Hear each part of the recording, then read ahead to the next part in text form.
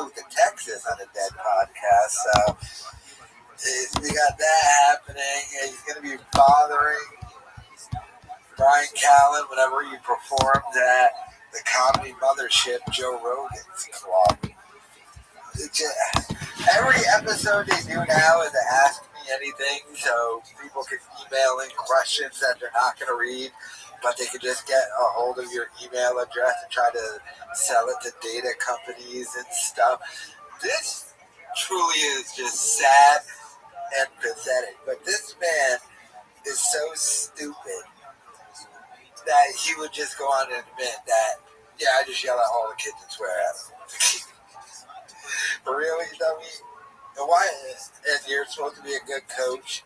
Why don't you figure out why everyone around you is uploading footage of you to your hate subs, stupid? But no self-reflection, no self-awareness, not funny.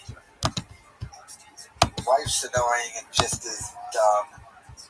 Just a rich kid who's bragging about being rich when he's really just using his father's money. Truly sad. Truly pathetic. Look at it. Looking like Jimmel. Looking like Camel Joe. But yeah, so this Ask Me Anything. Yeah, I mean, I must say I did get to make 3 videos out of it, so for me, not that bad. But for him, oof, getting ejected out of that baseball game. Like, what are you doing, dude? Stop swearing around the 9-year-olds. So, let me know your thoughts in the comments.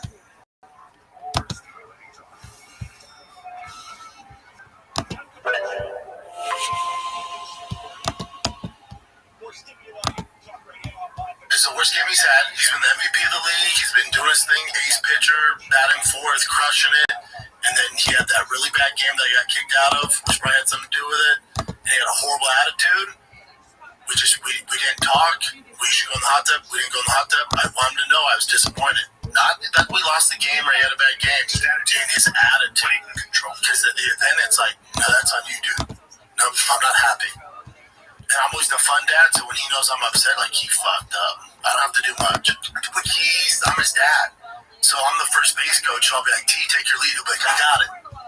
He'll be like, I got it. I'm like, oh, my bad, you got it. All right, dude. You know what you're doing. T, elbow up. I know. Elbows up. All right, big dog. But then if a coach who has no professional sports experience, played in fucking 4th grade, goes, T, elbow up, right away, sir. It's just, I'm his dad. That's right. I'll remind his ass, though. That's right. I'll grab him by the collar and be like, hey, motherfucker, you think you went professional to motherfucking sports? Like, I can hold my fucking jock strap. You're gonna listen to me. Okay, so, child trashing his son's coach. First and foremost, his son had an attitude. You embarrassed your son and got ejected from his baseball game. You embarrass your son every time you're there, and this just confirmed it. He just said, my son, he never listens to me, but he listens to the other coaches. He's stupid. He doesn't want you there. You're not a coach. You're there bothering his coach. I remember once I went on a field trip as a kid to Slater Park, and then my mom just showed up with her friend. And I'm like, what are you doing? Get out of here. You're bad. That's how Shab's son feels every time. He's like, why are you here, Dad? You got beat up by Bubba in the UFC, and you had a cup of coffee with the Bills, as you say. So he's just out there embarrassing his son. And then to have the audacity to say, he had an attitude. You got thrown out of the game for swearing. Your wife is swearing at the games. You're an embarrassment. It's already embarrassing enough for your son to have his dad, who is the most hated person on the internet. That's already embarrassing. Then his mom looking like a whore on Instagram and making him take the pictures. That's also really, really, really embarrassing. But then you show up to his game, you're screaming, making noise. By the way, I hate to say this, but I'm gonna have to just go ahead and say it. This is a very rich, well-to-do area, so your son, and I'm speaking from the mindset of Brendan Schaub's son, he's probably really the only minority there, and his loud minority parent, his mom is there making a scene. Just like, just go away. But I mean, damn, Schaub can just take no responsibility. And what was that at the end? He felt like choking his son and saying, listen to me. I have zero baseball experience, and I obviously can't throw a ball. Or when you ended up in the UFC and played football in college and never even got to try out in the NFL, that makes you knowledgeable about baseball. And he's supposed to listen to you. Just a joke. Brendan Schaub is an absolute joke, and everything's a lie and contradiction. So in this, he trashed the coach, though, saying, I don't know why my son listens to the coach instead of me. Well, you're an embarrassment, but no wonder why that coach keeps uploading the footage to the Fighter and the Kid subreddit. No, now I completely get why that coach, who hates Schaub and keeps uploading footage, because he did it from the game and from the practice. So it had to have been the coach.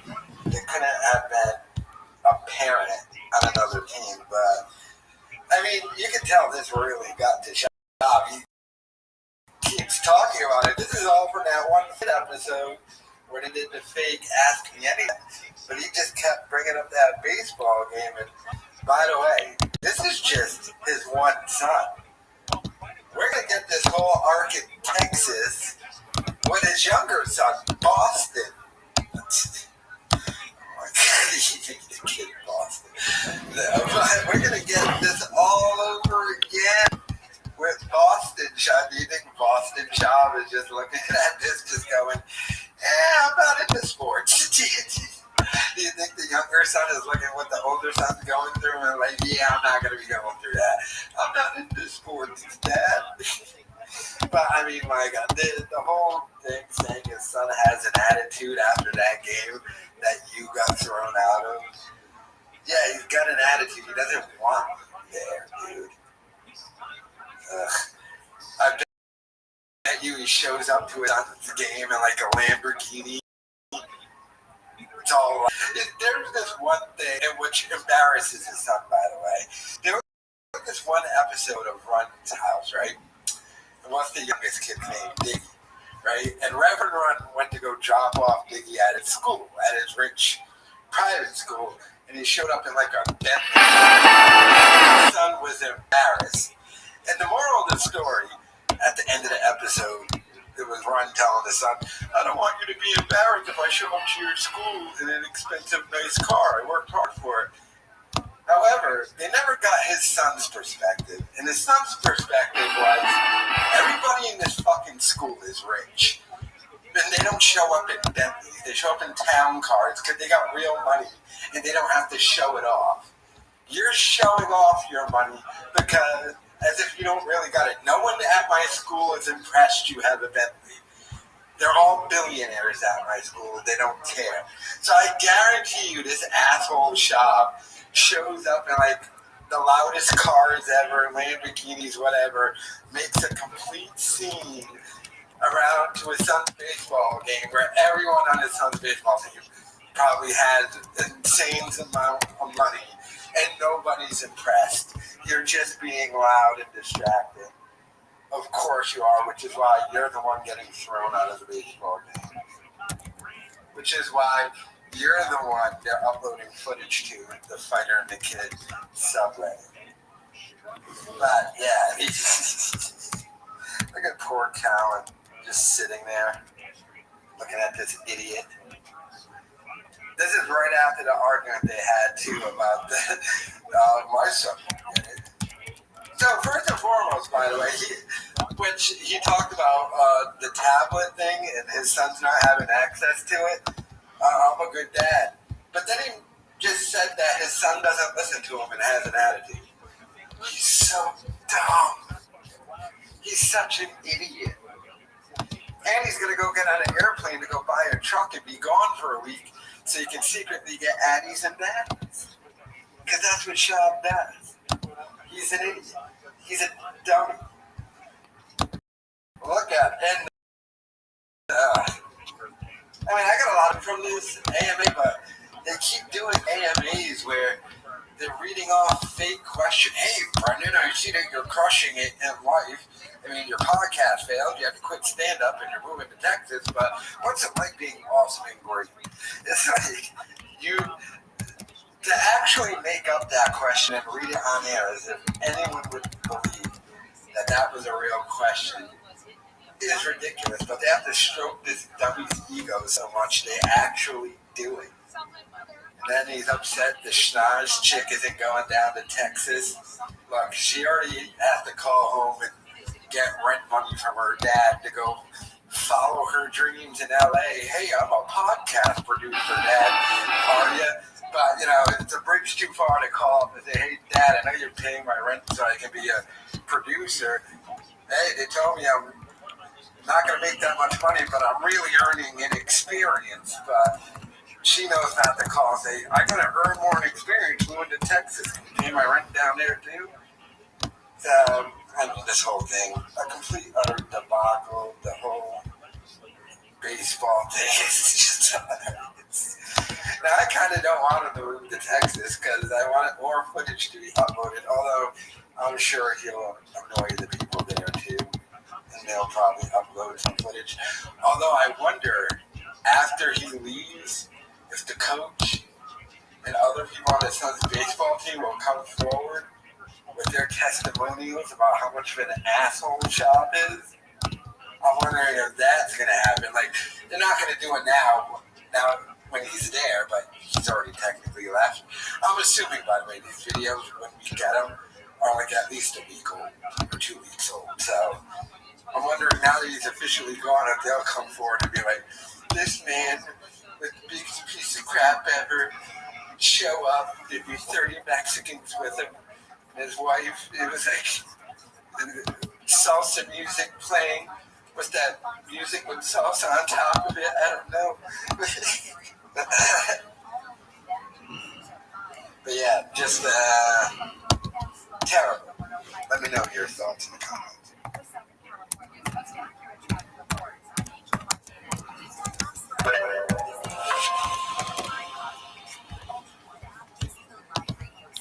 So they have officially moved to Texas. This is a picture of the new backyard.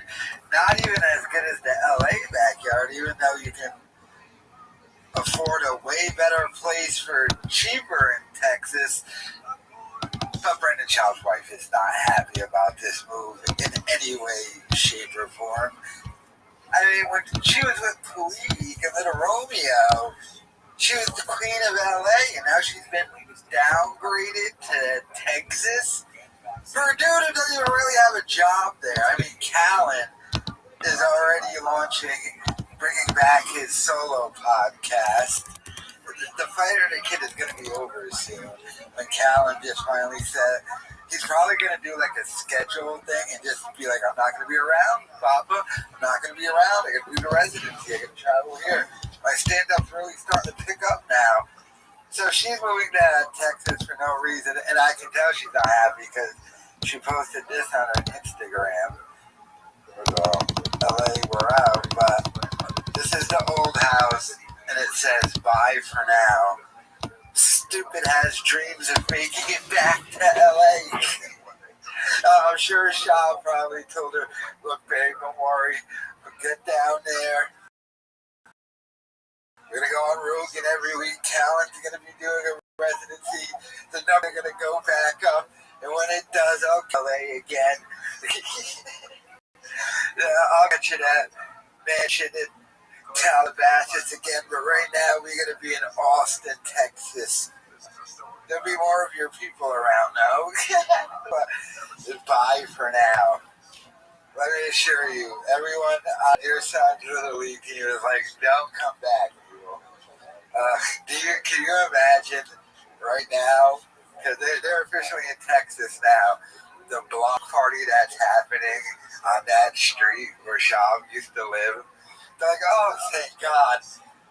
We don't have to listen to loud car engines and salsa music all through the night. There's not mariachi bands at 2 o'clock in the morning. And for some reason, Adderall and empty bottles of Tiger Thick whiskey are no longer in the streets. But, yeah. So, yeah, you can tell she's not happy about the move. But let me know your thoughts in the comments.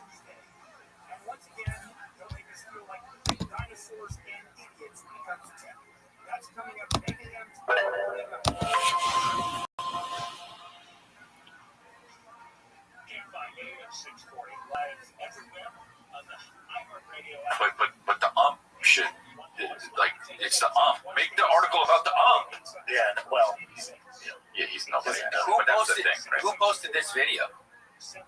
that's the question. Because they cut out the actual play, the slide. They did Like on all of a purpose. sudden, it's just totally. They do it on purpose. The shitty thing is this is a closed feed, so the parents watch it. So some bitch ass parents set that to the outlets. Ooh. Are you worried about your reputation preceding you when you go down to Austin? Oh, he got thrown out, and now he had to move to Austin. Oh, here he comes. Here comes the hothead dad. You should pretend like it's because you got thrown out of this game that you had I have to go to Austin. That's great. The internet do that for me, though. Yeah. They're going to move to Austin. Yeah. No. Any dad that's ever came up coaching their kiddos, they get thrown out all the time. It's just part of the game. Got it. Like I said, if your dad's not getting thrown out, he don't care about It's you. pretty silly. Oh, it was so stupid. I was so embarrassed. Because then it goes from being about the kids to you. Yeah. And I was like, how far do I want to take this? I was like, all right. Just let me get out of here. I just walked away and went to the back. And I was like, oh my God. All right, so how do you deal with Tiger afterwards? Like, what do you say?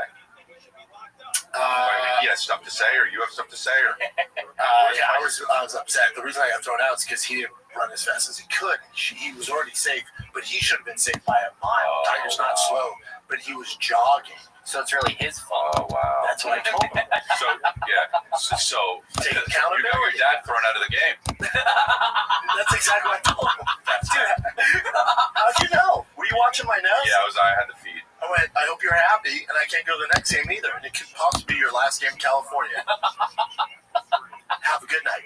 Because you chose to jog. You chose to jog. I stream for you. Nice stream. Yeah. I hope you're happy.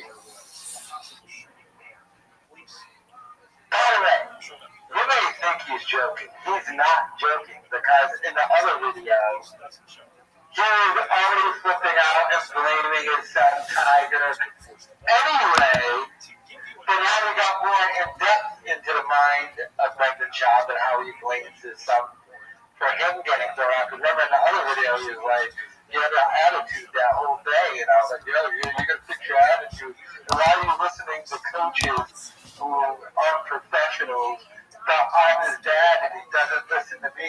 So he's already mad at his son, and he really does blame him. Because listen to what he just said right there. He was safe, but he should have been more safe. He was jogging through his fault. So, I mean, look at this dude. Why is he still doing this podcast, by the way? He told us when he moves to Texas, he's done doing this podcast. I'm trying to get him off of the Golden Hour podcast already. So they must have this one in the can, not that much in the can. He's officially in Texas now. But I wonder if he's going to keep flying up to do the Golden Hour as just a reason to get away from his wife and kids, have some more LA addies and baddies. It's not like a whole situation in LA you can escape to.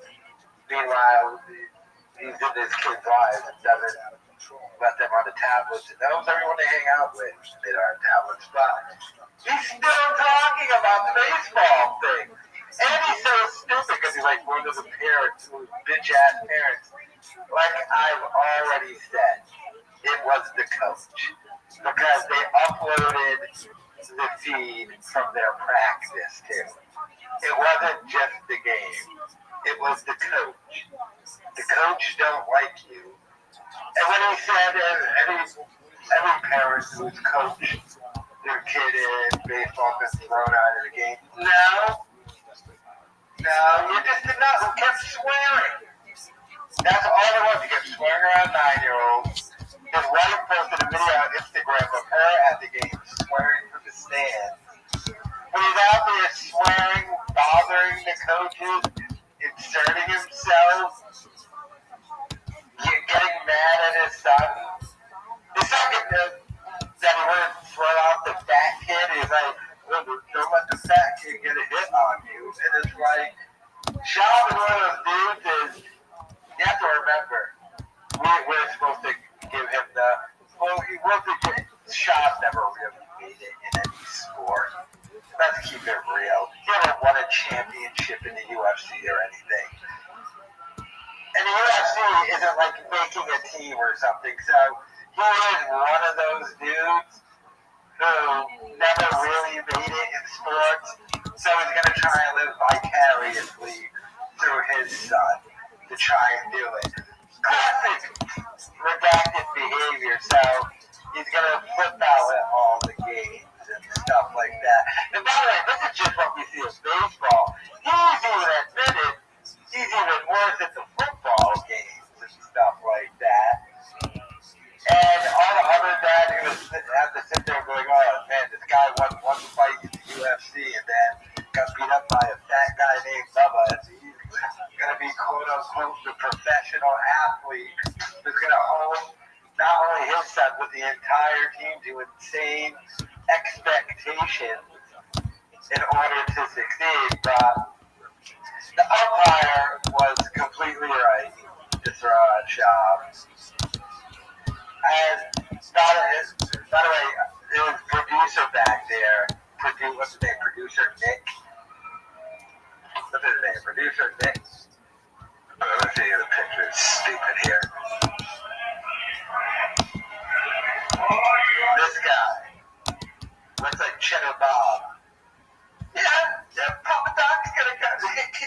And Cheddar Bob and Chin. They tried chiming in with their, I mean, what were we uploading it? Who did the thing? And by the way, are they going to start investigating that? Are they going to somehow blame Bobby Lee? Are they going to say, hey, we found 300 pages of evidence that say Robert Lee hacked into my son's Little League practice feed and the game feed and uploaded it to the Fighter and the Kids subreddit? By the way, if you don't think he has people behind the scenes trying to find that out, he probably does. Oh no, like I said, it's obvious that it was the coach who did it. A coach who's sick of this dummy bothering him at practice as he's trying to teach 9-year-olds. And you got dummy here who showed up in a Lamborghini that his dad bought, doing that dipping stuff, spitting into an empty water bottle, just moving it around.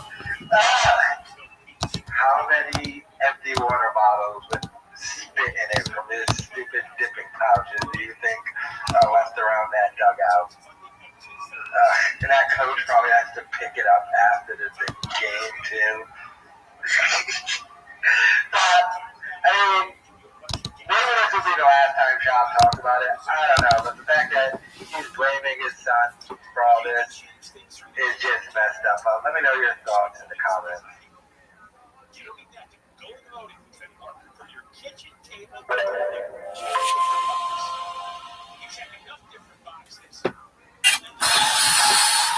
Oh my god, guys. I have not stopped since I arrived yesterday. Our movers come tomorrow, so I can't wait. House is coming along really nicely. I'm exhausted. I had to sit down because I can't. But I love the house. And so far, Texas has treated me well. As you see, Brendan Schaub's wife is exhausted from sitting around and having movers and decorators do stuff and a nanny watch the kids, apparently. But we did get some pictures of the new crib. She posted, motherhood is doing everything for everyone, but they don't understand why you're an overstimulated psycho. This woman did nothing but sit around all day and go, oh, hey, Belika, can you take little Billy to the thing? But we did get some pictures of the new crib. You could tell she already hates it, by the way. But, alright, they got this thing going on here. Alright, what is this house? Stucco or something? This is not as good. I get it's a lot cheaper, but I can already tell this is not as good as the LA mansion. And she's gonna hate this. Look at that.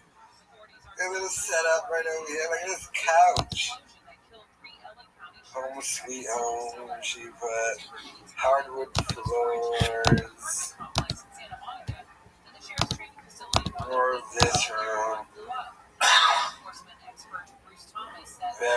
Do you think she'd had anything to do with moving that couch or anything? But she's exhausted, people. She's overstimulated and exhausted from, like I said, all the people doing other stuff for her. So, this is the move to Texas. She's trying to make the best of it, but it's just not gonna happen. You can already tell in her lifeless, soulless, dumb eyes that she hates this. And she's already said it because she put on that post yesterday, bye for now to LA. When she was with Puig and Little Romeo, she didn't have dreams of ending up in Austin, Texas, so her dumb husband could follow Brian Callen, who's trying to get away from him. But she even had to accept this move because he's probably like, look, babe, I can't afford to live here anymore. And if you divorce me, all my money is really my dad's money, so you're not really going to get anything. So she's probably just stuck with him. But let me know your thoughts in the comments.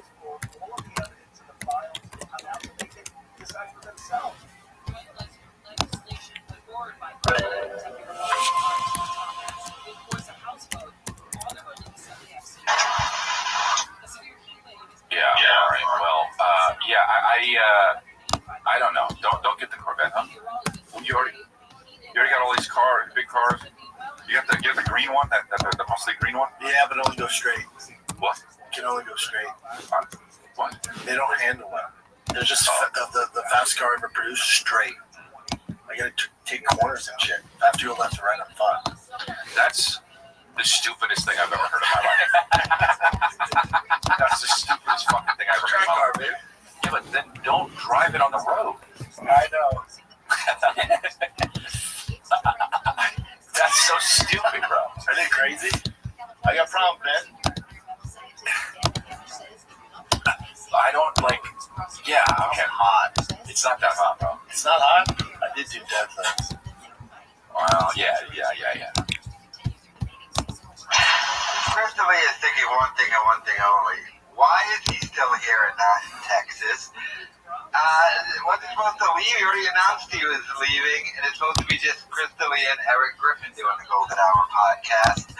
But, my God, you can spend all the time around Brendan Schaub, day in, day out, do a podcast with him, and still be shocked by his stupidity. And even D'Elia said that's the stupidest thing he's ever heard. Why did your green car only go straight?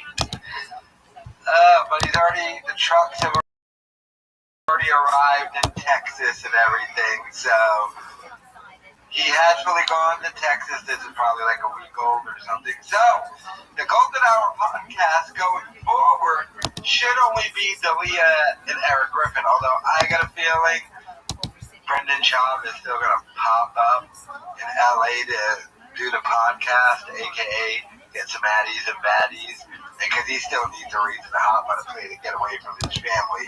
So I suspect that that's what's really going to happen, and he's not immediately going to leave the podcast until his wife makes him once again.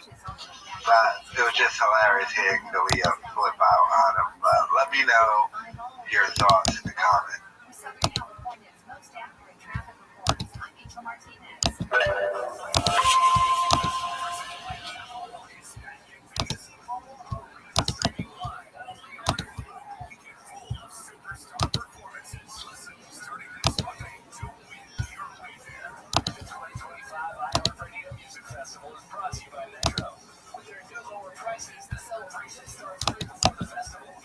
President Trump's wife is completely delusional, so they did the move to Texas, and first she showed off this room before a really old-looking bar area, and then she put, still a work in progress, adding a couple more things, but wow, what a difference. Mind you, the house was built in 2022, so it made it look way older than it really was. That looks worse. Extremely worse. Isn't she supposed to be like a decorator or something? One of her new pretend jobs. She's terrible at her job. But then she posted these pictures. She went and did a photo shoot. Because, you know, why not? Texas USA. It's her new Texas era. What? It's my time. What? Ah! Looks like a man in this one. Ain't your wife, that's a man, baby. What is this picture? And then it's my time. It's your time to do what? It's your time to get a job because, I mean, you had to downgrade from Hollywood to Texas. Your man's following people's podcast is about to be over. Plus that video I showed at the beginning. Oh my God, she's already running around the nice neighborhood, her and her kids. Probably a rich, white, upscale neighborhood. All the neighbors are like, apparently the new Mexican nanny is taking out the white children. They're running around that neighborhood. Their dog. Everyone's like, oh boy, there goes the neighborhood. Now everyone's going to be hearing loud Lamborghinis and mariachi music being played and stuff. I know it's Texas, but this is the really nice part of Austin, Texas. They ain't going to be putting up with a bunch of all this nonsense coming from the shop. Goes on from here to eventually become the Prime Minister of Israel. Wow, the most significant thing that happens in the meantime, of course, is the Yom Kippur War, which immediately preceded his rise to become Prime Minister. The Yom Kippur War, which we won't go into great detail, but was engineered by this man, Anwar Sadat, also the president, the Prime Minister of Egypt, and he was able to launch a surprise attack on the holiest day of the Jewish year, when Jews are all fasting and so on. It was a huge soul-searching moment for the state of Israel. They were able, of course, to eventually push back the attackers, but only after a great number of casualties. What I loved about it is I'm constantly editing my special now. Davidic superiority that overwhelmed the Israelis in 1967 could not be guaranteed. And that was true for the Israeli mentality and also true for the Arab mentality. Because it showed that the Jews get a bloody nose in the sense of the horrible devastation of the Yom Kippur War. And it also meant that Anwar Sadat, once he had, even though he didn't really win that war, the borders were pushed right back to where they were prior to the war, nevertheless he showed that he could inflict damage on the Israelis, which gave them a sense of pride once again, gave the nation a sense of pride, and then the tables were more level as it were, and he was able to reach out to the Israelis amazingly and sue for peace. So in fact, over the course of the next few years, Egypt and Israel would eventually dictate a peace treaty. this would be a traditional land for peace Nothing deal, in that in which story the Sinai made any Peninsula was sense given at back all. to Okay, the so he's Egyptians, walking down the and street. the Egyptians then respected the border on a with Israel. stage. Gaza, however, was There's very tons of problematic. people Egypt did around not him. want And he to take gets Gaza off the back. stage, It was heavily populated. to go up A to lot of Brian unhappy Callen people and be living like, there, and they left "You're my it in favorite Israel's comic." backyard. But Dude, that during did this not time, happen in Shimon any way, Peres shape, or emerged form. as Why would he make up the even Rabin's greatest rival. The two of them worked together on so many things. They were both labor Zionists. They were both in the same political party. This was But from his Rabin was more hawkish, and episode. Peres He probably was more posted on dovish. his YouTube Peres channel really that wanted he did to with one of the make more Weinsteins. efforts to make peace And with the starting to surrounding get Arab back peoples, and postmodern later, of course, with the Instagram. Palestinians living within Israel He's proper. starting to And, look at like Rabin, through most of his life, until really the very end, he was much more in favor of the Irish, in favor of using force to be able to achieve political aim. He was a child of the 1967 war, the War of Independence, like Perez, but definitely not similarly minded. At this point, he became prime minister after the 1973 Yom Kippur War, and he came into conflict with the religious parties. And I'd like to mention this particular incident, primarily because it sort of demonstrates the fissures within Israeli society per se. The Israeli governments are not formed the same way the American government is. Here in America, we basically have a binary political system where the ruling party, with very few exceptions in American history and only weird kind of things back like the 1800s, it's either Democrat or Republican. You can only have either or. You can't really, independents really don't have a stake or a chance to win the elections. That's the way Americans think, I believe. But in Israel, you can't have that. In Israel, there's so many gradations of political opinion, and the spectrum is so much broader that they have literally tens of political parties, none of which has ever been able to achieve majority status. You have 120 seats in Knesset. Never has a political party been able to get 61 of those. So every single government has to be a coalition. Let's say one of the big parties gets 40 seats. Let's say Rabin's party of labor gets 40 seats. Deals with 21 other parties or 21 other seats, which are in smaller blocks. The vegetarians have 3 seats. Make a deal with them. Lower prices on carrots, and the communists, they want, a particular type of school system, fine, we'll deal with them. And then a government, then they have a bloc, and they can rule the government. That's a coalition-style government.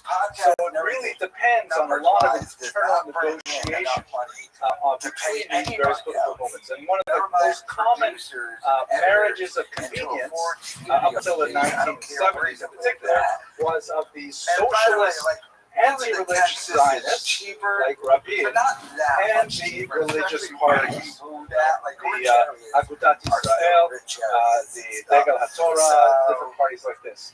So one of the specific incidents that came up was over a gift or a sale to Israel of several F-15 fighters from the United States.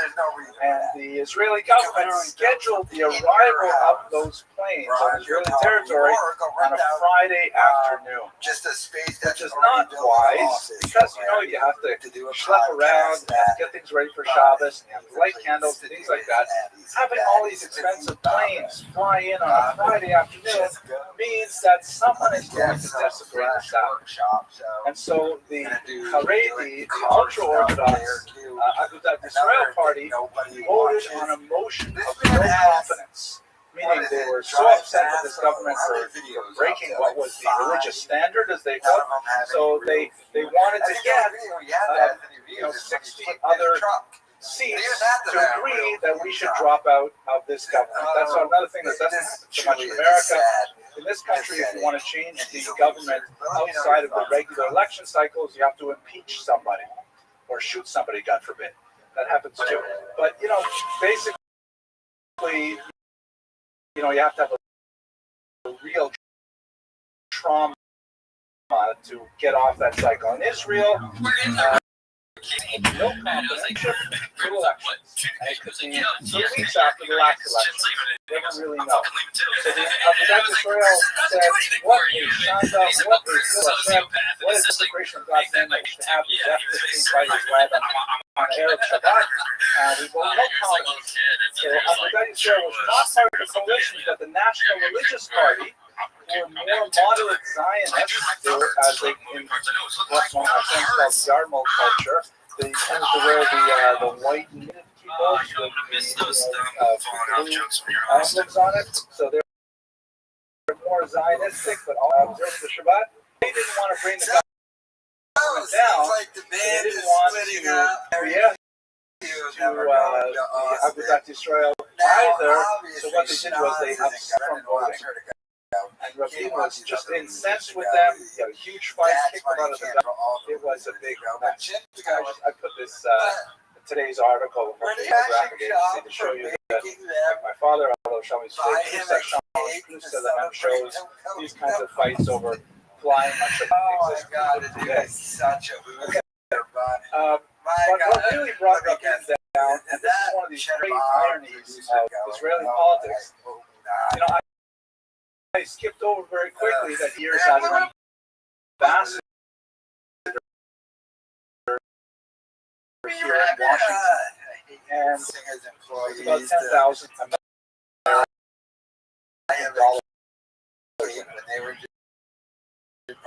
In the late and early 80s, Israel was going through a tremendous where I was living there as I worked at a pizza shop called the Regional Cargo Cafe. Every Friday or whatever day we used to get paid, they would calculate how much we would get paid against the American dollar. Because we didn't know what the exchange rate was going to be any given week. Nobody got paid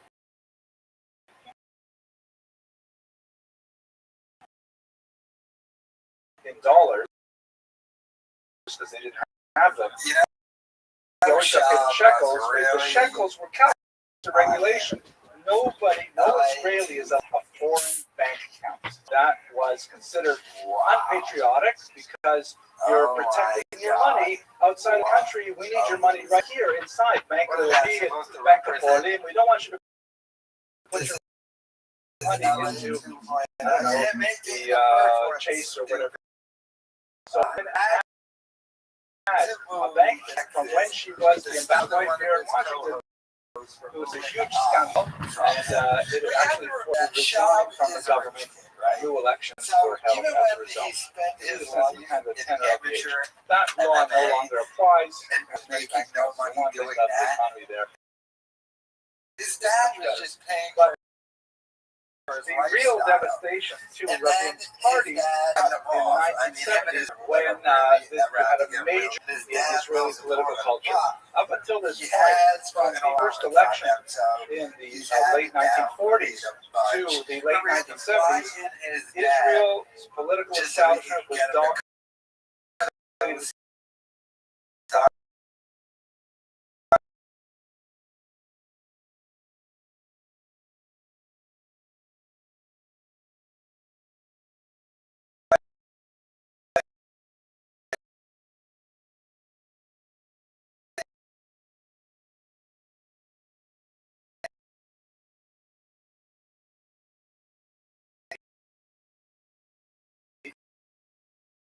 Ashkenazi, Eastern European elite.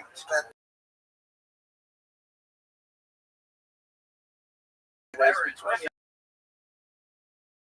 Ashkenazim and the Sephardim. So in the late 19th, there was like this.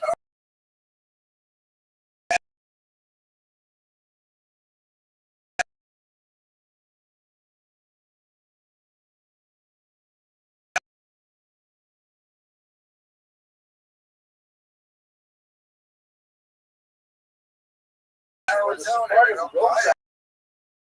they said, we are just not.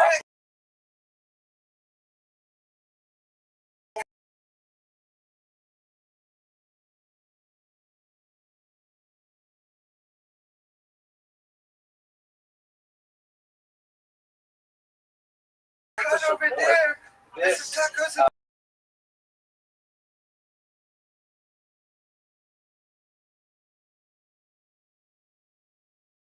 wife and his wife is just taking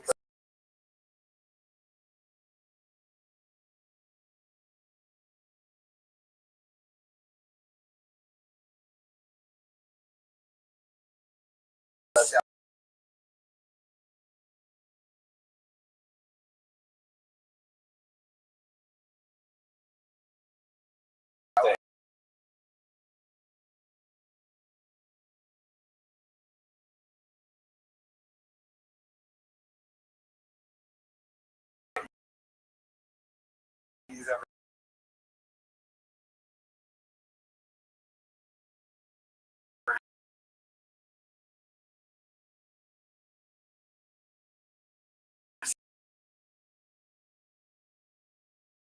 so.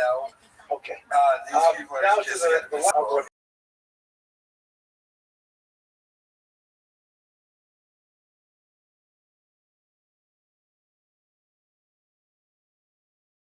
So even though Rabbi Rothschild's party was not in power, it was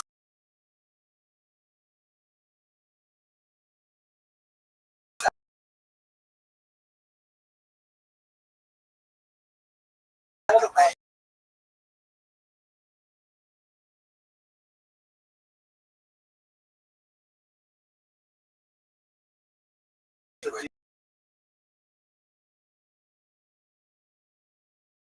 with the first Intifada. Although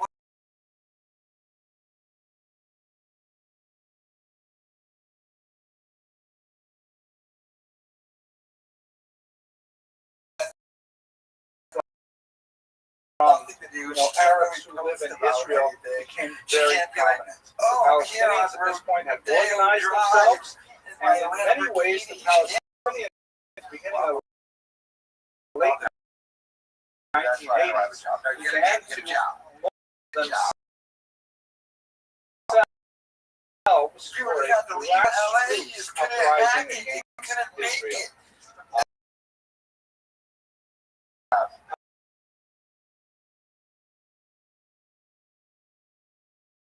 How amazingly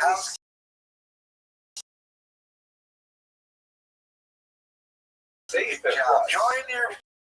You did have the Jew. No one would bother you. I used to live, I was studying Hebrew, separate from they walk down the hill, through the Arab neighborhood, through the Arab border, to my job in the Jewish quarter of the old city. And then whatsoever, it was just some guy walking in the street. But that you couldn't say that. Later, the tactics, low-level resistance, acts of small violence, acts of disobedience, that the big guns from Austin, of Texas, the Israeli defense establishment were not capable of handling. June 1st. Rothschild became the emblematic form of crucified children of Jews. Because Israel might have had all of these fantastic tanks, enough to do a show today. bazookas, and fighter planes, Later but today, how do so you we're use up those and running, things man. if Yeah, children this whole thing throwing together. So stones? The it's stones very are right dangerous, now, but we got so a you have lot to do more to something add. about it. But how do you We're on the second control of the the studio.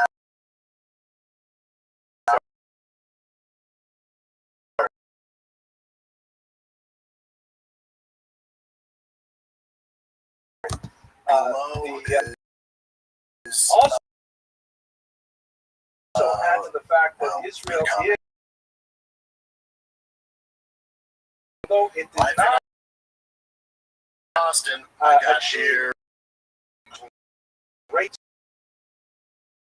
military aid, it nevertheless changed the paradigm of who was Israel and who were the Palestinians. And we still live with that major paradigm shift,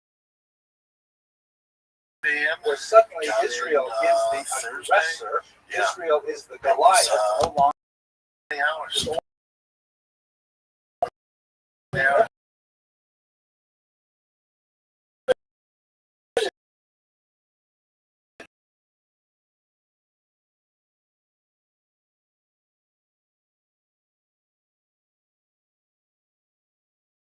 success to try and change that narrative.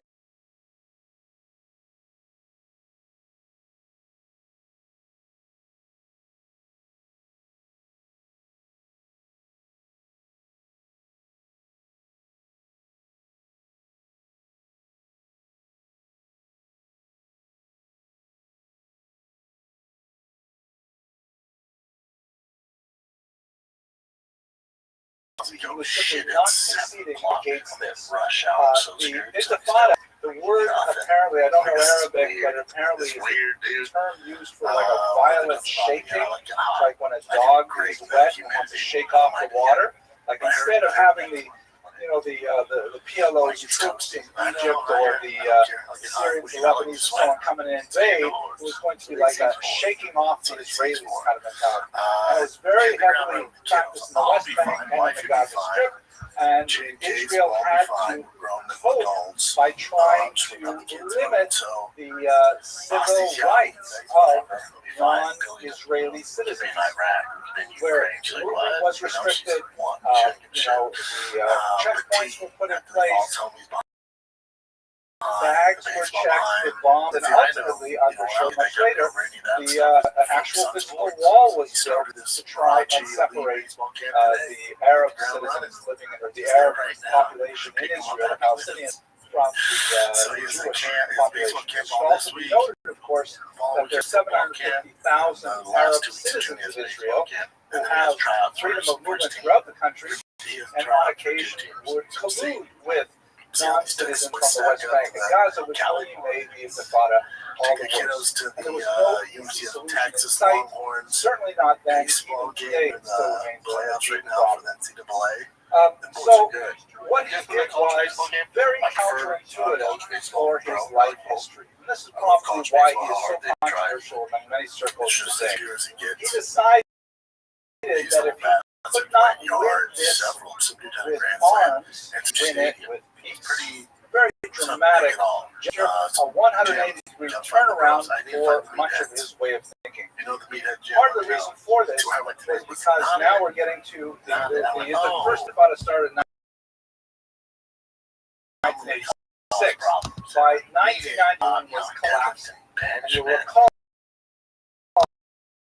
that most of the traditional Arab-Israeli conflict was Israelis and the Soviet for the Palestinians. When the Soviet Union itself was disappearing, there was a real fear of what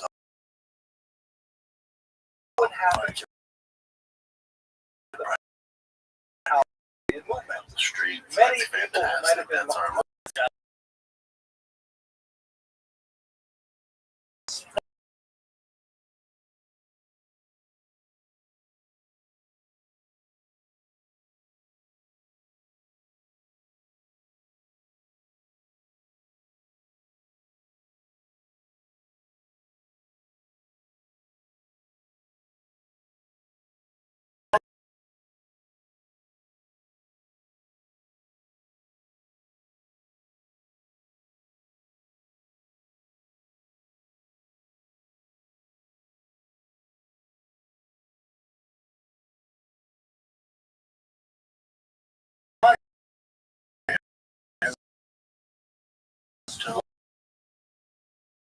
going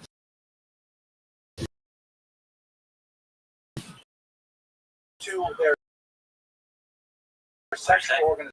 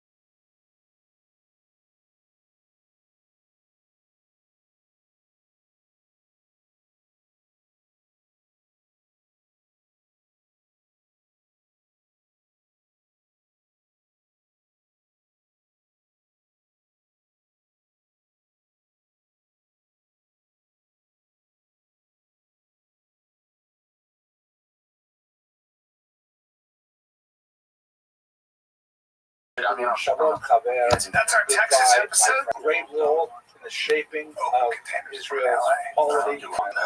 Yeah, insane. Yeah, but German, thank you very much. They're sponsoring tonight a lot of students that we can see there's a positive trajectory, and we're hoping that it'll continue. And, want to grow in their awareness and knowledge of the Jewish people, their trials, tribulations, the achievements throughout the centuries, and so on. Okay, so let's just move on. David, could I trouble you to please close that door so we don't hear the hallway noise? Thank you very much.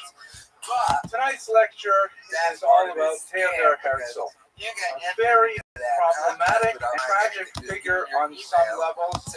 He had, in many ways, a very sad personal life, as we shall see, sadder than I could have imagined, actually, before I did this research. At the same time, he is a figure of heroic, of global posture. He's someone who is a figure who strode across the world stage like a colossus and made changes in the geopolitical reality of the 20th century that we are still feeling well into the 21st century. A very short life. He died of heart disease quite young, but his impact on the Middle East and on the rest of the globe was phenomenal. He is known, of course, as the father of modern political Zionism. There are many other forms of Zionism. We'll touch on a few of them today. And he was not the first person to introduce the concept of a modern Jewish state to the world. But nevertheless, he was the only one to really make it a potential that people could actually discuss at the highest levels of government. So what I'd like to do over the course of the next 40 minutes or so is to give you a quick orientation to his life, the somewhat surprising background that he brought to his Jewish aspirations, and maybe we'll be able to tease out some of the philosophy of Zionism that he espoused, and that in fact was later expressed in the reality of the Jewish state some 50 years after he passed away. So, without any further ado, let's look at his background, his family. Here he is as a young boy with a sister who passed away at a young age from typhus, and here he is with his mother. A very well-to-do Germanophile family living in Hesse. Hesse is, of course, across the river from Buda, and when those two cities joined, they became known as Budapest. The Germanophile is a very significant term. The family, like many Jews living as urban minorities in non-Germanic regions such as Hungary, tended to identify with German culture. This is really an aspect of the great 19th century German Jewish synthesis, in which Jews felt that the German culture specifically had so many qualities and had such an intellectual character that if only Jews were to sufficiently emulate the values of Germanic culture, then they would ultimately be accepted both in a legal sense through emancipation and also in a social sense as equal members of the society around them. Of course, speaking in the second decade of the 21st century, we know how disastrous that policy was, but it certainly did not appear that way at the end of the 19th century. The Germans were a highly civilized people with a culture that towered above most other Europeans with their music, with their science, with their literature. And Jews felt that they also had a little bit of a leg up because Yiddish was the vernacular. It's a very closely related language to German. It's based on really medieval German with a certain admixture of Hebraic and Romance and Slavic terms. Or as Billy Crystal, the comedian, puts it, Yiddish is basically German with a lot of phlegm. Right, I always like that. Anyways, so Yiddish, having Yiddish as a vernacular made it easier for Jews to make the shift over to Germanic culture, and so many of these urban Jewish elites living in these cities outside of German cultures became more German than the Germans themselves, and they wanted to try and carve out their identity with the dominant power. To give you another example of that, you see this also in Canada, where in Montreal, Jews, at least before René Lévesque in the 1970s, were very pro-Anglophone, not Francophone. They were very much for the state power of English-speaking Canada, based in Ottawa and Toronto and elsewhere, rather than identifying with the people around them. There was also a strong pro-Magyar element, meaning pro-Hungarian element in Pest, but in the late 19th century, the Germanophile element was the strongest. Along with this linguistic orientation and cultural orientation was also, of course, a highly assimilationist viewpoint. Herzl's family, with upper middle class business people, were very successful, and they wished to continue that success by emulating the Germans as much as they could without outright converting. This is very common throughout much of Germany in the late 19th century, and of course many families did take that next step. Karl Marx's parents, for example, took that next step and had their children baptized in an attempt to give them a leg up in their social climbing later on in life. That didn't quite happen with the Herzls, but it wasn't so far off. Here's a picture of him as a young teen. His father insisted he should not get a bar mitzvah. Rather, he would stay home and he would have a confirmation instead. Confirmation, of course, is much closer to Catholic practice and was felt to be more civilized and refined, rather than having a child simply parrot out some Hebrew words that has no idea what he's saying anyways.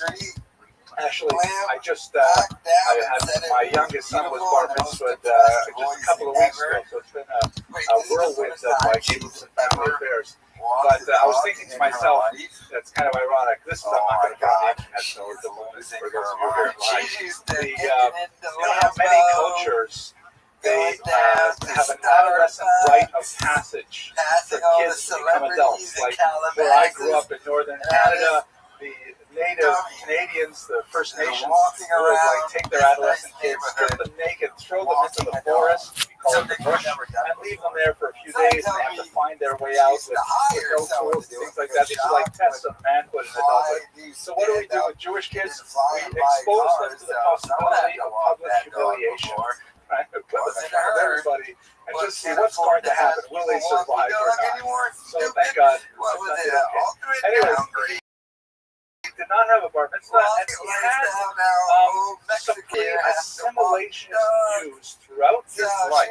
His Zionism was not a contradiction to his desire for Jews to identify, emulate, even in a sycophantic way, ape the cultures around them. His only son, he refused, for example, to have him circumcised, something which might have contributed to his later psychological problems, which we'll discuss very briefly soon. But he grew up in this environment which was definitely very assimilationist, not quite conversionist, but definitely within that ballpark. After his sister died of typhus, the family decided to move to Vienna, which was, of course, the greatest of these German Jewish cities. The city of Freud at this time, at the turn of the 20th century. Herzl, of course, went into law, also a very typical thing for young Jews of his ilk and class to do. He got very involved in university life. He joined a German student union, and at this time, Jews who were trying to adopt German norms were doing things like dueling and things like that to try and demonstrate how Germanic they could be. But as we see just a glimmer of political and intellectual development, after 2 years of being in the German student union, he actually resigned because he felt that there was simply too much anti-Semitism present in the student movement. Of course, nowadays, I can tell you another funny thing. I don't know why. Maybe it's because it's a beautiful day outside and we're almost done with the city. I was at a conference a while ago where it was run by TikTok, important institution actually, supports digital anyways. And they had all these professors and university administrators around a table talking about the problems of higher education in the Jewish population in America. And everyone around the table was stretching about the anti-Semitism on campus and the the Palestinian protests and how Jews are being isolated and stuff like that. When it came to my turn, I represented Joe College. I said I can state with confidence that we have zero anti-Semitism on our campus. None. Anyways, he did not experience that. He experienced anti-Semitism, and he chose not to identify with the student Tim, you're on the podcast right now. Law did not satisfy him. It's sport. Your son's sport. Your son's sport is quite a across and prolific journalist and also a playwright. Several of his plays he's a were standout actually in which produced, sport beside and which he sport? was a figure of some note in the Austrian literary world at the time. He eventually married Julie Nassauer, who also died tragically a very young death. I believe she was, through the years, she was 38 at the time. That matter, a very young woman. All of the Herzls, unfortunately, he, his wife, and all their children died at very young ages. We shall see shortly. She also came from an upper middle class background. According to some biographers, she was the first woman in Vienna to use nail polish. It's kind of interesting. I don't know, but it says something about her. Herzl himself was a huge romantic. In fact, he could not have achieved his Zionist goal without a very strong romantic streak. I mean romantic in the modern European sense. If you recall Hamlet at the beginning of the play, he's very attracted to one woman, and then within a moment he meets Juliet, and everything comes over for him. It's Ophelia, right? It's the first girl I think. He turns over Ophelia for Juliet. Herzl had the same kind of violence. Believe it or not, he did throw over Ophelia. Ophelia was a different relationship. 17 goals in 3 games. This is the history class, the literature class is on the first floor. But at any rate, Herzl met a 13-year-old woman at a family gathering, and he was so taken with her, the 13-year-old girl, that he was resolved that he was going to wait 3 years until she was an adult, which was the age that you could get married at that time. If it was in, to translate that into 21st century America, he would wait like 12 years until she was like 28, then she would get married again. But the adolescence of marriage is extended so long. Anyways, he was completely taken with this 13-year-old and vowing he would wait 3 years. And then a month later, he had met Ms. Nassauer, and everything had changed for him. And they were married in short order. Unfortunately, they did not have a very happy marriage. The marriage would produce 3 children, but they spent quite a bit of their time apart. Herzl, of course, on worldwide shuttle diplomacy, trying to achieve the Zionist dream. And in fact, even 2 or 3 months after they were married, he wrote a play about divorce called What Will People Say, which was widely interpreted as being autobiographical. And nevertheless, they did not divorce. They produced 3 children here, Pauline, Hans, and Trude, being the youngest. The children grew up very unhappy in many ways. Pauline died of a heroin overdose when she was just 30 years old. Hans on the left, we mentioned him earlier that Herzl refused to have him circumcised. He ended up growing up with a very confused religious identity, converting to a series of Christian denominations, seeking some kind of religious spiritual home without success, ultimately regretting all of it, and on the day of his sister's funeral, he took his own life. I told you something, the youngest you said no, was killed at Reichstadt by the Nazis. None of the Herzls hey, that's hockey. You would have only got the money if you were 17 goals in lacrosse. No, he scored 17 goals in hockey. Political career, which is, I was wrong. No, you weren't. You said to me I was wrong, and you corrected me and said, I'm wrong about the sport, it's lacrosse. That's what you said. Now pay up. No, because I said the turning point for all biographers. I'm sure there's many that are familiar with this. There was this Roman not only Jewish history, but European history. You'll recall that France had its revolution in 1789, and it was in many ways even more profound change the world felt in the American Revolution of 1776. What was achieved here in America was fascinating and amazing, a brand new experiment in self-government and incentive to govern, a lot of the ideas of the Enlightenment were in place. But at the end of the day, America was on the other side of the ocean. It was, so distant from the established millennial kingdoms that had occupied the European continent. So as fascinating as it was quite exotic and distant. When France had its revolution in 1789, however, that was right in the heart of Europe, and it was such a profound upheaval that the entire world was electrified by the French Revolution and saw it as a harbinger of tremendous world change, as in fact it was in this day. To give you a sense of the kind of change, even the way in which time and space are measured was changed in the French Revolution. The switching over to the metric system, which is a far more logical system than we use here in this great country. Switching over to a 10-month year, which they did for quite some time, a 10-day week, which they used in the French Revolution. All of these things eventually sort of calmed down. You had a Thermidor where the France began to move back to a centrist, eventually became a very reactionary state for some time. But nevertheless, it was a period of tremendous experimentation. For our purposes, the most important experiment was, of course, the sudden dramatic emancipation of the Jews. Jews had, for literally 1,800 years, been considered second-class citizens everywhere that they lived. Jews were not trustworthy. Jews were considered literally tourists. That in Russia, right up until the 20th century, their documents indicated that they were foreigners. They could have lived in Russia for 800 years, but they were literally foreigners with permanent residence in Russia. And of course, this kind of tenuous existence is very difficult on Jewish sensibilities. So in France, with the idea of liberté, égalité, fraternité, liberty, equality, brotherhood, or siblinghood. Actually, it was brotherhood because he didn't extend it to women. But the idea that all people would share equally in this new French Republic was something overwhelming.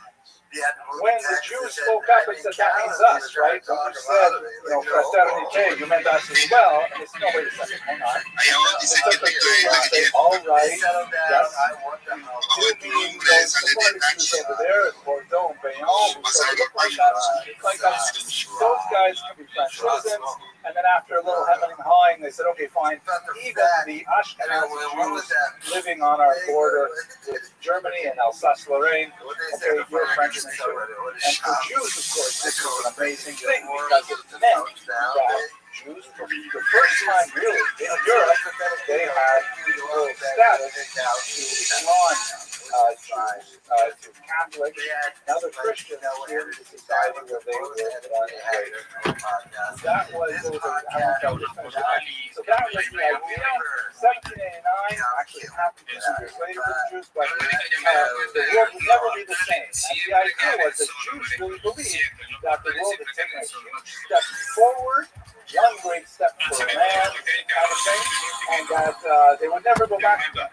The Dreyfus Affair, which we'll turn to now, represented a tremendous collapse of that idea. That in fact, after a century of emancipation, it was all failure, and that anti-Semitism was destroyed. If you're curious, look up my lecture on David Zinzheim, Sinzheim, where I go through this whole period. He was the leader of the Jewish Sanhedrin. No, it is probably not going to ever happen. Okay, so what happened with Alpha Dreyfus? A fairly nondescript captain in the French army who was framed with the sale of state secrets to Germany. France and Germany basically have a war every 30 years. We're really overdue. Hopefully they won't hear about this in the last election. But, there's always a lot of suspicion between France and Germany, and there was a spy in the French army. They needed to find a scapegoat, and Dreyfus, a assimilated Jew who really didn't stand out in either way, he ended up taking the fall. He maintained his innocence, but the entire judicial, military, political, media culture was biased against him, and in fact he was sent to prison. It's a long story. It involves about 20 years, Devil's Island, all kinds of terrible things happened to him as a result. Why is this especially significant for us? And here's, by the way, a famous picture showing him going through ritual humiliation, much worse than the bar mitzvah humiliation. Where his epaulets and all of his various insignia are ripped off, and the sword is broken over the knee of a commanding officer. As everyone looks on, you see the family disgraced in this manner. As a story will go, obviously we spent a lot more time on it. I don't want to the liberal thinkers here Paris had a lot of questions about this trial. They felt that Dreyfus was railroaded. In fact, he was. And found out later exactly who was the real criminal and so on. And it was touched off in particular by this famous letter by Émile Zola, a famous writer, very left-wing views and comments who printed a 64-point font, J'accuse, I accuse, a letter to the president of the Republic. And I didn't read the whole thing here, but it's like the whole page is just one big wall of text. It was an incredibly devastating critique of the way the trial was handled, the way the evidence was handled. Ultimately, Dreyfus was exonerated, although not pardoned until 100 years later, not formally pardoned until the 21st century. Now, why this is significant for us is because Herzl, of course, was a journalist covering the Dreyfus trial. And here's right away the many propaganda posters on the period that Dreyfus had plenty of stories to pull up here. What's getting around is an old article about just how incredible the chances are that Jeffrey Epstein's Sovereign Branch, the Sovereign Trust, won the lottery back in 2008. Actually, 2008, what was that? Was the year already started? Had it already started? Was it just about to begin?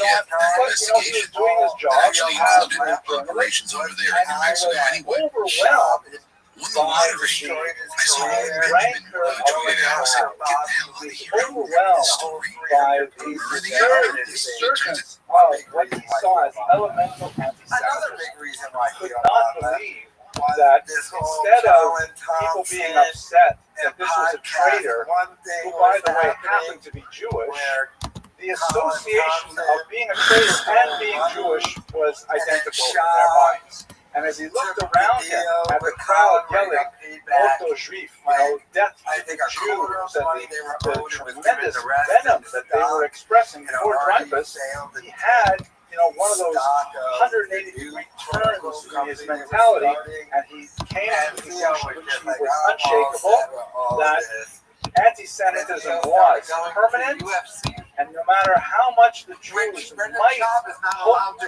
attain equal status, it would fundamentally be impossible so long as this level of anti-Semitism persisted. And the only solution that he eventually came to, the only solution was that the Jews had to be normalized through the acquisition of their own land.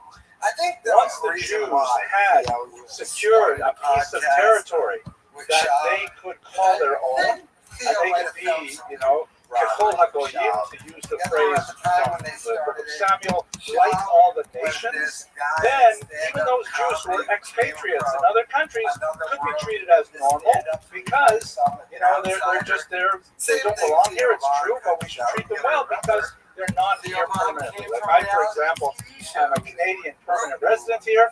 I do not feel any profound anti-Canadian animus from my American coworkers, primarily because Canada is a normal country to the north, and if worse comes to worse, I could always go home and I get free health care and, pay higher taxes, but we won't go into that political argument.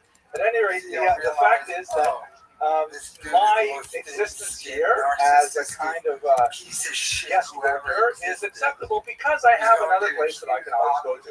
If I am here, though, as like the Russian zemlya, like some kind of no land person, I'm stuck here, then council argued there would be a natural kind of animus towards me because I did not have a homeland to which I could retreat should things change. So he viewed Israel fundamentally as refugee Jews. He envisioned it basically like a European state, a liberal democratic state, something like, if you imagine, if you've been to Haifa, it's a lot like people say that's like Herzl's town, People actually greet each other in the streets, they walk politely, they obey the traffic laws, things like that. Right? That's kind of like Herzl's Vienna on the Mediterranean. And he viewed, and secular by the way, because he did not associate religious views with Israel, he just wanted the Jews themselves to have a refuge. And that he felt would solve not only a problem for those persecuted Jews who would actually have to live there, meaning specifically the Jews from the Russian Empire, but he felt it would also solve the problems of those Jews living in countries where they might choose to remain, such as Germany or America, Canada, things like that. And so all of this happened at the turn of the 20th century for Herzl as he viewed the Dreyfus-style taking place. The truth is, you're asking a very sophisticated question, and you're keeping me on my game here because I have to give you an exception to the rule. The Germanophile notion is definitely very true, but it only applies in those countries where the surrounding population does not seem to have a culture equal to the Germans. So, for example, you don't have a strong Jewish Germanophilia in England because English Jews feel like, the English culture, they have Goethe, we have Shakespeare, they don't feel the same kind of thing. And that also true in France, they have Goethe, we have Molière, they didn't feel, French Jews did not necessarily feel the same kind of attraction to Germany that they would, let's say, in Hungary, in the Czech lands in particular, in Slovakia, in the borderlands with Poland.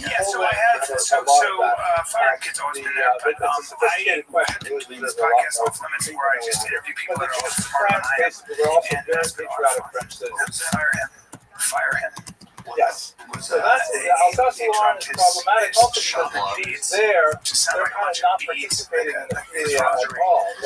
They're like indigestible mass of Orthodox Jews speaking a different language, dressing differently, associating with each other, much more Spanish, much more intertwined with another. Those are not the Jews who are urban and are trying to develop an entry into the profession, things like that. So off limits. Let's move to the actual his work. The most famous book that he wrote was the Judenstaat, the Jewish State, written in 1896. Dreyfus Affair, of course, erupts in 1895. The title is interesting. The Jewish State, obviously, a very strong idea. A state, an actual political state. Research into a modern answer for the Jewish question.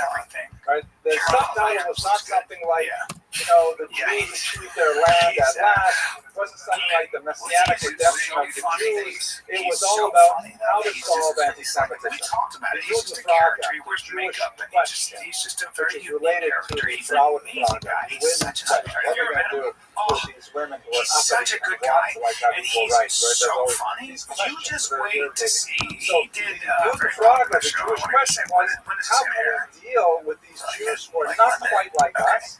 And when they become like us, we're not really comfortable with that. How do we solve it? A Judenfrage is just shorthand for anti-Semitism. How do we deal with anti-Semitism? And so he argued that by establishing the state, Yeah, but they he's would so funny. ultimately Like, people don't realize normalize how good that the guy existence is. of It's so much the fun. world. He looks Another different. book He's that got we're not going hair to and talk all. about today, but also in the same kind of vein, he's 60. is Alt Neuland, He's the 60, old and he's a New Land, which was much more about He's a Israel itself and genius, about the and he's- nature of the I culture just that it was would so imbibe. pleasantly It would be the surprised. best I heard of good things about Western him. culture, I've Western always European respected him culture because I've in seen what he does. the Like, he's Middle East really and so good. on. But he's just a Fascinating good material. person, man. He's just Now, a his living in literary Vegas. exploits, People don't know. however, I think were people get distracted, matched get by distracted his by it. political Just activity, see. which was Yeah, but incredibly he's energetic. always put shit And in his again, hair. took Yeah. He shows up, he's really got was only like, about 10 years he's of his got life, yarn in his hair, he's got glitter, he's got makeup. He was doing that massive amount before of he was show famous. He was doing that in high diplomacy school. and Really? I was like, what kinetic is it about that? activity What do you as think? he I don't know. attempted I to don't know. convince the world powers that his model of the Rothschild would actually So you- solve what's that all of podcast their called? individual Off Jewish limits. problems. Off limits. Yeah, He was, And as it's I just, mentioned earlier, a romantic, ooh, and he look at those definitely grades. Although I'm trying to get capitalized the on grades his too. physical bearing to Doesn't have try my and grades, but charm right. the Yeah, people more with than which he had relations. It's gonna be a Texas Tall man shaved head wearing the summer. long black frock, a heavy Old Testament So, style Brian beard. I Callen wish I had a beard like is that. trying That's to a move on gazumba from board, Brendan right? Schaub. I And mean, he apparently had a guy very tried deep, moving booming, to Texas mellifluous and voice. Schaub As a literary followed figure, him. he certainly had a way with Schaub words, didn't want and what happened people who with encountered him Theobald happened with literally Brian spoke Callen. of a modern Theobald Moses. moved to They Tennessee to go figure envisioned things him as out. kind of like a modernized The show with representation Bob, of this Old and then his Testament career prophetic took off, figure and then who had Brian tremendous Callen leadership came to show qualities, us, who had phenomenal Texas, charisma, I really and can't do was able to podcasts charm his anymore. way. Schaub was I like, mean, he's a journalist, Callen working was for a like, few I wrote a Texas, medium-sized like, papers and actually residency entering at into the Columbia major Mothership. halls of power. You quit stand-up Very comedy little, because Joe Rogan runway refused to get him up there. at the comedy mothership. His which most was thinking that successful kids interaction was undoubtedly with Kaiser Wilhelm II of Germany, with whom he accompanied on a trip to Israel.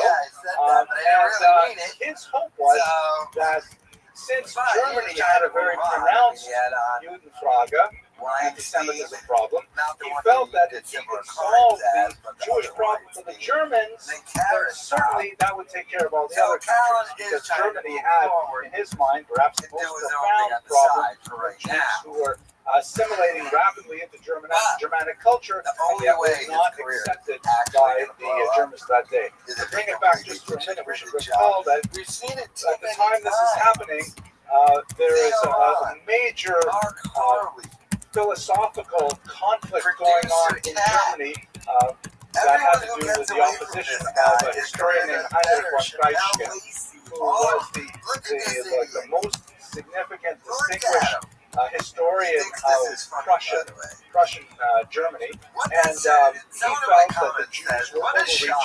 There was another Jewish historian named Heinrich Kretz. Some of you may have his 6-volume English translation of the history of the Jews on your shelves. Heinrich Kretz had written this heroic account, an encyclopedic account of the Jewish history, and Treitschke said, you know what, he's got it all wrong, and he has portrayed the story of the Jews as achieving great things despite suffering. It's not like that at all, and he finally coined this phrase, which later would be picked up by the Nazis, die Juden sind unser Unglück. The Jews are our misfortune. The Jews are the cause of everything wrong in our society. And so, in this kind of environment where it's not just, the peasants wielding shovels and hoes who are angry with the Jews, we're talking about the highest elites of culture in the university hallways who are, invading against the Jews. So he went first to Wilhelm II, and he felt this is really going to work. If I can convince the Germans to back my Zionist plan, then in fact, we'll be able to give Israel to the Jews, and all will be well. Of course, and here, by the way, is a picture of him on the boat on the way to meet with Kaiser Wilhelm II in Israel. The problem was Germany did not own Israel at the time, right? Israel was part of the Ottoman Empire. It's a medieval empire that lasted right up until the 20th century. It was eventually, as the sick man of Europe, it collapsed in the context of World War I. But the only people who could give Israel, so to I speak, got to the stand Jews would up. be the I Ottoman got my Empire. own And they were not at all podcast. inclined I to can't give be any of the notified territory to up you to anymore. Jews. I just Particular opposition came from That's the only way Ahmed Cowan Tevfik Pasha. is Pasha's going a to title. buy. He was the Grand I Vizier think of Cowan's the too Ottoman afraid to Empire. have that And in many ways, conversation. he I think his body articulated language a and subtle posture things vis-a-vis the Jews entering obviously Israel, that's the which is case, common but you even just can't today say in it the in halls shop. of power of Arab Especially nations. And now that that is shop that down Islam there. So don't bother tolerates the podcast Jews for 6 as months or a year. And then Cowan will not find necessarily some Jimmy's. I mean, protected. excuse The to word not do citizen it isn't really anymore. correct. They're protected But Cowan's already populations. setting up They're his welcome own thing as with guests. There's certain rules that they have to obey, and they are not allowed to go beyond what those rules allow. But Islam is a religion of hospitality. That is, comes from its desert origins, which values hospitality very highly. And as long as the Jews are going to be law-abiding within the context of Sharia, fine, they can live here. But the concept that the Jews should demand territory over which they had sovereign control was out of the question. And he was actually quite angered by the suggestion that the Christian European nations should dictate to him what they should do with their territory. So the Grand Vizier was not at all interested in meeting with Herzl. He's constantly pushing on, and without Turkey, the Ottoman Empire, being on board, there was no way he was going to get any of that land. The Sultan, who was actually the chief executive officer of the Ottoman Empire, he's the president of the Ottoman Empire, so to speak. The Grand Vizier was the CEO. He had, like many European nations, he was also charmed by Herzl. He did meet with him. He actually gave him a very beautiful diamond pin as a personal gift. But he did not take Herzl's claim seriously whatsoever. And so the whole idea was kind of amusing for the Sultan, but had no real political at this time, Herzl was busy active not only running around various capitals of the world trying to argue his case. I've only mentioned the most significant, Germany and Turkey, but he's also acting against the backdrop of many other Zionist movements sort of bubbling up in his wake. We should recall that for sure Herzl is not the first Zionist. In fact, maybe we should just step back for a second and examine that term Zionism. The word Zion refers to Jerusalem. One of the mountains of Jerusalem is called Zion, or Zion, and so therefore it's associated with the city of Jerusalem and its environment. The concept of a yearning to return to Zion is as old as the diaspora itself. I mean, if you look into biblical texts, like, for example, the Psalms during the first exile under the Babylonians. The Jews are making their way into Babylon, and they're asked by their captors to sing a song of Zion. And they say, by the rivers of Babylon, there we sat down and we wept. But we remembered Zion. You don't have to look very far to see this yearning to return to Zion. It's in the prayers recited 3 times a day. It's in the grace after meals. And this is elemental to the Jewish psyche, is that at some point there will be a return to Zion. What makes Herzlian Zionism different is that it is a secular movement, and it hopes to establish a modern secular political entity in Israel divorced from any religious moorings. The idea of moving to Israel, living in Israel, being buried in Israel is millennial, and Jews of all stripes and all religious orientations definitely adhere to that concept. But the idea of sort of challenging God and demanding sovereignty for the Messianic era was anathema to many religious Jews in the 19th century. So you don't have a modern political Zionism before Herzl. Maybe a few figures you could point to and quibble with him, but for the most part, Herzl invented the idea of having a political state in Israel. With a flag, passports, all kinds of border control, things like that. You do have around this time, it is the time of the great awakening of nations in Eastern Europe. Most of the smaller nationalities there are beginning to stretch their legs and seek out some kind of national self-identification. Lithuanians, Ukrainians, various Slavic nations are all trying to achieve some kind of nationhood. And so the Jews are also breathing that same air, and particularly in the Russian Empire, you have movements like Ilu, which is an acronym for the phrase House of Jacob, let us arise and go up to the land of Israel. Moving to Israel, of course, is called Aliyah, ascent. It's not a horizontal move, it's always a vertical move. And so you have Jews like here's some of the people from the first Aliyah, the first ascent to Israel back in the 1880s. This is from near Rishon LeZion, I believe. And so you have this movement which is not predicated on statehood, just on the idea of settlement, with small numbers of Jews, often heavily dependent on charitable funds, going to Israel, trying to establish some kind of farmland, some kind of vineyards, things like that, with some degree of success, but not an overwhelming movement. But with Max Nordau, who was his longtime compatriot and someone who had an equally convincing pen at the wheel, Herzl was able to really spark the idea of Zionism on many movements. Let's just look at three of them very quickly to give you a sense of the breadth of what's happening in Herzl's wake. The Poale Zion, which is a sort of a melding of socialism, also very, very popular among Jews at the end of the 19th century, and Zionism. In other words, it's not enough that we should have a political state in Israel. It would be a shame if we went over there and we created another, European country. Paradise. The Yiddish underneath here reads, Jewish proletariat of all lands, unite yourselves under the flag of the workers of Zion, right? Very, sort of communist, socialist, Marxist language, workers of Zion.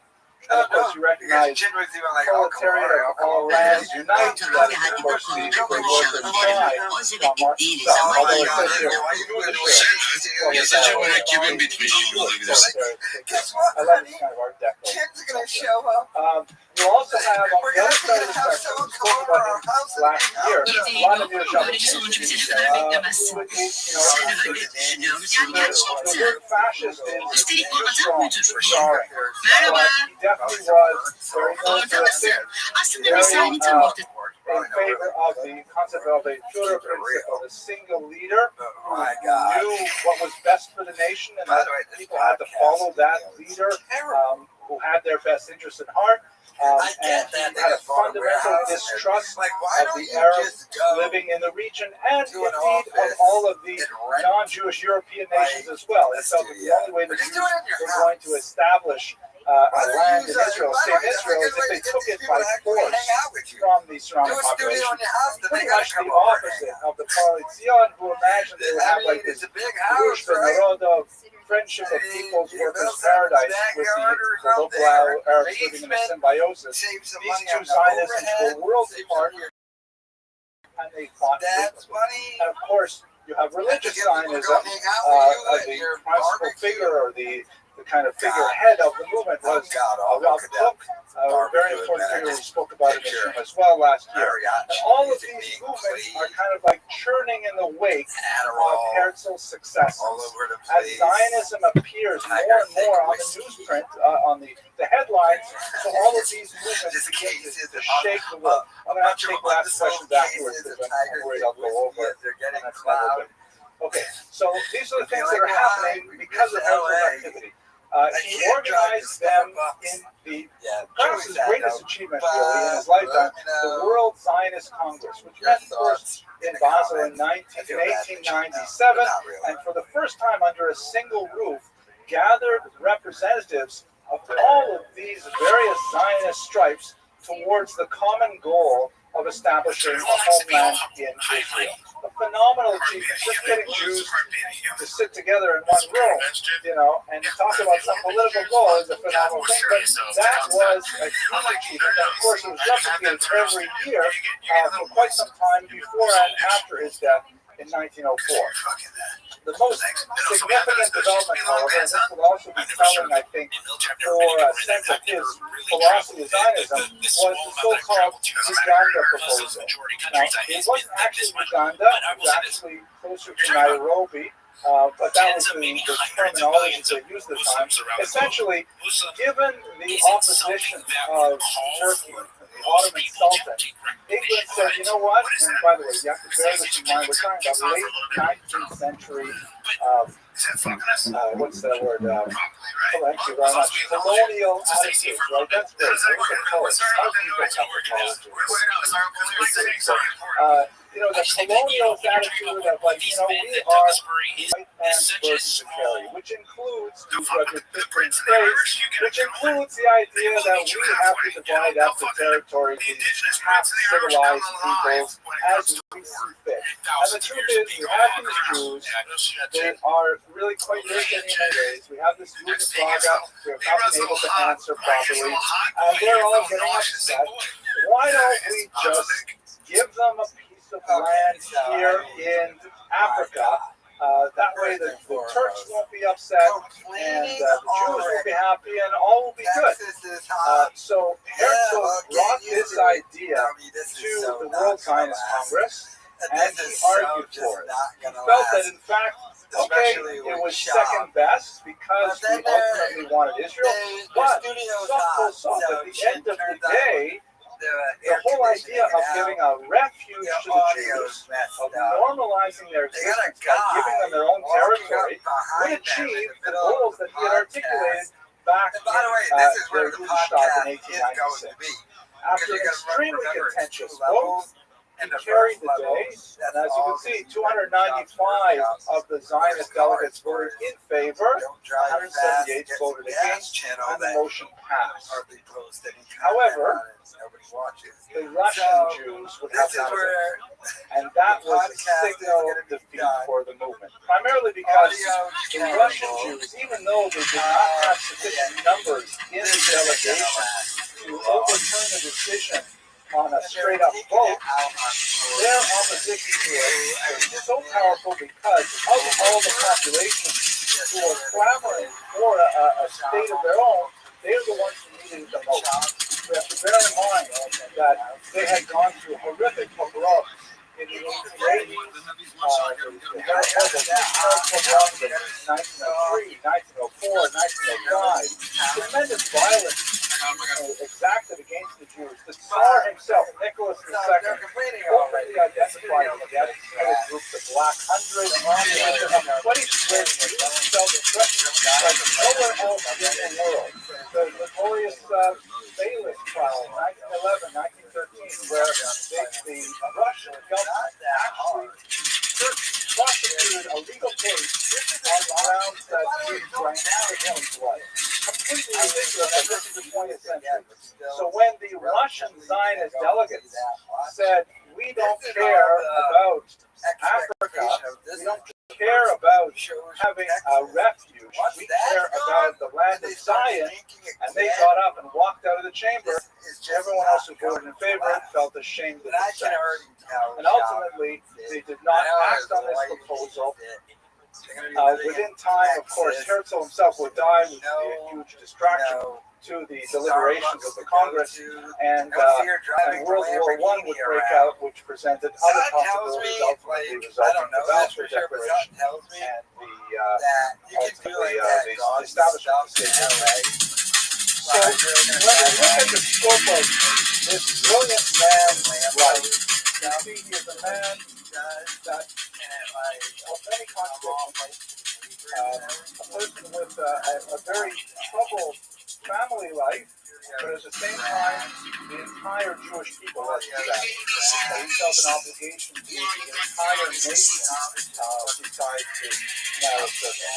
We see a person who was deeply assimilated, who actively contemplated conversion as a solution to his notorious Judenfrage, and nevertheless, he himself initiated what would ultimately be the greatest literary nation-building experiment of the Jewish people ever. We see him as a figure who strode across the world stage like a giant, and yet was felled at a remarkably early age due to heart disease.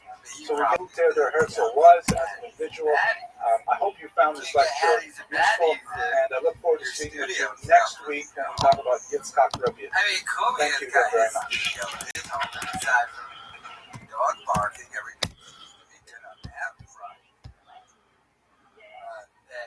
Tonight's lecture is on a topic that is very close to my heart. I've actually spent many years researching Rabbi Moshe Cordovero's life and work, in particular one of his books, the Tomer Devorah. I've published a fair bit on it, and I'll probably plug my own book as we get later on in the lecture. It's a fascinating individual, really a pivotal turning point figure in Jewish intellectual history. He was a seminal figure who started an entire genre of Kabbalistic Musar literature. I look forward to sharing with you a little bit about what that exactly is as we move through the text. And I think he is extremely illustrative of a very unusual period in Jewish history, that of the Safed circle or the Tzfat circle, illusion of spiritual creativity in northern Israel in the 16th century. First, we have to give some propers to our sponsors for tonight, good friends who have sponsored many lectures in the past, Norman and Jeff Robinson, and they are sponsoring this lecture dedicated to Debbie Hayes, our beloved sister and Norm's finest student of biblical history. We're really grateful to the Robinsons for all they do for this series. And Norm is actually quite a scholar, and he often sends me a lot of useful articles over the internet that I find very helpful for preparing these lectures. Okay, let's go straight to the material.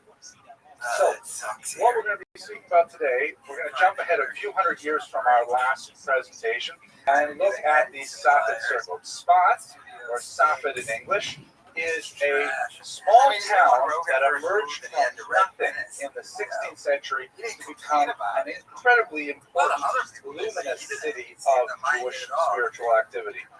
It's not mentioned anywhere in the Bible, and it really was a kind of a backwards provincial town until the Abramson rule took effect and transformed it dramatically in the 16th century. For those of you who are not regular undergraduates, I don't think I see any regular undergraduates in the room tonight. What is the Abramson rule?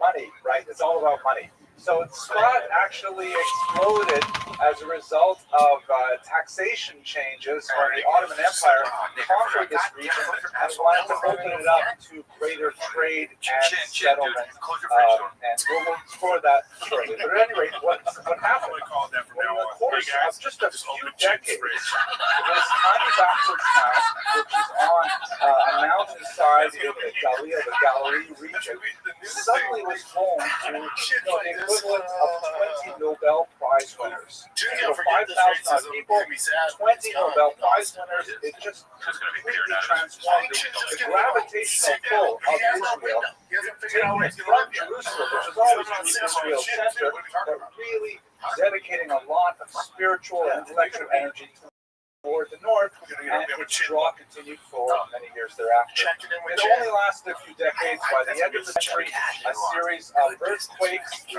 region is prone to earthquakes from time to time, and plagues actually ended the tremendous winter streak for that particular city, but has ever since remained a bastion of Jewish mysticism to the present day, kind of always fallen and full-time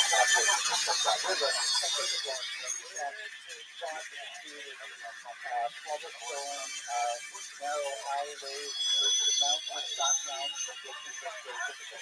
Here's where it is in the context of the Ottoman Empire, which expanded dramatically in the 16th century, and in fact, the Ottomans would control Israel right up until the 20th century, which will be our topic next week when we look at Theodor Herzl. Jerusalem is listed here in this map. The flat doesn't appear, but it will be somewhat north, about halfway between Jerusalem and Damascus on this map. The Ottomans were based in what we would call today Turkey, wanted to extend over there, you know why? their trade networks throughout the region, having conquered the region and this orange color here, encouraged Jews in particular who are associated with development and trade, and a lot of tax breaks, particularly for those working in the textile trade, also a very traditional activity for Jews.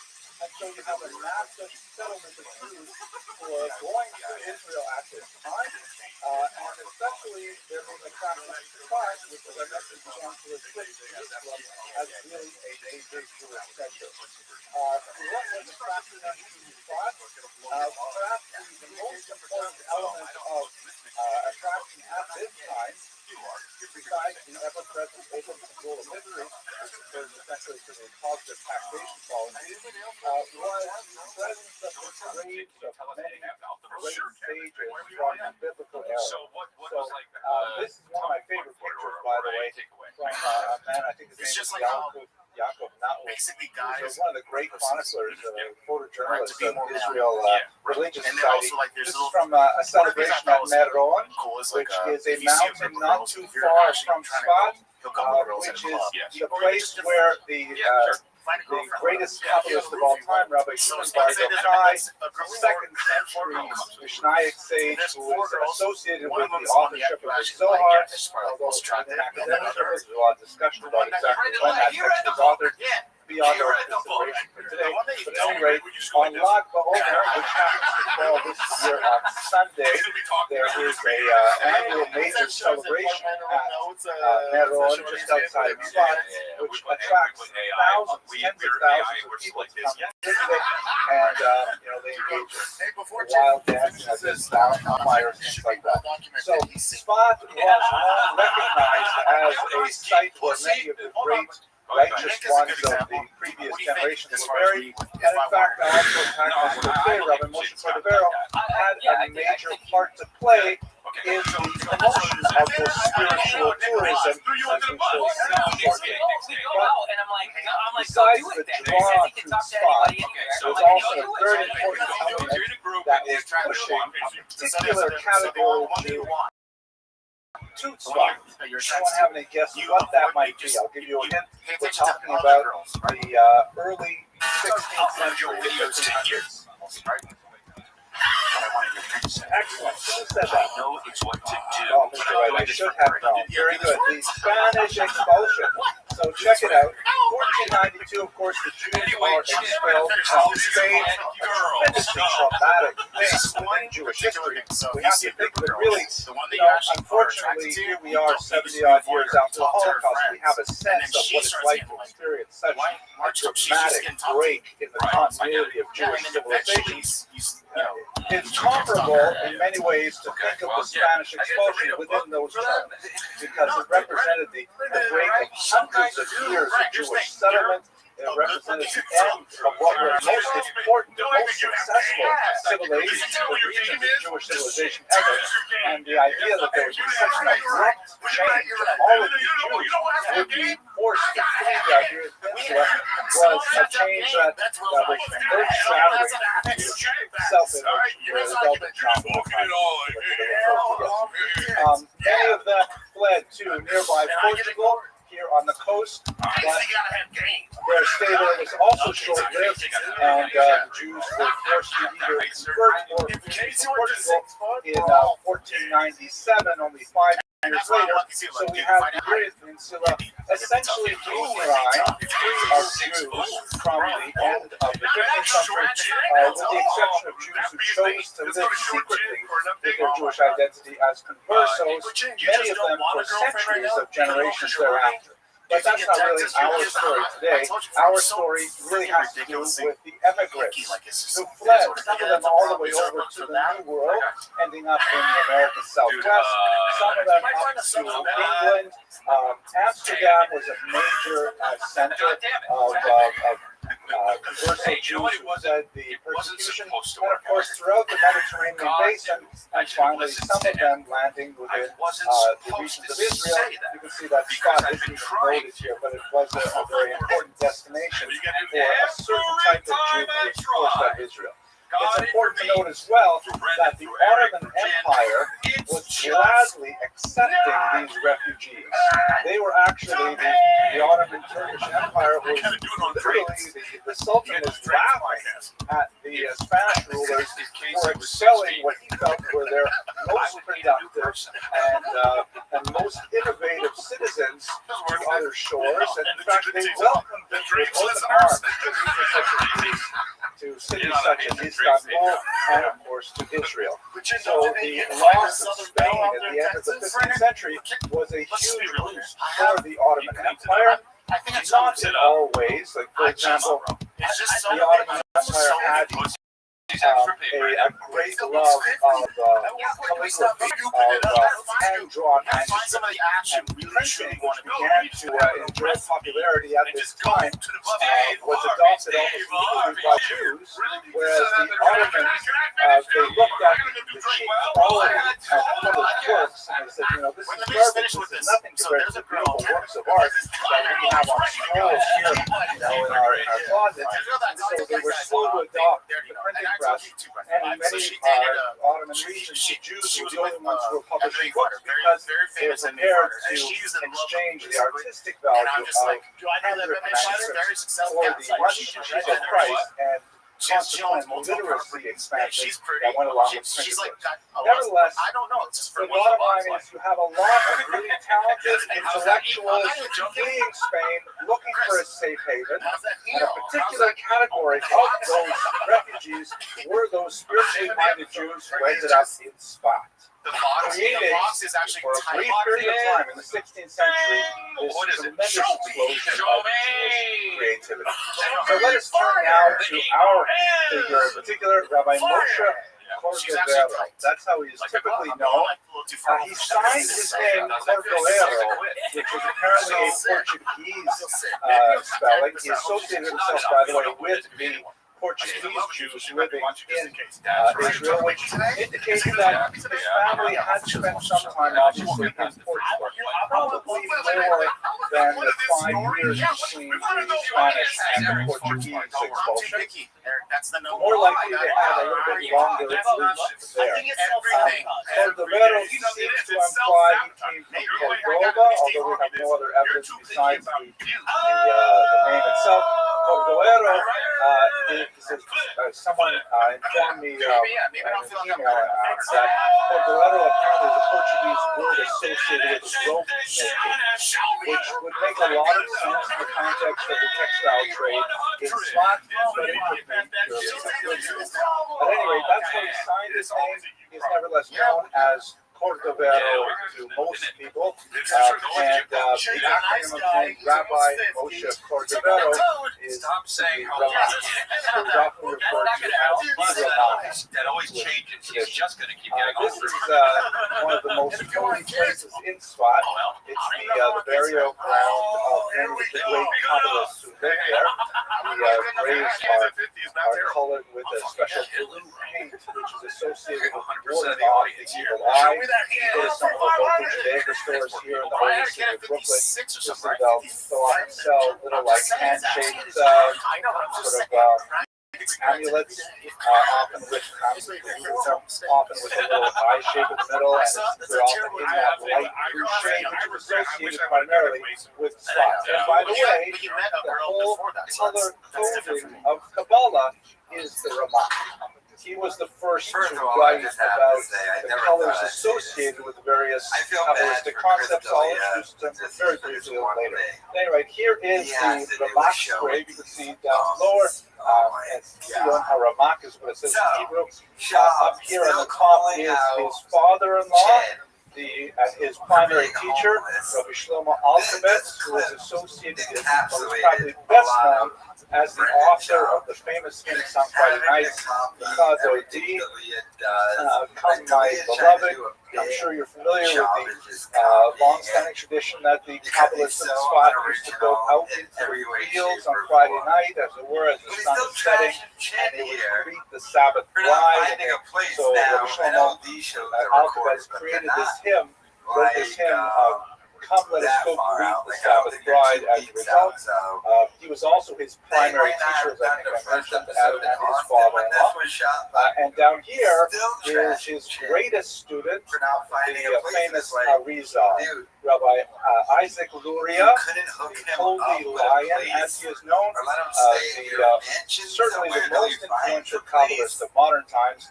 His thought, although it differs in some significant ways from his teacher, the Ramak, our protagonist tonight, the Arizal's Kabbalah was absolutely seminal in the creation of all of the later Hasidic movements, which borrow heavily on the Arizal. So if we look at the intellectual chain of the provenance of intellectual ideas in circulation today among mystics in Judaism, they all lead straight back to the Ramak, particularly through the Arizal. An extremely influential figure. His placement here in the Holy Cemetery gives you a sense of his significance. One more item to give you some background to his significance, and then let's turn to his thought and some of the ideas that he contributed. Just to give you a sense of how important the city of Tzfat was, I'll introduce you to the Slicha controversy of 1538. This is a rather dramatic moment in Jewish history when an important rabbi, maybe Rabbi Yaakov Beirav, living in Tzfat, decided to renew the traditional ordination that had elapsed since Moses had first given it to Joshua, his successor. This is a picture, by the way, of Charlton Heston in the Ten Commandments. I identify very strongly with this particular, picture of Moses. I'm trying very hard to let my beard grow out to that length. I don't think my wife will let me, but I would love to be able to have this sort of command posed to my kids. Make your bed now. Go to Anyway, think about this for a second. Slicha, which means the laying on of hands, is a way of conferring authority from teacher to student. Moses lays his hands on Joshua's head, and in so doing confers the mantle of his rabbinic leadership to Joshua. Joshua becomes then the leader of the Jewish people after Moses goes to Mount Nebo to die, and then Joshua then passes it on to his successors and so on.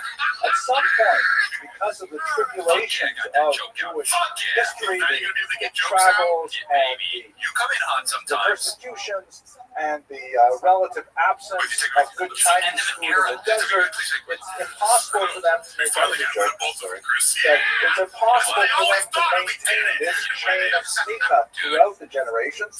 And at some point, in somewhere around the 4th or 5th century, slicha disappears. And we no longer know who really has any kind of legitimate chain of physical contact leading back to Moses as the first rabbi, so to speak.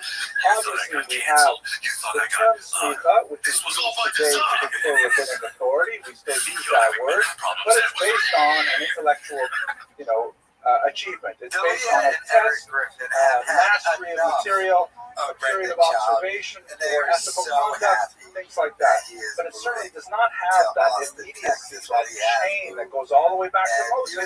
Moses to Joshua, Joshua to his students, and all the way down. That's Nicholas Loss. However, reading a passage in Maimonides' work, Rabbi Yaakov Beirav says, hey, wait a second.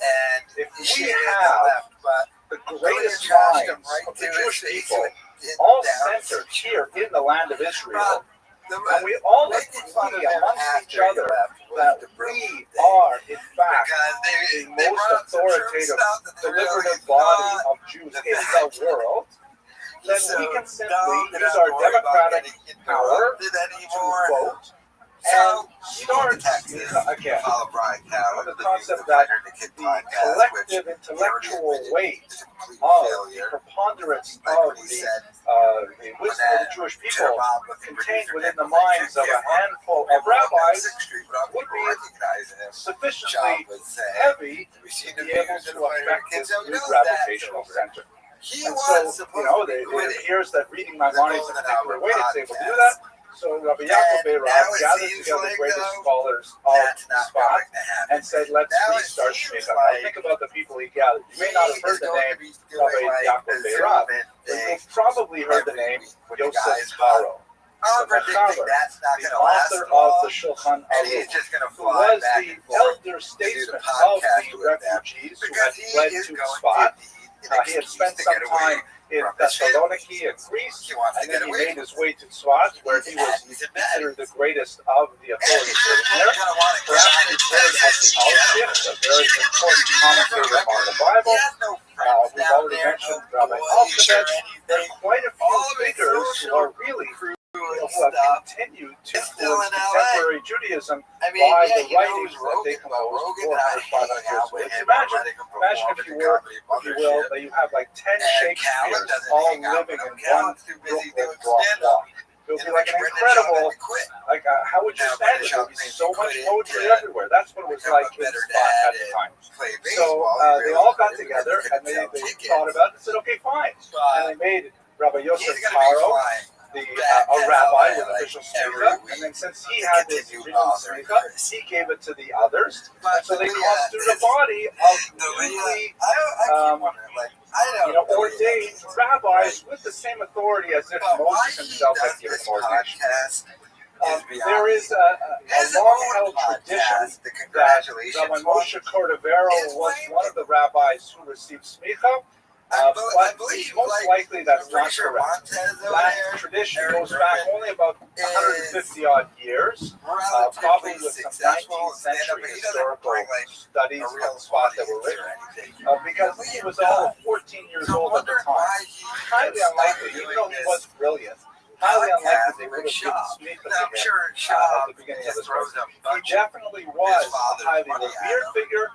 Later on in his life, he was he did lead the Spanish and Portuguese synagogue in Tzfat, and he did from time to time serve on the Beit Din of Tzfat, which was headed, of course, by Rabbi Yosef Karo, who quotes his decisions from time to time in his responsa.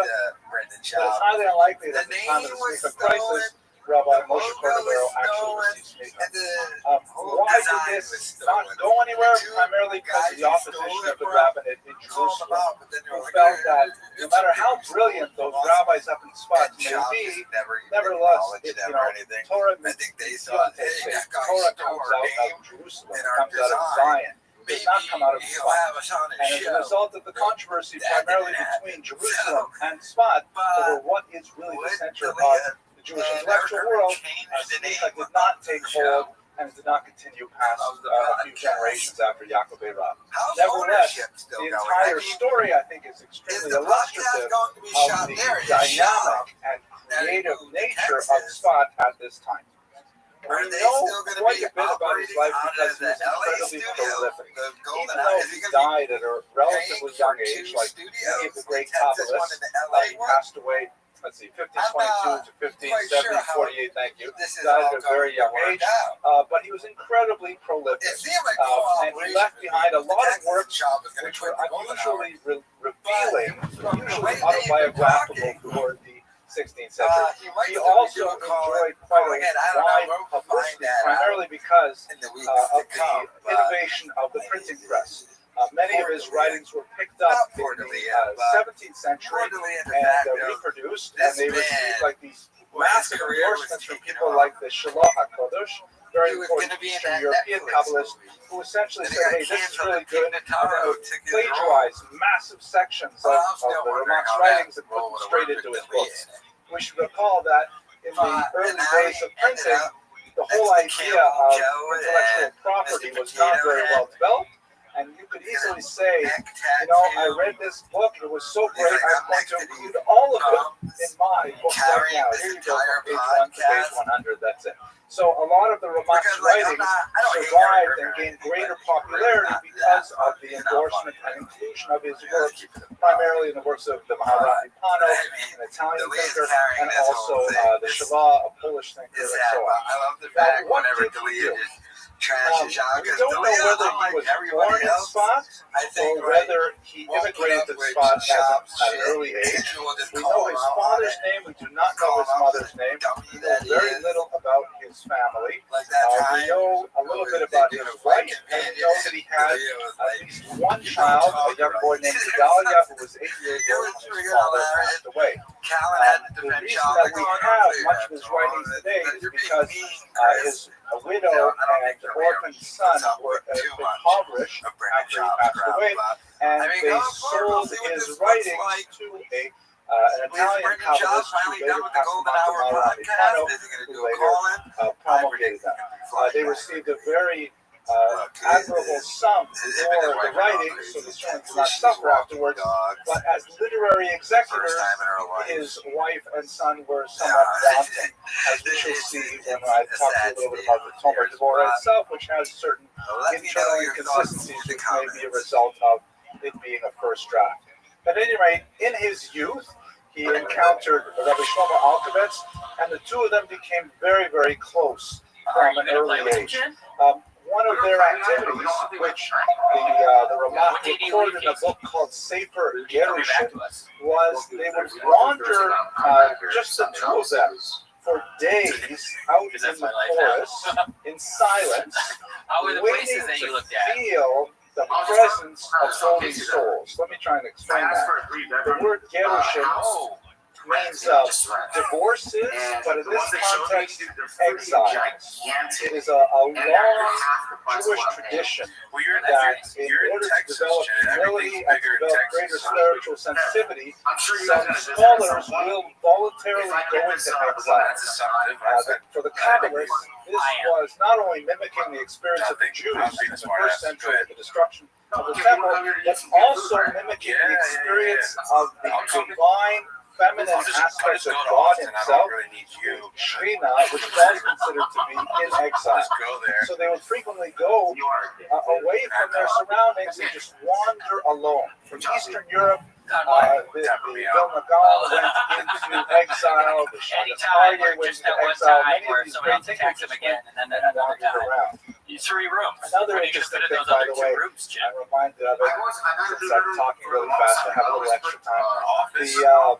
It used to be a custom that was particularly prominent in 19th century Eastern Europe that rabbis would actually hire rebukers. They would hire people who would actually criticize them. Like the Vilna Gaon used to pay the Dubna Maggid to be his Mochiach, his rebuker. And the idea was you'd hire someone to keep you on the straight and narrow and give you a zetz every time you do something wrong. In the 20th century, recognizing that most people get married, they felt this was no longer necessary. Are you guys far away from 6th Street? Thank you for laughing. No, in the internet, really, I'm going to have to add a laugh. But at any rate, industrial area. Here we say for Gerushin, let's get serious. So only history. So Gerushin means exiles. And the two of them, they would just leave Sfat, go wandering out for days into the forest, and wandering in the beautiful pasture land and up and down the mountain valleys, and they would just wait until they felt the presence of a holy soul that was buried in that spot. And they would Welcome. How are you? They would sense the presence of the bones of some great. Hello. To Tarzan Coconut. How you living? Can you hear me? Just one moment. Just one moment. Just one moment. I'm here. I'm just refreshing my browser. I'm here. I'm here. Can you hear me? Just one moment. Can you hear me? No, you can't hear me. Just one moment. Okay. Yo, dog, I'm here. I just have to reset my browser. How are you, my friend? Oh, I'm doing great, man. Excellent. How'd you find out about me? I was just browsing through YouTube. Oh, amazing. Okay, great. Just one moment. I'd love to talk with you. Let me see what's going on with this browser. Nice to meet you. I hope you're having a great day. As do I. Street takeovers used to be all about the stunts and showing off, but lately they're becoming far more damaging for businesses. All right. There we go. Can you hear me now? We can hear you clear. Excellent. Very well. I'm Rabbi Rothschild. Do you mind if I tell you about myself?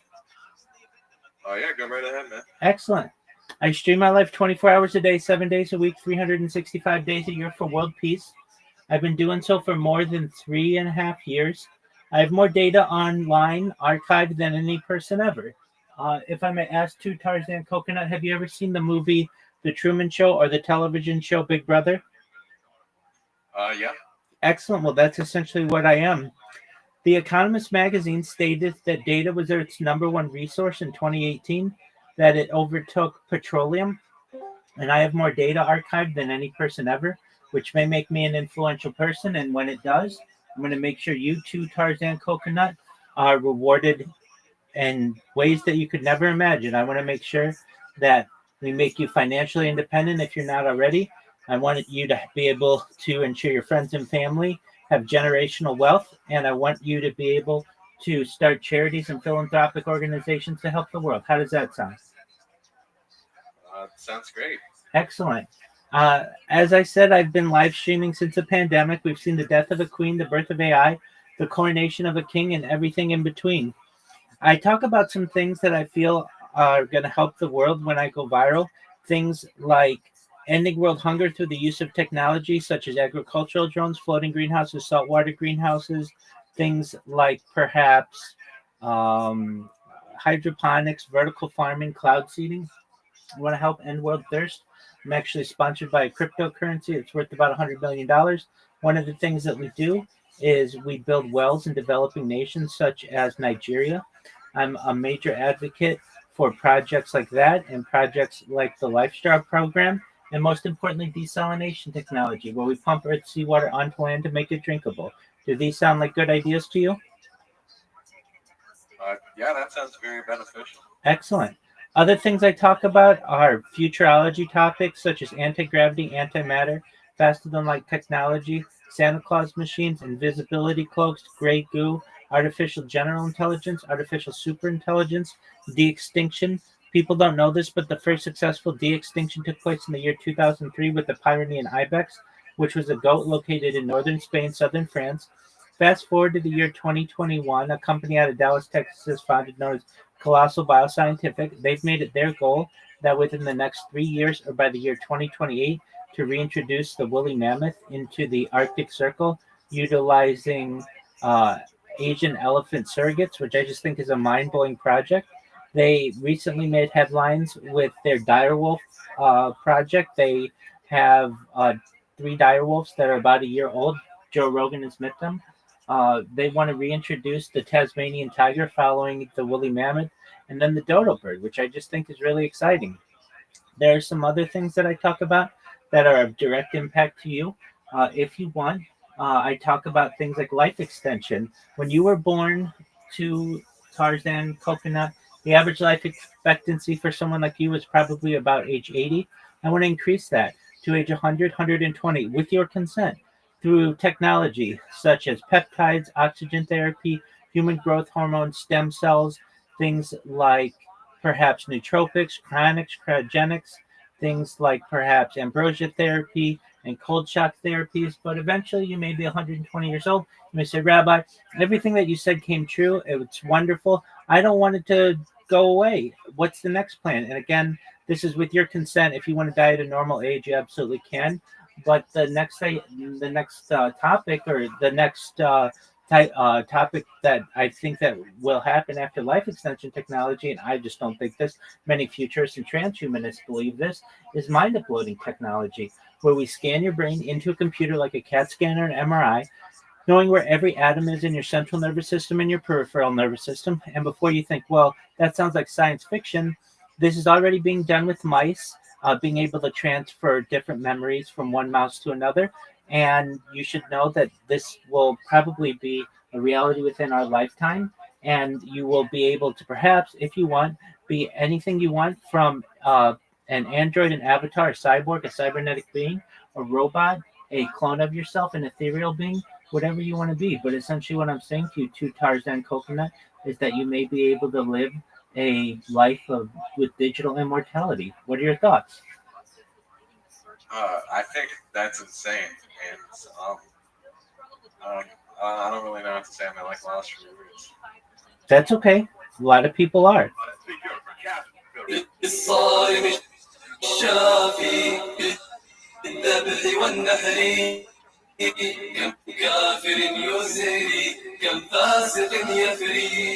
Yo, dog.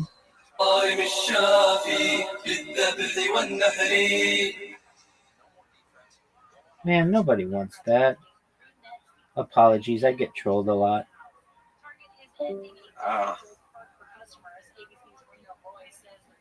But yeah, that's what I talk about. And just so you know, more than anything, I'm always live. I'm here to be a positive person. I'm here to give people hope. And just most of all, I'm here to have a positive, optimistic view of the future. So if you ever need anybody or you need a friend, I'm here for you, okay? I appreciate that, man. Excellent. Do you know what Kill Tony is? Yeah, they're awesome.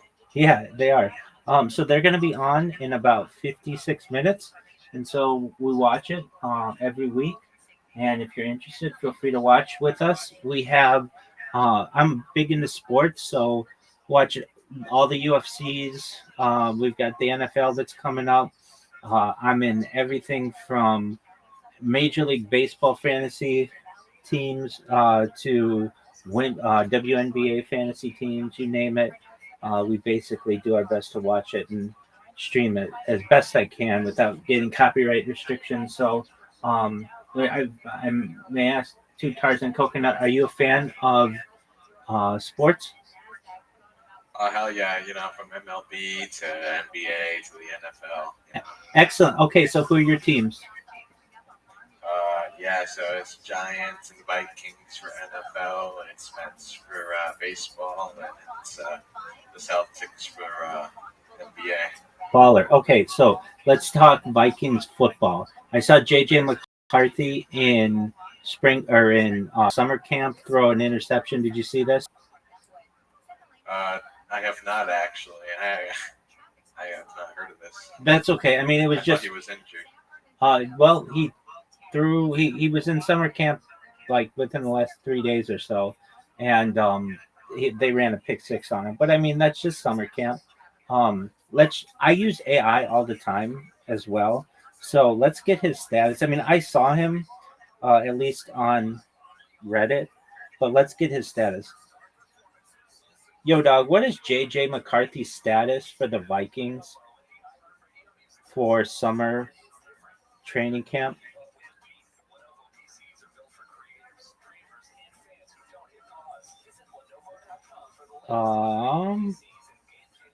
He is looking. He lost his rookie year because of torn meniscus, but he's cleared for all on-field activity since January, and he's firmly established as the Vikings' starting quarterback into the 2025 training camp. He reported to camp early on July 20th and participated in the team's first official practice, July 23rd, at TCO Performance Center in Eagan, Michigan. And yeah, so that must have been him. I know it was him. I mean, at least that's what the subreddit said, and I'm in all of them. And but I think he could be good. So I mean, I don't want to doubt him. Okay, so we've got Jim McCarthy was pretty good in college, so I have high hopes. Absolutely won a national championship with a little bit of help from Connor Stallions. All right, so then we've got the Mets, the marvelous Mets. You've got a crazy good owner. I feel who actually cares about the team and cares about winning. Absolutely. So that's great. And for the first time, perhaps since their inaugural season in like 1960, they are the little brother to the Yankees, and that's something that this city of New York hasn't seen in a long time. I mean, I know how much people love the Yankees. I'm a Yankees fan myself, but the Mets, with what they've been able to do and just being able to get free agents and such, even over the Yankees, that's been incredible. We've got the Celtics. Okay, so that's the biggest basketball dynasty in the NBA of all time. Um, what did you think of the team? Not this past year, but 2 years ago, the team that won the championship, Jason Tatum and such. You a big fan? Oh yeah, big fan of Tatum and everything. Yeah. Excellent. How far back do you go with the Celtics? Do you go to like Kevin Garnett? Do you go back to Larry Bird? Oh, I'm not that old whatsoever, but Kevin Garnett at most. Okay, all right. Well, the '80s Celtics were like a phenomenon, and then before then, you had like Bill Russell Celtics, which were like arguably the greatest basketball dynasty of all time. They won. I I mean, Bill Russell himself is a dynasty. I believe he has more championships than any person ever. Yo, dog, who has the most NBA championships of any individual ever? Like just a specific player. Yeah, so he's got 11 championships. They won in It's definitely up there. Yeah. 59, 60, 61, 62, 63, 64, 65, 66. They also won in 1957. Okay, so 57, 59, 60, 61, 62, 63, 64, 65, 66, 68, and 69. That's incredible. They won 1959, 1960, 1961, 1962, 1963. Man, okay, so one in a row, two in a row, three in a row, four in a row, five in a row, six in a row, seven in a row, eight in a row. I mean, that's just unprecedented. I don't know if we'll ever see that ever again. But Lakers are definitely up there with the Celtics. So. yeah, but they don't have as many championships, and also they're never going to win 8 championships in a row. 8 championships in a row is really that's incredible. Okay, and then are you a fan of college football? I don't watch it that much, but I look into it whenever it pops up on social media and stuff. Do you do fantasy football? I was going to. I have no clue how to get into that and everything. Oh, dude, I can teach you how to get into it. So you download the ESPN app, and then they have fantasy drafts going right now. You could get into one, and if you're like, well, I don't really know what to do, here's my best advice to you. It's like it makes it really fun. Okay, so on the ESPN app, you can have a maximum of 25 teams. And what I do is I just, over the course of like a day or two, get into 25 drafts. And I have it auto draft for me. So I don't have to do anything. And it gives me 25 teams. And then throughout the year, I'll always have a team in contention. And then I always have teams in the playoffs. And chances are I'm going to win at least one of the leagues a year. Usually out of 25, I'll win like 7 or 8 leagues, sometimes as many as 10 or 11. But then you're always, I mean, it's basically hedging your bets. Yeah, you can just do one team and really put all your eggs in one basket, and that's cool. But let's say you draft Josh Allen early and he gets injured, or you draft Jordan Jefferson early and he gets injured, or you draft Tyreek Hill. It has like one of these big time players. Then your kind of season is shot. But if you have 25 different teams and they're all free, so it doesn't cost you anything, then you can just go to one of the other teams that is doing well. That's my advice. That's what I do. I'm in one paid league with the people who run the cryptocurrency that sponsor me, and that league is really great. We do smack talk and all that other stuff, all in good fun. But then I have my other 25 leagues that I always have. I've always got a horse in the race, so that's cool. Have you ever done fantasy football before? Who, me? Yeah. No. Okay. Well, I mean, the best advice is to dip your toe in. You've got another month until the season, and at least think about ESPN. That's probably the easiest way to do it. And they have an auto draft feature. And so that means that if you don't know what you're doing, it'll just draft for you. Or you can just manually draft too, or manually draft the first two or three guys that you want, maybe get the quarterback you want. Um, like who's your favorite player in the NFL?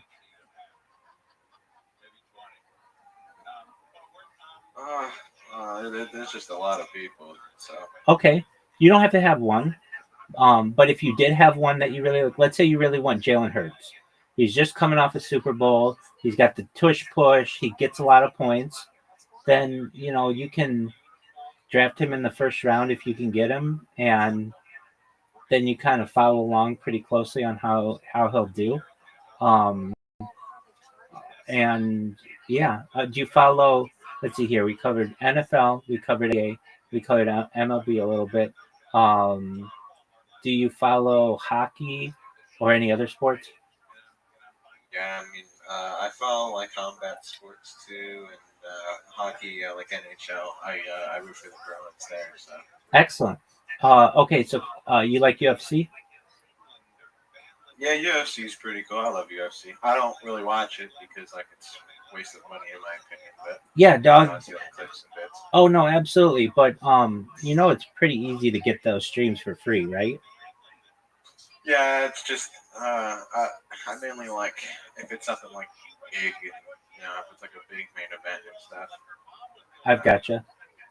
Well, about a year from now, they're looking to do UFC on the front lawn of the White House, which should be pretty cool. So that would be one you want to get. And there's an argument.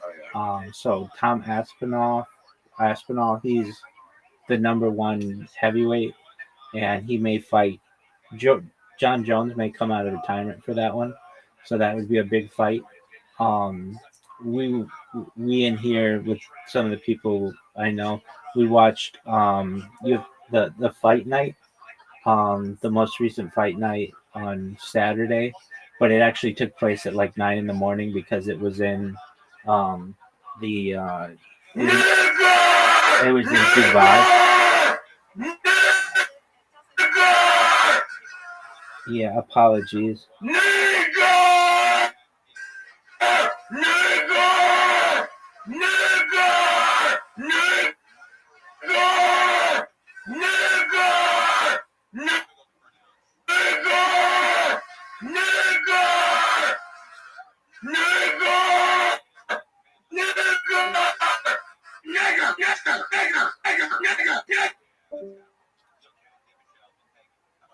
Well, that was fun. Damn, that was traumatic. I Wow, know. not what we needed to. Wow. But somehow I actually was this person was talking with my brain. I accidentally muted that other guy.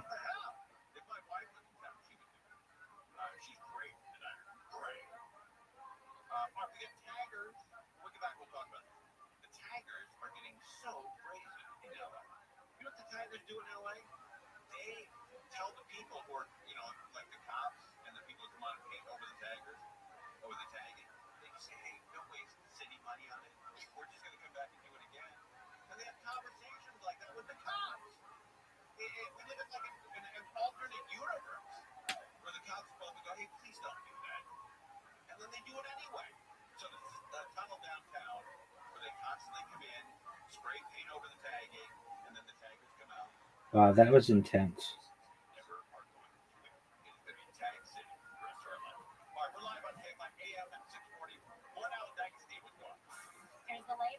I hate how it takes so long to ban someone.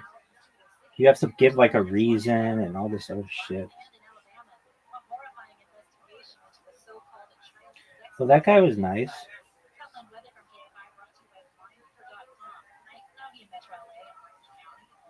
Tarzan coconuts? Yeah, that guy was nice. Yeah, he's a nice guy. I agree.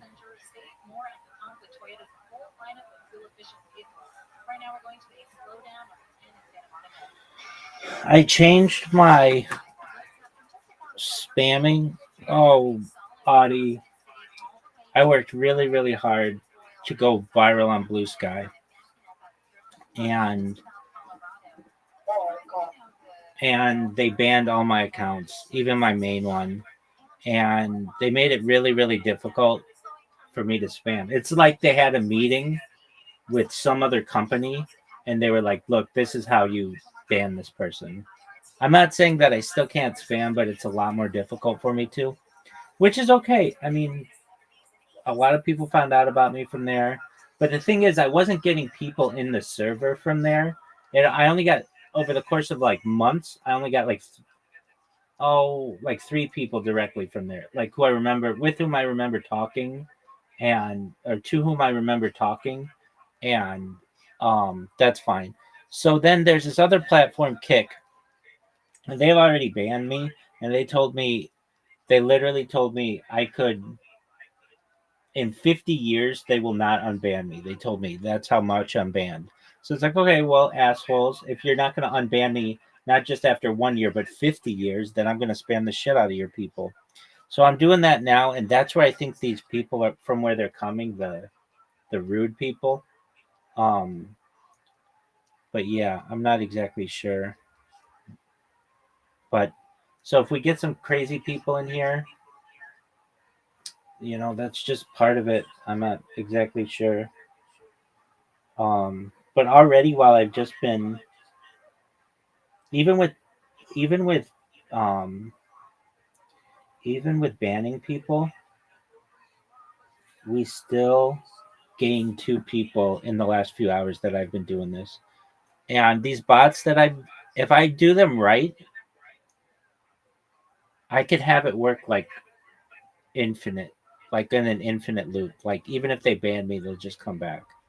So I'm happy about that. But man, we've been getting some wild, mean people. Like, Aquarius tonight? what'd you say? You gonna ignore Miss Aquarius tonight?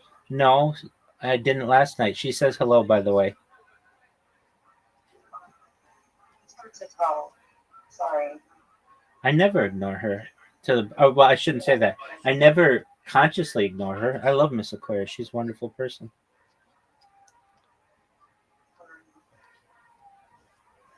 Man, we had somebody who showed a beheading in here, and then another guy jerking off with a Nazi flag. Like, I hate that stuff. It's traumatic. I don't need to see that. There's a No. lot of porn that comes into it. What'd you say? There's like a lot of like sexually driven content. Yeah. So, like, You are right. yeah. But that's, I don't really know what to, I mean, I don't, Discord doesn't have a really good way to defend against it. What they do have in some servers is you have to get enough points to be able to live stream. But it's like, then I'm never going to be able to talk to anybody, and other people can just come in and yell the N word, and they don't have a really great way. The one thing I wish they did have was like a way to, if you were too loud, it will mute you automatically. But aside from that, they don't have anything. So just have to take. We're gonna get a lot of abuse, but that's, You need a moderator. well, even if I have a moderator, even like myself moderating, it's not it. You still have people who are gonna do that, and you can't really. It takes a few seconds to ban someone anyway.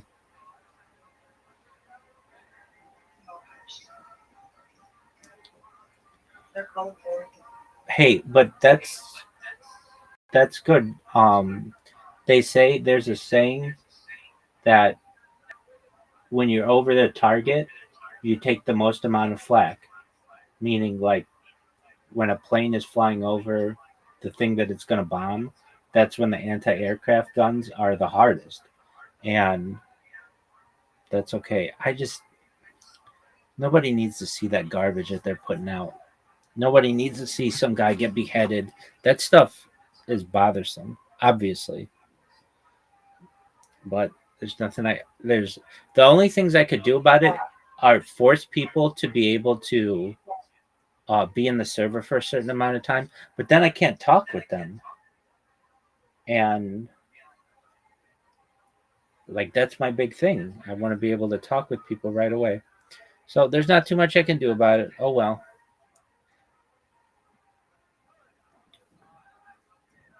Sage. Now, it could be that some of the graves that we recognize today were originally discovered by this kind of what's that, dowsing, like a spiritual dowsing. You know, the guys with the sticks would find the water underground, but they would stay at those spots, and they would like use those times to meditate, to study Torah, to pray, and things like that. And that would be their ongoing spiritual practice. And during those wanderings and during those discoveries of graves, they would receive mystical illuminations, which the Ramak recorded in this kind of interesting travelogue diary of spiritual experiences that he had with his teacher and father. So you get a sense of the sort of the kind of, I don't mean to be disrespectful, but the kind of woo aspect of this. The mystic does not approach an experience with the divine the same way the Talmudist does. The Talmudist, of course, is very rational, very logical, trying to work through the arguments back and forth, and the Talmudist experiences closest to the divine by appreciating the beauty, the mathematical precision of the argument. The mystic approaches the divine through an unmediated experience, just a kind of envelopment in a mystical experience which cannot be reduced to any kind of logical proposition. So that's essentially his education was through these gerushim, through these wanderings in the forest. Well, they would go for a few days at a time. It wasn't like years. They come back. Well, they were fairly independent, and they lived primarily through donations from the community. Don't forget, this is a little bit like, let's look at Scott from an economic perspective. It was a little like Las Vegas. It's just like a road, Las Vegas, you fly into Las Vegas, it's like all desert, and then all of a sudden there's this massive, bizarre kind of civilization that just springs out of the desert, and it's supported by nothing. It's supported by, just everybody can agree to go there and spend money there. And Spot was like that too. It was essentially a new community that was supported by very advantageous tax rules that promoted trade and textiles. And when you have a concentration of wealth like that, all of a sudden it becomes possible to engage in deeper cultural exploration. You don't have universities in the hinterland unless there's some special motivation, like let's say a state government wants to plant an agricultural college in Ithaca, New York, something like that. Otherwise, colleges only exist when you have a concentration of wealth that allow you to live there. Could you give a ballpark? So the Saber, that's his education. Now, what were his contributions? He published one absolutely stellar work in his lifetime that cemented his reputation among the Jewish reading public worldwide. He wrote a book called Pardes Limonim, which means the orchard of pomegranates. And essentially what he did in Pardes Limonim, which is still studied avidly to this day, he systematized Kabbalah. What exactly am I talking about here? I guess renting. So, Kabbalah, which means something received. Something that's probably just translated as tradition, because it's something that just handed down from one teacher to a student, one teacher to a student. Kabbalah is a whole system of ideas that sort of proceeds along a parallel track to normative legalistic Judaism. You can, as my grandmother would say, you can live 120 years without learning Kabbalah, because Judaism has a massive superstructure of ideas that created actually those in the the skeletal structure of a civilization. These are And in fact, many people do live with very, very little contact with mystical ideas. dumbest people I've However, ever if we were to reduce Judaism, halakhic, legalistic Judaism, to a skeletal structure in this metaphor, Kabbalah would be the flesh and blood, and bones, the flesh and blood and hair and skin and all of the external organs. So really you won't recognize Judaism unless you put some mysticism on top of it. Judaism is suffused with mysticism, although it is really not always obvious. Just to give you a case in point, I mentioned earlier the great Rabbi Yosef Karo, who is perhaps known best for his signal accomplishment, the authorship of the Shulchan Aruch, the Code of Jewish Law. I mean, how much more of a legal mind can you get than the person who wrote the Code of Jewish Law itself?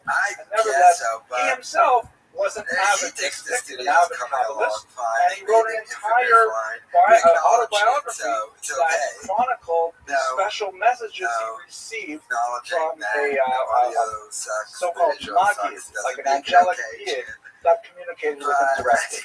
So Kabbalah is nevertheless really intrinsically wound up with traditionalist Judaism. If you go to synagogue on Friday night and you don't sing Lecha Dodi, you will feel cheated. You will feel like, what happened to the Friday night service? It is so closely wound up with Kabbalah. But what exactly is this stuff? So there is a whole series of books in the Kabbalistic tradition, the authorship of which is a matter of significant and often heated debate. Perhaps the most significant among those is the great Zohar, which traditionalists attribute to Rabbi Shimon Bar Yochai.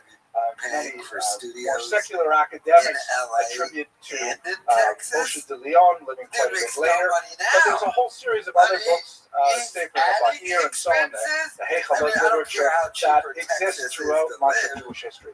But the problem is that it is almost incomprehensible unless you have a guide who can sort of lead you through the secret meanings, the esoteric meanings, which are intentionally hidden by the authors so as to exclude the uninitiated.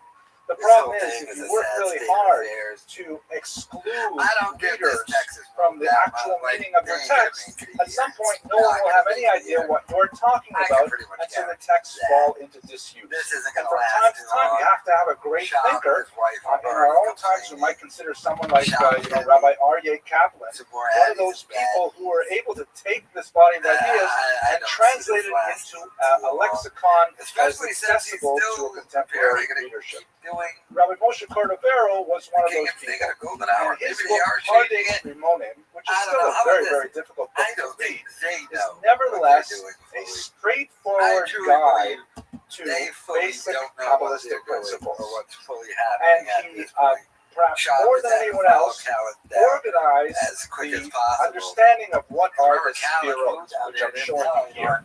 The spherot are under the term spherot. We use that term nowadays. This time of year when we are counting, the time of the Sphira means time of accounting from the second day of Passover to the holiday of Shavuot. It is the same word, but it's not necessarily the same meaning at all.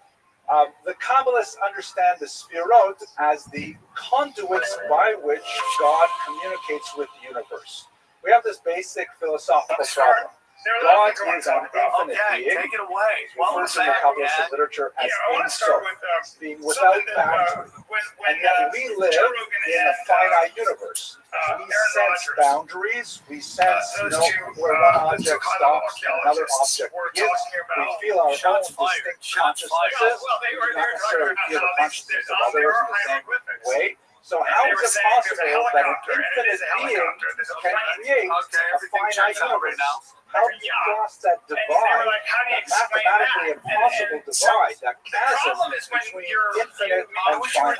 You could have explained it to them. So the Kabbalists have a large body of ideas to describe that.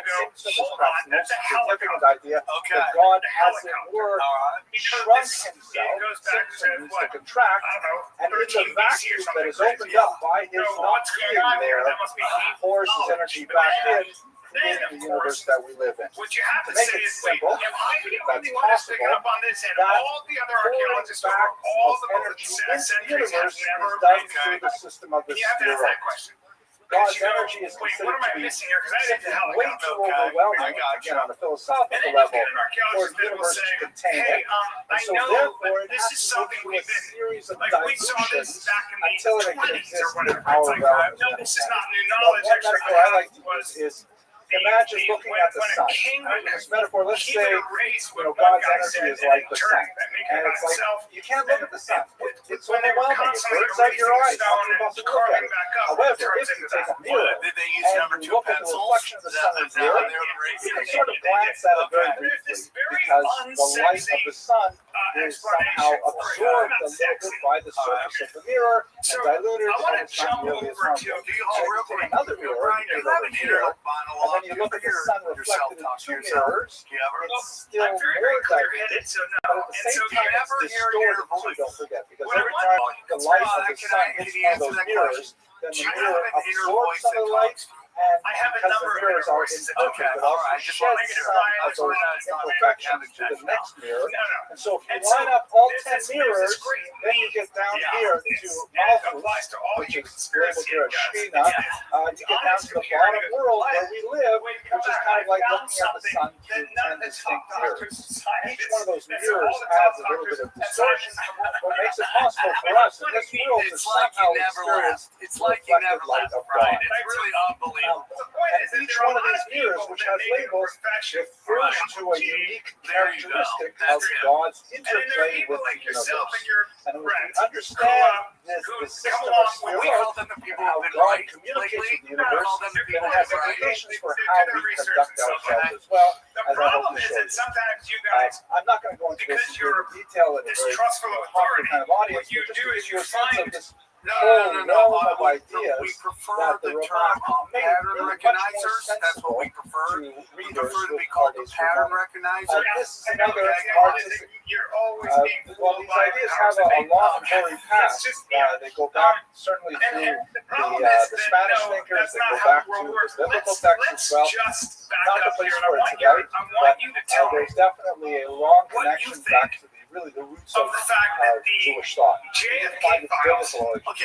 This is, by the way, a modern artistic representation of the diagram that Mark also wrote that represents, he wrote here as the letters in kind of like a central, that each one of them is contained within the other.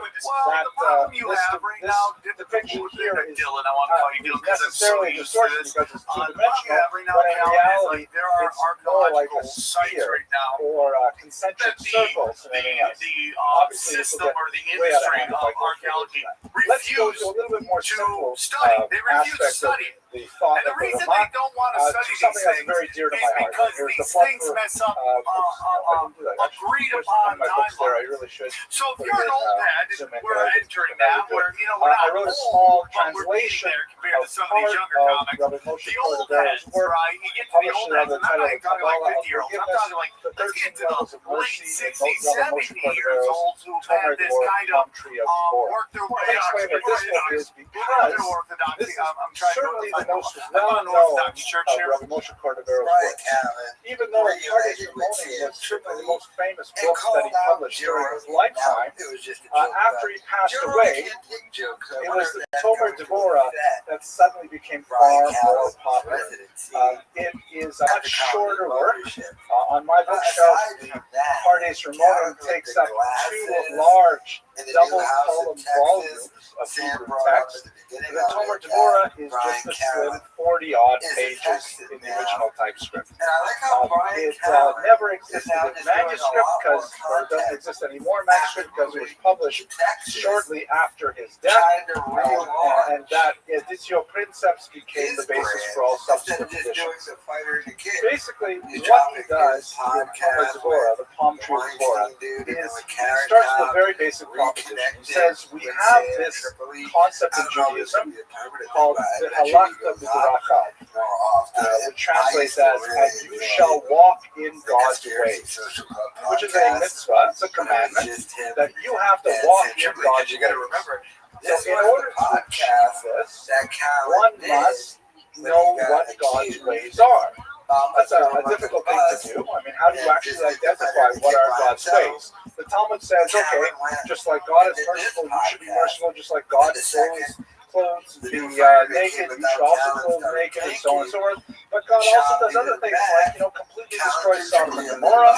Sometimes I come home, I talk to my teenagers, I say, there we go, I'm going to behave in God's ways. But clearly that's not what the rabbis intended. So how do we know how to walk in God's ways? Or use the Latin term, very popular among the scholastics, imitatio Dei. How am I supposed to imitate God if I don't know who God is?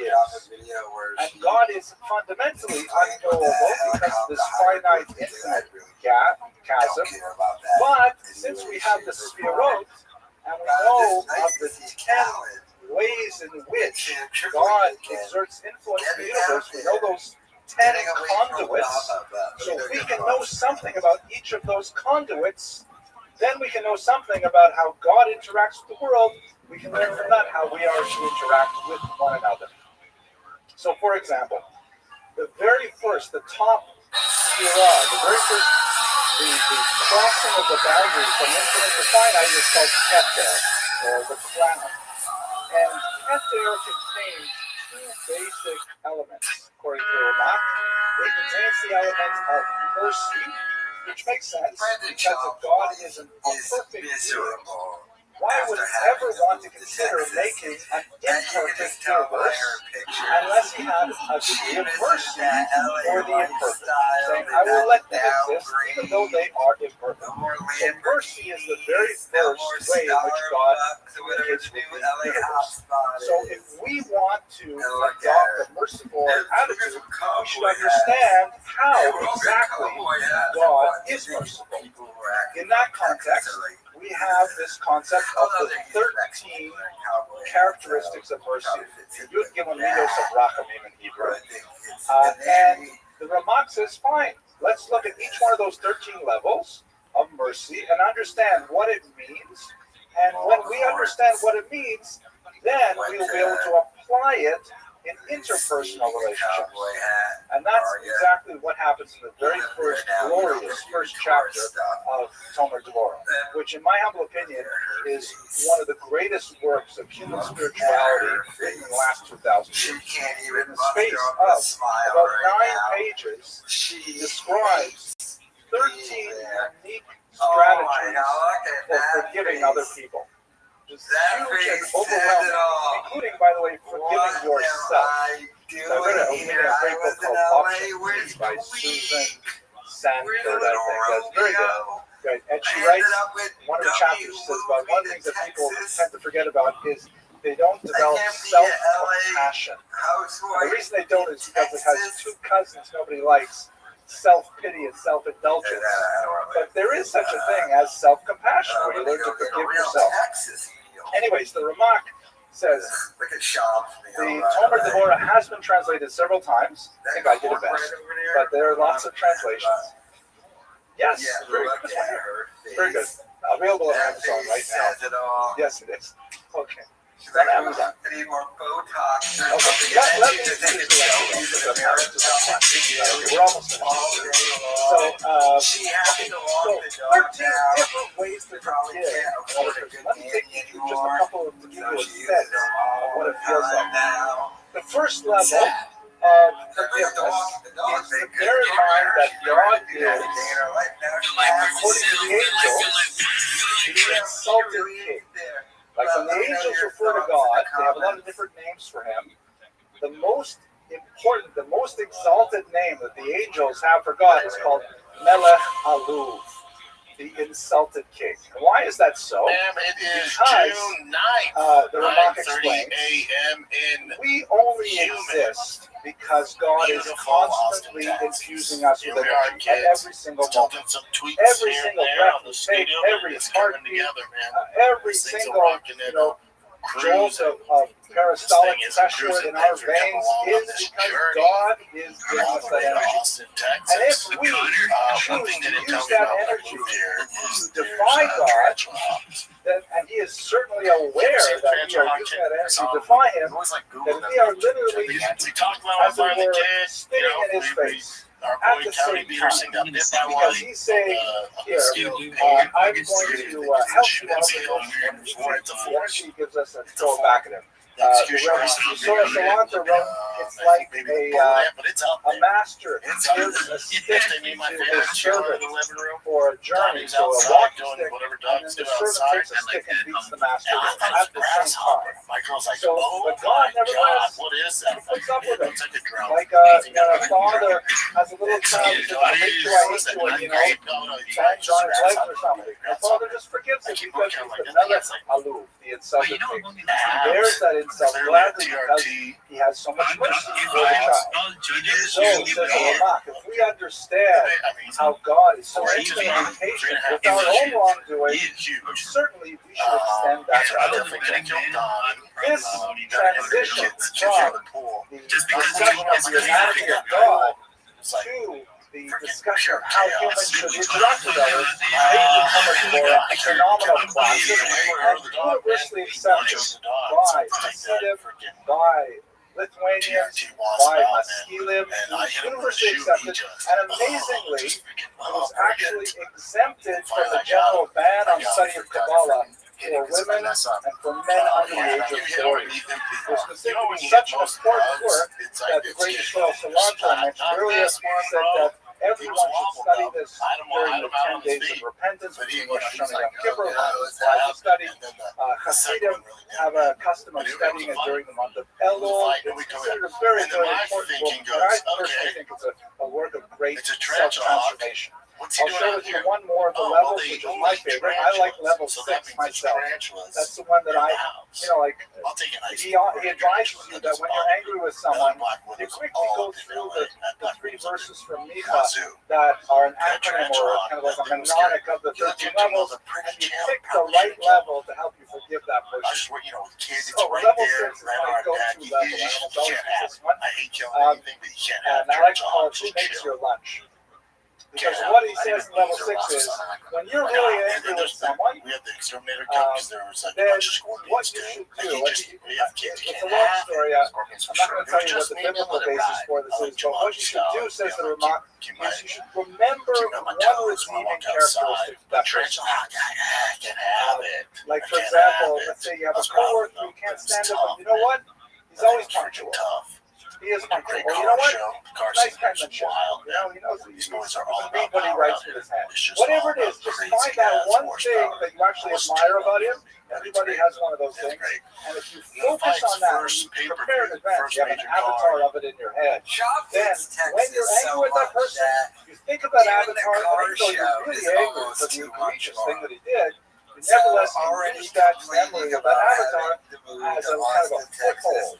Remember, climb the mountain of forgiveness. Just a tiny little hole. So for me, he says, by the way, this is extremely useful for married couples. I don't know. For me, I'm never angry with my wife. I've been married for like 30 years. I think that I got maybe for 30 seconds. Once in 1972 or something.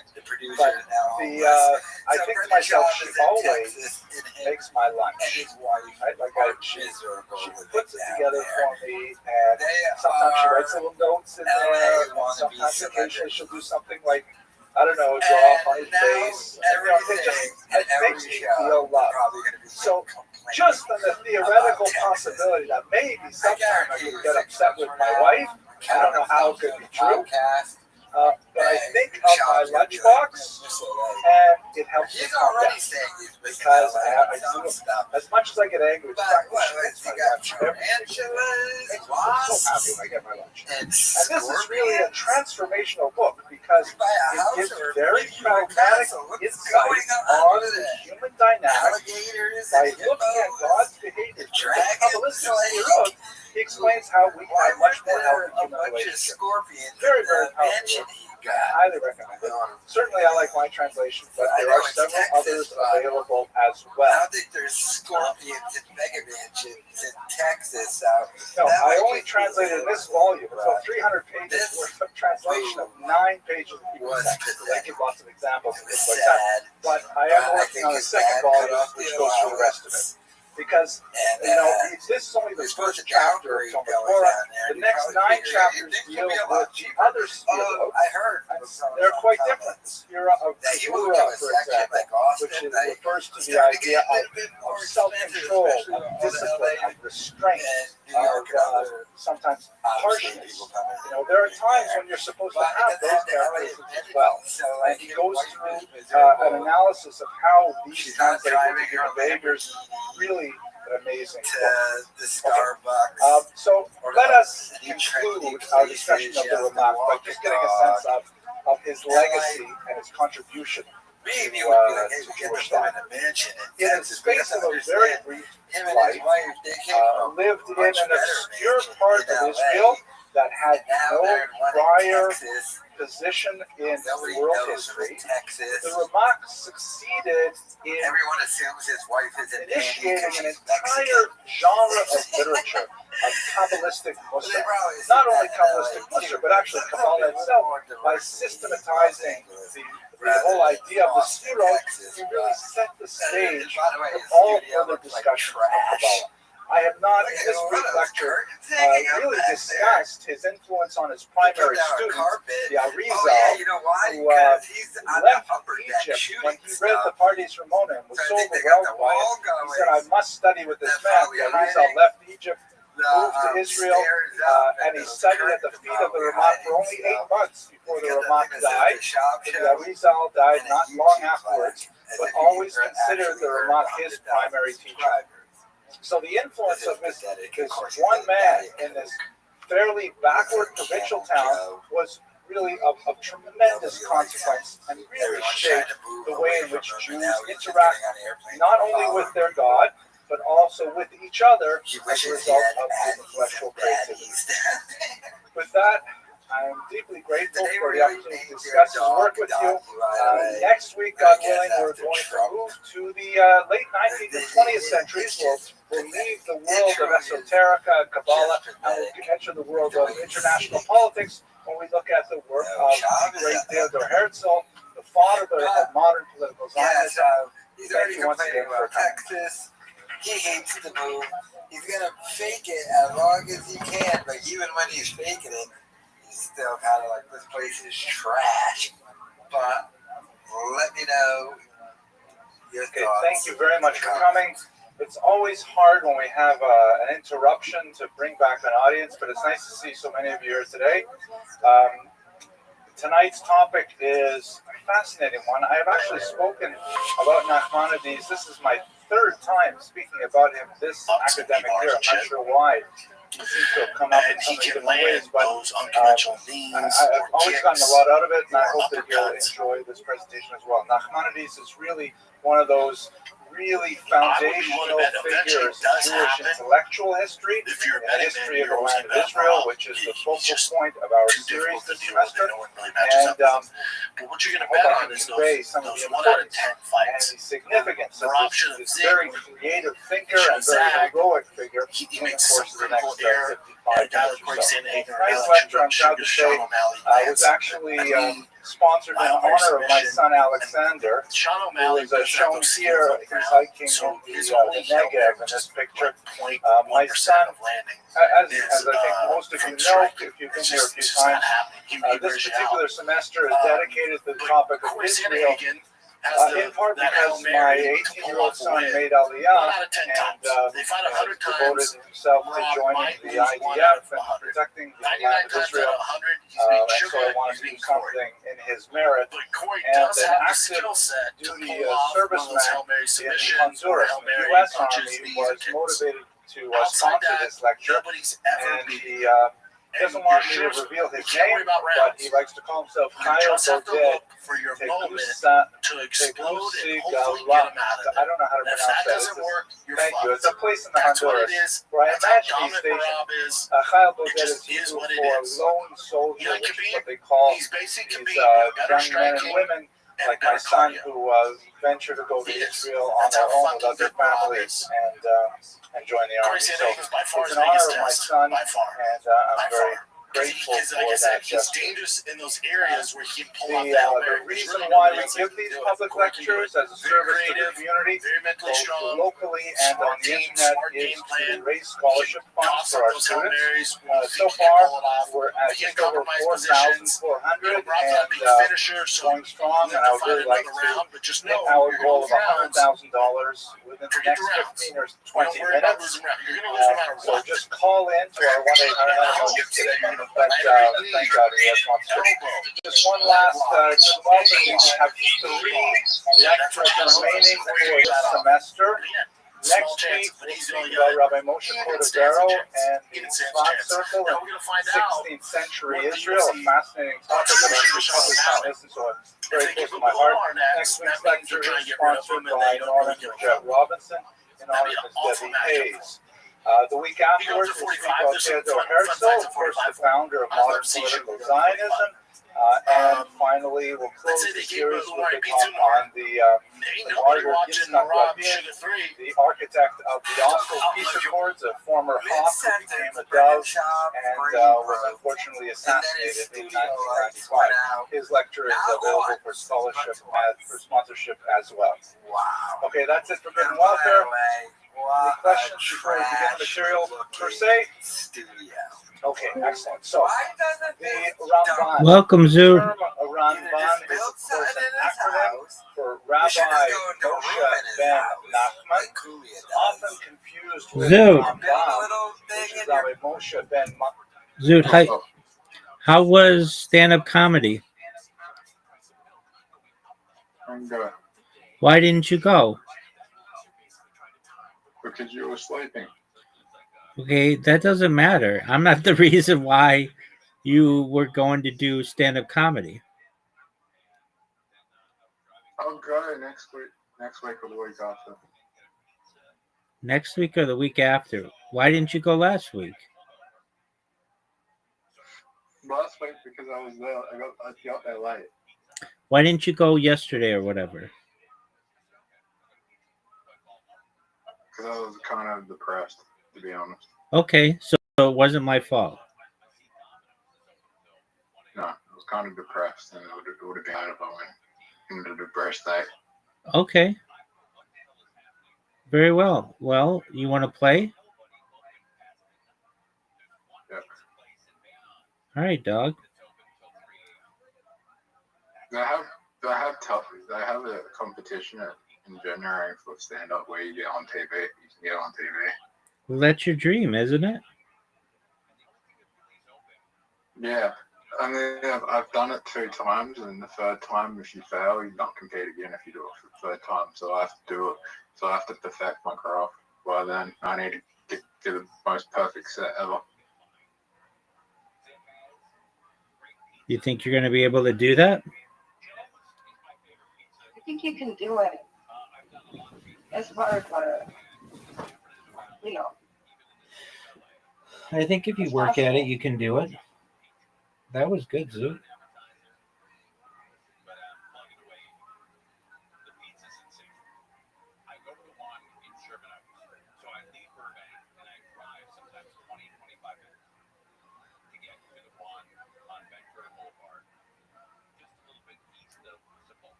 Artie, would you like to play?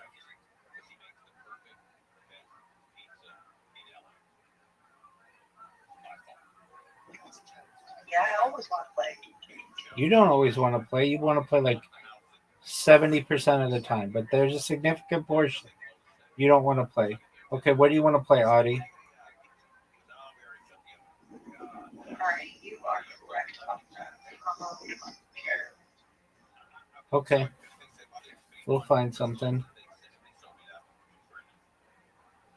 Just one moment, I'll send you an invite.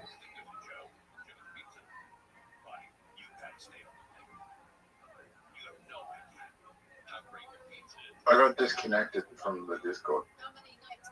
From the Discord or from the game? from Discord. We hear you. Throw your dart, dog. Hear me now? Yeah. I wasn't responding.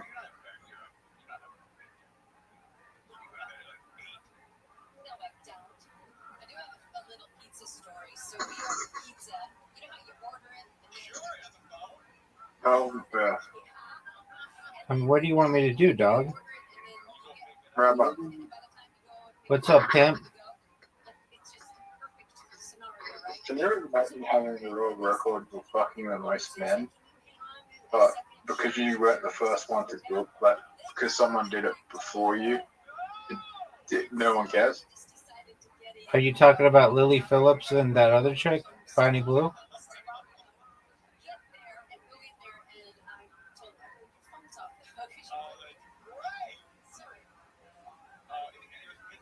What are you talking about, Zoo?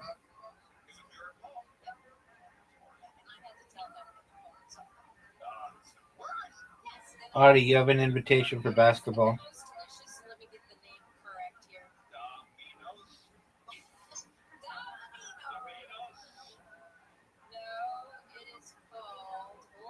Audie.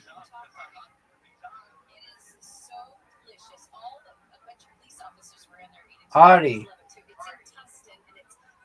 There you go.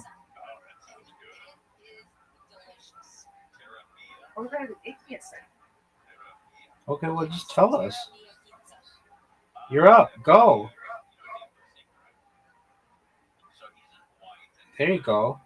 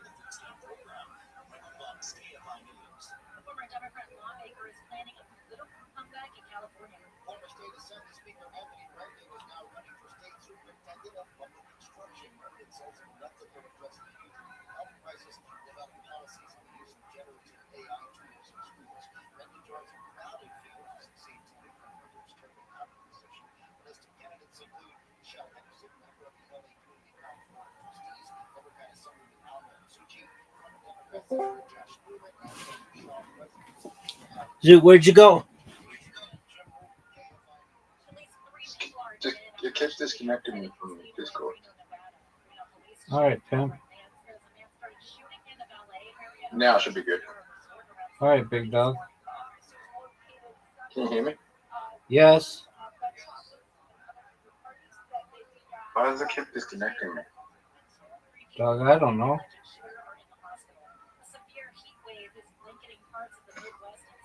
Right.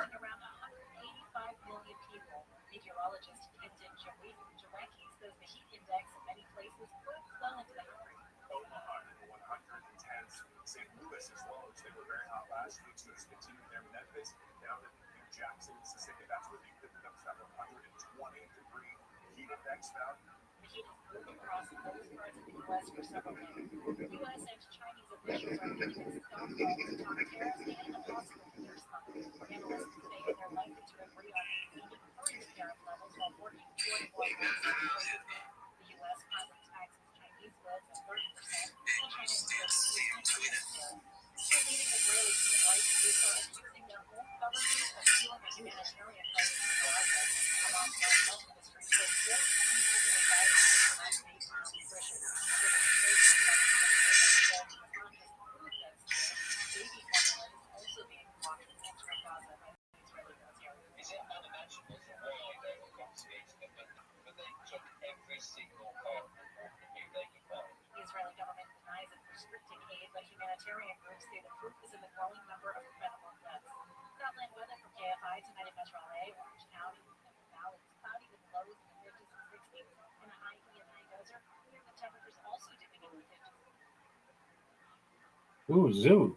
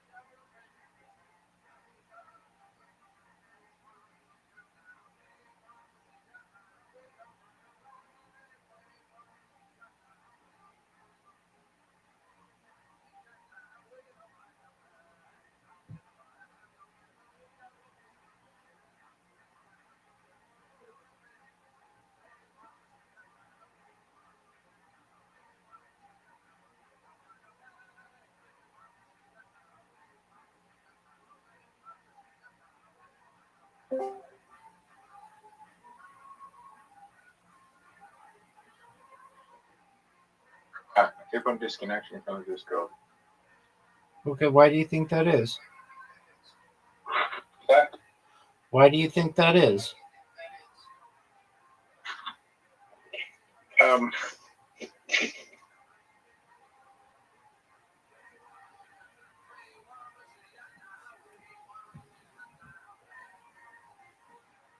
Let's try this. Am I still here? Yep. You have an invitation and we're waiting on you. I better not disconnect.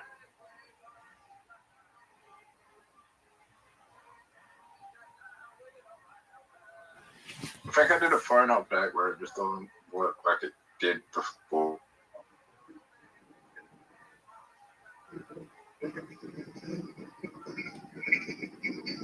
Yeah, I think it's a phone update.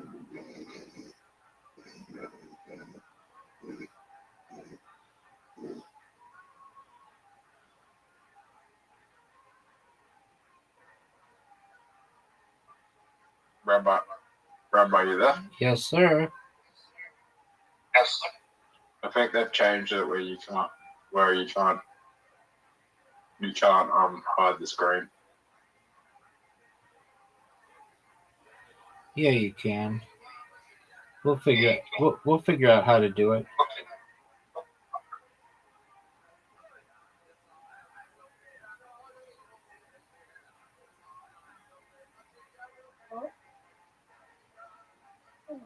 Oh, Rabbi, you're so far in front of us. I know, I'm sexy. What do you want me to do about it? Actually, you're not that far in front. Oh yeah, I am.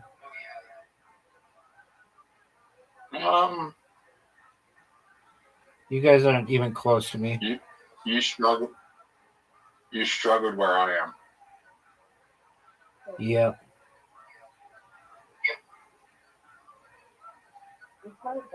The one on now is the one you struggled the most on.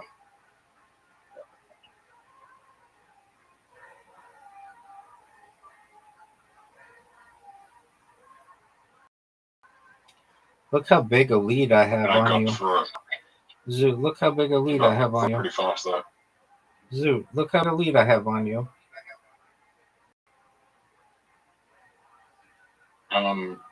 Not even that. As long as I get 3 ones you were struggling on quickly. Sure. What lead? Fuck. It's hard.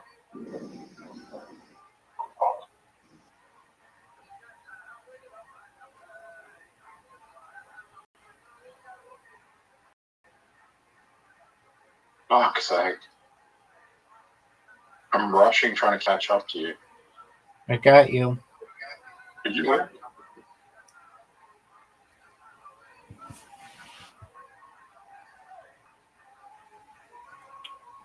least I finished. Yes, you did. 40 didn't even finish.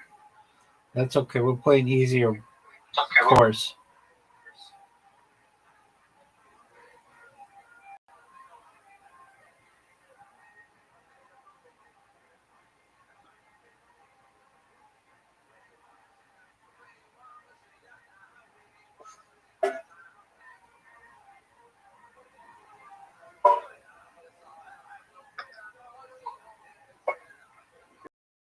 Have to toggle the sound and the music because it's annoying.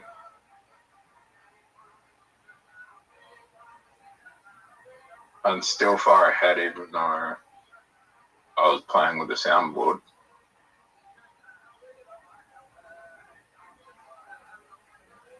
Oh, we're tied. And he made the mistake. Oh, you didn't make the mistake. Zoo, I'm dominating you. Yep. I just made one mistake and it cost me a huge lead. You never had the lead, son. Don't get your hopes up. We were tied.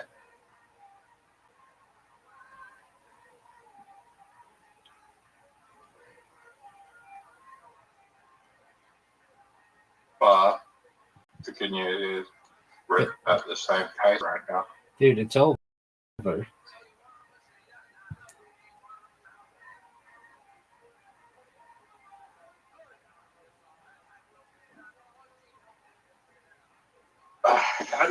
How do you never finish, Audie? Oh, she finished. Let's do hard.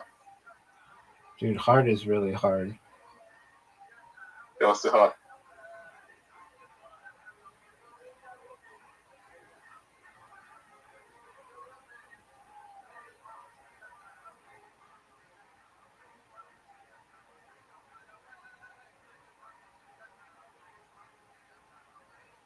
Just one moment. I'm setting up the game. Okay, yeah.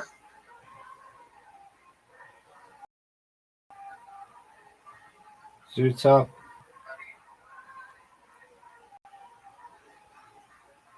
Audie.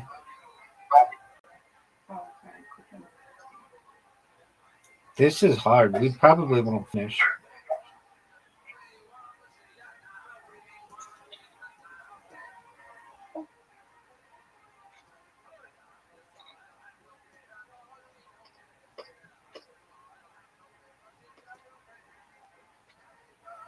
Oh, fuck.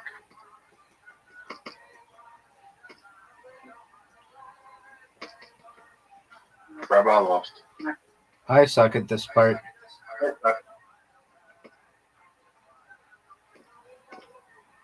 So do I.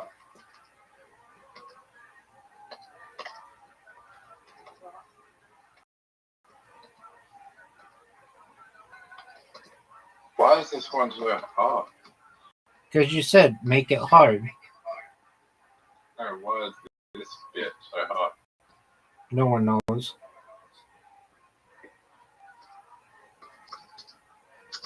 Okay, that was easy. That was easy as well. It's getting easy. And I'm nearly. Wait. Fudge. Okay. I don't think. I think.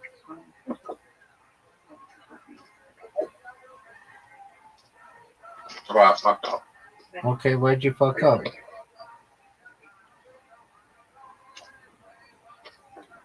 Zoot, did you know you're losing?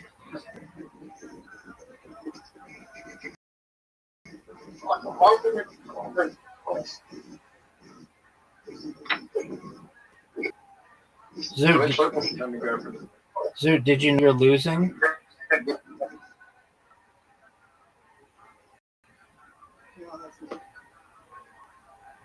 Did you know that I'm losing?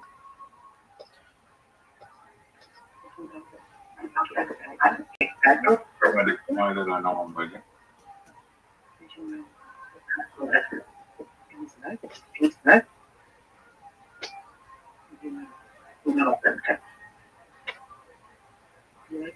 Like all those?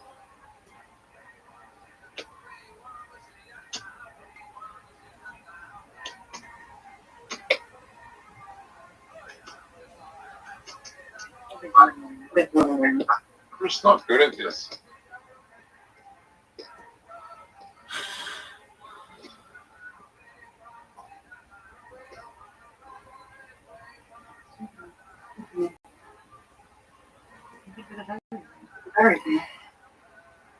Zoot, do you see how big of a lead I have on you?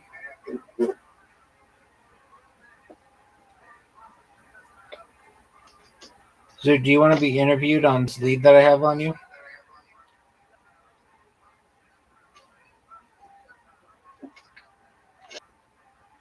Why are you at the finishing? Because I'm stuck.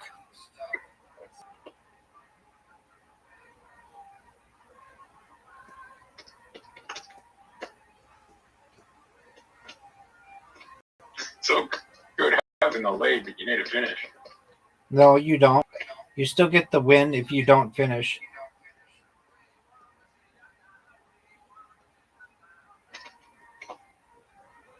You did.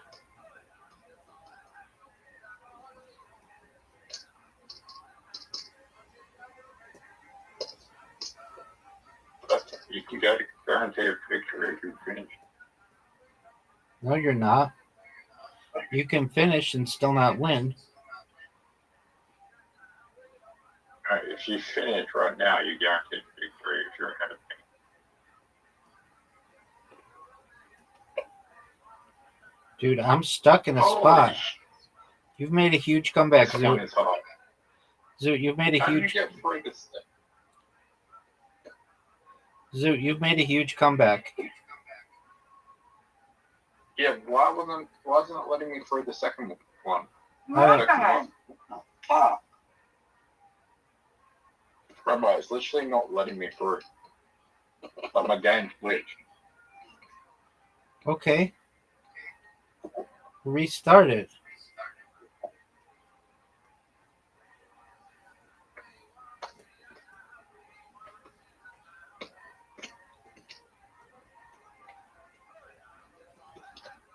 Maybe I'm colorblind. Zoot, you're everything. Everything?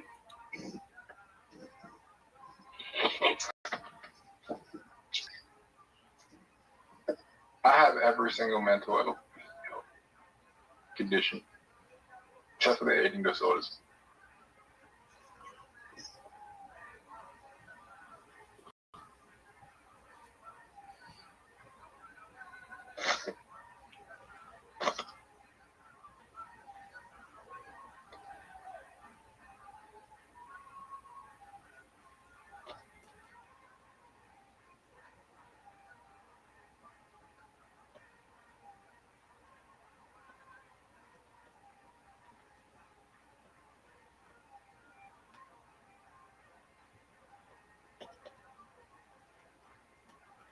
Shoot.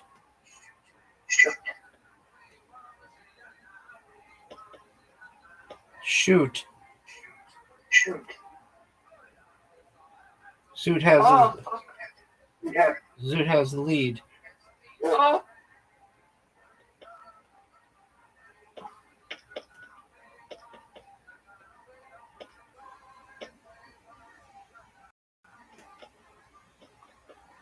Hey, Rabbi, Yep, fam. you believe neurodivergencies can occur, or we should do more research and put them into like sub? You can subcategorize yourself ad infinitum. Ad infinitum. Ad infinitum. What you're saying is you can just diagnose yourself with all these No, conditions. that's not what I'm saying. I'm saying you can keep diagnosing yourself or diagnosing people like really, really specifically.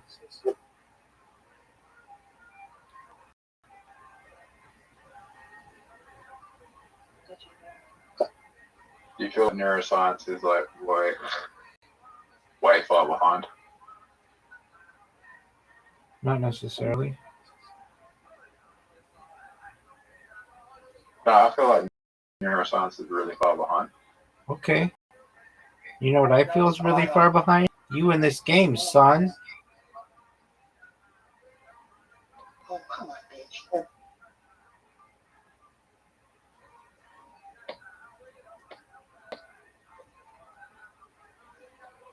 Oh, please.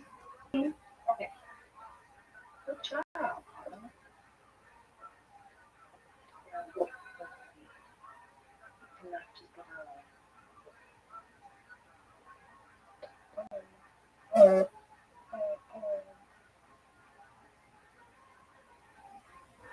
What's the a lot of it also is like why people are being diagnosed with some of these conditions is because of the prevalence of the internet, and they just go on the internet, Google the symptoms, and then they go to the clinic, and then they tell all their symptoms to the doctor, and some of it's like what they Google, and they don't really have that much. I'm in The agreement. symptoms don't take as much. Oh, that must be nice.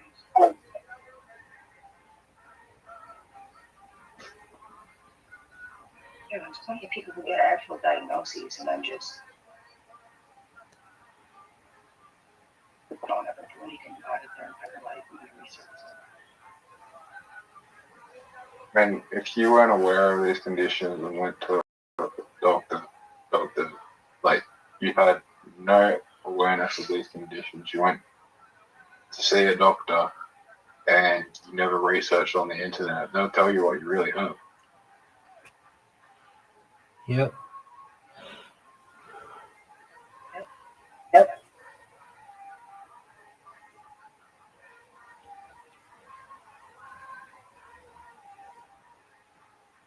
Audie.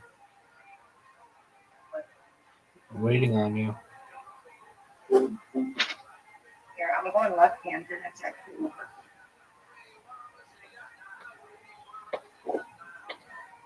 I think if you go left-handed,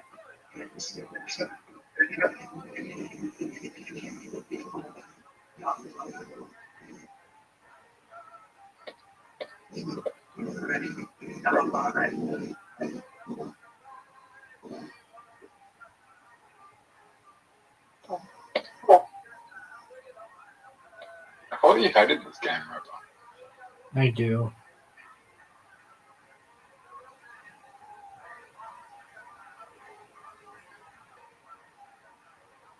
I don't think it's a bad game.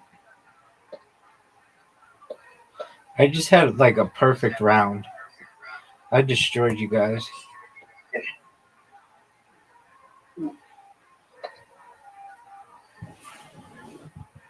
All right, I wasn't paying attention. we're gonna play one more, and then I'm gonna take a break. Good, I need to have the shower soon. Last one.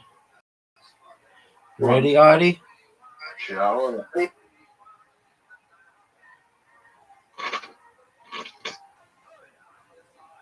Here we go. Audie.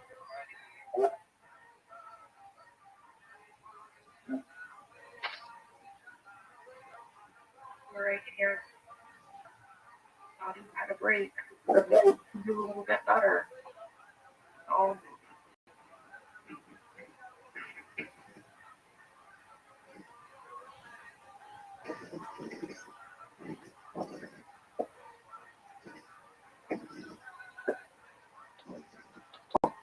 Fuck's sake.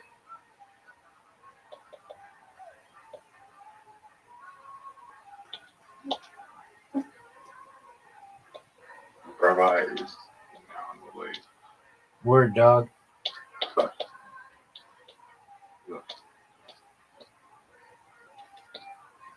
Oh no. How did you win? Yep. How'd you get first so far? Because I'm amazing? I mean, what do you want me to do about it, dog? That was close. Nearly had you. Okay. That was the closest we've ever been in a long time. Cool story, bro.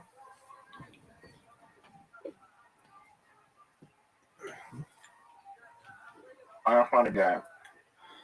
Like I said, I need a break. Kill Tony's on, and I want to watch it.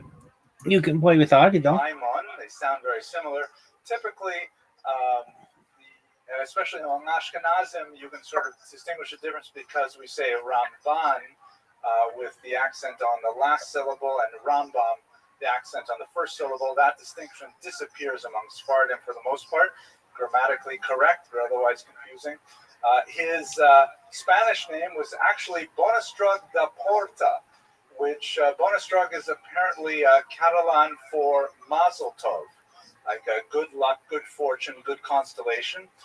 Da Porta of the gates, which possibly means, as if you look in the comments from the YouTube that I've spoken about Ramban before, may have something to do with association with Jewish law. But at any rate, he has a non-Jewish name, just like my Hebrew name is Hillel and my English name is Henry. He also had a local Spanish name, as it were.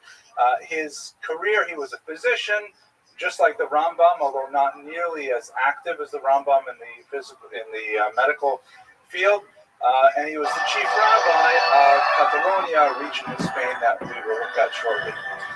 For those of you who have heard my lectures before, and especially for the internet audience who follows these lectures, this is kind of an updated version of a previous biography that we discussed a couple of years ago about the Ramban, and also earlier this year I team taught with Rabbi Yaakov Trump. I know everyone comments on his name, but in 50 years, people will say Rabbi Yaakov Trump. Wasn't there a president with the same name? But we did a great team teaching class. I really enjoyed it, where I gave a very abbreviated version of the historical component, and Rabbi Trump continued with an analysis of Rabbi Nachman, the Ramban's ideas. But today we're going to concentrate on history. I did refresh my research a little bit by reading this new book. It's a few years old, by Nina Caputo, Nachmanides in Medieval Catalonia. She focuses on his role in the Monadian controversy, which will occupy us tonight, and on his commentary on Genesis, and on his role in the Barcelona disputation, which will also be a topic for us tonight. Fascinatingly, and unfortunately I did not get a chance to actually see this book, she recently published a graphic novel version of the disputation of 1263. And basically, to jump ahead a little bit, this is a famous confrontation that was mediated by the church or demanded by the church in Barcelona between a convert to Christianity and the great Ramban. And it's quite dramatic, and we have a lot of sources on it. And so she made, as it were, a graphic novel version or a comic book version of it, which I really have to read. That just sounds so fascinating. There should be such a thing. Unfortunately, I only have a few slides from it that we can look at. Anyway, that's my growth, personal growth in terms of seeing the Ramban and preparing for you tonight. Okay, so why don't we go straight to his life and work then? The first thing we have to bear in mind about the Ramban is that he comes from the Iberian, and it is a truism in Jewish history that Spain is always an exception. For those of you who are veterans in the audience, anybody remember why Spain is always different from anywhere else in Jewish history? Excellent. Do you already have your bachelor's degree? Because if you want another one, you've got to come on and need some good students here. That's exactly right.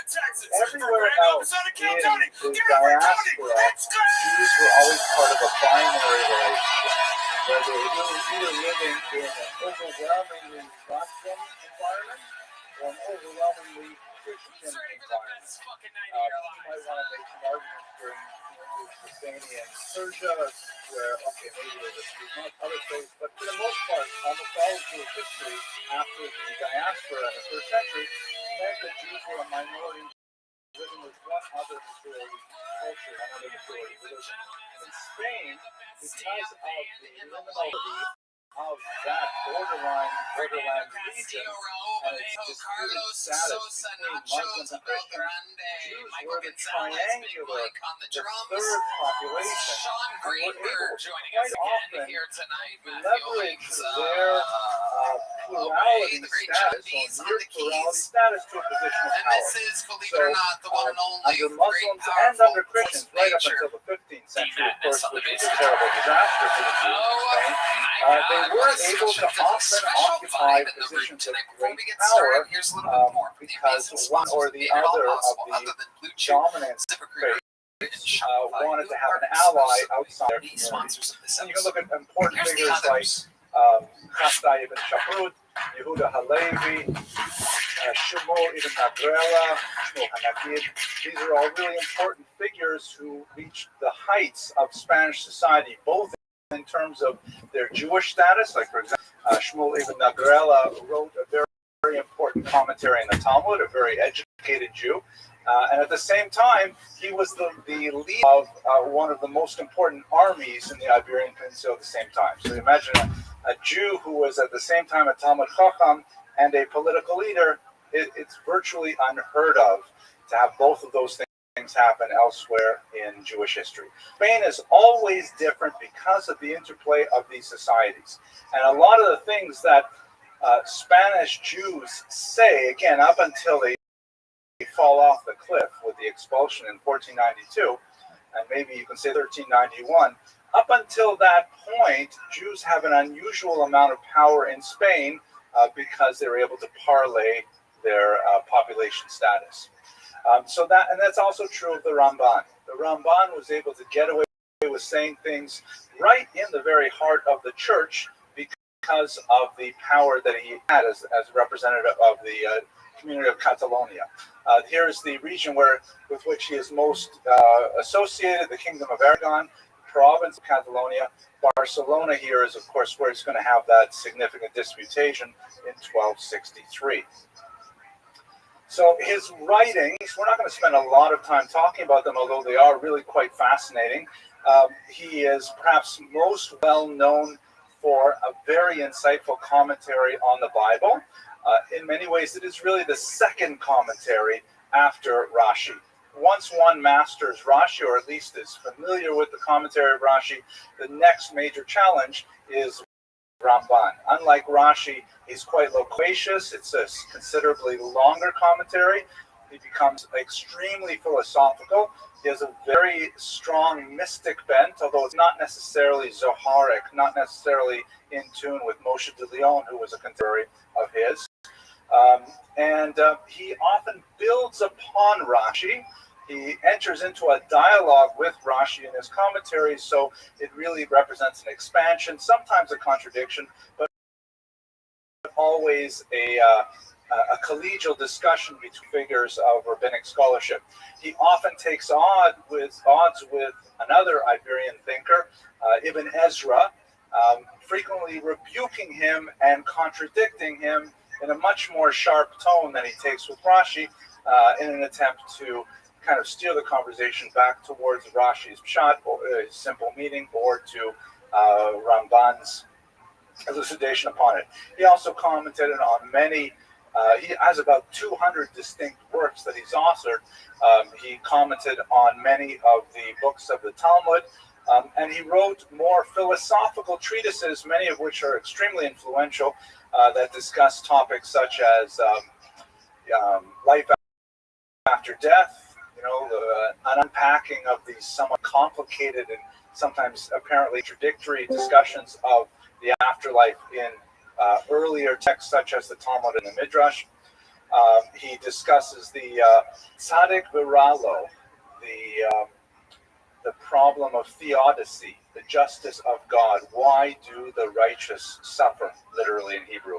A very important work that comes from the Ramban, is still very deeply studied today. But what I find perhaps the most profound is a very short work of his that is undoubtedly the most popular of all of them. It's his famous letter he wrote to his son, most likely in the context of his departure to Israel. According to some accounts, he wrote it from Israel and sent it back to his son. Other accounts suggest that perhaps he wrote it immediately before he left for Israel at the towards the end of his life. It's a short letter which you'll find printed in the back of traditional Sidurim, the Igeret HaRamban, it's called, the letter of the Ramban. And among the pious, particularly Sephardim, it is read every single day. And we could at least read it once a year, so it's only one page long. With your permission, I'll read it to you in English, and you'll get a sense of his philosophical and his moral background. So it is a letter to his son. You'll recall he's about to go, or he has just left for this long journey. He's already in his 70s. It's highly unlikely he will ever return to Spain, and he's giving his son a document that's known as a tzavah, an ethical will, a document that says to his son, I have to bequeath unto you these basic teachings. I'm making it really short because I want you to get it completely, and this is essentially your spiritual inheritance. Just as an aside, my wife and I, we have a custom that we've done for, I guess about 15 or 16 years, where just before Yom Kippur, we write one of these to each of our kids, and give them Musar one last good time before the holiday. But anyways, here we go. Okay, hear, my son, the instruction of your father, and do not forsake the teaching of your mother. That's a quote from Proverbs. Get into the habit of always speaking calmly to everyone. This will prevent you from anger, a serious character flaw which causes people to sin. As a rabbi said, whoever flares up in anger is subject to the teachings of hell. As it says, cast out anger from your heart and remove evil from your flesh. Evil means Gehenna, hell. As we read, and the wicked are destined for the day of evil. Once you have distanced yourself from anger, the quality of humility will enter your heart. This radiant quality is the finest of all admirable traits, because following humility comes the fear of God. So in his introductory paragraph, he adopts a dualism that is common throughout the ethical thinkers, contrasting anger, negative character trait, with humility, its opposite. Through humility, you will also come to fear God. It will cause you always to think about where you came from and where you are going. And that while alive, you're only like a maggot and a worm. And a heavy on that, but it's a quote. This is written in a form called shibuts, which is a medieval form of rabbinic belles lettres in which they choose pieces of verses and passages and put them together into a flowing form. So it sounds a little bit less harsh when you know the original context. And the same after death. It will remind you before whom you will be judged, the King of glory, as it is stated, even the heaven and the heavens of heaven cannot contain you, meaning God. How much less the hearts of you? It's all written, do I not fill heaven and earth, says God. When you think about these things, you will come to fear God who created you, and you will protect yourself from sinning, and therefore be happy with whatever happens to you. Also, when you act humbly and modestly before everyone, and are afraid of God and of sin, radiance of his glory and the spirit of the Shekhinah, that's the divine indwelling presence, will rest upon you, and you will live the life of the world to come. And now, my son, understand and observe that whoever feels that he is greater than others is rebelling against the kingship of God, because he is adorning himself with God's garments. As is written, God reigns, God wears clothes of pride. Why should that person feel proud? Is it because of wealth? God makes one poor or rich. Is it because of honor? It belongs to God, as we read, wealth and honor come from God. So how could one adorn himself with God's honor? And one who is proud of his wisdom surely knows that God takes away the speech of assured men and reasoning from the sages. So we see that everyone is the same before God, since with his anger he lowers the proud, and when he wishes he raises the low. So lower yourself, and God will lift you up. Therefore, I will now explain to you how to always behave humbly. Speak gently at all times, with your head bowed, your eyes looking to the ground, and your heart focused on God.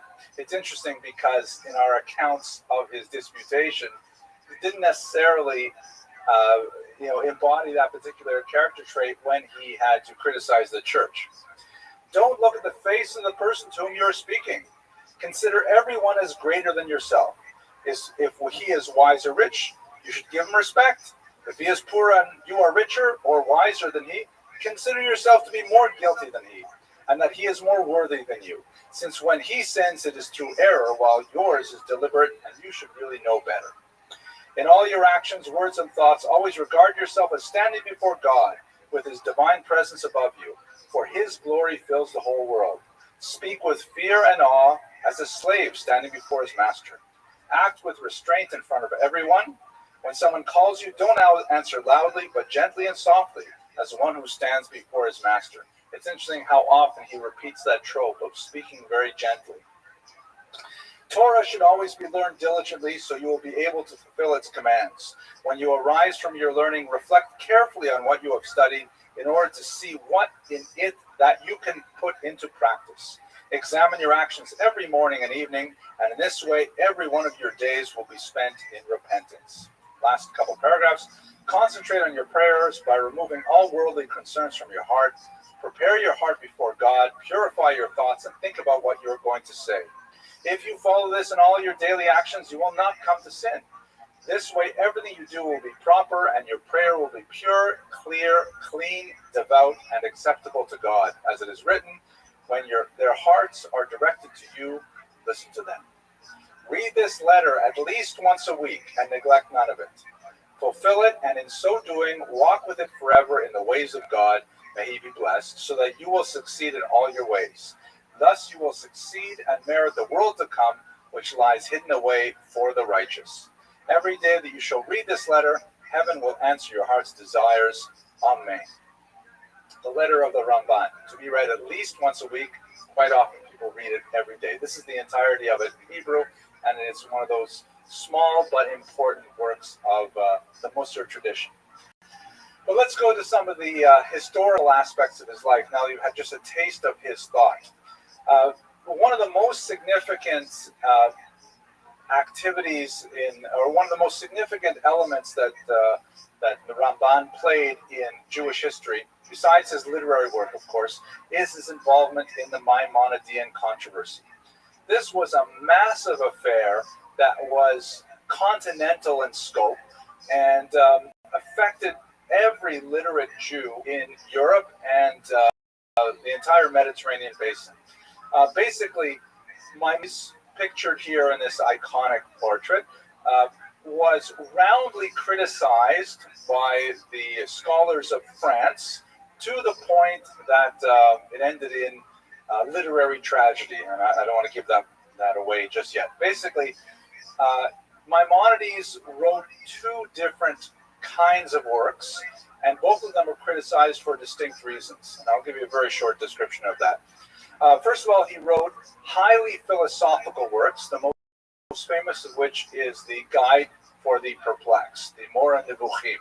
This was written in Judeo-Arabic, designed for a highly literate, assimilationist Jewish audience. Specifically, those Jews living in Arabic-speaking lands who were quite entranced with the rise of Arabic philosophy, which was based very heavily on Greek philosophy.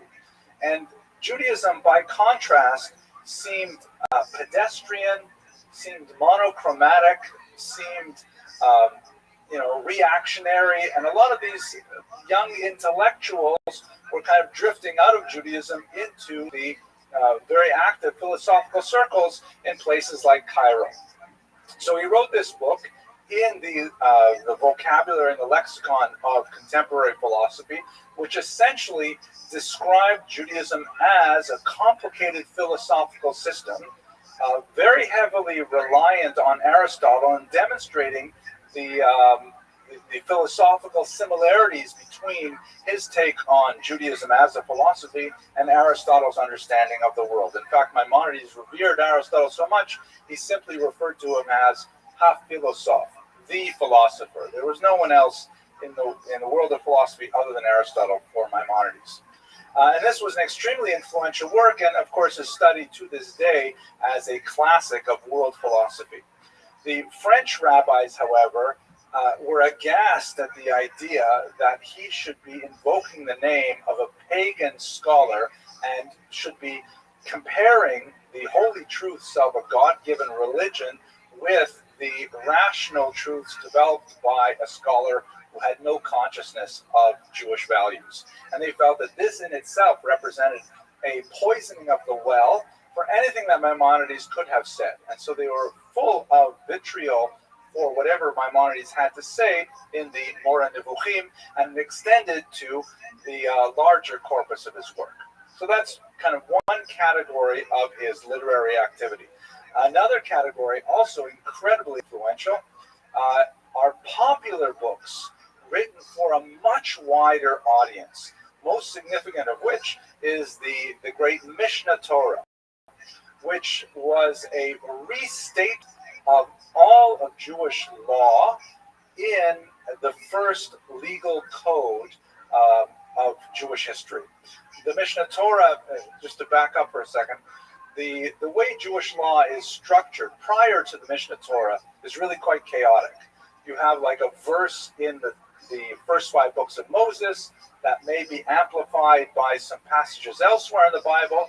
There's another document called the Mishnah, which, according to traditional Jewish theology, was given at Sinai along with the 5 books of Moses and has equally authoritative information that's not included in the Torah. You mix these things together and you get another document called the Talmud, of which there are 2 different versions.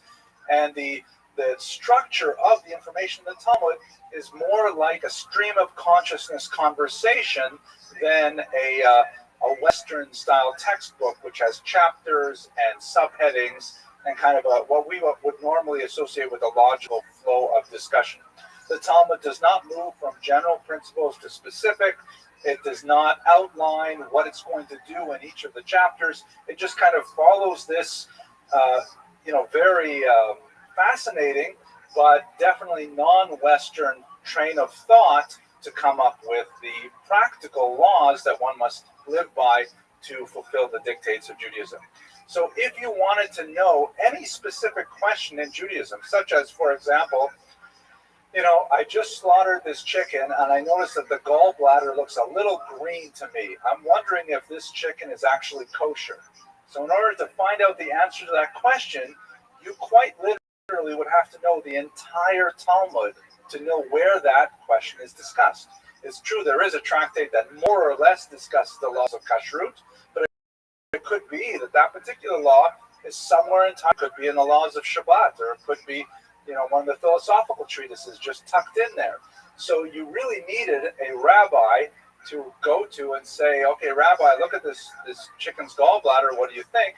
And the rabbi, with his massive knowledge of the entire complexity of Jewish law, would be able to render a decision, kosher or treif, or I don't know, ask my wife. She probably has seen this gallbladder before.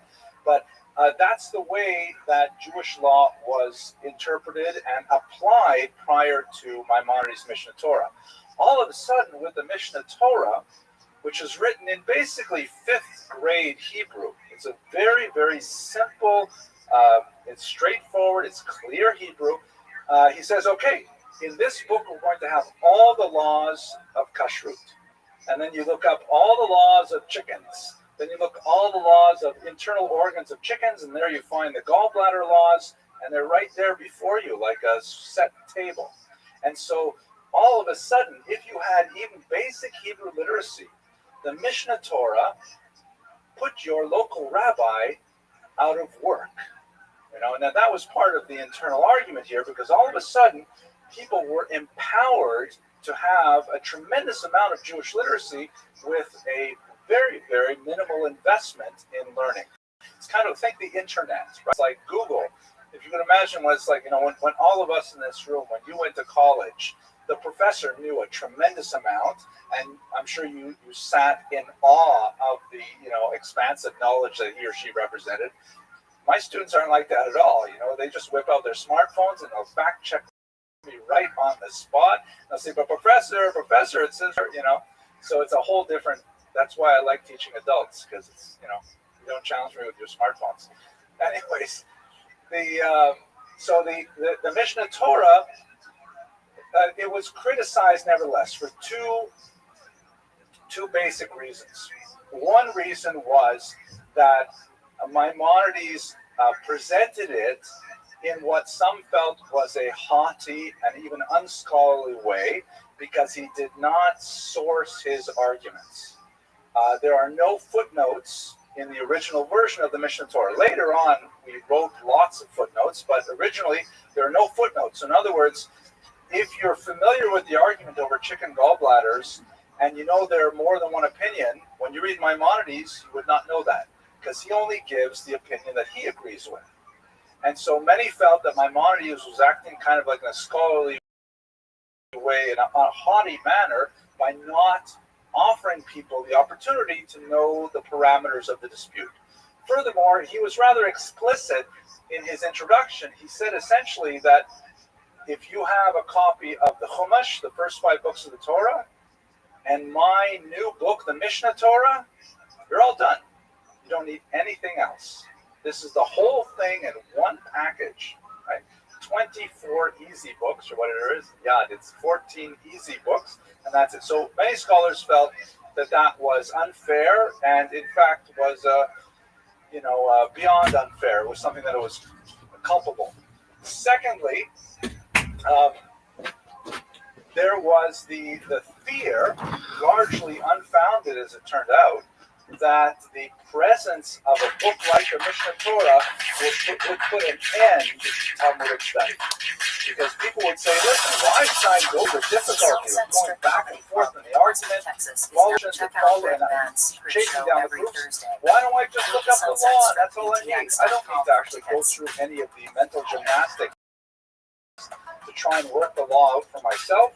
And many scholars felt that this would represent cutting off the entire process. Every single week, I book 2 of the best comedians in the world. We're really good, right, man? All of a sudden, the more accessible the information this was, week the is more no people delved different. into it. It's Kind not of if St. you Patty's remember, Day. We are both extremely Irish. when One printers is and computers one of first the came out, greatest everybody said MCs that in would be comedy the store end history. of The paper, first man right? to Because ever people bring me would on just, stage, you May know, 7th, email things to people 2007. electronically, and the opposite And the other happened. one People is saw that truly they could one of my print out favorite whatever they comedians, one of my wanted, favorite so all of a drinking buddies. sudden, They're both two of my printing favorite exploded. comedians. Make These some days noise for it didn't do tonight's well, guests. but It's you know, Chris Holbrook O'Connor and exploded. So Ryan the same thing happened O'Neill, with Rambam, everybody. where, you know, the Mishnah Torah is in itself a huge Two of the engine funniest of people I know. research.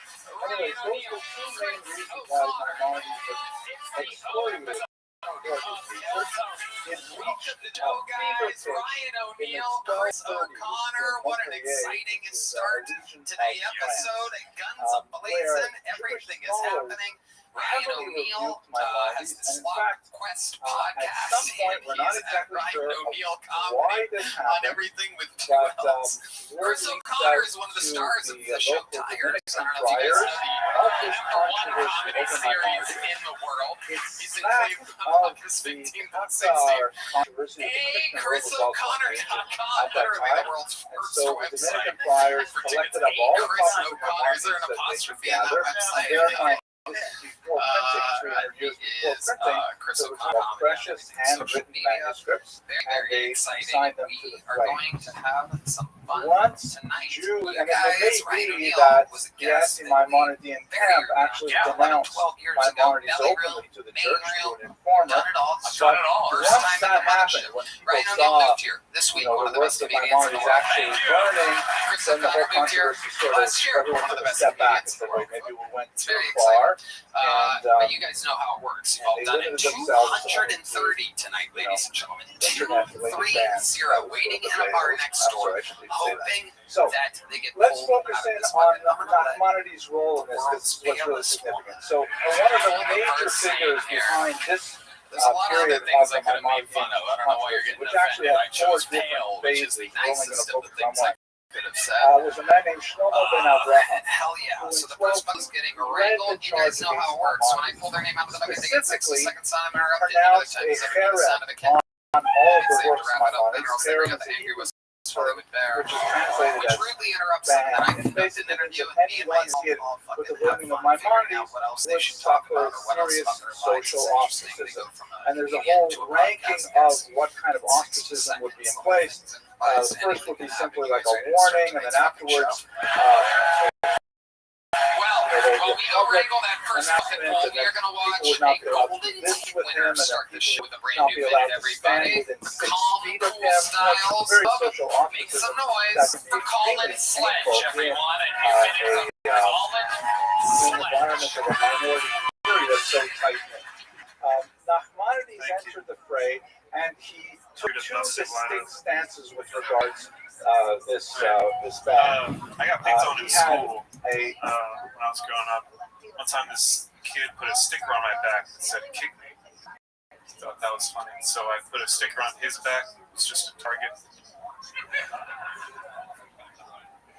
He was like, "I don't get it." I was like, "You'll get it tomorrow."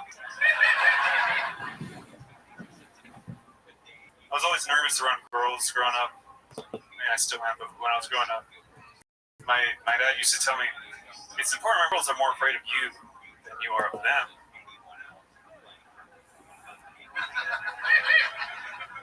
I said, why? He said, you're creepy. They don't like you. You're going to be alone for a long time. My parents didn't really believe in me sexually when I was growing up. You know? Like one time my parents found this girl's panties in my bedroom. My dad confirmed, he's like, so you think you're a girl, huh?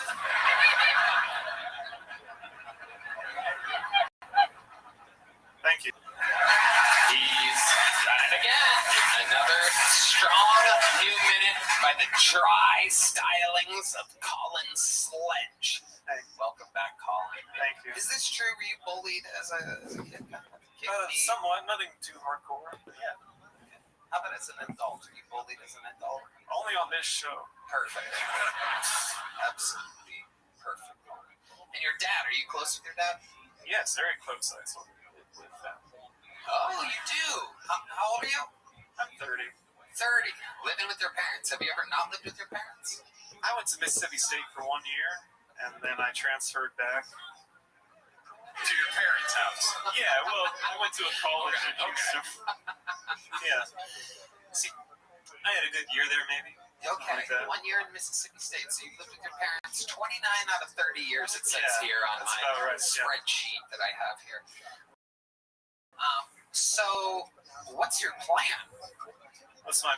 Well, I was thinking about, moving, getting a place here so I could sort of be in both cities at the same time. Well, if you got a place here, you wouldn't be in the other city at the same time. Yeah, well, driving back and forth, I sort of hit a bird on the way here, and I don't want to drive back anymore because I have a guilty conscience. Wow, you hit a bird with your car. It might have been two. Was it some kind of jungle bird, perhaps, according to my co-host, Brian Redband? I think it was two doves. Now, I don't know if I hit both or just one, but I was... were they turtle doves, perhaps? I don't know. I'm colorblind You somehow. might have the worst luck on planet Earth. If you hit turtle doves, that means you're going to have a rough Christmas, from what I know. Yeah, it felt spiritually very damaging. Yeah, no doubt about it. Tremendously bad luck. Doves made for life. So if Yeah. you killed one of them, the other one was fucked. Yeah, don't remind me. I don't want to widow a dove. I kind of hope that I got both.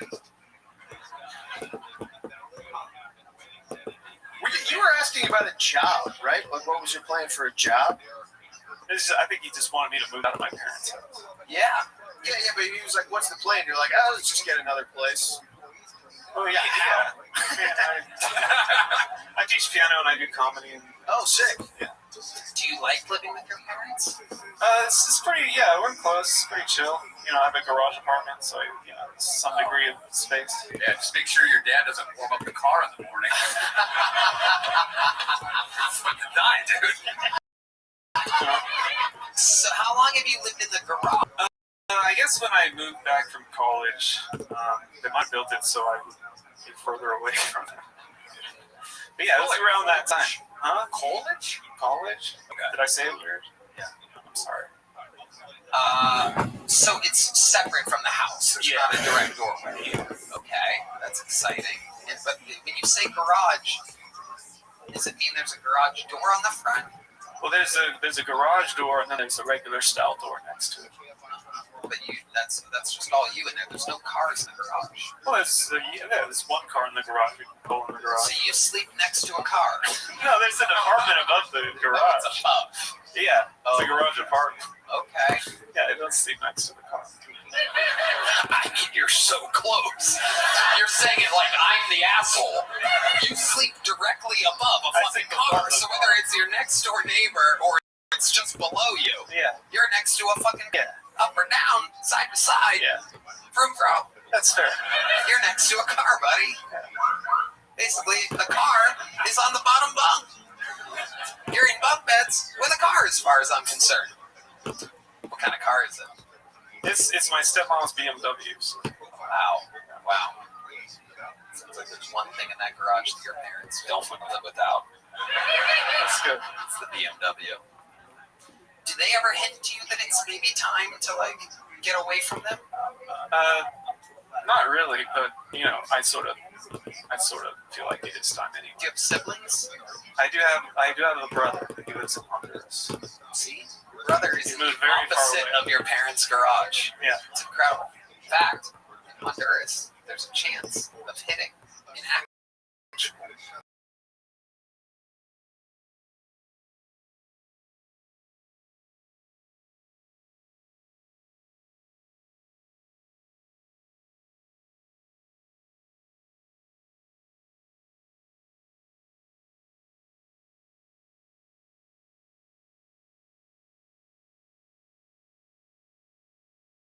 See somebody again that most likely meet somebody that this could be crazy. It could be the next fucking great talent of the show, or it could be pure insanity. They could be a 15, 20-year veteran of comedy. They could be a couple months in. It could be their first time. It could be whatever. You get it. Ladies and gentlemen, your first fucking pull of the night goes by the name of Surge AM. Surge AM. Here we go.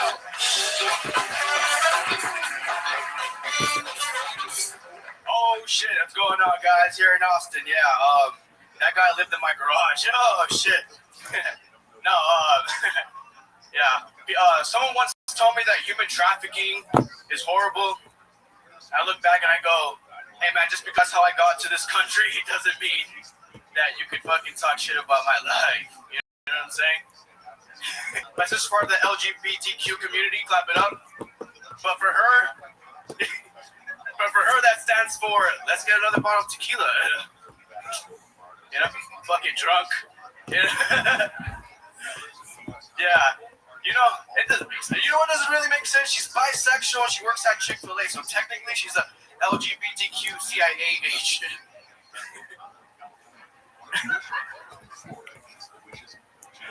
Yeah. Immigration got her last week. Yeah. People will say, I'm a happy drunk, just hasn't gotten drunk enough. Like, have you ever woken up still drunk, driving on the street? All right, Serge AM, thank you very much. Wow. Repeating his name at the end of his set like he wants you to remember where you saw that magic come from. Serge AM for the name. Wow. How long have you been doing stand-up, Serge? I've been doing it for about a year. Okay. How often are you working this out? So, I started in my early 20s, but then I started at the secret group in Houston. And I just came out to Austin. I watched Go 20. I saw Enrique Chacon on. I was like, dude, I never remember this guy. I moved from Colorado to Austin so I can, you know. How long have you been in Austin? For about a month. About a month. Yeah, I've been doing a lot of open mics and stuff. Yeah, so those jokes. Yeah. Yes. Okay, yes. And people are laughing in the room at these open mics? Yes. They are? Yeah. Is it mostly comedians? Is it sometimes they're comedians, sometimes there's actual audience members. Okay. Here's the catch, Serge. Is that almost nothing you said made any sense whatsoever. So if there are people laughing, you're performing in front of insane people. That's the good news and the bad news. Heard, yeah, I got you, yeah. Ryan O'Neal. This is why we can't have Latinos anymore, sir. You're fucking it up. Yeah. Yeah, you're ruining it for everybody. Your first joke, the guy sleeps in my garage, but we just talked to him about how he slept in his parents' garage for 20 years. The other years in Mississippi State, so that didn't make sense. Yeah. Human trafficking, didn't complain, but that's how I got here. Not really a joke. Sister's gay, but she's LGBTQ. Let's get another bottle of tequila. It doesn't make sense. Yeah. Like you're calling me about my sister's drunk. Like that's a setup. Yeah. She works at Chick-fil-A, which makes her LGBTQ CIA. Why does that make her CIA? Working at Chick-fil-A. Explain that one. Let's just go with questions. I have more questions than a 60-second set should ever have about specifically your I don't even care about your life. I'm obsessed with how weird that set was. So explain the CIA Chick-fil-A. Fuck, I don't know. I just, You don't know? No, I do. You wrote it. You should at least have some fucking weird theory. I thought about the letters. I just added the CIA at the end. But if it was Chick-fil-A, why would it be CIA? No, Don't look at the audience for help. His sweaty armpits. I just like, oh shit, my bad. No. Stick with me. Yes, I'm getting easily distracted. Yeah. So, I don't know. I fucking came up with it. I was drunk one night. Just thought about it. And I thought it was personally. I thought of Jesus Christ. I think it's a good joke. Thank you. I think it's a good joke. Serge. He's just saying that he's an artist. He's just setting the table. He doesn't have to feed you. You know what I mean?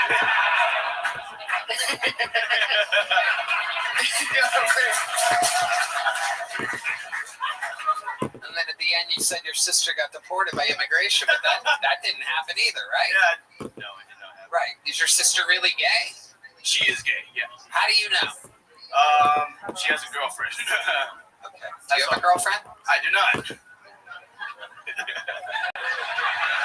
What do you do for work? I'm a server at the moment. Yeah. A server? Yeah. Yeah, at a restaurant called Sawgrass. Okay. Yeah. Oh, you made a noise there. You like Sawgrass? You do? What do you get when you go to Sawgrass, D Madness? Tell the truth. Oh, you're saying steak? You're lying. No. Okay. Okay, dude. Real answers from the great D Madness. A steak. Hell yeah. Ex-fiance. That's a sad. Oh shit, you got D mad already. Maybe for you, motherfucker. You guys can't hear what he's saying. Fuck you said for you, you bitch ass punk ass bitch. D does not let anyone get a fucking thing in on him, by the way. Nope. D, how do you like your steak? Medium rare? Fuck yeah, absolutely. Absolutely. All right, Serge, what do you do for fun? Give us one good redeeming quality about you, something that's gonna make this whole group like you out of fucking nowhere.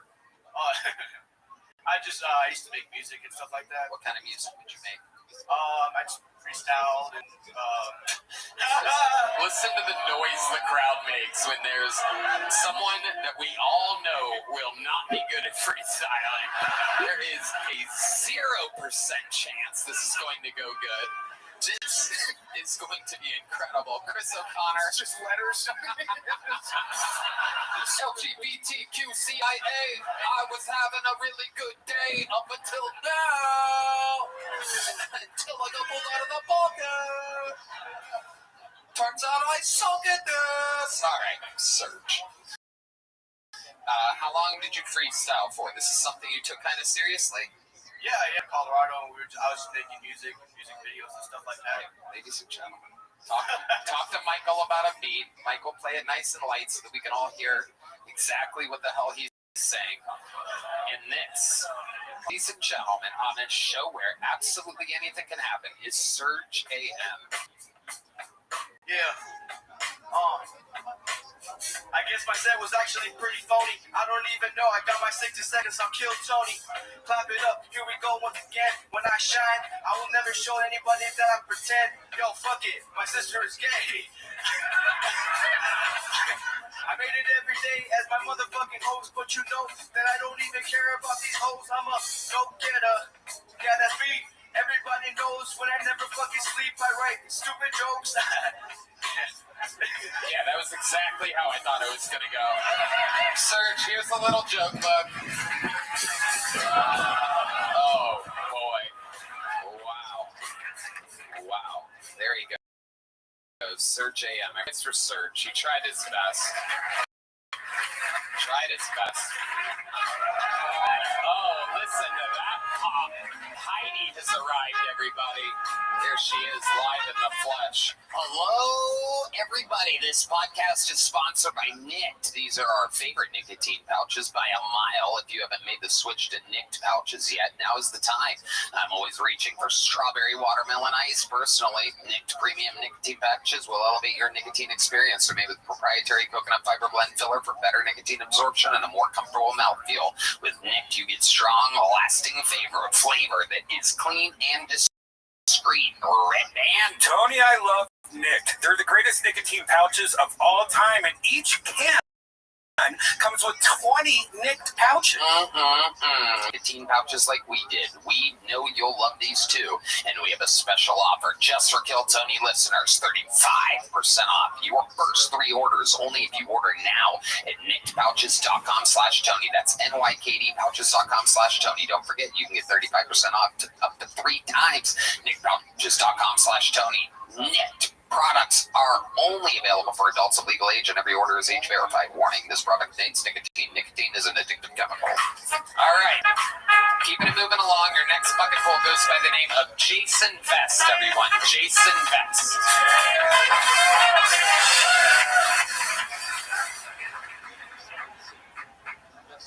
I lost my virginity at the Asian massage parlor. By a saggy-tittied, wrinkly, old-ass Asian woman that looked like Mr. Miyagi. raspy voice. She was like, yes. Her name was Mama San. She taught me many lessons, and this is what she taught me. When paying for pussy at the Asian massage parlor, always tell Mama San you have a latex allergy. Even when you don't. There's a pretty good chance she can now accommodate your request and you'll get bareback sex for free.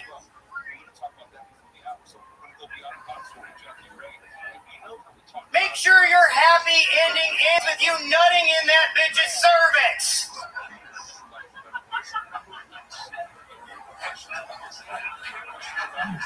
Yeah. Drain your ball sack, not your bank account. Always tell Mama San, always ask Mama San if she's got a new girl on rotation. Add some variety to your Asian pussy portfolio, guys. Jeez. All right, thank you. All right, Jason Best. Admitting to rape. That's his comedy set tonight. Whoa. What? Whoa. It's How are you? How are you? Doing good, Tony. I'm doing good. And I've always wondered what Santa's elves do in the off season. This is incredible. So last time you were on this show before, and you talked about a lot of crazy like sex stuff. And here you are, guns a-blazing, right on brand.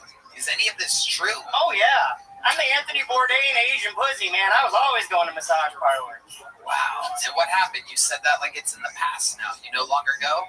I'm reformed, and now I just help men achieve success by giving advice, helping my brethren out. How did you reform? How did I reform? I got married. Okay. She said, well, you can't be having sex with Asian pussy anymore. So I've been married for 20 years, guys. 20 years.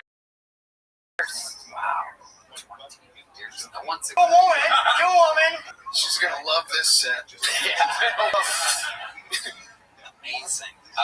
So, Jason, remind us, how long have you been doing stand-up? 5 years. And what do you do for work? I'm retired from the National Guard. Whoa. Wow. Thank you for your service, I Yes. Where did you serve exactly? The North Pole.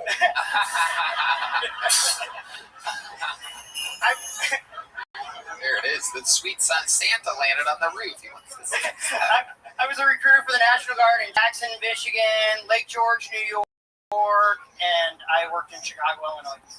Okay, wow. Some of the places where we need our military the most. Okay, what's the craziest thing that happened? What's the most violent thing you had to do in the military at the National Guard? Most violent thing I ever had to do? I never really had to do anything violent. And I was a recruiter, so it's like a basic job. People come in and they want to join the military. You lie to them to get them to join. It's a simple process. What's a trick you would use to get them to join? I would tell them anything. Like, let's say someone came in and they wanted to be a cook, right? Being a cook, nobody that joins the military wants to cook the damn food. They want to do cool Rambo shit. So I'd be like, listen, you're going to be like an executive chef for the president or some shit. I was the top recruiter for the Michigan Army National Guard. Wow. Brag a lot. Braggadocious. Incredible. Okay, Jason, what's something interesting about you that we didn't find out last time you were on the show? Something interesting about me, I am a compulsive eater.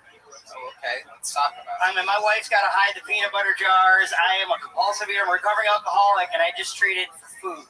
I just treated booze and everything for food, and I just compulsively... What's the most piggish thing you've ever done eating food? I spent $45 in DoorDash from Whataburger. Wow. That's actually not that bad. Yeah, that's like I seen your food order. I follow you. Yeah. Those middle of the night Instagram stories by Red Band. Wendy's. Oh, yeah. No doubt about it. Jason, what does your wife do? My wife is a photographer, and she works for an orthodontist office, and so she runs a call center. She works from home, and she helps me edit my videos. And remind us, what kind of videos are you making? I make content. I make a lot of massage parlor videos where I use my past experiences to help men get Asian pussy, like I do service. No one needs this advice. Yeah. No, Yeah. Have you been? Yes, you just pay for sex. It's great. No, That's the point.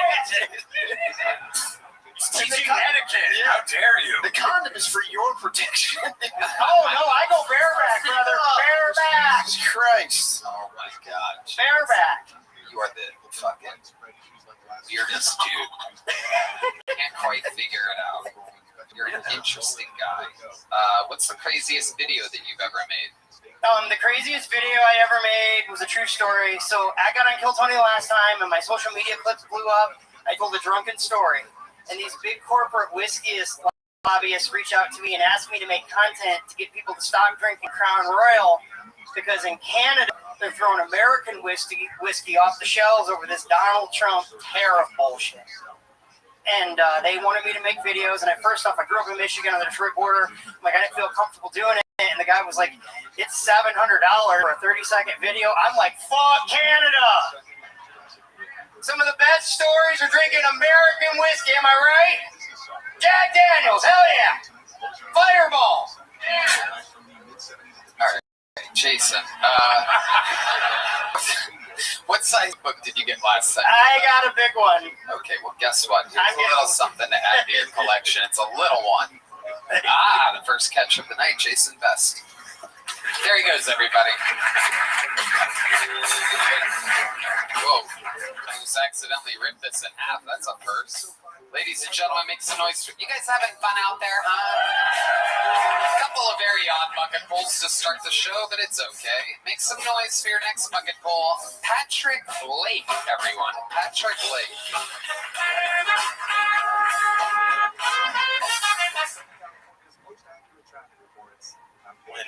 When cops that are looking to get laid get rejected, do they jump straight into stop resisting, stop resisting, stop resisting?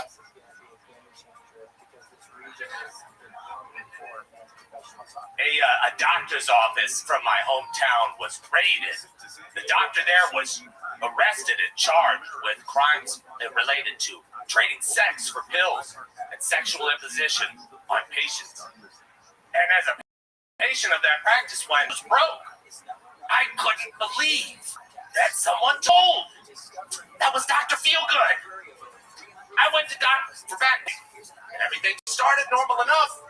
Doc started checking me over and then doing those resistance checks. You know, don't let me push your arm down. Good. Then the other side. Good. Don't let me pull your pants down. Wait. But before I could say anything, my pants and drawers were at my ankles. And Doc said, don't let me make you come. Well, doctor. As I stood there, getting topped off by my doctor, I realized I didn't know my insurance covered this, and I didn't even have copay. Patrick Lake. Hello, buddy. How are you? Doing well. How are you doing? Good. How long have you been doing stand-up? Just celebrated 3 years. Okay. Wait, how did you celebrate? By being worse than ever? Did you celebrate by burning every joke you've ever written and starting from absolute scratch? That's something like that, yeah. All right. Okay, where was this 3 years at? Hell? Imagine that if you die and go to hell, you're the full-time comedian, and you just keep doing your act 24 hours a day, and everybody has to stay awake and watch it all the time. Yeah. Is it in hell? Close. Dayton, Ohio. Dayton, Ohio. Pretty close. One of the closest cities to hell on planet Earth. Patrick, what do you do for work? Material scientist. That's how I spend most of my time. Exactly is a material scientist? A nerd. Got a background in chemistry, chemical engineering. And specializes in nanomaterials. What exactly are nanomaterials? Like an additive composites, parts. Excellent properties into like aerospace and defense applications. Mostly. Do you have to wear like a hard hat or a mask or something? Yeah, occasionally. Yeah, like a mask? Mask, yeah. Okay. Is it dangerous? I mean, it can be if you were like trying to eat it or breathe it. As long as you handle it safely. Have you ever seen anybody eat it or breathe it? No. Never seen anything about nanomaterials. I personally have not. No, I'm trying to be safe practice. Are you thinking about all that fucked up shit while you're nanomaterials? I know. I got into comedy as like a.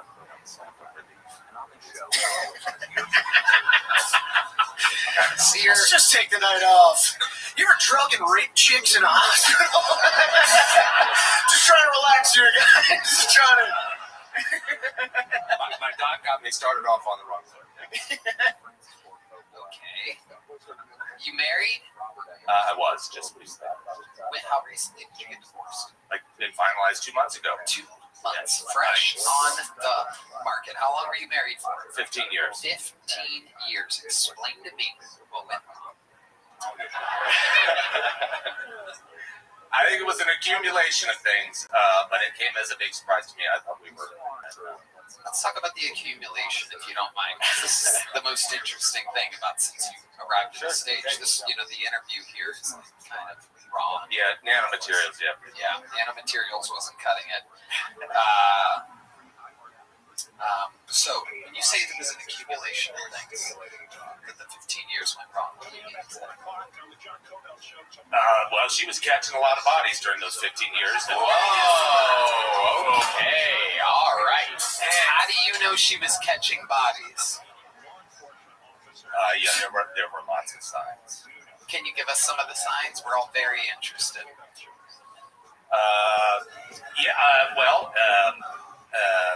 STIs. Oh, shit. Okay. Now we're talking. This is very compelling. Give this guy a round of applause, huh? This is what I love about this show, is all of a sudden it just hits you out of nowhere. And at least I'm on the edge of my seat. Ryan O'Neal, you feel good about this, right? Yeah. Was this all happening while you were collecting turquoise? Like what?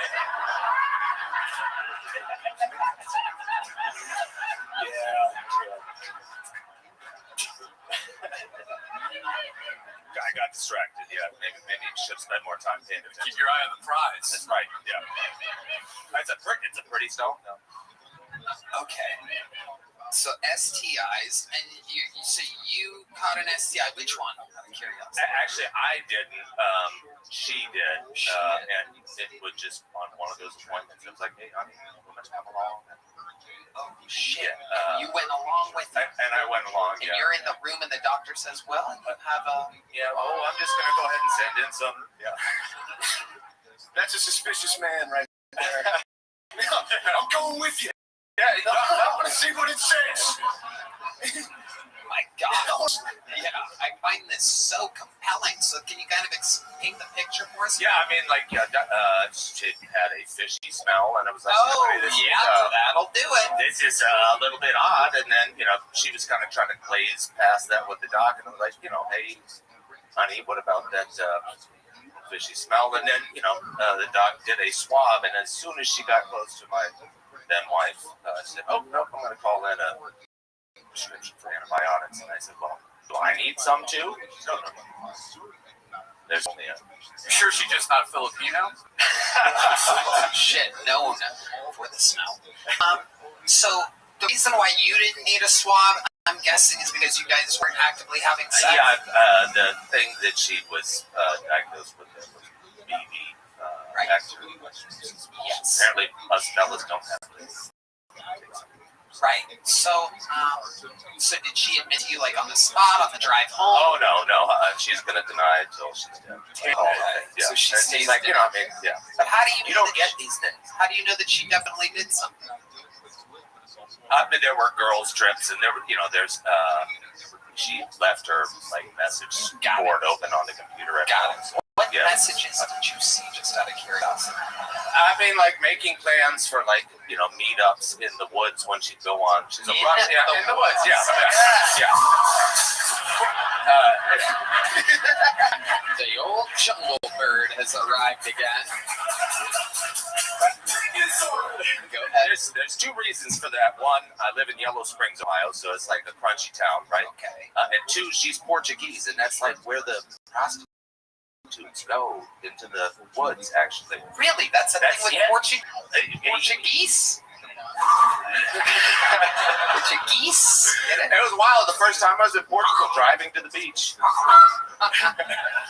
Portugoose? Okay. How do you know Portuguese women fuck in the woods? That is a stereotype I've never heard. I thought all I do all day is I study stereotypes. I've never heard this one. Yeah, we were on a family excursion in Portugal, to the beach. We had to drive through a section of a wooded area, and there's clearly a prostitute standing at the edge of the woods, and I was like, is a woman doing it in a nightgown, like at 11 o'clock in the morning? Next, you know what I mean? It's like not the. This episode is brought to you by Blue Chew, by the way. That's a little fun fact. ZipRecruiter and Shopify. Wow, this is so interesting. It's amazing. Were there any Ryan O'Neal? Well, I like how you led with girls' trips when you have messages of her meeting in the woods. Yeah. You should have just led with that. I mean, you know, she was indiscriminate. Hooking up with guys and girls. Oh, interesting.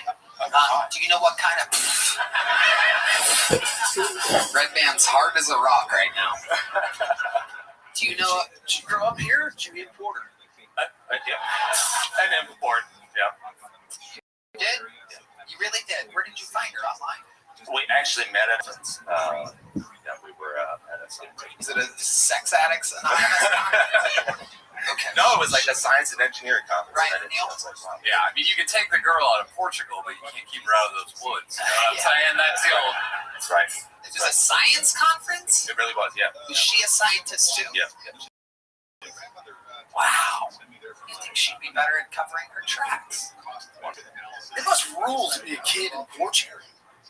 Fucking go into the woods and just pussy everywhere. That's all we did as kids. You go into the woods, like ride bikes and shit, look for pornos. They're just naked ladies walking around. It sounds like they're eating each other out. Isn't it amazing? Build a fort, get your ticks on, kid stuff. Wow. But you didn't have any kids with her or anything? Oh, we do. We have 2 kids. Oh, shit. Okay. So you got kids. Are they yours? They are, yeah. All my kids look exact. I've got 3 kids. They all look exact. Are you sure? Really? Are you positive? Like really positive, yeah. I have a girlfriend now. Are you sure one of them doesn't look like a tree or something like that? Do you have a brother?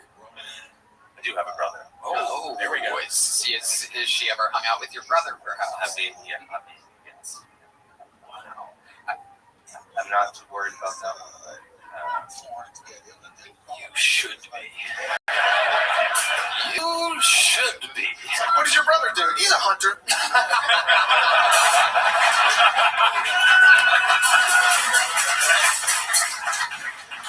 Amazing. Well, Patrick, like I said, the set was one thing, but you know what? Your fucking interview was so goddamn badass that I'm giving you a big joke book. A big black one, just like your ex-wife probably has right now. There he goes, Patrick Lake, everybody. All right. Damn. That was a hell of an interview. Oh my goodness.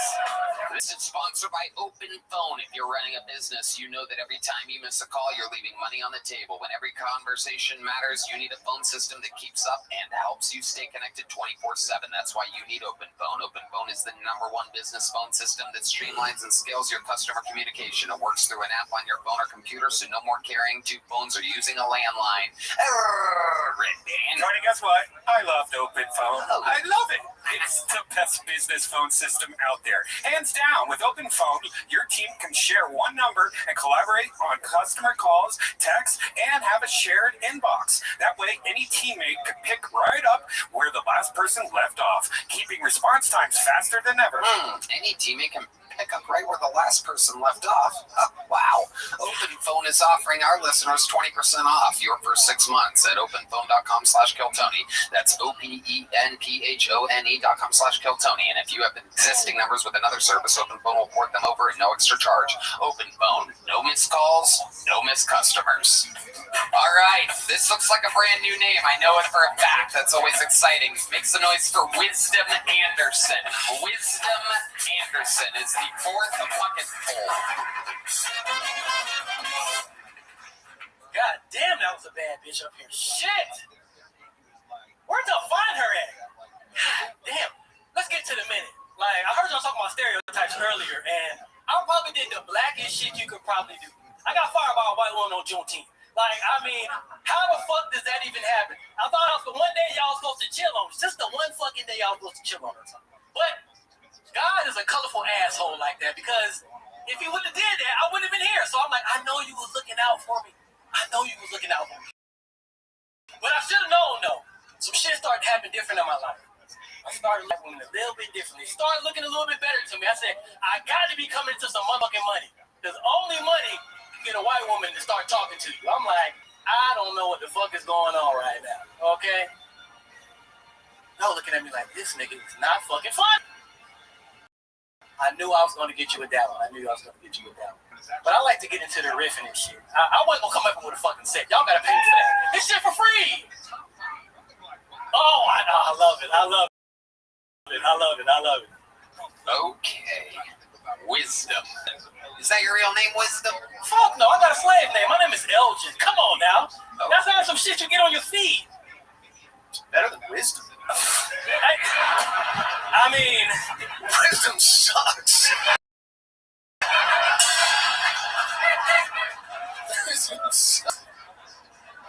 Wisdom, how long you been doing stand-up comedy? Better question. How do you look like both main characters from the hippie White Man Can't Jump? You look like Wesley Snipes in the body and face, and you have the hat of Woody Harrelson in that movie. You know what? It's Woody's hat and everything else, Wesley Snipes. This is incredible. You know what it was? I played baseball. That's what it was. You did? I played baseball. Okay, what position? Had two parents. That's why. Okay, let's go one question at a time here, Elgin. No, I'm kidding. Wisdom. All right. So, how long have you been on stand-up? I've been funny my whole life. In front of black people. I guess you just stopped before you came out here? Yeah. All right. So, how long have you been doing stand-up? 2021. I wrote my first joke during COVID. It was a fucked up time. Okay, relax. Let's just go one question. Are you on drugs or anything right now? Okay. Crack is the answer, everybody. So No. Just a little bit of trees. Okay, a little bit of trees. Well, no coke. Okay. You say a little bit of trees. Did you fuck the last guy's wife? Okay. Next question. Stick with me here. I mean, what do you do for work exactly? Did you really get fired on Juneteenth? Why would the fuck I would come up? Yes, that really happened. Okay, some people write jokes. No. I only talk about my real fucking life. Okay, very good. So, you might want to try jokes. You gotta switch it up. I get paid for real jokes. I wouldn't come up here and tell the real Okay, stick with me here, Wisdom. Now that's wisdom. Yeah. Hey, how often do you get paid for real jokes? What are we talking about here? Last October I did the House of Blues in Houston. Okay, I mean, how did you get that gig? You didn't headline it, right? It went live from the House of Blues. Wisdom Anderson. No, I was a feature act because I'm on the radio and I tell jokes on the radio. You're a DJ. No, Radio DJ? I'm a personality. I work for Iron, so I actually write jokes. Okay, got it. Don't get mad. No, I'm great. Okay, so you write jokes for the radio. The first joke that you wrote during COVID, what was that joke? Do you remember? It was about white people getting free kidneys. It was something about that. It was about alcohol and kidneys. Okay. Make D Madness ashamed of his race, so he's gonna step away for a second. He's gonna come back in a white face. Okay. So, what job did you get fired from on Juneteenth? I was working at SMU. SMU. Explain to the people. Y'all know what that is. It's a lot of white people. Southern Methodist University. Okay, what were you doing at a university? What exactly were you mopping up at a university? I told you, Tony, I come from a two-parent black household. I played baseball. You know I gotta be a little fucking smart. Okay, so let's go back to the questions, smart guy. What was the job that you had at the university? I was teaching tech. You were teaching tech? Yes. How and why did you get fired? I made white children tears. You made white children's tears. Okay, what did you do to make white children cry? I told them, hey, you're selfish. Okay, what was the context of this, Wisdom? He was being selfish. What was going on, Wisdom? He wanted the teacher to only solely focus on him. So I teach tech students to teach youth tech. So the teacher in the class, Tech 9. Okay. Let's just get off of this whole confusing university thing. The ring around your neck. Whose ring is that? Where did you get that from? I mean, Amazon, you can find anything. You bought that off Amazon? Yeah, why wouldn't I? Why would I buy real gold? I can't really get that shit from Africa. Shit, why the fuck would I buy real gold? Every single answer that you've given on this show is psychotic. Yes, the last comedian that was up gave honest answers about his whore ex-wife and crushed. It was so interesting. You didn't ask about that. Well, I can tell you this. Okay. I haven't fucked in probably about 206 days, so that should let you know I'm married. That should let you know right there. Roughly. Right there. Right there. Roughly 276 Roughly 276. I've been keeping count. If any married men are in here, y'all know the fucking problem. So you're married? Oh, y'all don't? Oh, it's just me. Fuck. I'm trying so hard with you. You are on the show right now. Do you know this? Yes. Okay. You're married. This is where you would answer the fucking question. Yes. Are you married? Okay. So the ring around your neck. When I asked, what's the ring? It's not a wedding ring. Okay. It's just a random ring. Just a random ring. You don't wear a ring on your finger. No. Okay. Why?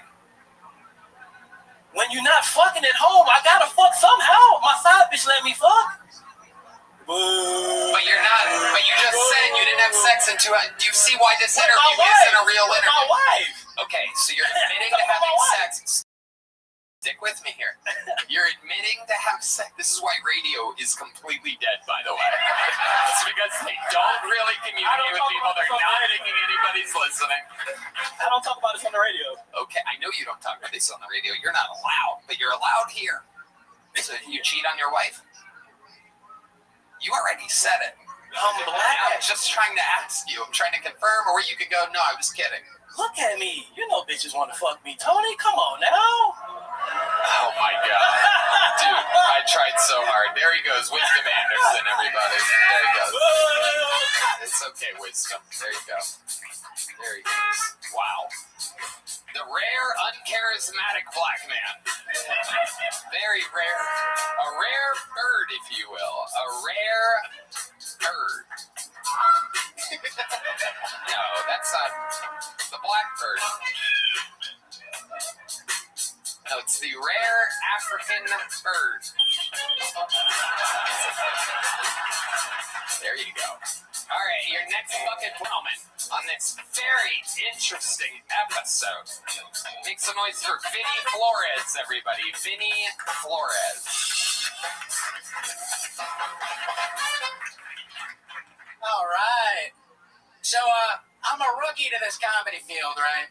And one of the things that a lot of the veterans tell me is that you gotta be relatable. You gotta relate to your audience. So, has anybody here ever done crack or heroin? See, when I was 17, I shot crack one day and heroin the next day with my older sister. We were in a motel on the run from the police, and she was actively being picked out. That's never happened to anybody here? I'm just trying to be relatable here, guys. Listen, I'm sorry, all right? You know, it's not my fault, okay, that you guys didn't have a family full of people that love to make memories. And speaking of my sister's pussy, yeah, you're goddamn right that shit got return customers, ladies and gentlemen. That shit put food on the table. We had to leave every 2 hours. And, you know, that deserves a Purple Heart because her pussy got absolutely murdered. All right. Thank you. That's my time. Okay. Vinny Flores keeping the exact momentum of every bucket pull so far tonight. This is incredible. Is it just completely insane people signing up now? This is exciting. No one wants to make it anymore, huh? People just want to come up here and absolutely just fucking flop around. Vinny! How long have you been doing stand-up? About 5 months now. 5 months. What made you start? The show is a big reason, and also I went to stop the show. We are no longer contributing to a positive comedy environment in the world. Okay. What do you do for work, Vinny? I work at a bar right now on 6th Street. You're a bartender or a door guy? Door guy, bar back. Okay. And how long have you lived in Austin? About 5 months now. Where'd you live before that? Michigan. Michigan. Yes, sir. Wow, the rare Michigan Flores. Yeah, there's a few Mexicans out there. What were you doing for work in Michigan? I was a welder. Welder? Yes, sir. Why aren't you welding here? That's a good paying trade. I have about 4 years experience, and everyone out here's got like 20, so it's super competitive out here, so I have a hard time. Just unlike comedy, right? Yeah.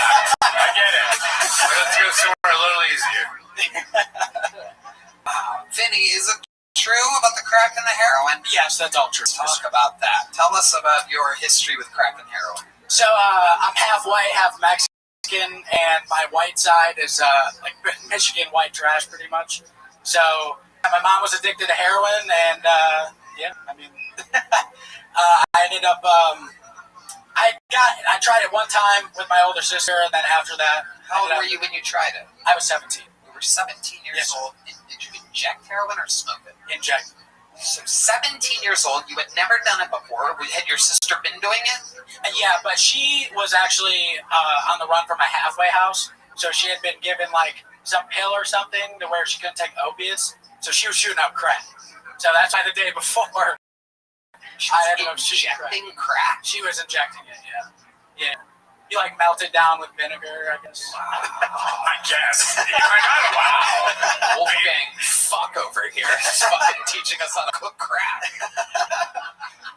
Wow. So she like helped you do it and showed you how to do heroin? I actually had to kind of coax her into it because I mean, listen, I was young and at the time I was like, I'll try anything at least one time. You know, I want to experience the world, I guess. This is good for the world to hear what goes on to Michigan 17-year-olds. This is the dragon that they're chasing. So tell us about the first time the heroin hit those veins of yours. So like I said, I already shot something the day before, and she told me that the first time you shoot something, you would puke. So I guess I kind of got that out of the way, and yeah, I was just sitting on a hotel bed, and it hit me like a brick wall. And I just remember watching The Simpsons and trying to laugh, and it was like a zombie laugh, like, and then I just passed out, and I woke up wanting to do more heroin immediately. And so you started looking for heroin. Yeah. So part of that story is since we were on the motel, my sister's boyfriend was also there who was pimping her out, and that night that I shot the heroin. We were going to get cigarettes from the gas station, and we jaywalked, and they're all on the run for felonies. I'm just on the run for, like, a weed misdemeanor in Michigan, and we're in Ohio at the time. Everybody has warrants. Yeah, everybody has all warrants. All three of you. It was us three, and you're jaywalking. And we're jaywalking. To get cigarettes. Yes, sir. This is like a tourist ad for the state of Michigan. This is incredible. This was actually in Maumee, Ohio. Oh, well. Don't talk about my mom like that first. Maumee, Ohio. I've never even heard of that. Top left corner? Yeah. So I'm from Adrian, which is like 40 minutes from Toledo. So I'm like on the border. So if we want to do anything, we go to either Maumee or Toledo area. Wow. Oh my God. Which is okay. So you got busted jaywalking, I'm guessing, is where the story's going? Yeah. Yeah, and then, so the cop obviously... Notorious jaywalker, constant jaywalker, D. Madness is back, everybody. This motherfucker, crosswalks do not matter to him. All right. Very famous jaywalker. Okay. So, obviously, since he has felonies in his name, he immediately just got booked. And I'm a minor at the time, so they're like, okay, well, we need to take you to a guardian.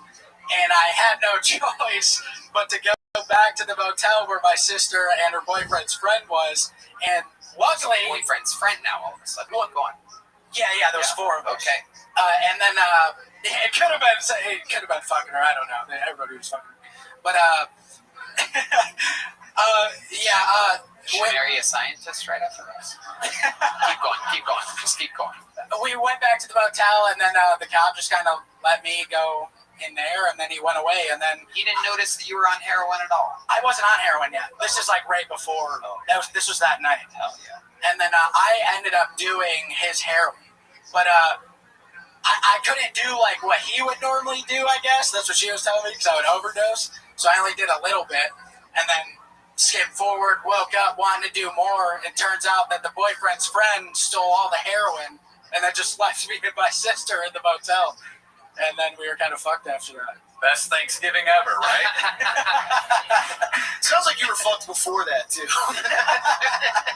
It also sounds like every time you did heroin, you would just fall asleep and then wake up craving it. No real enjoyment whatsoever. Often when I asked people what it was like after they did heroin, they're like, oh my God, I felt like $1 billion. It's a feeling unexplainable. You're like, I went to sleep and woke up. Yeah, pretty much. I mean, I would say it is probably like the best drug I've ever done. I mean, the feeling of it was like... Did you feel like you were 5'9"?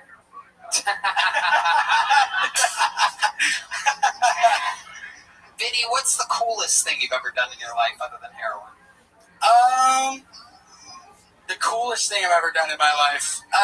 Any big accomplishments? You ever saved somebody's life or fucking do anything, amazing? Win an award, perhaps? Nothing crazy like that. I used to play in band, so that was some of the coolest stuff. What did you in my do in a band? I played guitar and bass. Yep. Okay, don't worry, I'm not asking you to play. Yeah, okay, thank God. Thank God. Vinny, what ended up happening to your heroin-using, crack-injecting sister? What's her OnlyFans? She's doing good supposedly right now. I mean, she's a little iffy. She ended up marrying like some 50-year-old, and they had a wedding in Maumee, and she was barefoot for that wedding. And yeah, so now she's just chilling, I guess, just smoking weed. That's what she says. I mean, I don't know. They might be doing crap. Did you go to the wedding? Yeah, I went to the wedding. Was he barefoot too? No. Why was she barefoot? It's white trash. I mean, she literally forgot her shoes at the hotel that they were staying at. Like, it's pretty bad. It's gross. We have to start deporting half Mexicans too. That's what this means to me. I don't know if you guys are with me on this, but I think I'm going to call my friends in the administration and say, I support it. If they're illegal, I support it 100%. I support it? Vinny. All right, buddy. Well, here's a little joke book for you. You can't mix it with vinegar, melt it down, and then smoke it, but you can write some jokes. All right, thank you. There he goes, Vinny Flores, everybody. Keep writing. Keep trying, Vinny. I had to tell people that so they don't fucking relapse on heroin and shit on their way out. They're like, okay, he told me to do it again. Like, keep signing up. Keep signing up, Vinny. Keep writing and signing up, Vinny. Don't give up tonight, Vinny. Hi, Mr. Aquarius. How are you? Slouched over in the alley tomorrow. Are you ready for me? Okay. This is a moment that a lot Okie doke.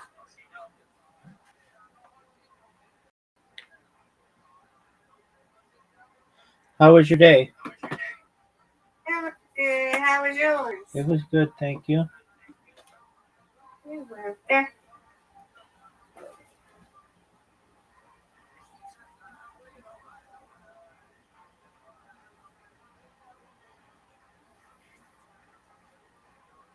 Ain't nobody hollering in public when. That's good. I'm gonna go hurry up and get in there. Ain't nobody in there right now.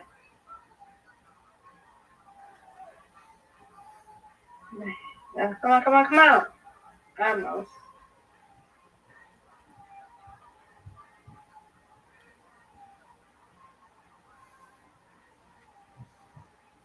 Nope, you got it, man. Let's go.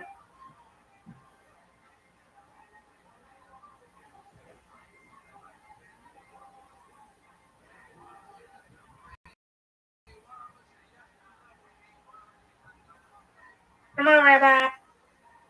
Good spell. Thank you, ma'am.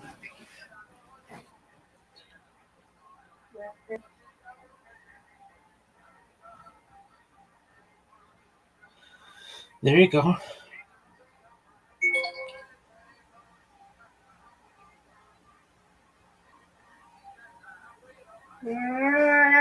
Okay, good.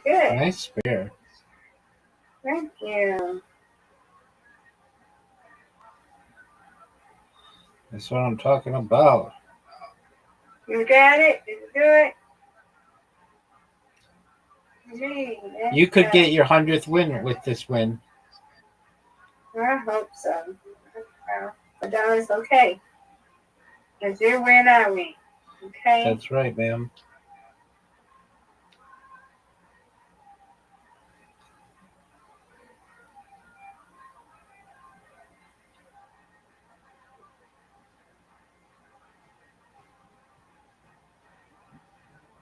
Okay.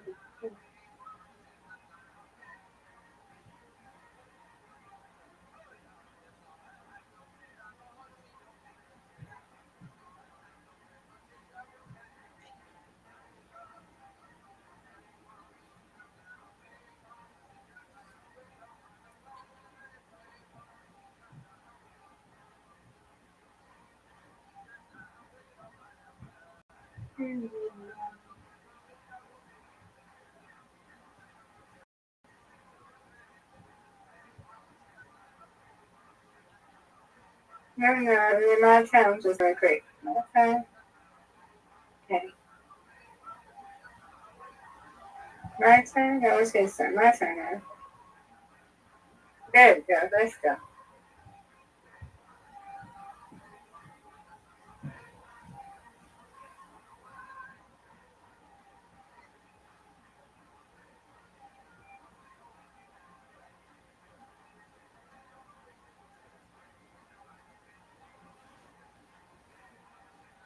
I said hello to Audie for you. You did. She said hello. Yep.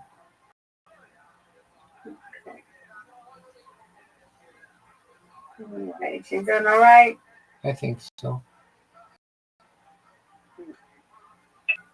Yay. You said you think so. I mean, you talk. So what you mean you think so? I mean, I didn't go into her personal life. I know. I just asked her if she's doing so. You good? How are you? Yeah, she's okay from that Okay, standpoint. okay. That's good. Okay. All right, I win, you win. Yeah, you win. I win. Hopefully, we'll see. Nope, it's okay. Come on now. Oh man, this is a tough one. You got it. Come on. Okay, you got it.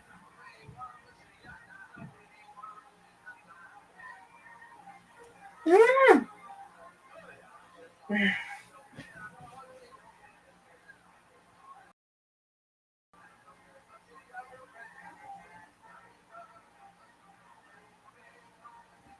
Right. Come on, Rabbi.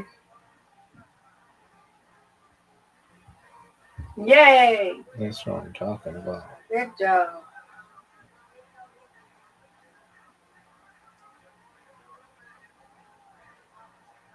There we go. Way to match me.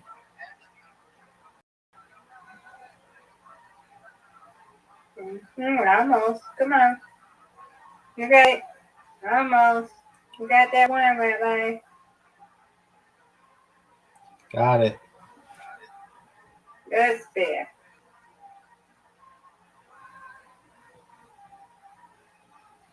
Get it.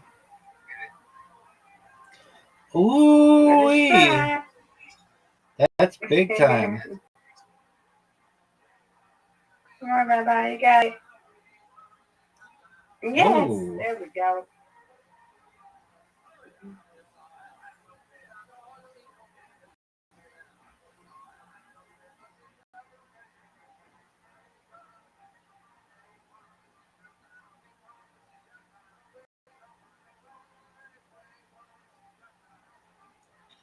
Ooh. Come on, Rabbi. You got it. Looks like you might get your 100th. Oh no. No, look at that. You're okay.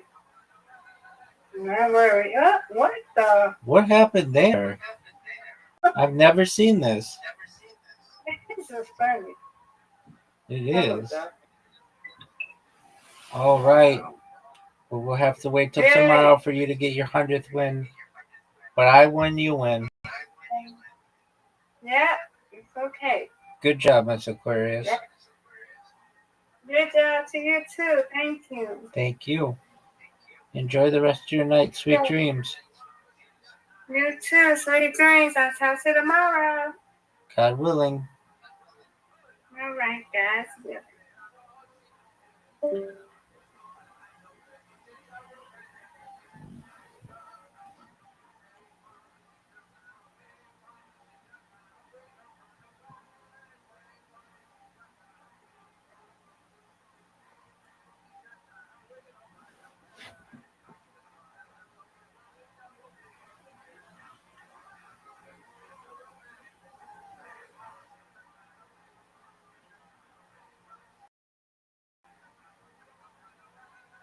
Ryan Sandberg.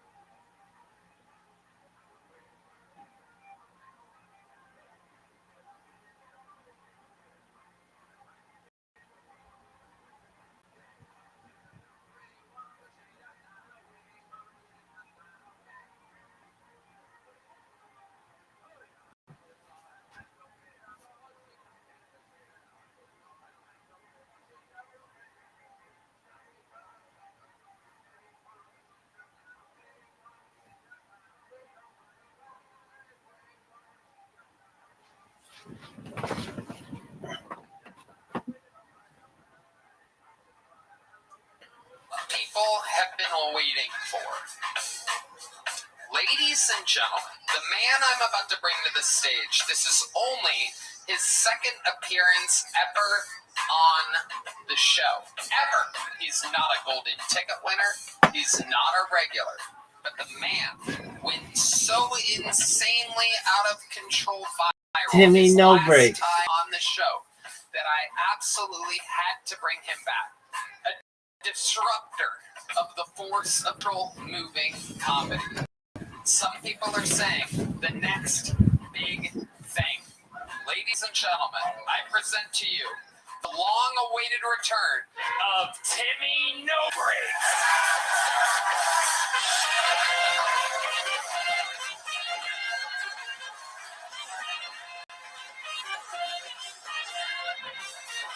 Who's ready for the best fucking minute of their lives?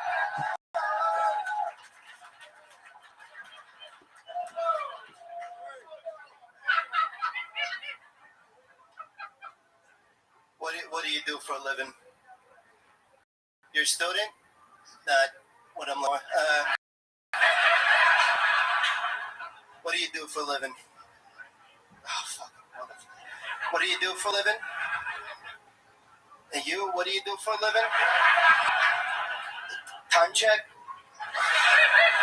All right, come on, guys, let's go. What do you do for a living? Fuck you, come on. You, what do you do for a living? I'm just trying to find a natural way to this fucking sushi chef job.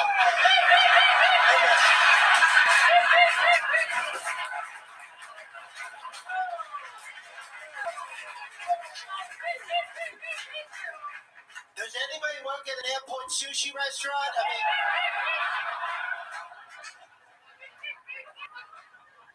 I relinquish my time.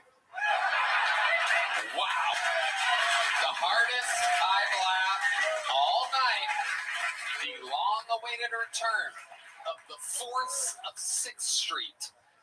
Timmy No Breaks. All gas, no brakes. This guy left a dinosaur paw print size footprint on the show the last time he was on. Hard in the paint.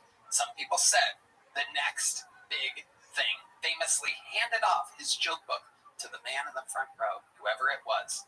And tonight, threw his sunglasses at a person in the front row. It's becoming... Give him back. Timmy motherfucking No Breaks has arrived back to the Kill Tony universe. Timmy, how we doing? Well, good. I'm a little disappointed, to be honest. I told you I wanted Dan Cook. No offense. I mean, but fucking You wanted him on the panel next time you were on? Is that what you said? Yeah, I hit you up with some requests. I said a bucket of MHLs. I said Dan Cook, and none of them are his. So I don't know what the fucking. I tried my best to get him. Wasn't easy. We have to settle for Chris O'Connor and Ryan O'Neal tonight. You're Ryan O'Neal? Yeah. This is for you. You just got served, bitch.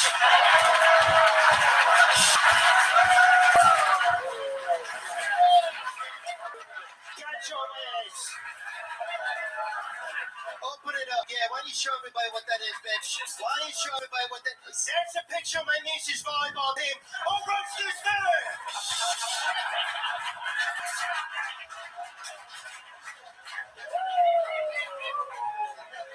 Wow. All gas. Breaks indeed. The people's champ of Kill The Tony. people's golden ticket winner, bitch. That's right. The people's golden ticket winner. I'm going to pretend like you didn't call me a bitch right there. Because I like you. We're going to keep it that way. No disrespect. I respect what you're doing. I love you, Tom. Thank you, Timmy. I love you too. So tell us, what does Timmy No Breaks do when he's not on stage? Yeah, I mean, I recently got in some trouble. I went to play laser tag and brought a real gun. That was not good. Can I just say something, guys? When I hit a punch, give me some fucking trumpet. I mean, what's going on? Not yet. When I hit it. My God.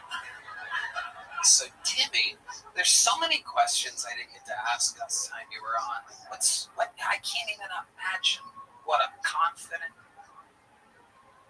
human like you. What is your love life like, Timmy No Breaks? I mean, I gotta say, it's definitely changed.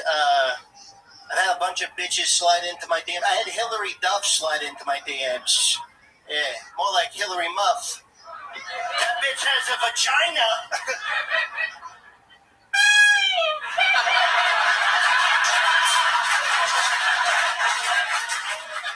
Fucking Mr. Clean out your fucking ears. God damn.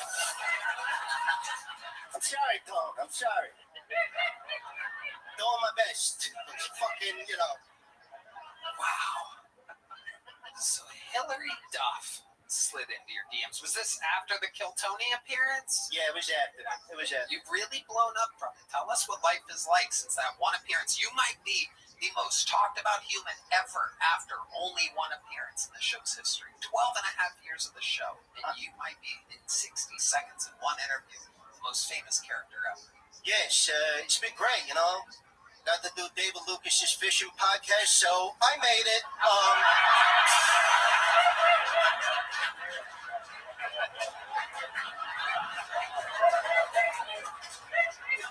By the way, where the fuck was the trumpet there, guys? Come on. I think he deserves something a little more. That's like a you're given. It should be like a ba-da-bum or something like that, right? Tone, no. Give me a D. You give him a D. Give him a D. What's a D? Yeah. Okay. I see it now. I like it. That was a D. That was a D. They nailed that one that time. That was a D. They really did. Wow. So Timmy No Break, where are you originally from? So I'm from Jersey. You already asked me that, but that's okay, Tone. Yeah. Tone, it's okay. Yeah. But For some of the new people here. Oh, yeah, you probably saw my Kill Tony show. This is going to be repeating it, but yeah, I'm from Jersey. What the fuck else is new? Is there anything that you miss about New Jersey? I miss the mornings. The spotlight? Spotlight for Timmy No Breaks. No doubt about it. Whatever Timmy wants. Every member of the Kill Tony crew should know. Whatever Timmy asks for, Timmy gets from this point forward. There's a thumbs up from the great Yoni. Timmy, go ahead. What do you miss about Jersey? Yeah, I miss the mornings, walking out, fucking walking up to bitches saying, "Hey, bitch!" That's what I'm talking about. But yeah, that's what I miss most, you know? We're good on the spotlight, thank you. We're good. We got out of that. Wow. That's my story. I'm sticking to it, Tone. I don't want to keep you up here all night. You know, I don't want to be a bother to you. You let me know when you want to go. You're the first person ever that I'm giving full creative control over here. Yeah, I'm good. Okay, hold on. You're good now? You want to go, or you're good to stay?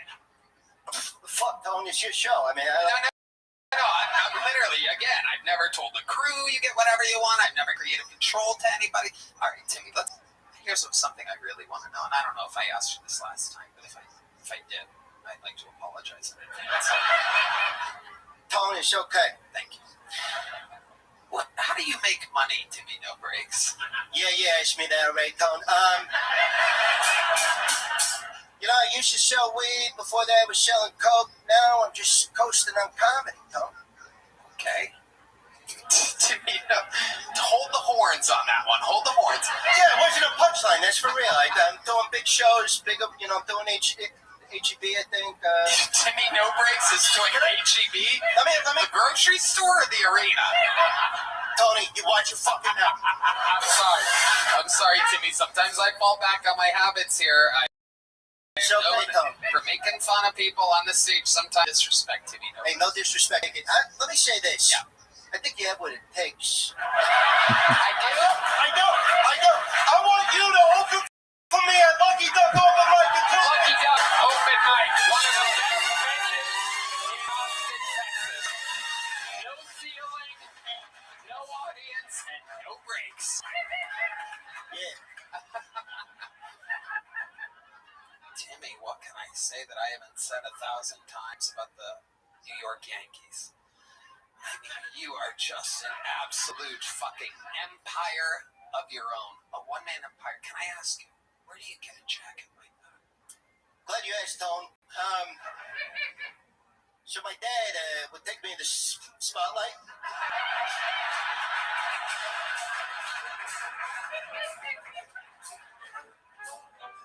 John Dees, let's go.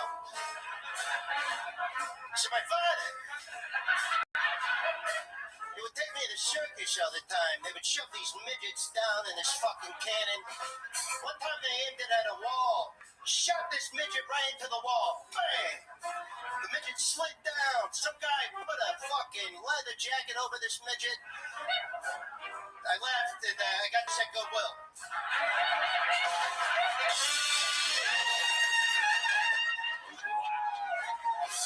Yeah, bitch! Wow. Timmy, I feel like if we keep you up here any longer, I'm going to have to give you a percentage of the royalties of this episode. And I cannot begin to do that. So, I mean, I'm going to, unless there's anything else you'd like to say or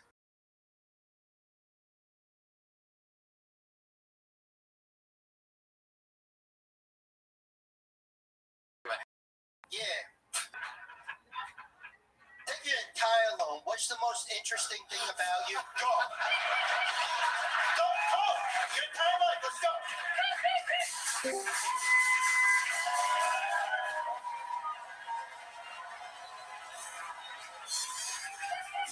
Well,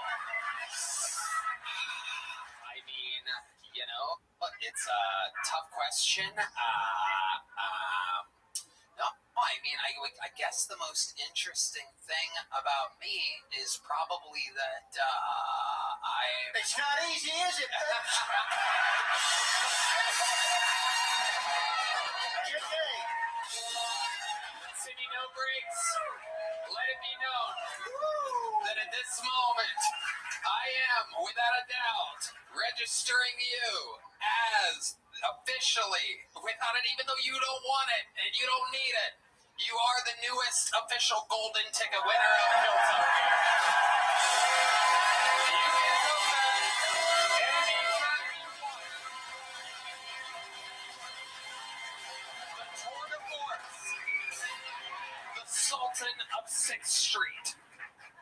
Yeah, thanks, Willy Wonka. Absolutely. I am excited to be opening for you at the Lucky Duck Open Mic. I will see you there next, and we'll talk about the future. Ladies and gentlemen, one more time for the great Timmy Noakes, everybody. Wow. Unbelievable. Holy shit. One of those moments you'll never forget. Wow. All right, the bill has to follow that. Not easy, ladies and gentlemen. Not easy. The chatter in the room, for those of you watching the show, is unbelievable.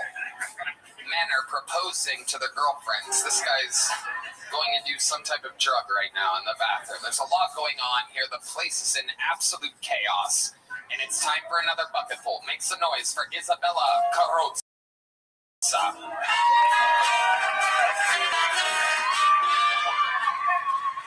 Oh, yeah. My therapist introduced me to EFT tapping. Whenever you get nervous, you take deep breaths and tap on your face. She was like, think of it as like a massage for your inner child. I don't think my inner child needs any more massages. I started going to therapy because I would get really bad anxiety in social situations and become a huge bitch to whoever I was with.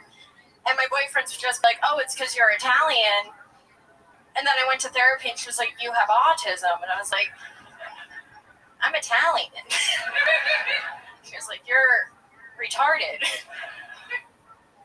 During the pandemic, I worked as a cam girl. I didn't do anything. I just took my vibrator and did stand-up comedy with it.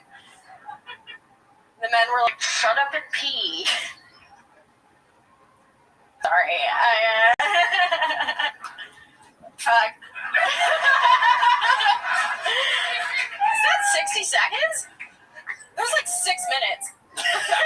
That was. Yeah, you got it right when you said it. That was it. Isabella Carrozza, ladies and gentlemen. Isabella. Hi, Isabella. Hi. You've been on this show before, but it's been a while, right? Yeah, a few years. Okay, how long have you been on stand-up? 5 years. 5 years. All of it here in Austin. Yeah, mainly. Love it. What do you do for work? I'm unemployed. Unemployed. Yeah. How do you survive? I'm a stripper. Okay. Where are you a stripper at? I don't want to say because last time men came in and asked me to fart on them, which was a real thing. Red Band. Naughty boy, Red Band. Okay. Wouldn't that make you money? It did, but it was a lot. It was overwhelming. You ran out of gas. Yeah. All gas, no brakes. Wow. Did you fart on the guy? I tried. We went into the back for like an hour and I made like $2,000 and I was like, I'm trying. Because during the interview I said if men get too handsy, I fart on him. I was like, haha. But he took it serious and he went to the Red Rose and was like, wow. Yeah. I just said where I worked. To the Red Rose. Bet it didn't smell her down with them, huh? Isabella, how long have you been stripping for? On and off, like 6 years. Okay. What are some of the, other than the fart thing, what's some of the craziest stuff that you've seen? I imagine it's a lot. At a strip club.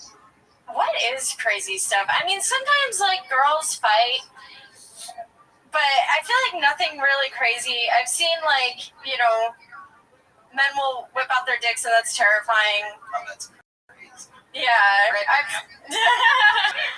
But like, it's kind of like, I just kind of show up and take money and leave. It's kind of, it's an easy job, I guess. Guys, have the Yeah, girls. what's the on and off? What brings you back into the game? Well, I was like, I don't know, I always kind of did it on the side of what I do. So I was like an ophthalmologist technician. What the fuck, man? Is that you? Part-time ophthalmologist. Can I take a seat?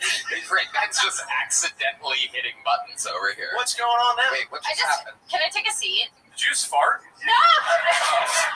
What just I happened? put my balls under there. I just like sitting when I'm on stage. Is that fine? No, we're We do this at recording work. video. Oh, sorry. You gotta stay in the frame. Okay, there you go. Wow, the world's laziest stripper, everybody. Who wants a fucking floor dance? I have a floor dance from Isabella. I am like the DMV worker of strippers. What does that mean? I'm very cranky. I'm 29 now, so like, I'm kind of over it. Who said that? Who made that noise? 29's kind of old for a stripper, right? It is. Strippers age in dog years. Yeah, I'm 29. Have you ever done a full nude strip club before? In LA, I did, yeah. Have you ever cooter balls? You ever do cooter balls? What's cooter balls? Explain to these people what cooter balls are. Our senior strip club correspondent, Brian Redman, is here, ladies and gentlemen. Where they sit there with their legs open, you try to, crumble a ball and like make a basket inside their vagina. I would fucking disgusting, Redman. Fucking gross. I can't believe you would ask that. Have you ever done cooter balls before? No, I would climb to the top of the pole and let go. I would not do that. Chris O'Connor. How'd you become an ophthalmologist? No, I'm not an ophthalmologist. No, I met the doctor at the strip club, and he was like, "Do you want a job?" Yeah. No, security happens at the strip club? That's what you said before. Insane. An ophthalmologist hired you? Yeah, I feel like I've gotten a lot of random jobs and stuff like that from dancing. What do you do at the office? Well, I don't work there anymore, but I would just like After assist him. she was DMAT's ophthalmologist, she lost her job. So she used to have 20/20 vision. No, I would just assist him in like surgery. She farted into his eye sockets, and the rest is history. Have you ever been a nanny before? A nanny? No. I think I could be good with kids. Okay. Are you about to hire her to like cat sit for you or something? Yeah. Okay. Isabella, what do you do for fun when you're not doing stand-up or stripping? This weekend I went to Venice Beach and I did like 8 grams of mushrooms. Wow. So much fun. Okay. Yeah. So like what happens when you're on mushrooms like that? Well, What do you do? in Venice Beach, it's fun. I once did 8 grams of mushrooms and went to the strip club, and that was crazy. I made a lot of money. Did you notice, were you on the beach, obviously, when you did it, or in the place? I was on the beach. Did you notice that when the waves were coming in, that the waves kept going through the sand? No. I was once on mushrooms at a beach, and I saw this shit, and they just keep going, and you realize that it's all just one fucking thing. Anyway, I had just a quick question. a Mexican I do guy. mushrooms on the beach, too, 8 sometimes. grams? I feel like you're not even seeing the beach. Yeah. Dude, You're in fucking space. this guy gave me like a drink, so I like chugged it. And You should do. yeah. Yep. And it was a lot of fun. I had like, you know how everybody rollerblades on Venice Beach? There was like this Mexican guy like plummeting towards me, and it was like, no, it was just the best time. It was like, oh By no. yourself? Yeah, I do that a lot. But now I feel like I hate saying that on Kill Tony because your fans are crazy, and I'm gonna go missing. You sound like one of the fans. Wow. I'm anxious. Where are you guys from? Okay. It's the stripper in you.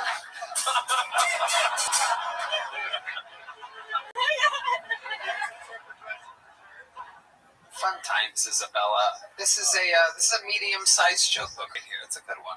Isabella Carrozza, ladies and gentlemen. Hell yeah. Good old. Ooh, there's been a lot of talk of birds on this episode. Look at the lovely Heidi, everyone. I mean, unbelievable. And this man's last name is Bird. Ladies and gentlemen, make some noise for bucket pull number 7. Mason Bird, everybody. Mason Bird.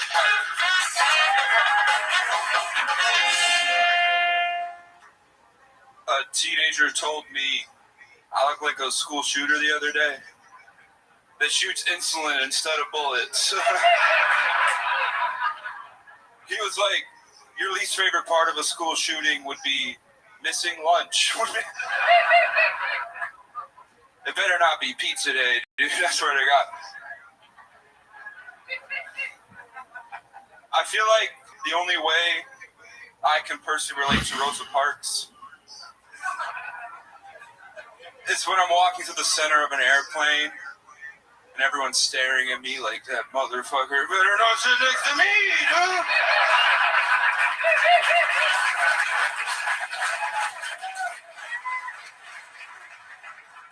We were taking his ass to the front of the plane where the big fellas belong. Now I get it though, like I saw a dude fatter than me walking through the airport.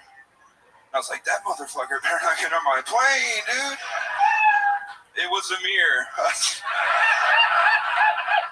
That's Mason Bird, everybody. Ascent from a bucketful of the night has finally happened here. More than halfway through the episode. Mason, a fantastic set. How long have you been on stand-up comedy? About 3 years. Where at? Mostly Detroit. I moved here a couple months ago.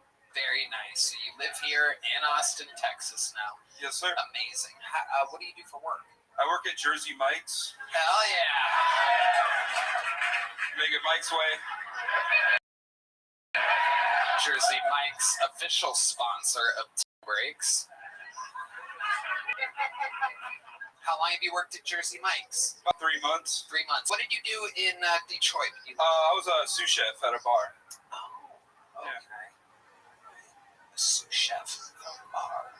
Exactly. I just did a lot of the prep, hiring, did most of the cooking on the line as well. I was like everywhere. Do you think that it's good for a guy like you to constantly be working around food? Believe it or not, I actually, since I was working in the food, I lost like 150 pounds. I used to be 500 pounds. Oh, wow. Oh, my goodness. Incredible. What did you do to lose the weight? Tell Red Band how you lost it. It's just... so I'd eat one meal a day. That way I could get... Because I like to eat like 4,000 calorie meals. And I would just limit it to once. So when you say 4,000 calorie meals, like give this audience an example of like what's the most piggish you've ever been. Oh, all right. I get like 3 chicken quesadillas from Taco Bell, 2 cheesy gordita crunches, and I get 2 drinks. That way they think the food's for 2 people. What drinks do you get? You gotta mix it up. You gotta. I like the Baja Blast and cherry Pepsi. Yeah. Absolutely incredible. So you still eat the same type of stuff, but just once a day now? Yeah, I just get it all in at once. I love it, man. God damn. You're a funny guy. Great jokes, great delivery. Everything's right on schedule. How long ago were you that fat? 2 years ago. Wow. So it's all just happening fast. Yeah. Funnier and lighter at the same time. Constantly. Right. Hell yeah. Amazing. I just want to know what time do you have to go Bigfoot hunting tonight? He likes to come out around 2:30. Your glasses, can you see out of those? They're a little very smeared. Yeah, I touched my face. It was from the snack wrap earlier. I'm not gonna lie. Wow. Timmy, no cakes over here. Timmy, all cakes. I love it. And you're also a ginger. You have that going for you. Yeah. Hell yeah. Represent. Mason, what else? What do you do for fun? Tell us more about your life. What's interesting about you? I like to look at maps. Like I know all the state capitals. I'm very proud of that. Yeah, I'm really into like maps and geography and topography and all that kind of stuff. Is that because you're shaped like a globe? Yes. Perfect. What got you into maps? I've just always been super, like there's a Nat Geo thing when you were a kid, and I was super into that, like answering history questions and maps. Okay. Other than maps, what else are you into? That's fair.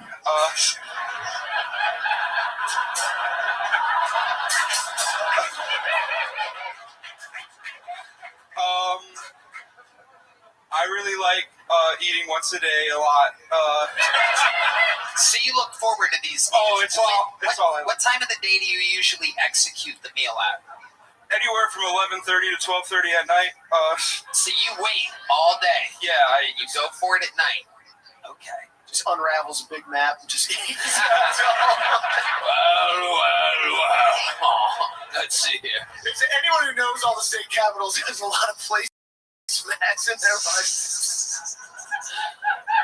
So let's just go last night, for example. Do you remember your order last night? What you ate last night? Yes, I know exactly what I ate last night. What was it last night? How many people want to hear what Mason Bird ate last night? Let's go single spotlight on Mason Bird. It was 2 snack wraps with ranch, 2 snack wraps spicy, you get 2 McDoubles, large Coke, and a large Sprite. Okay. I've done that before. Yeah. I've done that before. Yeah. This guy's like the Rain Man of meals. You could give him any date and he can tell you what he ate. And what state he was looking at on the map. Florida. Have you ever thought about when you're sacrificing all day and you're hungry and it's the last meal of the night the first meal of the day at night? Have you ever thought about replacing the most disgusting, heavy caloric meals humanly possible with something healthy and losing like a few pounds in a day? Yeah, but the thing is, like, if I do that for 2 weeks, I explode and spend like $70 at Taco Bell. Oh, so it's you'll just go out of control. Yeah, it's like I have to, like, I'm going to be out of control. We just have to learn how to dance with it. Yes, sir. How to dance. Tony, that's map money. You know that? That's wild, man. When you get done with the meal, are you full? No. You're like, all right. I'm more just like sad. And I'm like, oh, man, I should have got another burger. Yeah. And then what do? You just kind of go to sleep? Smoke weed, go to sleep. Sometimes I'll look at old like Facebook photos of me when I was really fat, and I'm like, I'm doing good, man. Yeah, you are, buddy. Yes, you are. Red Man. I'd love to have you on the Secret Show Thursday. Mason. You have a big joke book. Mason Bird has arrived in the Kill Tony universe, ladies and gentlemen. How exciting is that? Thank you. One more time for Mason, everyone. All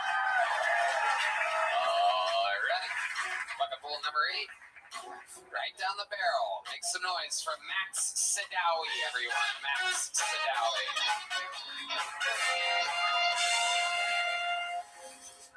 Thank you. As you heard, my name is Max. It's not short for anything.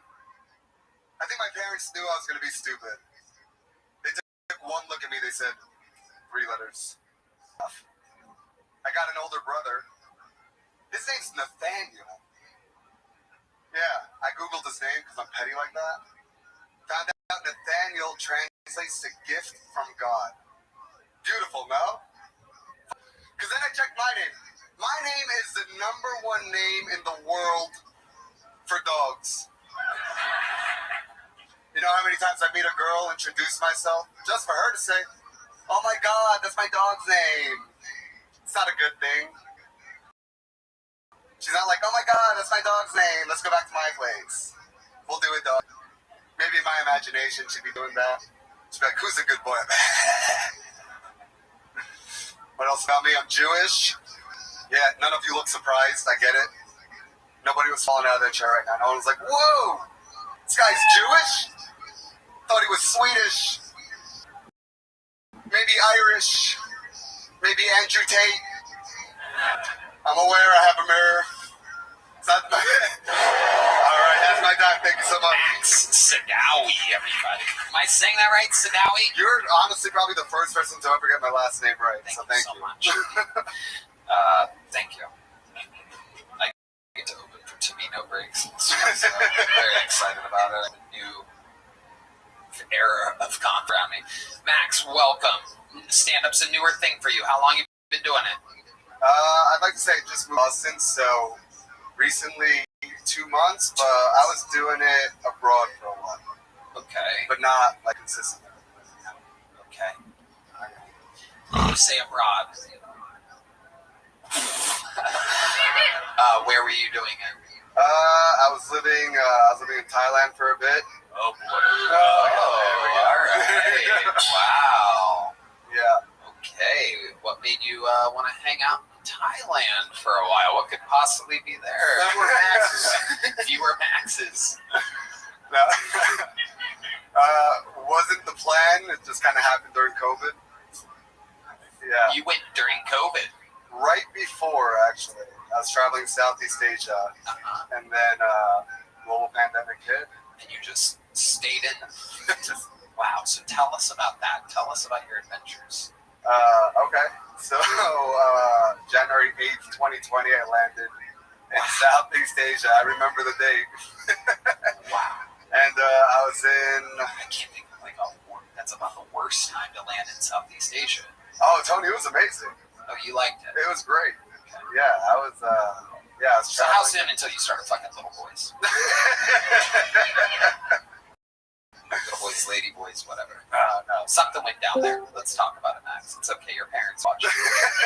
Never fucked a lady boy, Tony. I know. How long were you in Thailand for? 5 years. Okay. I'm going to ask you one more fucking thing. What's your lady boy body count? No one ever believes me. I get it. No one ever Did you believes think about it? You thought about it. You think about it. Some of them are gorgeous. Oh. But that's a tell. Tony, that's a tell. I know it's a lady boy because gorgeous women don't come up to me like that. John Dees has a question. John, would you like to ask it in the microphone? I like the way you ask it. Just say it the way you just said it. Are you gay, dog? Perfect. Nailed it. I get called gay a lot in Austin. Me too, buddy. Are you? Are you gay? I'm not gay, no. You're not gay. Okay, what's the gayest thing you've ever done? Other than sound like that. Fuck ladyboys in Thailand and then lie about it for the rest of your life. Oh, shit. The gayest thing I've ever done.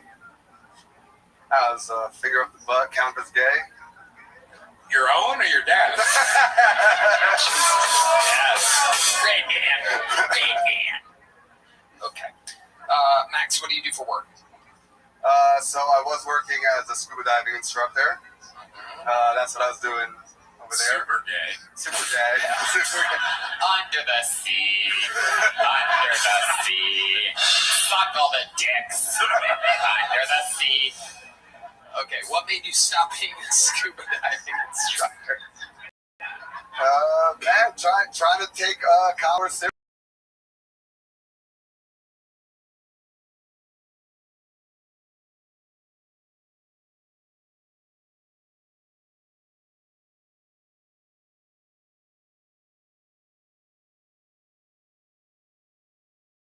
Okay. Pulled that sprayer right out of his mouth and he got into comedy. Okay, Max, craziest thing that ever happened to you while scuba diving? Or instructing scuba diving? I fucked this lady boy. It's not gay if it's underwater. Come here, you little mermaid. So where you got fingered your ass? If we were getting honest, I did fuck underwater. Actually, that is something. Yeah, it's called the 10-meter club. Wow, tell us about that. How does that go down exactly? Yeah, so you gotta find somewhere where it's like sandy, so there's no like corals or anything. Yeah, right. Yeah. And basically, you just put some extra weight than you normally would, and make sure you're not wearing a wetsuit. Wow. And once you get down there, you're basically doing a doggy. You're doing it with the respirator on and everything. Oh yeah. Yeah.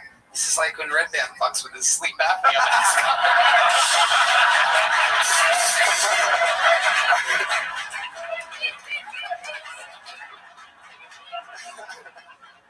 Very rarely do I make myself laugh quite as hard as I just did. I pictured it, buddy.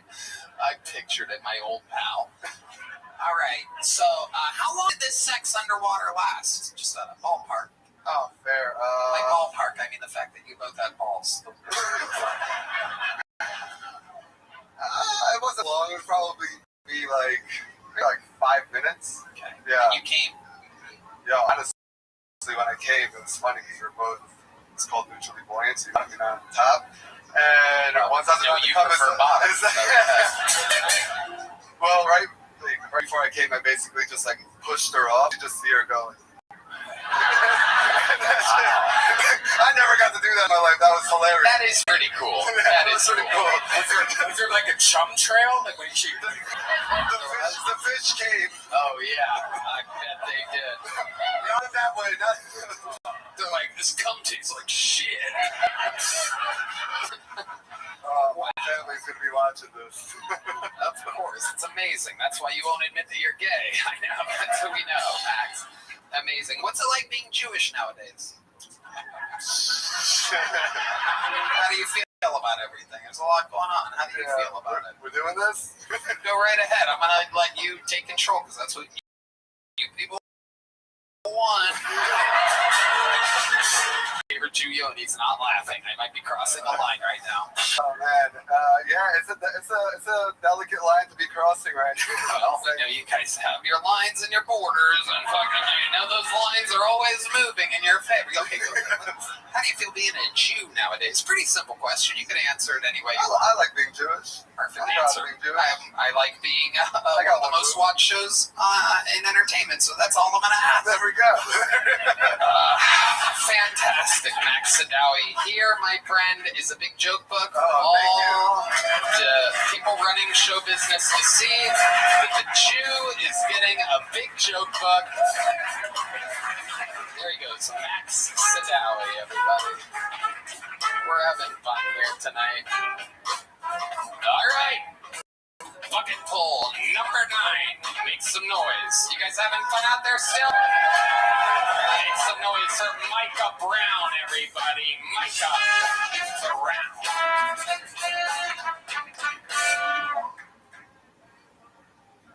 Light bulbs are gay. Because they busted my ass, am I right?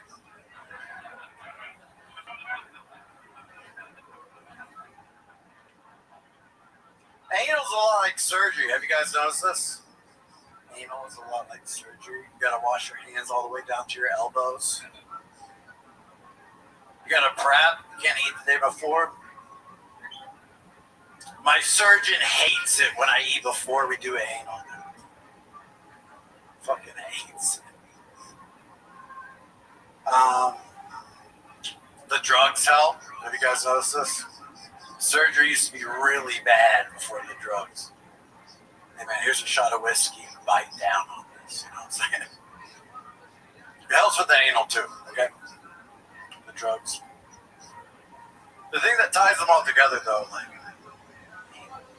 surgery,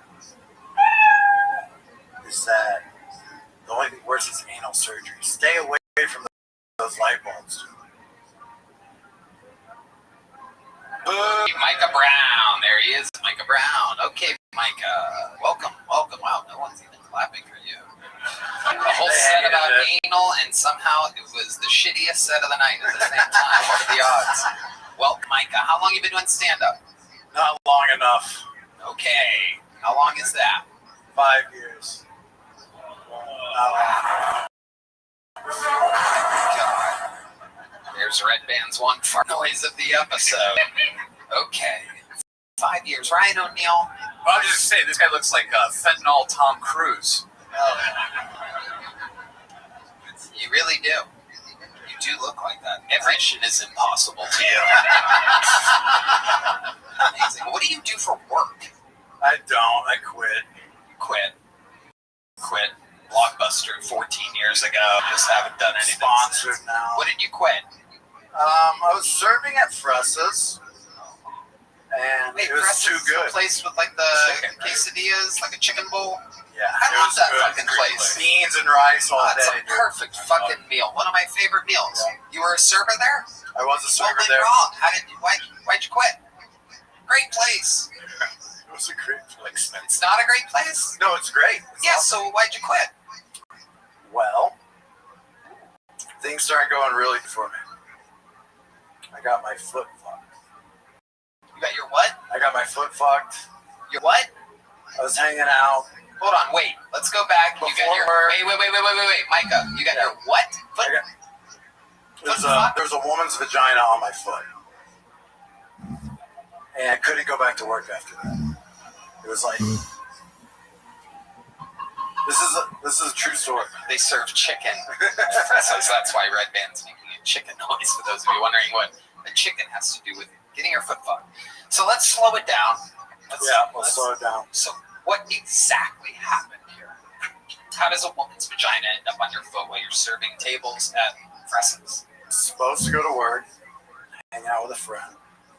Why did you hang out with a friend at work? Oh, you hang out with a friend instead of work. Got it. Before work. Got it.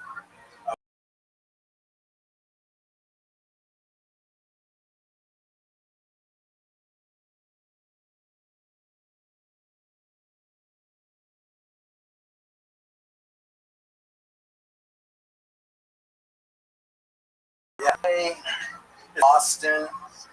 I was trying to figure it out. She's got a girlfriend who's dating a boy, and she's getting. There's no way the story's this complicated. Dude, it ended up with cocaine and my foot getting fucked. I don't know how to skip to You that did the part. fucking with your foot, right? Yeah, she told me to put my foot on the couch, and she got on the couch. To wear a sock? No, it's after pull after the shower. You don't wear protection during foot fucking? No, man. Okay, so let me ask you this. Yeah. Is it toes or the whole foot? Well, I had 3 fingers in before, so it was the whole foot. I only have a 9.5. It's not that big. The heel in? And then what, work found out about it? No, it's like, things are going good, man. I don't need to go back to Fresses and deal chicken. No, you do. Yeah. No, yeah, you do. Oh, dude. No one's paying you. You guys don't out get there. it. You guys don't get it. Okay, help us to understand. This is the interview portion of the show. Okay. Yes, here we go. Foot got fucked.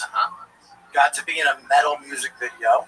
All in the same day. Same week. Okay. Then my buddy calls me. I get to go on a canoe trip in Maine. Wow. I could not go. The chicken thing was not going well. This is better than the chicken. How do you make money now? I don't think you understand that. So we found your catchphrase, that's for sure. I'm getting my foot fucked. I'm getting flown out to Maine. And you want me to sell chicken? How do you make money now? I'm open to suggestions. Like, it hasn't come up yet. So you thought you were on a hot streak, and you were just like, I can get another serving job. They'll give them to you. All you guys can work at Freshes, I guarantee it. They told me they would hire me back. So you're like on a sabbatical. Right. Okay. They're definitely not hiring you back. Oh, they love me. 0%. I would bet you have a 0% chance. How much? I mean, I know for a fact they're not gonna. You just called them out by name. You don't think they'll hire me? They're not gonna hire you back. I'm a little scared now. You're like, No. It's like you were really I don't need the job, so I just want to know. How much money do you have? I'm negative $24. Okay. So where do you sleep at night? $50? Where do you I sleep get at hired night? back. Where do you sleep at night? Tonight? I've got a friend named Brendan Mahaney. He's the best. We call him Sarge. He takes care of all of us. Incredible. So that's where you. Is that where you slept? Tonight. Is that where you slept last night? Unless the foot girl hits me back. Maybe I'll go there. Okay, here's a little joke bug. There you go, buddy. All right. Yep, hard to catch when you are blitzed out of your mind on hard drugs, everybody. That goes Micah Brown. Very interesting bucket pools tonight. Very interesting. We should have like an actual psychiatrist backstage to connect with these people right after their sets. By the way, Fresses is really good. Don't compare that. Don't let the foot fucking drug addict guy ruin Fress for you. Highly recommended. Very simple, clean meals. I'm actually surprised you eat there. I love it. They're half chicken, man. It's fucking great. I'm saying everything that I feel. Your final bucket pull of the night, ladies and gentlemen. You guys ready for this? I know. It's one of those nights where it's hard to be excited about the bucket, but anything can happen. Make some noise for Bill Williams, everybody. Bill Williams.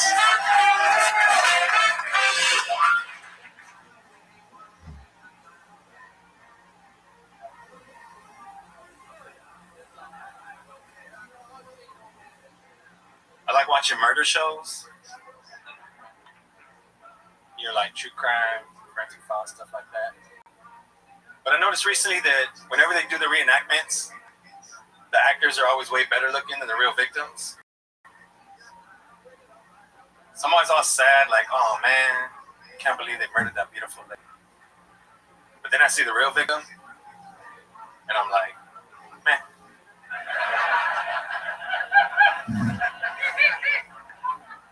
It's all good. I'm dating. Dating's hard.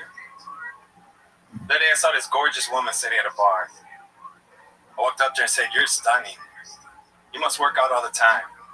She said, "No, and I'm a mom." I said, "Wow, you don't even look like you had kids." She said, "If I told you that this body gave birth to 5 children, what would you say?" So I said, "Goodbye." Thank you, Bill Williams. Bill Williams, fantastic. I like your style. I like your delivery. I like the whole thing that you're working with here. How long have you been doing stand-up? 1 year. 1 year. Wow. Yes, sir. Where at? Oh, San Antonio. San Antonio. Yes, That's sir. where you're from? Yes, sir. Hell yeah. Amazing. Fuck yeah, Bill. You perform a lot. You do a lot of mics in San Antonio. A lot of mics. My first year I did 305. See, I had a fucking feeling. Some people say they do this 3, 4, 5, 6, 7 years, and they're doing it maybe once a week, maybe twice a week. You know, that shit adds up fast. I can literally tell that you've been fucking actually working at it. What do you do for work? Nothing. Jesus, wow. This is That's why I had so much time to hit mics. That's why we're in a deficit right now. Not a lot of tax-paying, contributing citizens in the country right now. How long have you been unemployed for, Bill? A year. Like, I lost my truck driving job and I just hit it hard. How did you lose your truck driving job? They found a beer bottle in my truck. Yeah, I had a feeling.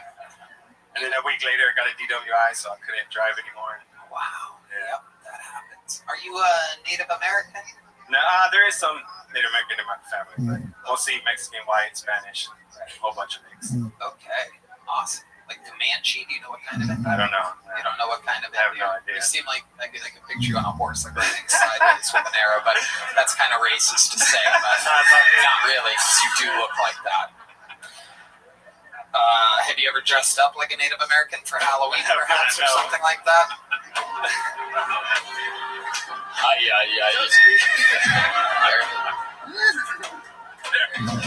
Where's Sarah Sloan? Is Sarah Sloan here? She's out there. Sarah Sloan?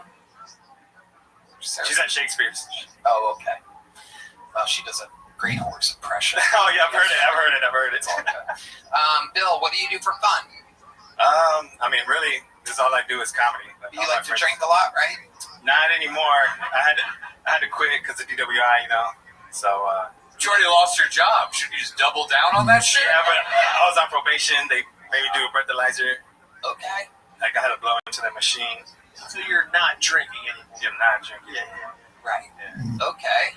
What else do you do other than comedy? What else are you into? I mean, that's it. I got a bunch of kids and a couple grandkids now. So. Oh, wow. Yeah, How many kids do you have? 5 kids. Oh, I'm out of here.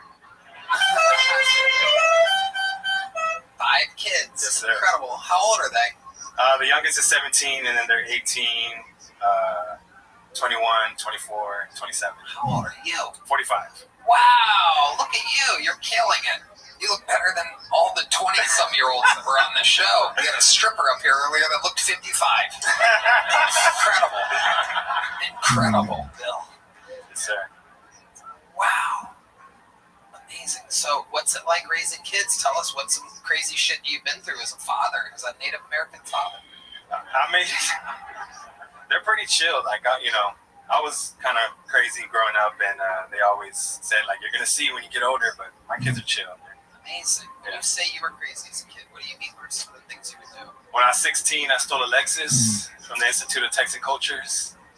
Nice. Yeah. Yeah. You're going to fist bump me. All right, I'll give it to you. Yeah. Of course. What made you steal a Lexus? I was walking downtown San Antonio, and we were walking through the parking lot of the Institute of Texan Cultures, and there's a Lexus with the keys hanging from the trunk. And so that was it. Hell yeah. And where did you take this car? What did you do? We were dumb. You know, we're 16. We thought, we drove around for 3 days, first of all. Wow. Picking up our friends, going cruising. Wow. And then we were driving around the east side of San Antonio, like, thinking we're going to find a chop shop, like we even know where that's at. And we got pulled over. The cops chased us. My friend was driving at that time. He took off, hit a tree. We all jumped down, started jumping fences. The driver got away. He caught me and another guy. We spent 2 weeks in juvenile. Wow. Yeah. Good times. How many kids did you have at that time? 0. Okay. Are you still with the baby mama? No. Okay. How long have you been separated from her? Since 2013, I think. Or separated before that, but divorced 2013. How often do you get to see your kids? All the time. My 2 youngest boys live with me. Oh, cool. Yeah. Awesome. That's amazing. So you're like a real active father, Real while also dad. chasing your dreams and being very funny. Yep, thank you. How many minutes do you think you've accumulated in this year? 300 and some sets under your belt? About 25 minutes. About 25 minutes. Amazing. I find you to be incredibly hilarious. Thank you. I'd love to have you on the Secret Show. Hell yeah. Where's Sarah Sloan at? Give me Sarah Sloan. Where's she at? Sarah, come out here real quick. The great Sarah Sloan, everybody. Kill Tony royalty. I think as a mode of celebration is in the air for you winning a set at the Sunset Strip Comedy Club, and since you are one of the funniest Native Americans that's ever been on this show, I find it fitting that Michael plays the Indian drum and the great Sarah Sloan does her impression of a horse. Sarah, grab that mic and let it rip, huh? You can grab his. Yeah, keep doing your Indian stuff, yes. Ladies and gentlemen, this is Sarah Sloan's horse impression. Wow, absolutely incredible. Sarah Sloan, Bill Williams. Bill, you're leaving here with a true Native American leather notebook. Yeah, one of the greatest Native American comedians in Kilton history. Bill Williams, everybody. There he goes. That guy needs to do an Indian job dance. Yes. Working 5 kids. He could make it rain. Bill Williams, and now we've come to a part of the show. Now, I'm going to tell you right now, I'm going to be honest with you. William Montgomery is out for the night, everybody. However, just when you think there's no way to possibly put a ribbon on an episode like this, I must tell you that there is one more performer, one more regular that is going to do a brand new set for you. Fresh off of sold out theaters almost every weekend, absolutely smashing the universe. Watched him do a long set last Sunday when everybody else is off and it's nothing but up and comers. This guy's here doing long sets, going over notes. He literally works more and harder than any other comedian I know because he is trying to become an American citizen. But yet still, he remains the Estonian assassin. This is Ari Matty.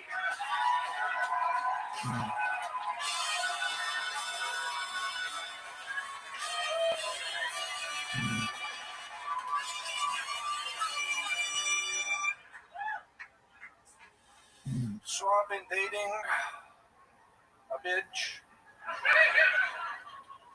See, the problem with me is I'm a jealous guy. I can't help it.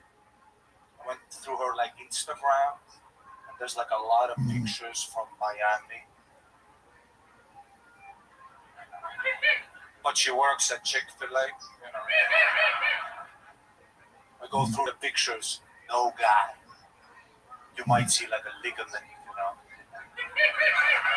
you know, like a hand on a knee. You try to zoom into that hand, it's a fucking prehistoric.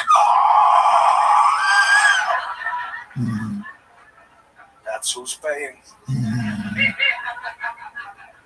And she's got this fucking friend. Every fucking girl has a friend, some Dylan. You know that guy who's lingering around your girl? Always playing the long game, you know. You ask her about Dylan. She's like, Dylan? You worried about Dylan? I've known him for a decade. I think he's gay. And then you meet Dylan, you look into his eyes. He ain't gay. He's on the bench, fucker.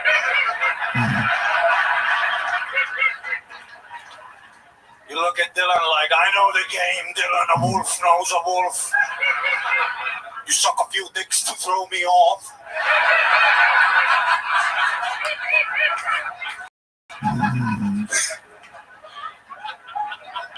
All of a sudden, eating my girl's pussy. You're like, oh my God, isn't this crazy? So the only thing to do next week, I'm sucking Dylan off. Just to see if it's true. Thank you so much. Thank you. Unbelievable. Let the record show that is 2 minutes and 5 seconds. Once again, Ari Maddie doing double work, overperforming, absolutely hysterical. After that huge intro I gave, and knowing you and everything, you would think I'd be smart enough to know that you're about to be hilarious. Meanwhile, I decided to take my first sip of this delicious whiskey Coke during your calm setup, and you fucking got me. You got me real good. I blasted air out of my nose, and it splashed up in my face and all over me and Red Band's legs. Red Band's wearing shorts, so it raw dogged his sweet little hairy kneecap right there. I'm like, oh, he's on the setup, I'll be fine. And she's taking a trip to Miami, and she works at Chick-fil-A, and it got me. The air came out, and the water came up, and her drink came up. Amazing stuff, Ari Maddie. Absolutely fucking hilarious. You are covering something that I think a lot of fucking people go through, and I've never really heard it talked about quite so. Are you a jealous guy to me? Not really. I mean, but I know exactly. You look like a jealous guy to me. I look like a lot of things. What the fuck is this? Sir, I told you not to look at other men, sir. Who is this Dylan? But I will say this, is everybody I've ever hung with, every girl is like, oh, he's gay. There's always that guy. Dude, every guy here is with a girl. They know exactly who the fuck I'm talking about. Oh, yeah. He's a dude, and chicks have no idea. No, he's nice. Fuck you. We're all trying to fuck you. Yeah, exactly. No man is trying to. We're all creeps. Yeah. Yeah, absolutely true. I'm all hanging out with a girl, and they're like, nah, that's my gay friend. I'm like, what's his number? So Ari, tell us what's going on in life, buddy. You're absolutely crushing it. Last night you were in a theater in Jacksonville. It was Saturday. I was in Jacksonville, Friday, Orlando. I love Florida. It's so much fucking fun. People are crazy. It is a fun place to visit. Yeah, I went out with Ken Anderson in Orlando. You know, he's from there. Dude, it was huge. 200 black people and me. It was wow. Yep. Crazy, dude. Yeah, that's how it is sometimes. No doubt about it. Cam Patterson rolls deep every single one of his cousins. Whether you're in Florida or Atlanta. Atlanta's another big hot spot for the band. I know them all. They all know me. We all get along. Sometimes I do a little crip walk in the green. Impress my black friends because I am part of the culture, believe it or not. I am blacker than I am gay. My favorite is like when we're on the group chat for the gig, and then the promoter will be like, "Any guest list?" Yeah, and it's like, "Woo, plus 7 Dookie shoes, plus 12. Bing Bong, plus 8. He's a good guy. He went to prison." I met Dookie Shoes. I actually know his cousin Dookie Shoes very well. Everybody's like fresh out of prison or about to go to prison or something like that. It's so fun. You would think that stereotype was a little less true, but not with the Patterson clan. Yeah. It's absolutely incredible. So Florida's fun. How about after the shows? You're a little wild boy out there. Yeah. Oh, we went to Iowa, Des Moines. Des Moines. Des Moines. Ever heard of it? Iowa. It's like the Estonia of America. Yeah, it is. Ultra white. Ultra white. Ultra chill. Camp Patterson wasn't at that gig, was he? Nope. And we went to me, Martin, Philip. Oh, David Jolly was on the. We're the crew. Yeah. Me, Martin, David Jolly. If you don't know by now, we're the fucking crew. Yep. Holding it down. And we went to a concert, just randomly. It was like a rock concert, one of those. It was like a feminist band. Yeah, you can't even call them chicks. You have to say one of those. Between every song, there would be like, "This is for all the men out there who don't take no for an answer. Bang, bang, you're a rapist." You know. Bang, bang. Entrance was $5 for whatever you are, but if you're a guy, 15. I respect that. So it was just me, David Jolly, and Martin at this gig. Dude. Did you go there trying to fuck chicks? Yes.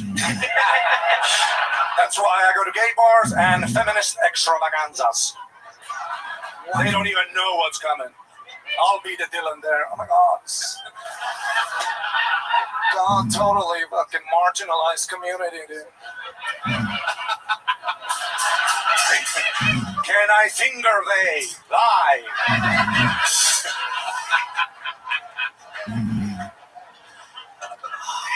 And then while they're rocking out this feminist extra one, girls, while me and David Jolly were there, Martin was meeting us there because he takes time to get to places.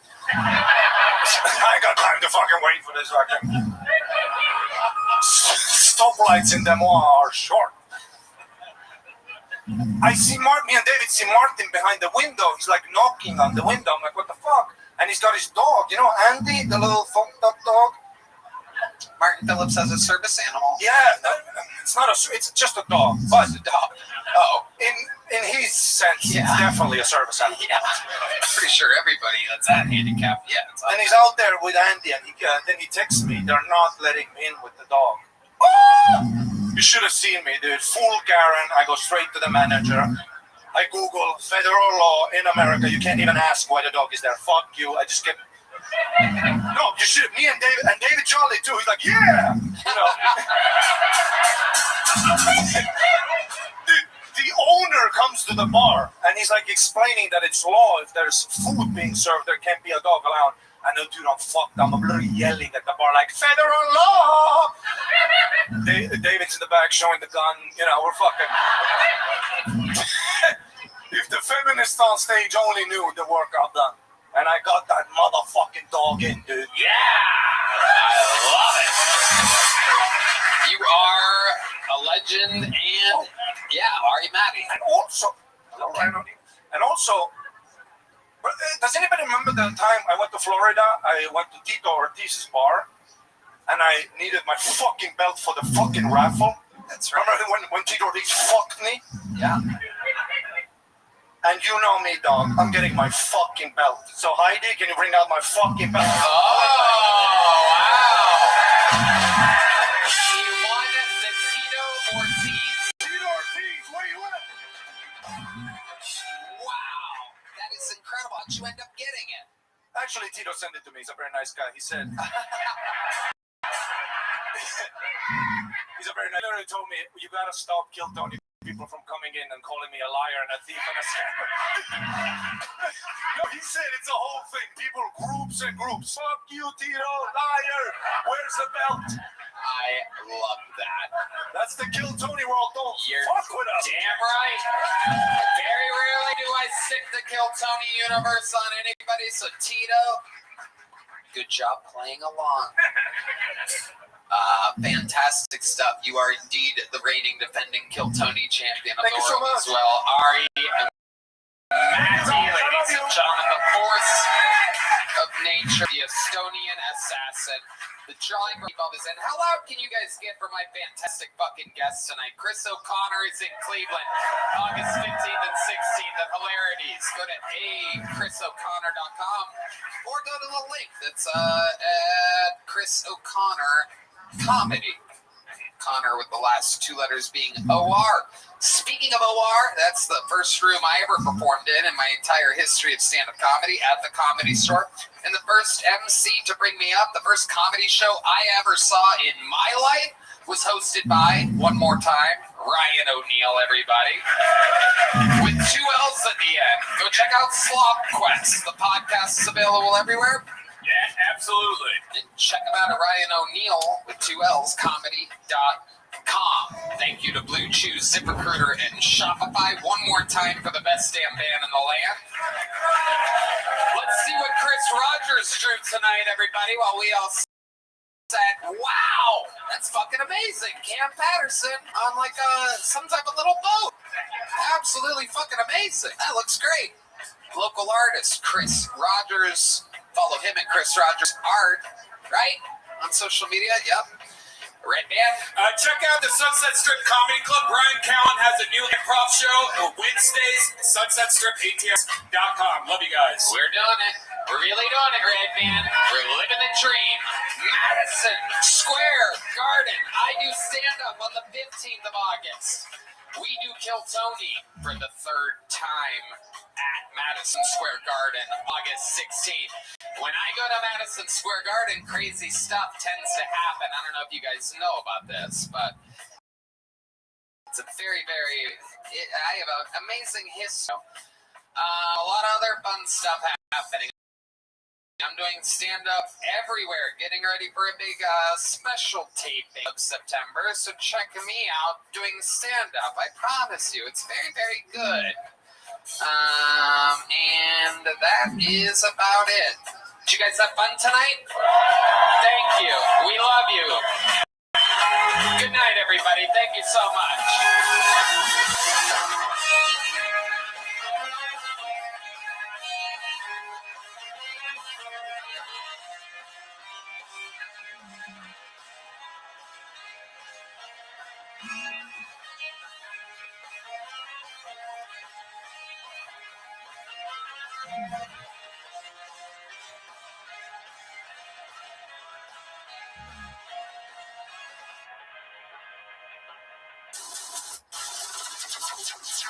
The Sunset Strip Comedy Club in Austin, Texas is now open. Check out Red Band's secret show every Thursday. Go to sunsetstripatx.com for tickets.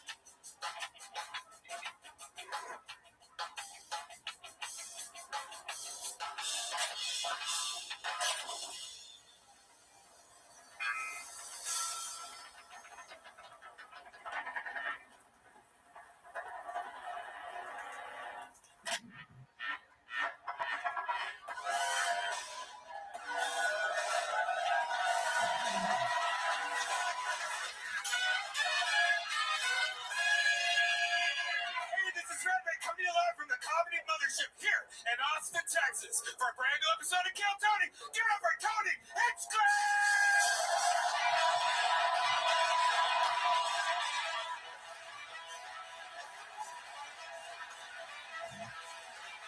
Who's ready for the best fucking night of your lives, huh?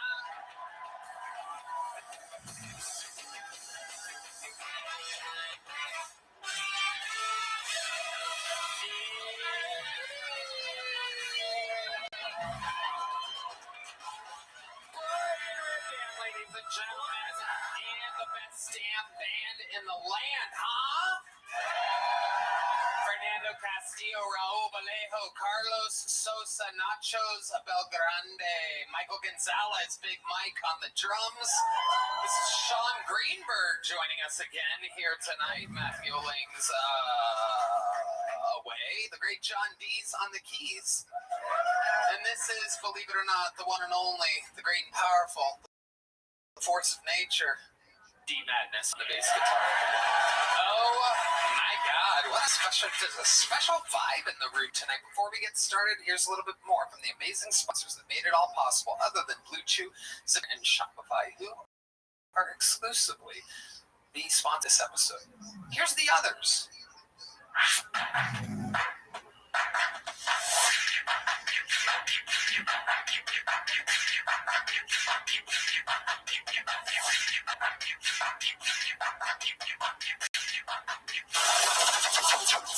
The Sunset Strip Comedy Club in Austin, Texas is now open.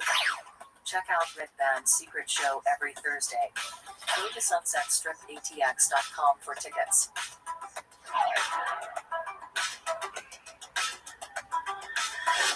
You guys ready to start tonight's show? You know, every single week I book two of the best comedians in the world. We're really doing it, Red Band. We're really doing it.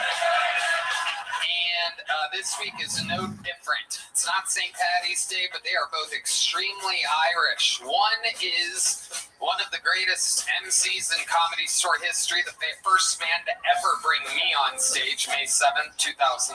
And the other one is truly one of my favorite comedians, one of my favorite drinking buddies. They're both two of my favorite comedians. Make some noise for tonight's guests. It's Chris O'Connor and Ryan O'Neal, everybody. Monsters. Two of the funniest people I know. Ryan O'Neal, Chris O'Connor. It's the O episode of Del Tony. Welcome to the show, guys. Ryan O'Neal, Chris O'Connor. What an exciting start to the episode. Guns a-blazing. Everything is happening. Ryan O'Neal is the Slop Quest podcast, and he's at Ryan O'Neal Comedy on everything with two L's. Chris O'Connor is one of the stars of the show Tires. I don't know if you guys know the #1 comedy series in the world. He's in Cleveland on August 15th and 16th. ChrisO'Connor.com, literally the world's first website for tickets. Chris O'Connor. Is there an apostrophe in that website? No. He is Chris O'Connor Comedy on every social media. Very, very exciting. We are going to have some fun tonight. You guys, Ryan O'Neal was a guest, I believe, very early on. 11, 12 years ago. Belly room, main room. Done it all. I've done it all. First time at the mothership. Ryan O'Neal moved here this week, one of the best comedians in the world. Thank you. Chris O'Connor moved here last year, one of the best comedians in the world. It's very exciting. But you guys know how it works. You've all done it. 230 tonight, ladies and gentlemen. 230, waiting in a bar next door, hoping that they get pulled out of this bucket. I'm going to let the world's palest woman pull the first name here. There's a lot of other things I could have made fun of. I don't know why you're getting offended. I chose pale, which is the nicest of the things I could have said. And hell yeah. So the first bucket pull is getting wrangled. You guys know how it works. When I pull their name out of the bucket, they get 60 seconds on interrupted. You know their time is up and you're the sound of a kitten. That means they have to wrap it up then, or else they bring out the angry West Hollywood bear, which rudely interrupts them. And then I conduct an interview, and me and my esteemed panel all fucking have fun figuring out what else they should talk about or what else about their lives is interesting. They go from a comedian to a podcast guest in 60 seconds. The whole improvised. Anything can happen. You guys ready to start tonight's fucking show?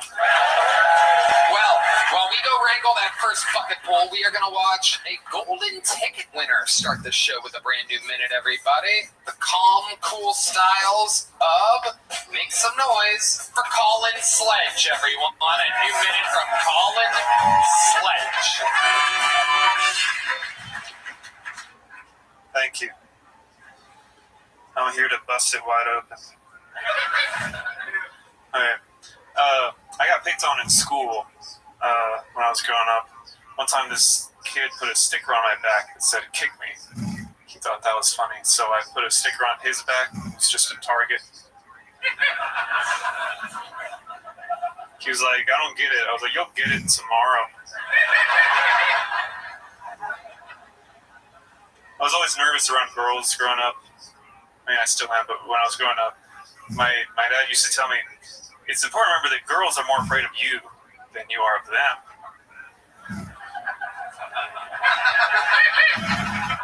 And I said, why? He said, you're creepy. They don't like you. You're going to be alone for a long time. My parents didn't really believe in me sexually when I was growing up. You know? Like one time my parents found this girl's panties in my bedroom. My dad confirmed, he's like, so you think you're a girl, huh?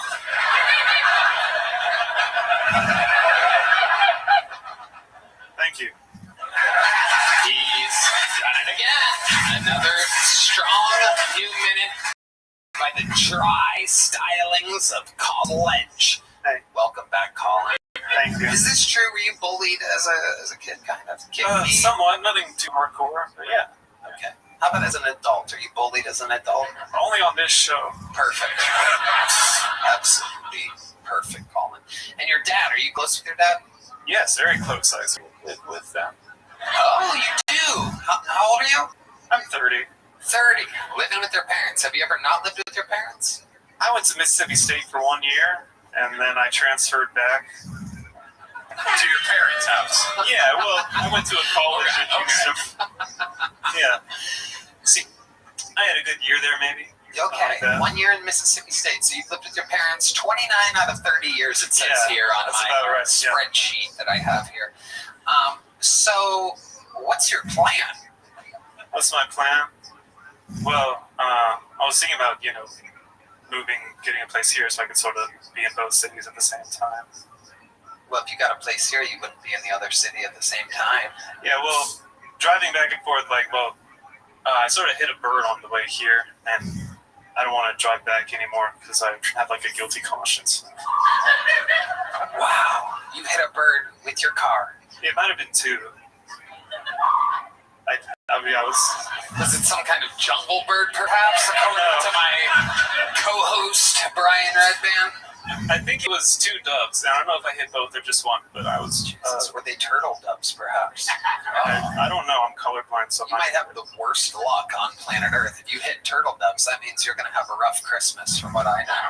Yeah, it felt spiritually very damaging. Yeah, no doubt about it. Tremendously bad luck. And doves mate for life. So if you killed one of them, the other one's fucked. Yeah, don't remind me. I don't want to widow a dove. I kind of hope that I got both of them. You were asking about a job, right? What was your plan for a job? I think he just wanted me to move out of my parents' house. Yeah, but he was like, what's the plan? You're like, let's just get another place. Oh, yeah. Man, I teach piano and I do comedy. Oh, sick. Yeah. Do you like your parents? It's pretty, we're close. It's pretty chill. I have a garage apartment, so, there's some degree of space. Yeah, just make sure your dad doesn't warm up the car in the morning. Fucking die, dude. So how long have you lived in the garage? I guess when I moved back from college, they might have built it so I would be further away from them. But yeah, it was around that time. Huh? College? College? Okay. Did I say it weird? Yeah. I'm sorry. So it's separate from the house. There's not a direct doorway. Yeah. Okay, that's exciting. Yeah. But when you say garage, does it mean there's a garage door on the front? Well, there's a garage door and then there's a regular style door next to it. But that's just all you in there. There's no cars in the garage. Well, there's one car in the garage you can pull in the garage. So you sleep next to a car? No, there's an apartment above the garage. It's above. Yeah, it's a garage apartment. Okay. Yeah, I don't sleep next to the car. I mean, you're so close. You're saying it like I'm the asshole. You sleep directly above a fucking car, so whether it's your next door neighbor or it's just below you, you're next to a fucking car. Yeah. Up or down, side to side. Yeah. From. That's fair. You're next to a car, buddy. Yeah. Basically, the car is on the bottom bunk. You're in bunk beds with a car, as far as I'm concerned. What kind of car is it? It's my stepmom's BMW, Susan. Wow. Wow. It seems like there's one thing in that garage that your parents don't want to live without. That's good. It's the BMW. Do they ever hint to you that it's maybe time to like get away from them? Not really, but you know, I sort of feel like it is time anyway. Do you have siblings? I do have a brother. He lives in Honduras. See? Your brother is He in the moved very far opposite away. of your parents' garage. Yeah. It's incredible. In fact, in Honduras, there's a chance of hitting an actual jungle bird. There it is, the sound of a jungle bird.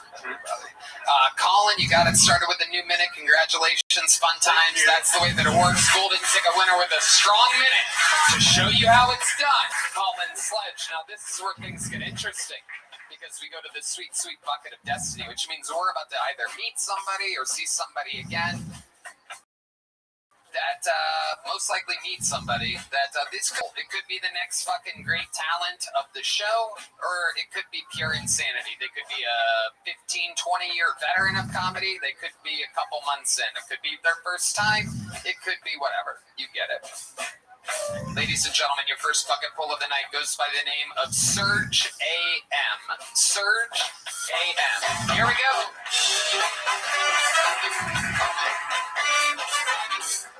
Oh shit, what's going on, guys? Here in Austin, yeah. That guy lived in my garage. Oh shit. No, yeah. Someone once told me that human trafficking is horrible. I look back and I go, just because that's how I got to this country doesn't mean that you could fucking talk shit about my life. You know what I'm saying? My sister's part of the LGBTQ community, wrap it up. But for her, that stands for let's get another bottle of tequila. Yeah, fucking drunk. Yeah. Yeah. You know, it doesn't make sense. You know what doesn't really make sense? She's bisexual and she works at Chick-fil-A, so technically she's a LGBTQ CIA agent.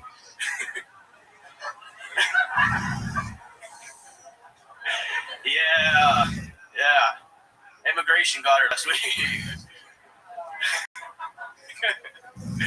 Yeah. People will say I'm a happy drunk, just hasn't gotten drunk enough. Have you ever woken up still drunk, driving on the street? All right, Surge AM, thank you very much. Wow. Repeating his name at the end of his set like he wants you to remember where you saw that magic come from. Surge AM. Forget the name. Wow. How long have you been doing stand-up, Surge? I've been doing it for about a year. Okay. How often are you working this out? So, I started my early 20s, and I started at the Secret Group in Houston. And I just came out to Austin. I watched Kill Tony. I saw Enrique Chacon on. And I was like, dude, I remember this guy. I moved from Colorado to Austin so I can, you know. How long have you been in Austin? For about a month. About a month. Yeah. You've been doing a lot of open mics and stuff. Yeah, so those are all those jokes. Yeah. Yes. Okay, and people are laughing in the room at these open mics? Yes. They are? Yeah. Is it mostly comedians? Is it sometimes they're comedians, sometimes there's actual audience members and stuff like that. Okay. Here's the catch, Serge. Is that almost nothing you said made any sense whatsoever. So if there are people laughing, you're performing in front of insane people. That's the good news and the bad news. Heard, yeah, I got you. Ryan O'Neal. This is why we can't have Tito's anymore, sir. You're fucking it up. Yeah. Yeah, you're ruining it for everybody. Your first joke, that guy sleeps in my garage, but we just talked to him about how he slept in his parents' garage for 20 years. The other years in Mississippi State, so that didn't make sense. Yeah. Human trafficking, people complain, but that's how I got here. Not really a joke. Sister's gay, but she's LGBTQ. Let's get another bottle of tequila. Doesn't make not a joke. Yeah. Like you're calling me, well, my sister's a drunk. Like that's a setup. Yeah. She works at Chick-fil-A, which makes her LGBTQ CIA. Why? Why did I make her CIA? Working at Chick-fil-A. Explain that one. Let's just go with that one. I have questions. I have more questions than 60-second set should ever have about specifically your I don't even care about your life. I'm obsessed with how weird that set was. So explain CIA Chick-fil-A. Fuck, I don't know. I just, You don't know? No, I do. You wrote it. You should at least have some fucking weird theory. I thought about the letters, and I just added the CIA at the end. But if it was Chick-fil-A, why would it be CIA? No, Don't look at the audience for help. His sweaty armpits. I just like, oh shit, my bad. No. Stick with me. Yeah, I'm getting easily distracted. Yeah. So, I don't know. I fucking came up with it. I was drunk one night, just thought about it. And I thought it was personally. I thought it was funny. I don't know. Jesus Christ. I think it's a good joke. I think it's a good joke. Surge. He's just setting that he's an artist. He's just setting the table. He doesn't have to feed you. You know what I mean?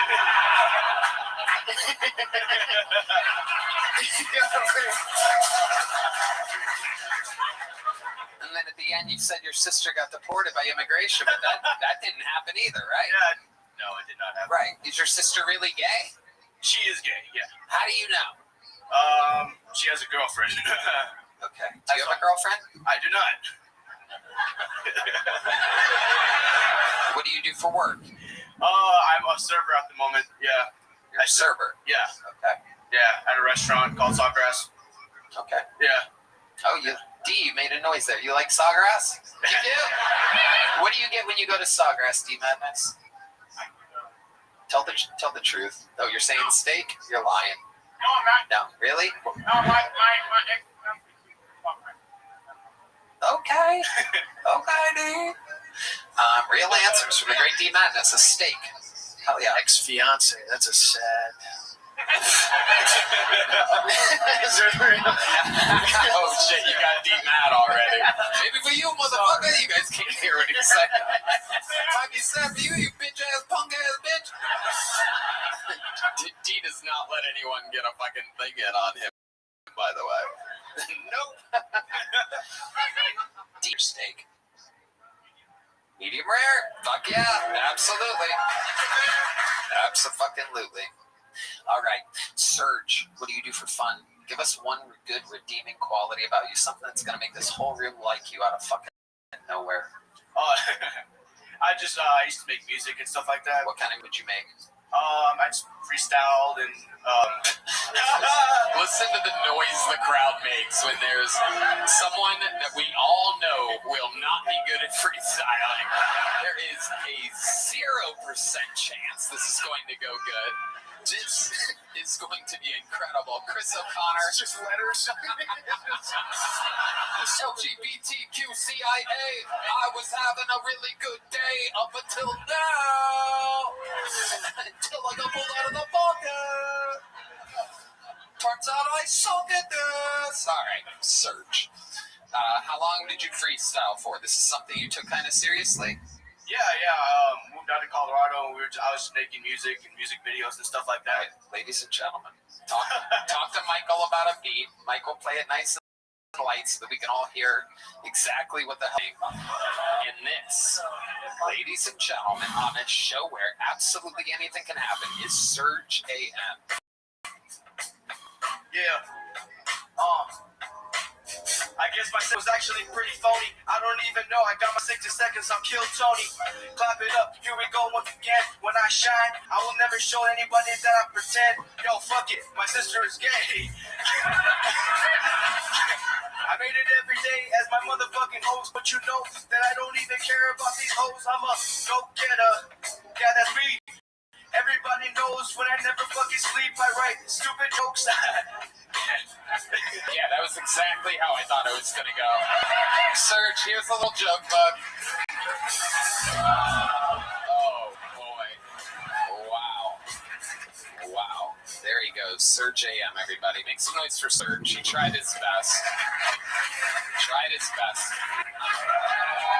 Oh, listen to that pop. The great Heidi has arrived, everybody. There she is, live in the flesh. Hello, everybody. This podcast is sponsored by Nicked. These are our favorite nicotine pouches by a mile. If you haven't made the switch to Nicked pouches yet, now is the time. I'm always reaching for strawberry watermelon ice. Personally, Nicked premium nicotine pouches will elevate your nicotine experience. They're made with proprietary coconut fiber blend filler for better nicotine absorption and a more comfortable mouthfeel. With Nicked, you get strong, lasting flavor that is clean and discreet. Red Band. Tony, I love Nicked. They're the greatest nicotine pouches of all time, and each can comes with 20 Nicked pouches. Make the switch to Nicked nicotine pouches like we did. We know you'll love these too. And we have a special offer just for Kill Tony listeners. 35% off your first 3 orders only if you order now at nickedpouches.com/Tony. That's nykd.com/Tony. Don't forget, you can get 35% off up to 3 times. nickedpouches.com/Tony. Nicked products are only available for adults of legal age, and every order is age verified. Warning, this product contains nicotine. Nicotine is an addictive chemical. All right, keeping it moving along. Your next bucket full goes by the name of Jason Vest, everyone. Jason Vest.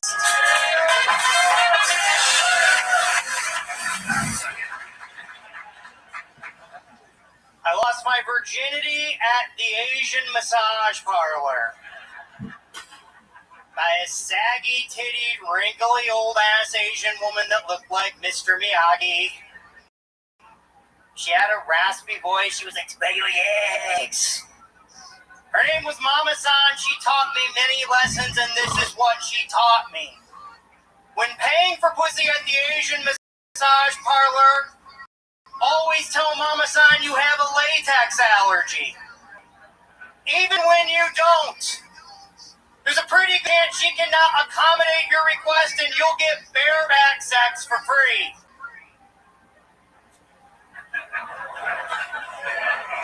Make sure your happy ending ends with you nutting in that bitch's cervix.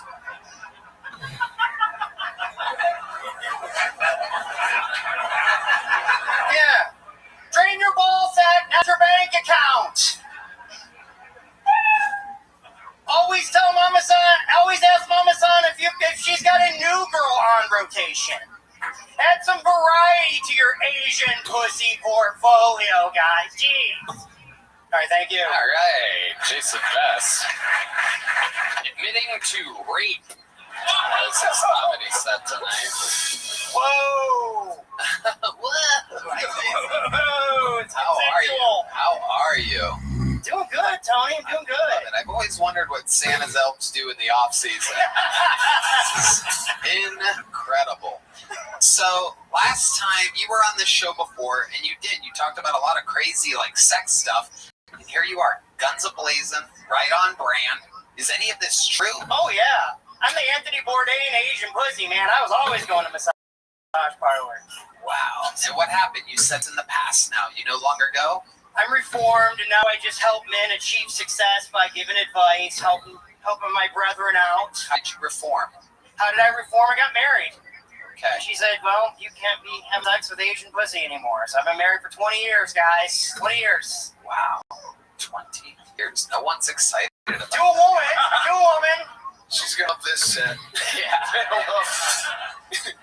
Amazing. So, Jason, remind us, how long have you been doing stand-up? 5 years. And what do you do for work? I'm retired from the National Guard. Whoa. Wow. Thank you for your service, I guess. Where did you serve exactly? The North Pole.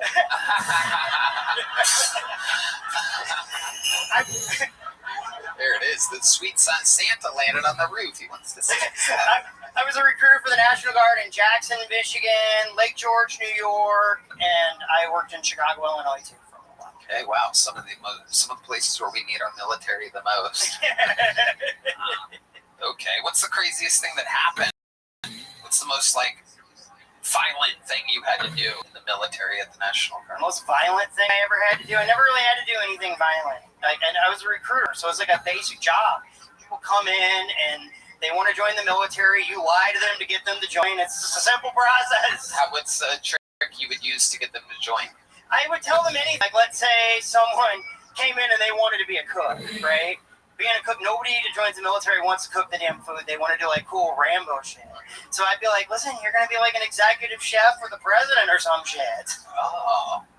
I was the top recruiter for the Michigan Army National Guard, Tony. We talked about this. Wow. Damn. Brag a lot. Braggadocious. Incredible. Okay, Jason, what's something interesting about you that we didn't find out last time you were on the show? Something interesting about me, I am a compulsive eater. Oh, okay. Let's talk about it. I mean, my wife's got to hide the peanut butter jars. I am a compulsive eater. I'm a recovering alcoholic, and I just treat it for food. I just treated booze and everything for food, and I just compulsively. What's the most piggish thing you've ever done eating food?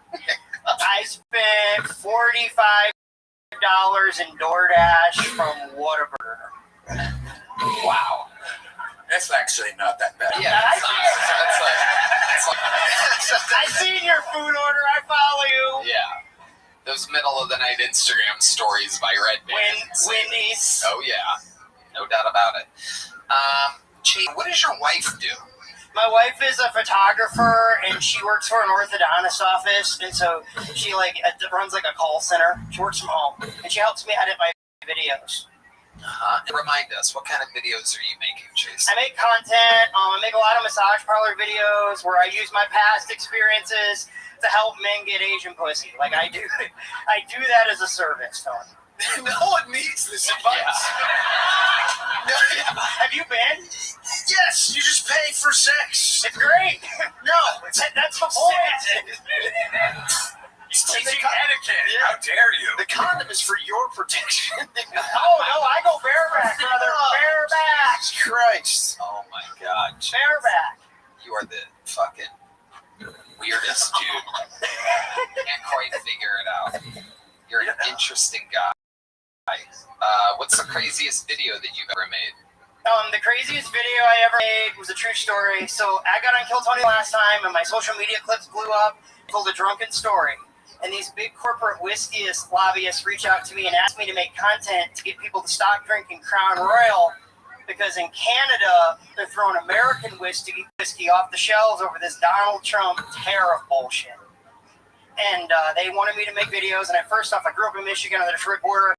Like, I didn't feel comfortable doing it. It was like, it's $700 for a 30-second video. I'm like, fuck Canada. Some of the best stories are drinking American whiskey, am I right? Jack Daniels, hell yeah. Fireball. All right, Jason.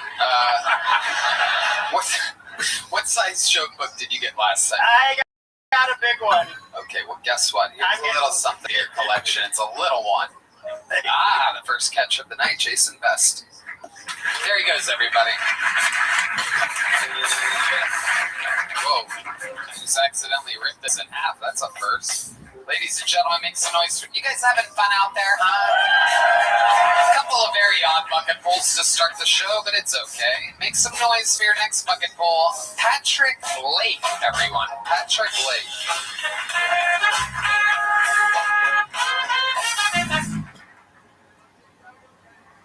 When cops that are looking to get laid get rejected, do they jump straight into stop resisting, stop resisting, stop resisting?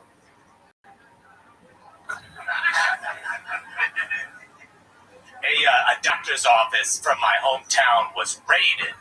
The doctor there was arrested and charged with crimes related to trading sex for pills and sexual imposition on patients. And as a patient of that practice, when news broke, I couldn't believe that someone told. That was Dr. Feelgood. I went to Doc for back pain, and everything started normal enough. Doc started checking me over and then doing those resistance checks. You know, don't let me push your arm down. Good. Then the other side. Good. Don't let me pull your pants down. Wait, what? But before I could say anything, my pants and drawers were at my ankles. And Doc said, don't let me make you come. Oh, doctor. And as I stood there getting topped off by my doctor, I realized I didn't know my insurance covered this, and I didn't even have copay. Patrick Lake. Hello, buddy. How are you? Doing well. How are you guys? Good. How long have you been doing stand-up? Just celebrated 3 years. Okay. Wait, how did you celebrate? By worse than ever? You celebrate by burning every joke you've ever written and starting from absolute scratch? That's something like that, yeah. All right. Okay, where was this 3 years at? Hell? Imagine that if you die and go to hell, you're the full-time comedian, and you just keep doing your act 24 hours a day, and everybody has to stay awake and watch it all the time. Yeah. Is it in hell? Close. Dayton, Ohio. Dayton, Ohio. Pretty close. One of the closest cities to hell on planet Earth. Patrick, what do you do for work? Material scientist. That's how I spent most What of my exactly is a material scientist? A nerd.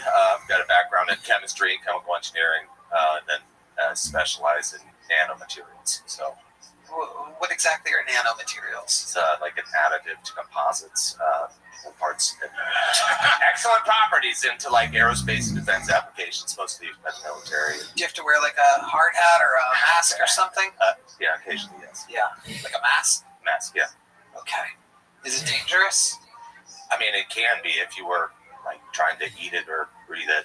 Yeah, but as long as you handle it safely. Have you ever seen anybody eat it or breathe it? No. Okay. You've never seen anything go wrong with nanomaterials? I personally have not. No, I'm trying to be safe practices. Are you thinking about all that fucked up shit while you're doing materials? I know. I got into comedy as like a kind of a relief. So you're take the night off. You ever drug and rape chicks in a hospital? Just trying to relax here, guys. Just trying to. my doc got me started off on the wrong foot. Okay. You married? I was just recently divorced.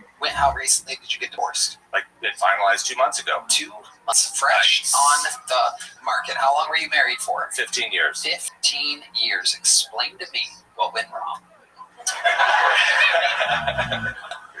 I think it was an accumulation of things, but it came as a big surprise to me. I thought we were in counseling, and then... Let's talk about the accumulation, if you don't mind. This is the most interesting thing about since you arrived at the stage. This, the interview here is like kind of raw. Yeah, nanomaterials. Yeah, nanomaterials wasn't cutting it. So when you say there was an accumulation of things that the 15 years went wrong, what do you mean exactly? Well, she was catching a lot of bodies during those 15 years. Whoa, okay, all right. How do you know she was catching bodies? Yeah, there were lots of signs. Yeah. Can you give us some of the signs? We're all very interested.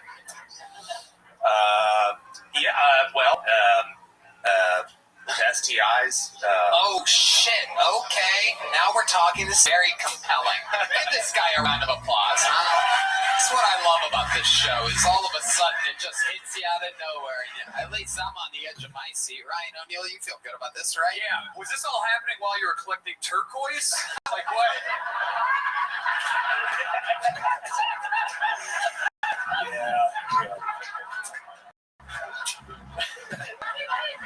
I got distracted. Yeah, maybe you should spend more time paying attention. Keep your eye on the prize. That's right. Yeah. It's a pretty stone. No. Okay. So STIs, and you caught an STI. Which one? Out of curiosity. Actually, I didn't. She did. And it was just on one of those appointments. I was like, "Hey, honey, you want me to come along?" And oh shit! You went along with it. And I went along. And you're in the room, and the doctor says, "Well, you have a." Yeah. Oh, I'm just gonna go ahead and send in some. Yeah. That's a suspicious man right there. I'm going with you. I want to see what it says. Oh my God. I want to see the lab results. Yeah, I find this so compelling. So can you kind of paint the picture for us? Yeah, I mean, like, she had a fishy smell, and I was like, that'll do it. This is a little bit odd. And then, she was kind of trying to glaze past that with the doc, and I was like, hey, honey, what about that little fishy smell? And then, the doc did a swab, and as soon as she got close to my then wife, she said, "Oh, no, I'm going to call in a prescription for antibiotics." And I said, "Well, do I need some too?" She said, "Oh, no, you'll be fine. There's only You sure she's just not Filipino?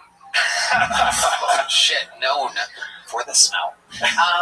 So the reason why you didn't need a swab, I'm guessing, is because you guys weren't actively having sex? Yeah, the thing that she was, there was BV bacterial vaginosis. Yes. Apparently, us fellas don't have to take something for us. Right. So, so did she admit to you, like, on the spot, on the drive home? Oh, no. She's going to deny it till she's dead. Okay. Yeah. So she stays like, there. Yeah. But how do you don't get these things. How do you know that she definitely did something? I mean, there were girls' trips, and there were, there's, she left her like message board open on the computer at home. So, what messages did you see, just out of curiosity? I mean, like making plans for like, you know, meetups in the woods when she'd go on. She's a in the woods. Yeah.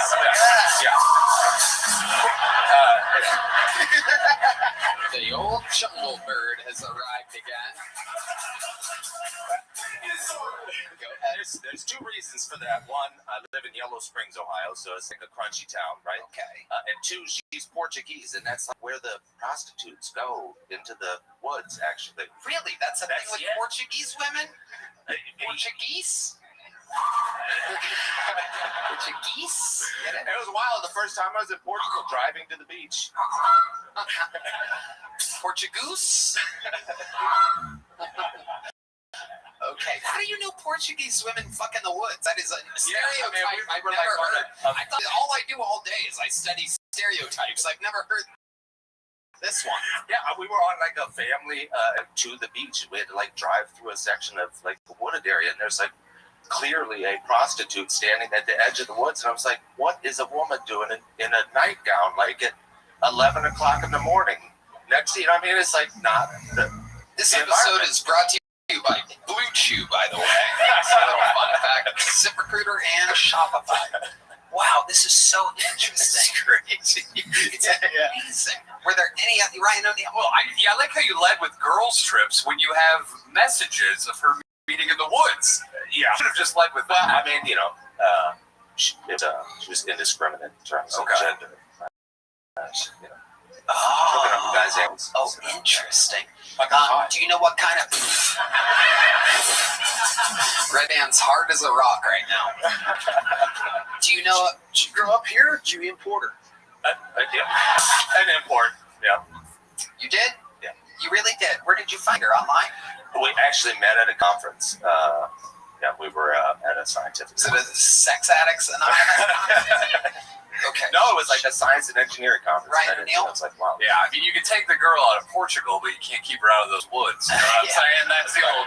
That's right. It was a science conference? It really was, yeah. Was she a scientist too? Yeah, she is. Wow. You think she'd be better at covering her tracks? One would think. It must rule to be a kid in Portugal. Fucking go into the woods and just pussy everywhere. That's all we did as kids. You go into the woods, like ride bikes and shit, look for pornos. There's just naked ladies. It sounds like they're eating each other out. It's amazing. Build a fort, get your ticks on, you know, the usual kid stuff. Wow. But you didn't have any kids with her or anything? Oh, we do. We had 2 kids. Oh, shit. Yeah. Okay. So you got kids. Are they yours? They are, yeah. Yeah. All my kids look exactly. I've got 3 kids. And they all look exactly like me. Are you sure? Really? Are you positive? Like really positive, yeah. Okay. I have a girlfriend now. Are you sure one of them doesn't look like a tree or something like that? Do you have a brother? I do have a brother. Oh, there we go. Has she ever hung out with your brother, perhaps? I mean, yes. Yeah. Wow. I'm not too worried about that one, but you should be. You should be. It's like, what does your brother do? He's a hunter.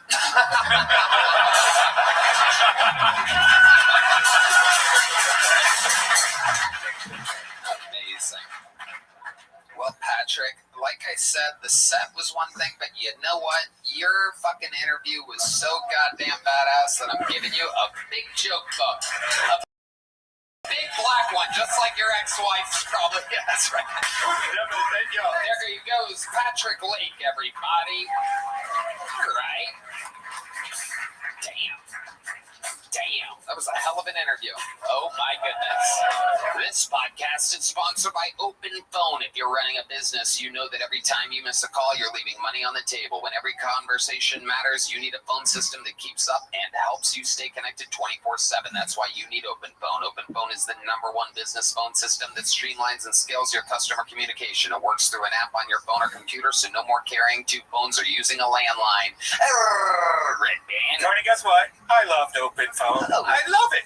It's the best business phone system out there. Hands down, with Open Phone, your team can share one number and collaborate on customer calls, texts, and have a shared inbox. That way, any teammate can pick right up where the last person left off, keeping response times faster than ever. Any teammate can pick up right where the last person left off. Oh, wow. Open Phone is offering our listeners 20% off your first 6 months at openphone.com/Kiltony. That's OPENPHONE.com/Kiltony. And if you have existing numbers with another service, Open Phone will port them over at no extra charge. Open Phone. No missed calls, no missed customers. All right. This looks like a brand new name. I know it for a fact. That's always exciting. Makes the noise for Wisdom Anderson. Wisdom Anderson is the fourth of fucking... God damn, that was a bad bitch up here. Shit! Where'd y'all find her at? God damn. Let's get to the minute. Like, I heard y'all talking about stereotypes earlier, and I probably did the blackest shit you could probably do. I got fired by a white woman on Juneteenth. Like, I mean, how the fuck does that even happen? I thought that was the one day y'all was supposed to chill on it. Just one fucking day y'all was supposed to chill on it. But God is a colorful asshole like that, because if he wouldn't have did that, I wouldn't have been here. So I'm like, I know you was looking out for me. I know you was looking out for me. But I should have known, though. Some shit started to happen different in my life. I started looking at white women a little bit differently. Started looking a little bit better to me. I said, I got to be coming to some motherfucking money. There's only money can get a white woman to start talking to you. I'm like, I don't know what the fuck is going on right now. Okay? Y'all looking at me like, this nigga is not fucking funny. I knew I was going to get you with that one. I knew I was going to get you with that one. But I like to get into the riffing and shit. I wasn't going to come up with a fucking set. Y'all got to pay me for that. This shit for free. Oh, I know. I love it. I love it. I love it. I love it. Okay. Wisdom Anderson. Is that your real name, Wisdom? Fuck no. I got a slave name. My name is Elgin. Come on now. Oh. That's not some shit you get on your feet. It's better than Wisdom. I mean... Wisdom sucks. Wisdom sucks. Wisdom, how long have you been doing stand-up comedy? Better question. How do you look like both main characters from the hit movie White Man Can't Jump? You look like Wesley Snipes in the body and face, and you have the hat of Woody Harrelson in that movie. You know what? It's Woody's hat and everything else. Wesley Snipes. This is incredible. You know what it was? I played baseball. That's what it was. You did? I played baseball. Okay, what position? Had two parents. That's why. Okay, let's go one question at a time here, Elgin. No, I'm kidding. Wisdom. All right. So, how long have you been on stand-up? Shit, I've been funny my whole life. In front of black people. I guess you just stopped before you came out here? Yeah. All right. So, how long have you been doing stand-up? 2021. Okay. I wrote my first joke during COVID. It was a fucked up time. Okay, relax. Let's just go one question. Are you on drugs or anything right now? Okay. Next question. Crack is the answer, everybody. So this is No. Just a little bit of trees. Okay, a little bit of trees. Well, no cocaine. No okay. When you say a little bit of trees, did you fuck the last guy's wife? Okay, next question. Stick with me here. I mean, what do you do for work exactly? Did you really get fired on Juneteenth? Why would the fuck I would come up? Yes, that really happened. Okay, some people write jokes. No. That really not. I only talk about my real fucking life. Okay, so very good. You might want to try jokes. You gotta switch it up. I get paid for real jokes. I wouldn't come up here and tell the real Okay, stick with me. Stick with me here, Wisdom. Now that's wisdom. Yeah. Hey, how often do you get paid for real jokes? What are we talking about here? Last October I did the House of Blues in Houston. Okay, I mean, how did you get that gig? You didn't headline it, right? It wasn't live from the House of Blues. Wisdom Anderson. No, I was a feature act because I'm on the radio and I tell jokes on the radio. You're a DJ. No, radio DJ? I'm a personality. I work for iHeart, so I actually write jokes for real. Okay, got it. Don't get mad with it. No, I'm great. Okay, so you write jokes for the radio. The first joke that you wrote during COVID, what was that joke? Do you remember? It was about white people getting free kidneys. It was something about that. It was about alcohol and kidneys. Okay. You make D Madness ashamed of his race. So he's gonna step away for a second. He's gonna come back in white face. Okay. So, what job did you get fired from on Juneteenth? Oh, at SMU. SMU. Explain to the people. Y'all know what that is. It's a lot of white people. Southern Methodist University. Okay, what were you doing at a university? What exactly were you mopping up at a university? I told you, Tony, I come from a two-parent black household. I played baseball. You know I gotta be a little fucking smart. Okay, so let's go back to the questions, smart guy. What was the job that you had at the university? I was teaching tech. You were teaching tech? Yes. And how and why did you get fired? I made white children tears. You made white children's tears. Okay, what did you do to make white children cry? I told them, hey, you're selfish. Okay, what was the context of this, Wisdom? He was being selfish. What was going on, Wisdom? He wanted the teacher to only solely focus on him. So I teach tech students to teach youth tech. So the teacher in the classroom. Wow, you're like Tech 9. Okay. Let's just get off of this whole confusing university thing. The ring around your neck. Whose ring is that? Where did you get that from? I mean, Amazon, you can find anything. You bought that off Amazon? Yeah, why wouldn't I? Why would I buy real gold? I can't really get that shit from Africa. Shit, why the fuck would I buy real gold? Every single answer that you've given on this show is psychotic. Yes, it's supposed to be. The last comedian that was up gave honest answers about his whore ex-wife and crushed. It was so interesting. You didn't ask about that. Well, I can tell you this. Okay. I haven't fucked in probably about 276 days, so that should let you know I'm married. That should let you know right there. Roughly. Right there. Right there. Roughly 276 Roughly 276. I've been keeping count. If any married men are in here, y'all know the fucking problem. So you're married? Oh, y'all don't? Oh, it's just me. Fuck. I'm trying so hard with you. You are on the show right now. Do you know this? Yes. Okay. You're married. This is where you would answer the fucking question. Yes. Are you married? Okay. So the ring around your neck. When I asked, what's the ring? It's not a wedding ring. Okay. It's just a random ring. Just a random ring. You ring. don't wear a ring on your finger. No. Okay. Why? When you're not fucking at home, I gotta fuck somehow. My side bitch let me fuck. But you're not. But you just said you didn't have sex in 2 hours. Do you see why this interview isn't a real interview? My wife. Okay, so you're admitting to having sex. Stick with me here. You're admitting to have sex. This is why radio is completely dead, by the way. Because they don't really communicate with people. They're not thinking anybody's listening. I don't talk about this on the radio. Okay, I know you don't talk about this on the radio. You're not allowed, but you're allowed here. So you cheat on your wife?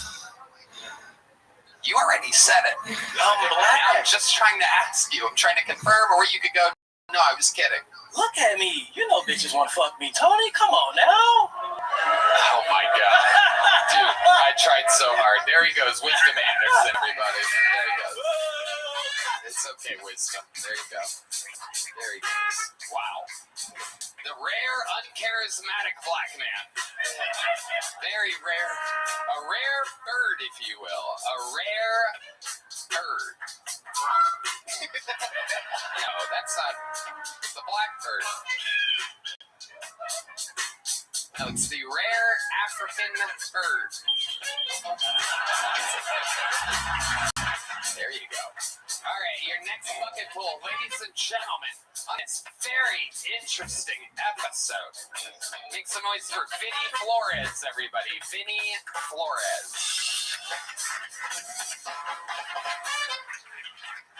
All right. So, I'm a rookie to this comedy field, right? And one of the things that a lot of the veterans tell me is that you gotta be relatable. You gotta relate to your audience. So, has anybody here ever done crack or heroin? See, when I was 17, I shot crack one day and heroin the next day with my older sister. We were in a motel on the run from the police, and she was actively being pimped out. That's never happened to anybody here. I'm just trying to be relatable here, guys. Listen, I'm sorry, all right? It's not my fault, okay, that you guys didn't have a family full of people that love to make memories. And speaking of my sister's pussy, yeah, you're goddamn right that shit got return customers, ladies and gentlemen. That shit put food on the table. We had to leave every 2 hours. And, that deserves a Purple Heart because her pussy got absolutely murdered. All right. Thank you. That's my time. Okay. Vinny Flores keeping the exact momentum of every bucket pull so far tonight. This is incredible. Is it just completely insane people signing up now? This is exciting. No one wants to make it anymore, huh? People just want to come up here and absolutely just fucking flop around. Vinny, how long have you been doing stand-up? About 5 months now. 5 months. Yes, what made you start? The show is a big reason, and also I want to stop this show. We are no longer contributing to a positive comedy environment in the world. Okay. What do you for work, Vinny? I work at a bar right now on 6th Street. You're a bartender or a door guy? Door guy, bar back. Okay. Yes, sir. And how long have you lived in Austin? About 5 months now. Where'd you live before that? Michigan. Michigan. Yes, sir. Wow, the rare Michigan Flores, huh? Yeah, there's a few Mexicans out there. What were you doing for work in Michigan? I was a welder. Welder? Yes, sir. Why are you welding here? That's a good paying trade. I have about 4 years experience, and everyone out here is now like 20, so it's super competitive out here, so I have a hard time. Interesting. Unlike comedy, right? Yeah. I get it. Let's go somewhere a little easier. Wow. Vinny, is it true about the crack and the heroin? Yes, that's all true. Let's talk about that. Tell us about your history with crack and heroin. So I'm half white, half Mexican, and my white side is like Michigan white trash, pretty much. So yeah, my mom's addicted to heroin, and I ended up. I tried it one time with my older sister, and then after that. How old were you when you tried it? I was 17. You were 17 years old. And did you inject heroin or smoke it? Injected. So 17 years old, you had never done it before. Had your sister been doing it? Yeah, but she was actually on the run from a halfway house. So she had been given like some pill or something to where she couldn't take opiates. So she was shooting up crack. So that's why the day before I ended up shooting crack. She was injecting it, yeah. He like melted down with vinegar, I guess. I guess. Wow. Wolfgang fuck over here. Just fucking teaching us how to cook crack. Wow. So she helped you do it and showed you how to do heroin? I actually had to kind of coax her into it. Because, listen, I was young, and at the time, I was like, I'll try anything at least one time. I want to experience the world, I guess. This is good for the world to hear what goes on to Michigan and 17-year-olds. This is the dragon that they're chasing. So tell us about the first time the heroin hit those veins of yours. So, like I said, I already shot something the day before, and she told me that the first time you shoot something, you would puke. So I guess I kind of got that out of the way, and I was just sitting on the hotel bed, and it hit me like a brick wall. And I just remember watching The Simpsons and trying to laugh, and it was like a zombie laugh, like, and then I just passed out, and I woke up wanting to do more heroin immediately. And so you started looking for heroin. Yeah. So part of that story is since we were on the motel, my sister's boyfriend was also there who was pimping her out. And that night that I shot the heroin, we were going to get cigarettes from the gas station, and we jaywalked. And they're all on the run for felonies. I'm just on the run for weed misdemeanor in Michigan, and we're in Ohio at the time. Everybody has warrants. Yeah, everybody has all warrants. Three of you. It was us three, and you're jaywalking. And we're jaywalking. Cigarettes. Yes, sir. This is like a tourist ad for the state of Michigan. This is incredible. This was actually in Maumee, Ohio. Oh, don't talk about my mom like that. Maumee, Ohio. I've never even heard of that. Top left corner? Yeah. So I'm from Adrian, which is like it's 40 minutes from Toledo, so I'm like on the border. So if we want to do anything, we go to either Maumee or Toledo area. Wow. Oh my God. Which is okay. So you got busted jaywalking, I'm guessing, is where the story's going? Yeah. Okay. Yeah, and then so the cop obviously notorious jaywalker. Jaywalker D Madness is back, everybody. This motherfucker, crosswalks do not matter to him. All right. Very famous jaywalker. Okay.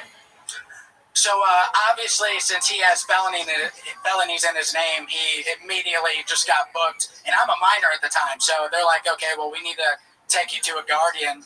And I had no choice but to go back to the motel where my sister and her boyfriend's friend was. And luckily, boyfriend's friend now all of a sudden. Yeah, there was four of us. Okay. And then it could have been fucking her. I don't know. Everybody was fucking her. But Should we marry a scientist right after this?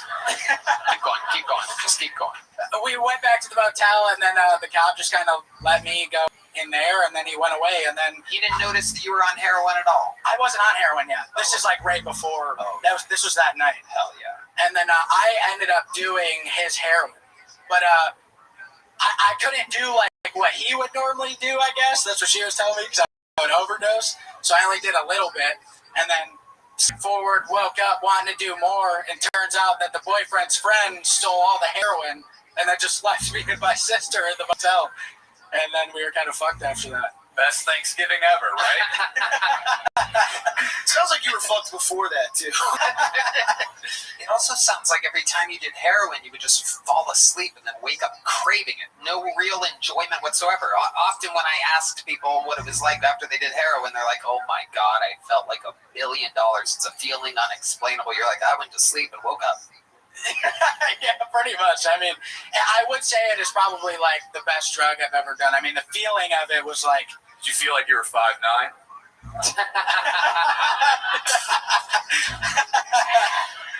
Vinny, what's the coolest thing you've ever done in your life other than heroin? The coolest thing I've ever done in my life. Any big accomplishments? You ever saved somebody's life or fucking do anything, amazing? Win an award, perhaps? Nothing crazy like that. I used to play in bands, so that was some of the coolest stuff. What did you do in a band? I played guitar and bass. Yep.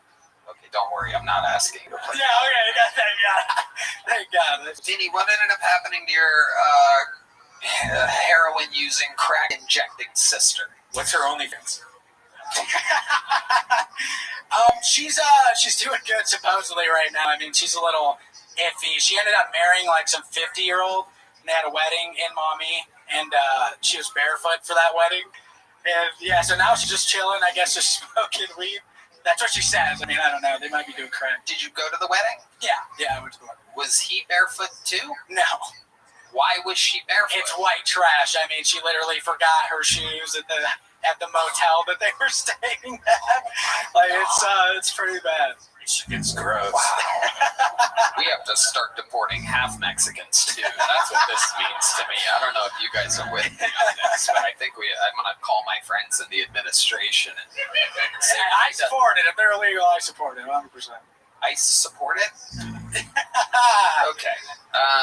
Vinny. All right, buddy. Well, here's a little joke book for you. You can't mix it with vinegar, melt it down, and then smoke it, but you can write some jokes. All right, thank you. There he goes, Vinny Flores, everybody. Keep writing. Keep trying, Vinny. I have to tell people that so they don't fucking relapse on heroin and shit on their way out. They're like, okay, you told me to do it again. Like, keep signing up. Keep signing up, Vinny. Keep writing and signing up, Vinny. Don't give up tonight, Vinny. I'll see him fucking slouched over in the alley tomorrow. Okay, this is a moment that a lot of people have been waiting for. Ladies and gentlemen, the man I'm about to bring to the stage, this is only his second appearance ever on the show. Ever. He's not a golden ticket winner. He's not a regular. But the man went so insanely out of control viral his last time on the show that I absolutely had to bring him back. A disruptor of the force of natural moving comedy. Some people are saying the next big thing. Ladies and gentlemen, I present to you the long-awaited return of Timmy No Break.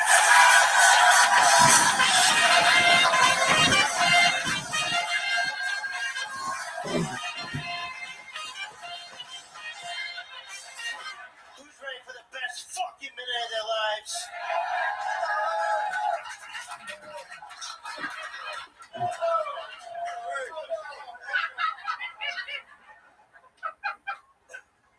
What do you do for a living?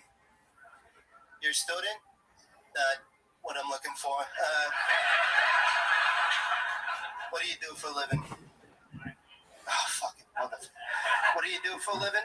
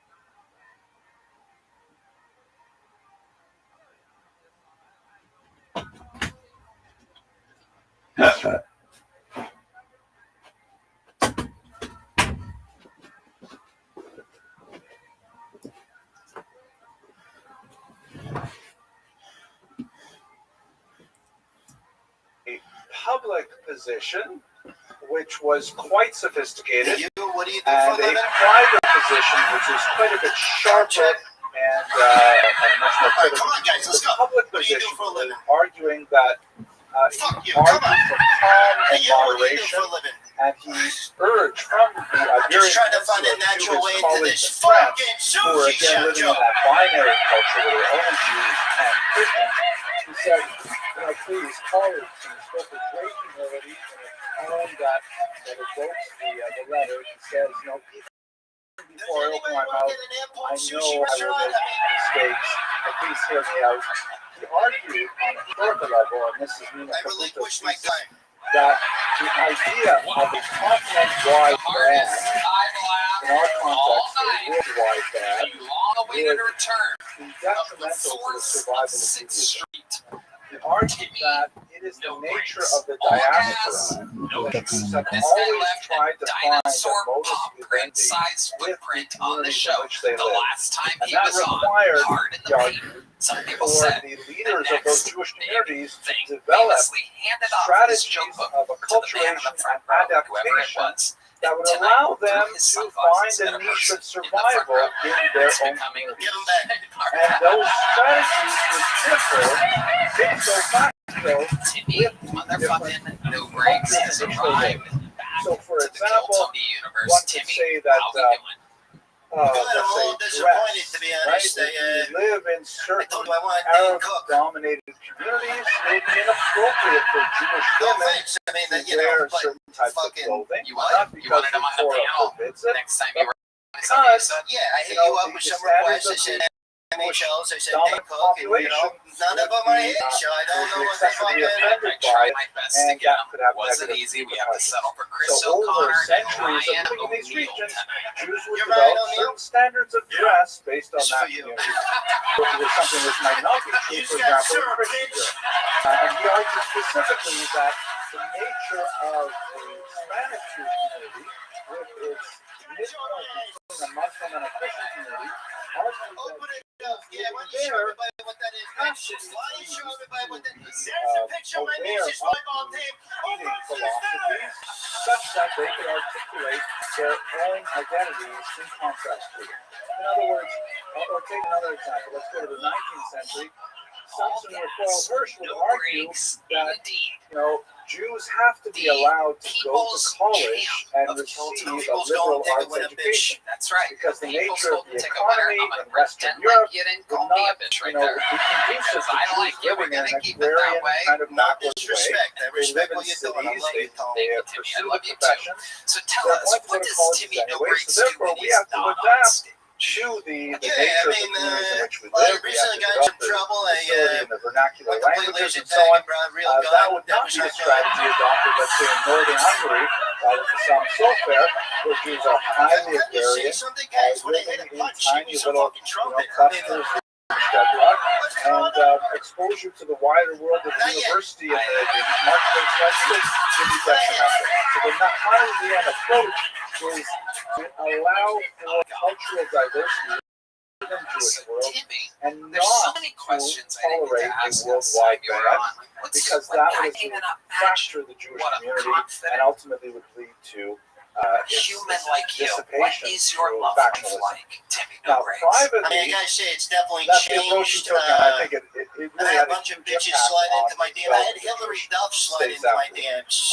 Yeah, more like privately, Hillary he Muff. was especially sharp with his own position. That is, once the Jews of France had pronounced these continental bans, so there were a lot of Spanish counter-bans, especially coming from Arabic speakers, that are saying, you can't ban minorities, we're going to ban you.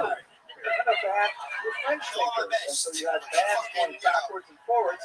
None of these spoke, as it were, privately to his own population, saying, would you please stop with this?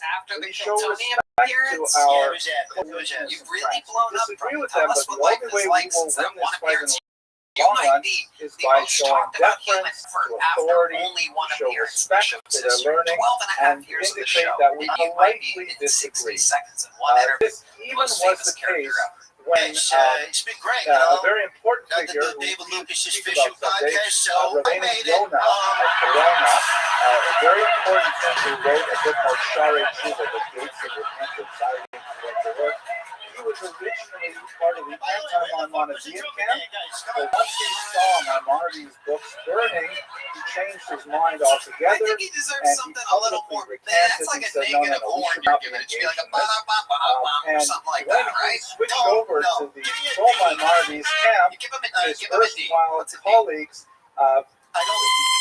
issued a very libelous, scurrilous charge that in fact he was an illegitimate son, that his grandfather had married a married woman, and he was therefore the product of an adulterous relationship. Where are you originally which from? was just one of the nasty things. So I'm from Jersey. You already asked me It's that. important to note that Maimonides criticized this approach. Oh yeah, you probably saw my Kill Tony show. This is going to be repeating it, but yeah, I'm from Jersey. What the fuck else is new? And also, they have married their children to each other. But I missed the mornings. He retained his measured tone, even with such hot-headed. So his approach Every member of the Kill Tony crew should know whatever Timmy asks for, Timmy gets from this point forward. There's a thumbs up for the great within the larger Jewish world, and ultimately that is the position that is missed the attained 800 mornings, years you later. know, walking out. Okay. Fucking walking up to bitches. Questions about that first before we go to Barcelona? Bitch! So this is when, yes, That's what I'm talking about! Yeah, that's what I miss most, you know? well, they were not nearly as well known as the Rambam. Some of them have Rambam is the most important. Rabbi Yonah is actually not French. That's my story. I'm sticking to it, Tom. The Iberian Peninsula. I don't want to keep you up here all night. Nearly as I don't want to be a bother to you. Let me know when you want to go. You're the first person ever that I'm giving full creative control over here. Yeah, I'm good. Okay, hold on. You're good now. You want to go? What You're happened? good. You're good to This is stay. again, Joe Paul. He was Fuck, engaged it's in your these show. I things. mean, By the way, the literally, again, I've never told the crew you get whatever you want. I've never given creative control to anybody. Maimonides and philosophy in general, maybe we should just restrict it to men over the age of 25. I'd like to Women for apologize sure in not. advance. Men under 25, but not mature enough. After 25, okay. But that's another How do topic. you make money? Barcelona is an important turning point in I recall he was born in the 1190s. He's already in his 70s. That's the end of an illustrious career as a communal leader. He's had at least one moment of continental influence. Yeah, it wasn't a punchline. That's for real. I'm doing big shows, you know, I'm doing the church summoned him to participate in one of the greatest of the grocery store or the arena? of the Middle Ages. For about 200 years, this was a fad in the church. I'm sorry, Timmy. Sometimes I fall back on my habits here. I know for make fun of people on the stage. Sometimes I into mean an formal and disrespect. official faith over the tenets of Judaism, I think you have with the hope that by humiliating them in this kind of forum, they would simply choose to convert to Christianity. This was the strategy.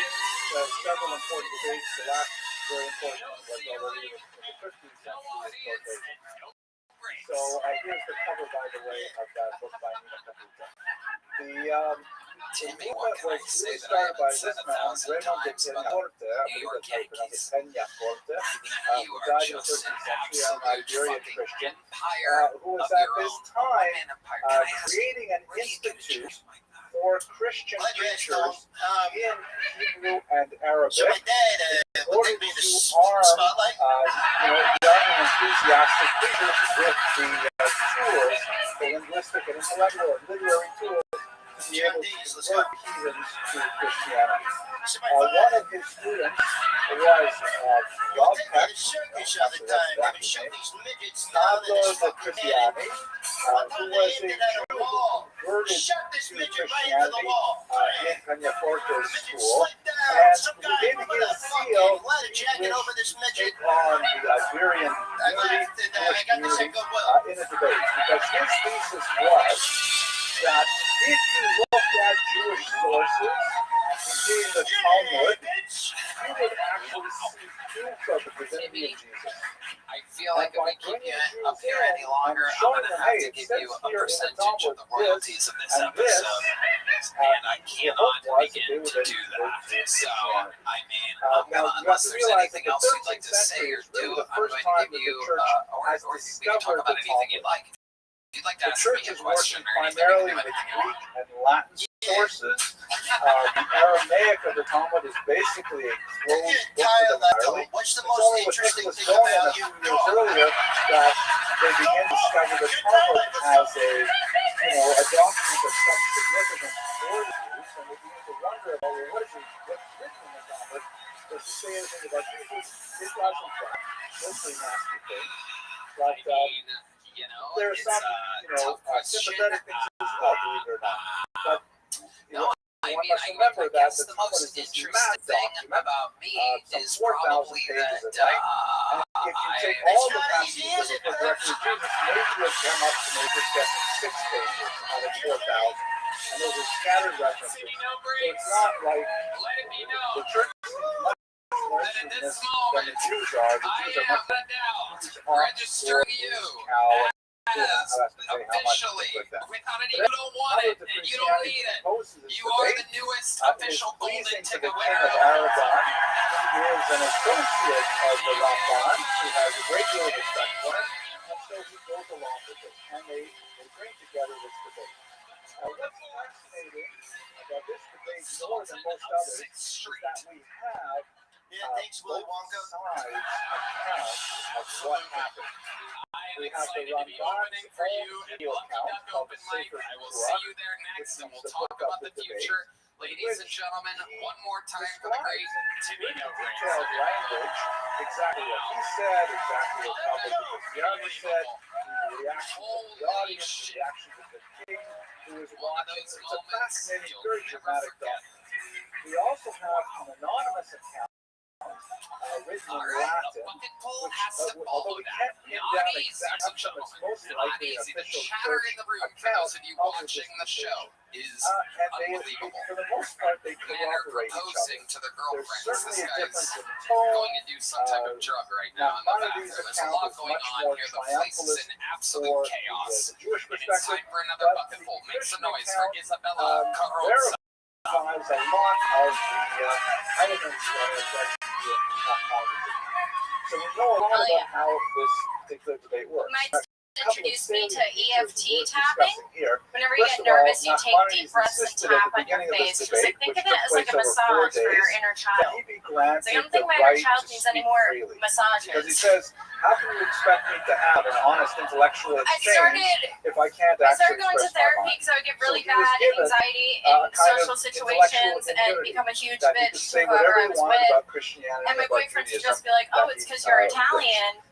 It was kind of retracted later, as we shall see, but nevertheless, that was the initial ground. I'm Italian. And then secondly, Nachmanides retarded. definitely took advantage of that immunity. During the pandemic, I worked as a cam girl. Much younger, I didn't do anything. I just took my vibrator and did stand-up comedy with it. Interlocutor in debate. And then we're like, shut up and pee. He speaks about how, Christianity argues that Jesus is the Prince of Peace, and that his coming to the world brings about a new era of peace in the world, messianic period. And he says, essentially, just look around you. There's so many wars. There's so much pain that's used by Christians. And he says this quite openly. Yeah, a few years. And Pablo Cristiano was simply not able to answer any of those charges adequately. Furthermore, the Christianity adopted a kind of disastrous strategy because he zeroed in on a lot of those passages that refer to Jesus in Hebrew, Yeshua, or I don't want to say Yeshua last for time short. Ben came in and asked me to fart on them, which is a real thing. Nachmanides, who was much more facility with the text, was able to dodge almost all of the criticisms by arguing that this is not the same Jesus. It did, but it was just, it was a lot. It was Go a few streets away from here and you say, is anyone here named Jesus? You'll have 20 people come out who are named Jesus. So he says the Jesus mentioned here, this is the wrong Jesus. I tried. This teacher, for example, We went is into the Yeshua back for like an Prachya. hour, and I made like $2,000, and I was like, I'm trying. Jesus, Because during the interview, I said, if men get too handsy, I fart. I was like, but he took it serious, and he went to the Red Rose and was like, the Christianity's well-prepared arguments, but simply saying we're talking about a different Jesus. After 4 days, the debate was concluded officially in favor of the church. That's not hard to imagine, but James of Aragon was very pleased with Maimonides' performance. He gave him a huge bag of gold coins, and he said, that is crazy stuff. I mean, sometimes like girls fight, or so they thought. But I feel like nothing really crazy. I've seen like, you know, in the film version, men will whip out their dicks, and that's terrifying. Quite entertaining because we do have the transcript, right, between the Latin and the Hebrew version. But like, so, it's kind of like I just kind of show up and take money and leave. A new charge was brought against the Ramban. That was thinly veiled revenge for the disputation. It was argued that the Ramban had completed I was like, I don't know, I always kind of did it on the side of what I do. So I was like an ophthalmologist technician. That he had written for the bishop of Tehran. Now, it's quite likely that he did in fact write that book. We don't have a copy of it. But it's fascinating that the bishop wanted such a book. Can I take a seat? We assume it is broadly similar to the Hebrew version that has survived. It may have been written in Latin or Catalan for the purpose of the bishop, but essentially it must have preserved the same arguments that he presented in the disputation. The bishop undoubtedly had a very strong intellectual curiosity about what I am like the DMV worker of strippers. Pope Clement IV was infuriated I'm very cranky. I'm 29 now, so like I'm kind of over it. So what ended up happening was the king said, you know, Ramban, I can only help you so much. Strippers age in dog years. Yeah, I'm 29. He was forced to flee the Iberian Peninsula, his home. Already, LA I did, in his 70s, really, this is when he should have been retired at the end of a long and illustrious career as the leader of the community of Vermont. So here you have just another picture from the graphic book by Caputo. In 1267, he landed in Israel, and he found it a wasteland. When he went to Jerusalem, he was amazed that there were only two Jewish families living there. I would not. Can you imagine Jerusalem, near HaKodesh, the holy city, only Jews lived there full-time with their families. And on Shabbat and holidays, they had to bring in Jews living in surrounding villages of Jerusalem, the holy capital, the city of David, in order to make them in. But the Ramban, yes, lying in winter, tremendous spiritual courage and strength. He gathered himself, brought together. He formed a synagogue there, he formed a yeshiva, and single-handedly was able to turn around the fate of Jerusalem, because you have to realize that such a Ramban coming to Israel in the 13th century, that's kind of like, I don't know, Bill Gates decided he wants to come to every one of these lectures. You know, he knew that Bill Gates did every single one of these lectures, probably have tripled the audience at least. Right? Bill Gates is here. So the Ramban came. He was like a rock star. And all the Jews that were scattered throughout Israel started gravitating there, and Jews from surrounding regions as well. Isabella, what do you do for fun when you're not doing stand-up? Presence, even though he was only for a few years there, but he continued his literary output, and he continued his communal building. He was able to actually start the renaissance of Jews living in Israel, which we will see come to a tremendous flourishing just 300 years later. Next week when we talk about that was crazy. So, it was on, to I made kind a of lot of sum money. up the legacy of the Ramban, there are three really important things that we should bear in mind. Did you notice that when the first waves were is, coming in, that the waves kept going besides through the his sand? incredibly important literary activity, his creativity as a rabbinic scholar, he played a very important historical role in shaping a posture vis-a-vis the existence of Jews as a diaspora community. His leadership role in the Maimonidean controversy fucking drink, so I like chucked it, and yeah. And it was a lot of fun. Like, you know how everybody rollerblades on Venice Beach? There's like this Mexican guy like plummeting towards me, and it was like, it was just the best time. And diversity without factoring I do that a lot. A level of but now I feel like I hate saying that on Kill Tony because your fans are crazy. And I'm gonna go missing. Cultural identity within many other populations, while not breaking off entirely from the Jewish world as a whole. Secondly, he showed great heroism and intellectual fortitude in this showdown with the church, and luckily the transcript of this encounter in the Barcelona disputation, which says a lot about his strength as a leader, but also talks about the weakness of his community as a minority, that even a person like the Ramban could not protect himself against such overwhelming communal pressure. Finally, I personally get a tremendous amount of strength just thinking about what the Ramban could accomplish in this man's last name is in the land of Israel. Ladies and gentlemen, make some noise for Most people would have simply given up and would never be heard from again. Gathered all of his strength and was able to really start a rebuild of the community. I'll just mention one last teenager told me legend I looked like a school shooter the other day. It's not very well sourced. Insulin instead of bullets. Probably not true, but nevertheless it is a beautiful story. Your least favorite part of the school shooting when would be missing lunch. You will see a crack appear in my It better not be pizza day, dude. I swear to In God. fact, that is what happened. As the legend goes, on the day the Ramban died, his mother's headstone developed a huge crack down the middle, and so the local community in It's when I'm walking through the center of an airplane of the Ramban. and everyone's staring at me like that motherfucker better not sit next to me, dude. Anyways, thank you very much for your patience. I'm really grateful you came. Next week, we'll continue with a topic that I find really fascinating. I actually published a small book on it, so it means a lot to me. The great Ramak, Rabbi Moshe Cordovera. No, I get it though. Like I saw a dude fatter than me walking through the airport.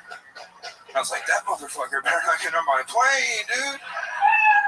It was Amir. That's Mason Bird, everybody. The best set from a bucket full of the night has finally happened here. More than halfway through the episode. Mason, a fantastic set. How long have you been on stand-up comedy? About 3 years, sir. 3 years. Where at? Mostly Detroit. I moved here a couple months ago. Very nice. So you live here in Austin, Texas now. Yes, sir. Amazing. What do you do for work? I work at Jersey Mike's. Hell yeah. Making Mike's way. Jersey Mike's, official sponsor of Timmy No Breaks. How long have you worked at Jersey Mike's? About 3 months. 3 months. What you do in Detroit? I was a sous chef at a bar.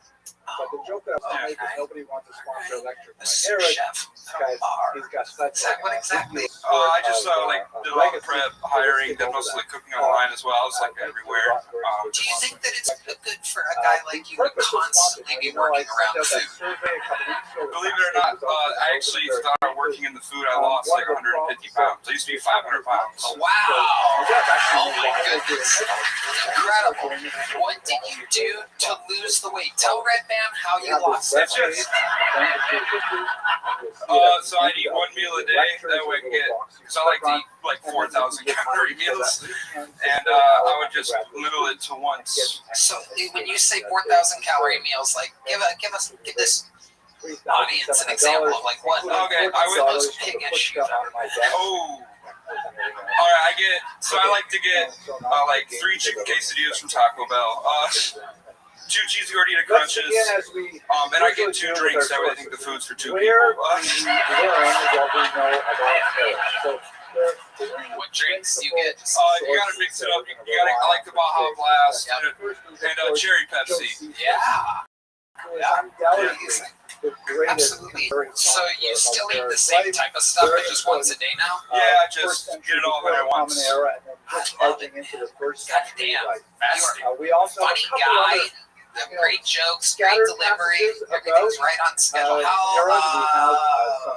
How long ago were you that fat? Survived 2 years ago. Wow, so it's all just happening fast. Yeah. Funnier and lighter at the same time, constantly. We're trying. Hell yeah. We have some passages that refer to first century Israel. I just want to know what time you have to go Bigfoot hunting tonight. He likes to come out around 2:30. Your glasses, can you see out of those? They're very smeared. Yeah. I touched my face. Yeah. It was from the snack wrap earlier. I'm not gonna lie. Timmy, no cakes over here. Timmy, all cakes. I love it. And you're also a ginger. You have that going for you. Yeah. Hell yeah. Represent. Mason, what else? What do you do for fun? Tell us more about your life. What's interesting about you? I like to look at maps. I know all the state capitals. Very proud of that. Yeah, I'm really into like maps and geography and topography and all that kind of stuff. Is that because you're shaped like a globe? Yes. Perfect. What got you into maps? I've just always been super, like there was a Nat Geo thing when you were a kid, and I was super into that, like answering history questions and maps and stuff. Okay, other than maps, what else are you into? That's fair.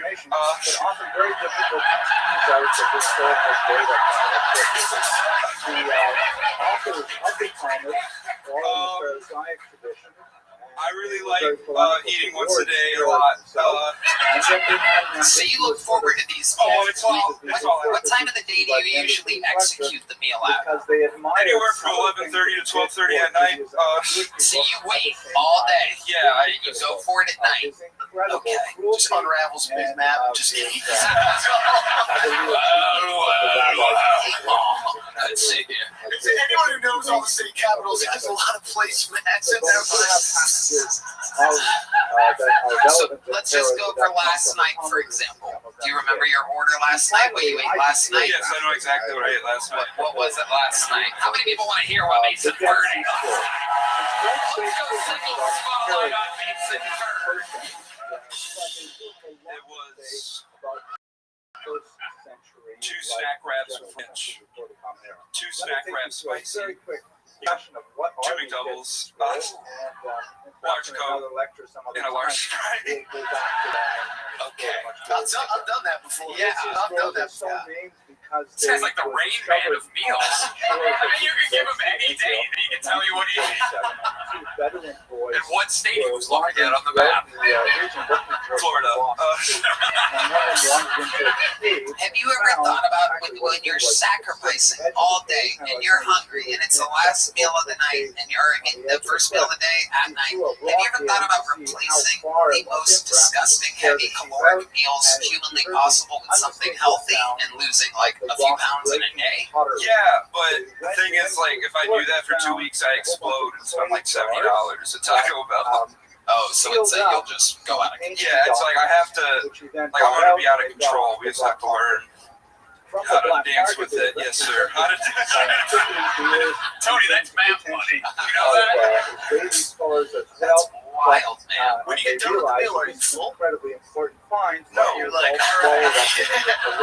I'm more just like sad. And I'm like, oh, man, I should have got another burger. Dude. And then what do? You just kind of go to sleep? Smoke weed, go to sleep. Sometimes I'll look at old like Facebook photos of me when I was really fat, and I'm like, I'm doing good, man. Yeah, you are, buddy. Yes, you are. I'd love to have you on the Secret Show Thursday.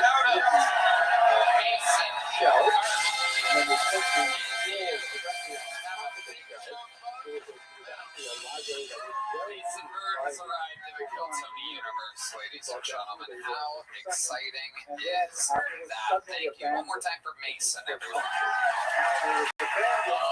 Ready? Buckle number 8.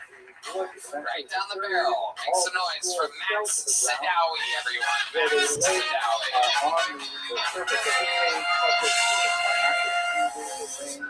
Thank you. As you heard, my name is Max. It's not short for anything. I think my parents knew I was going to be stupid. They took one look at me, they said, 3 letters is enough.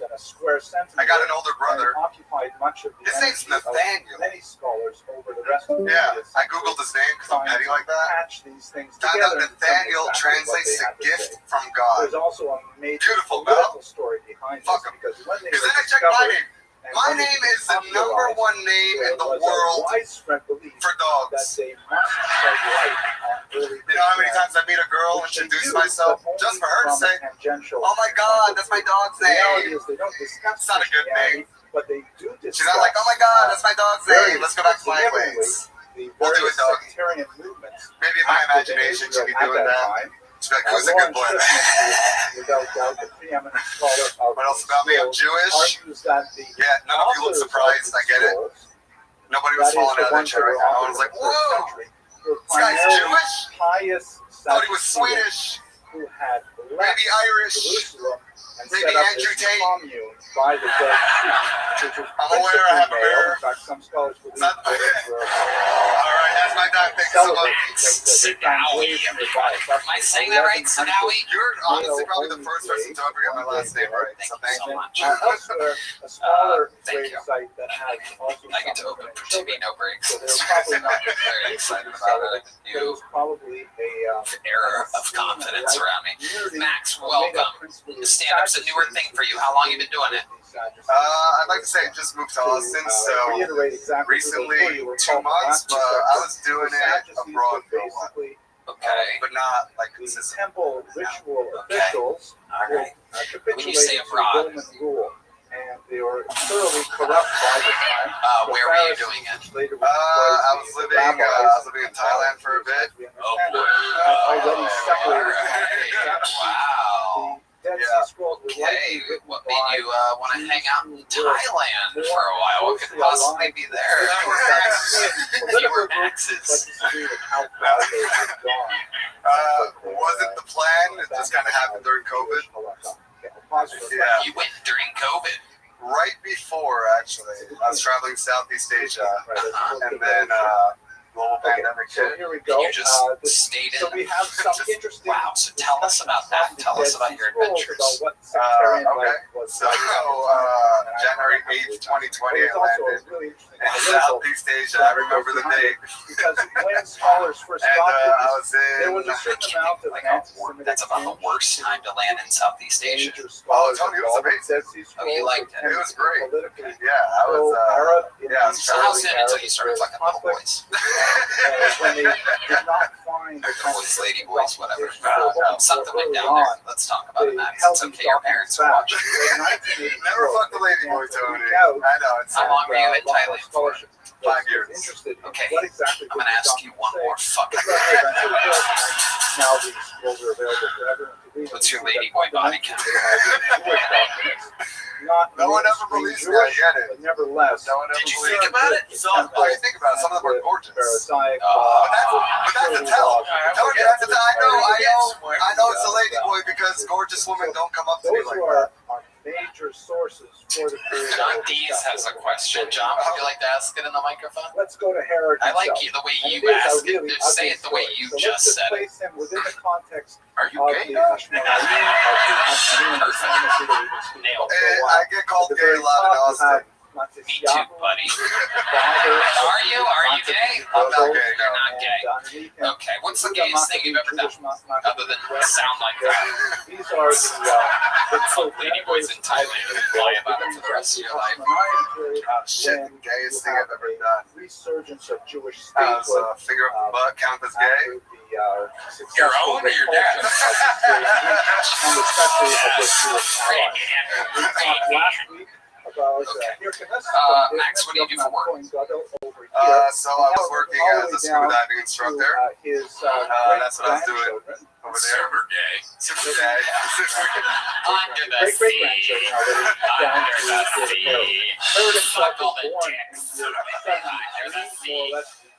Okay, what made you stop being a scuba diving instructor? Man, trying to take comedy more serious, so came down here. This is where all the hype is at. So you stopped being a scuba diving instructor to come do comedy in Austin, Texas. Yes. Is that what you were doing in Thailand? Being a scuba diving instructor? Yeah, we were inside of. Yeah, that's what I'm doing in Thailand. Okay. Pulled that respirator right out of his mouth. Okay, Max, craziest thing that ever happened to you while scuba diving? Or instructing scuba diving? I fucked this lady. It's not gay if it's underwater. Come here, you little mermaid. So where you got finger in your ass? If we were getting honest, I did fuck underwater. Actually, that is something. Yeah, it's called the 10-meter club. Wow, tell us about that. How does that go down exactly? So you gotta find somewhere where there's like sandy, so there's no corals or anything. And basically, you just put some extra weight than you normally would to get down there, and make sure you're not wearing a wetsuit. And once you get down there, you basically doing a doggy. Doing it with the respirator on and everything. Oh yeah. Yeah, this is like when Redman fucks with his sleep apnea.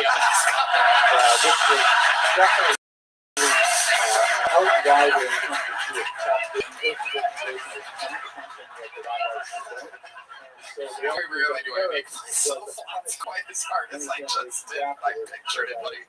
I pictured it, my old pal. All right, so how long did this sex underwater last? Just a ballpark. Oh, fair. By ballpark, I mean the fact that you both had balls. It wasn't long. It would probably be like 5 minutes. Yeah. You came? Honestly, when I came, it was funny because we're both. It's called neutrally buoyant, so you're not at the bottom, you're not on the top. And once I was able to come in the bottom, well, right before I came, I basically just like pushed her off, and she just see her going. I never got to do that in my life. That was hilarious. That is pretty cool. That is pretty cool. Is there like a chum trail that we should? Oh yeah, I bet they did. Not that way. They're like, this cum tastes like shit. His rise to power is very Of course, it's amazing. That's why you won't admit that you're gay. I know. That's what we know. Amazing. What's it like being Jewish nowadays? How do you feel about everything? There's a lot going on. How do you feel about it? We're doing this? Go right ahead. I'm going to let you take control because that's what you people want. Oh, my favorite Jew Yoni's not laughing. They might be crossing the line right now. Oh, man. Yeah, it's a delicate line to be crossing right now. Well, I know you guys have your lines and your borders, and fucking, those lines are always moving in your favor. How do you feel being a Jew nowadays? Pretty simple question. You can answer it anyway. I like being perfect answer. I like being one of the most watched shows in entertainment, so that's all I'm going to ask. There we go.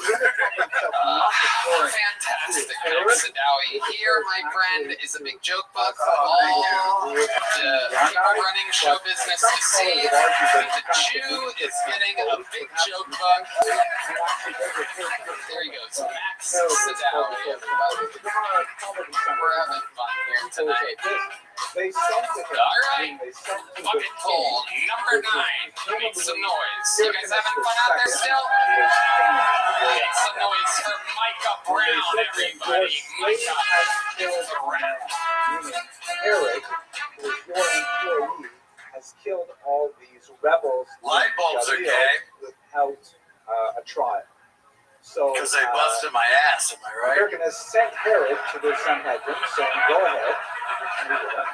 So they said to him, they said to the king, anal's a lot like surgery. Have you guys noticed this? Well, the Torah says, anal is a lot like surgery. You gotta wash your hands all the way down to your elbows. Let the master of the ox come and stand on behalf of you're gonna prep? Can't eat the day before? Euphemistic language, meaning, hey, my surgeon hates it when I eat before we do anal.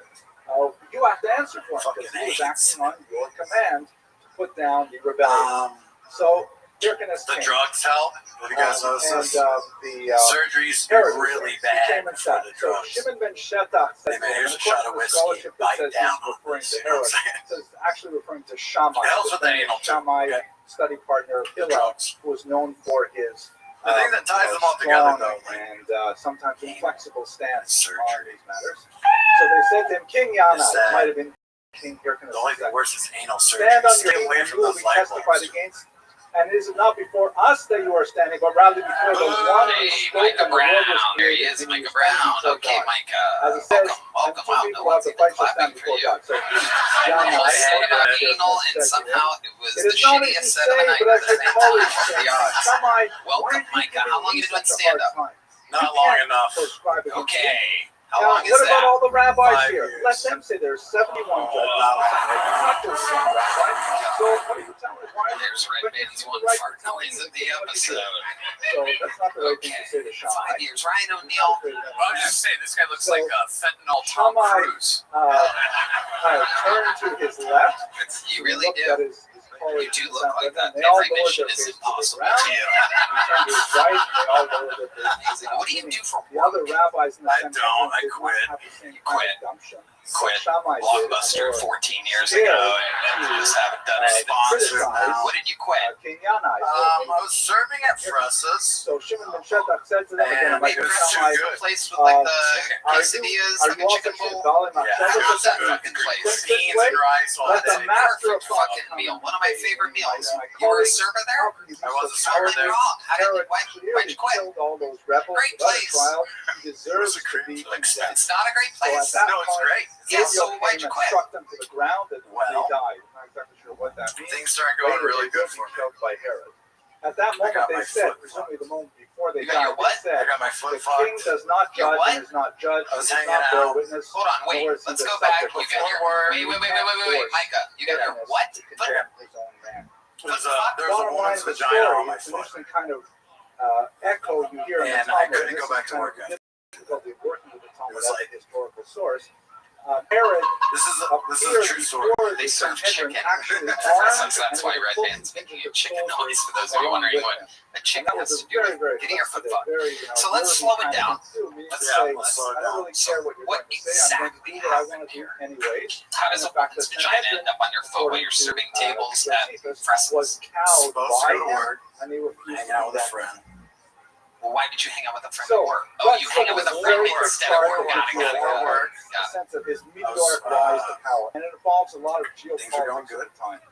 Look at me. Stop looking down. I just described occurred in 47. Go ahead. 44, remember the numbers count down now because It's really fun. before the It was really awesome. So, Caesar girl, was assassinated. Yeah. Chris Herod O'Connor, She was a wisely day. allied She's a himself day. with his assassin, It's Cassius, Austin. right? We've all read Shakespeare, I was trying to figure it Caesar, out. if you remember She's all got that. a girlfriend, And he did a great who's job. dating Herod a did great boy, job collecting and she was taxes getting. for Rome. There's no way the story's this complicated. It ended up with cocaine and my foot getting fucked. I don't know how the foot you gets did that the far. fucking with your foot, right? It's about money, right? Yeah, she told me to put my foot on the couch.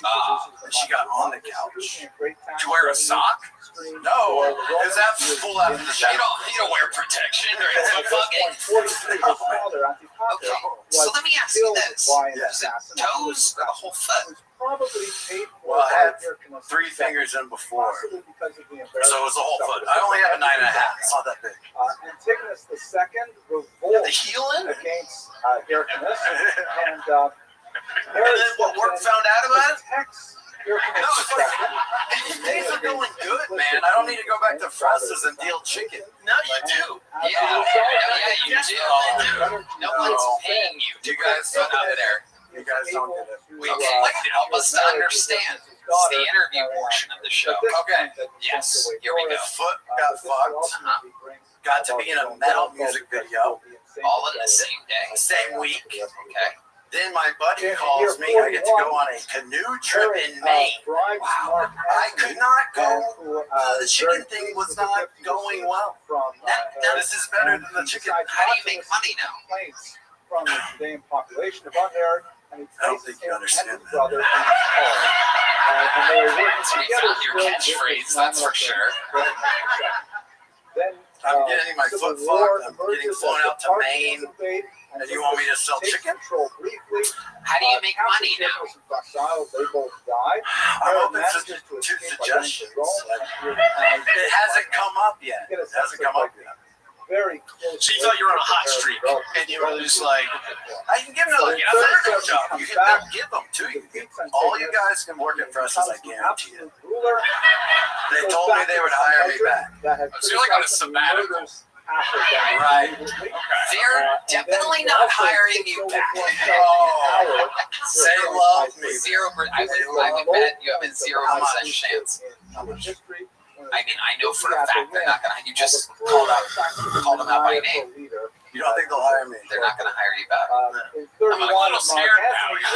No. I don't need the job, so I just want to know how much money do you have? I'm negative $24. Okay. So where do you sleep at night? Where do you sleep at night? Where do you sleep at night? Tonight? I've got a friend named Brendan Mahaney. He's the best. We call him Sarge. He takes care of all of us. Wow. Incredible. So that's where you, is that where you tonight? Is that where you slept last Unless the foot girl hits me back. Okay, here's a little joke. There you go, buddy. All right. Yep, hard to catch, but you are blitzed out of your mind on hard drugs. Everybody that goes Micah Brown. Very interesting fucking fools tonight. Very interesting. We should have like an actual psychiatrist backstage connect with these people right after their sets. By the way, Francis is really good. Don't like Don't let a fucking drug addict guy ruin Francis for you. Highly recommend it. Very simple, clean meals. I'm actually surprised you eat there. I love it. They're half chicken, man. It's fucking great. You're saying everything that I feel. Your final bucket bowl of the night, ladies and gentlemen. You guys ready for this? I know. It's one of those nights where it's hard to be excited about the bucket, but anything can happen. Make some noise for Bill Williams, everybody. Bill Williams.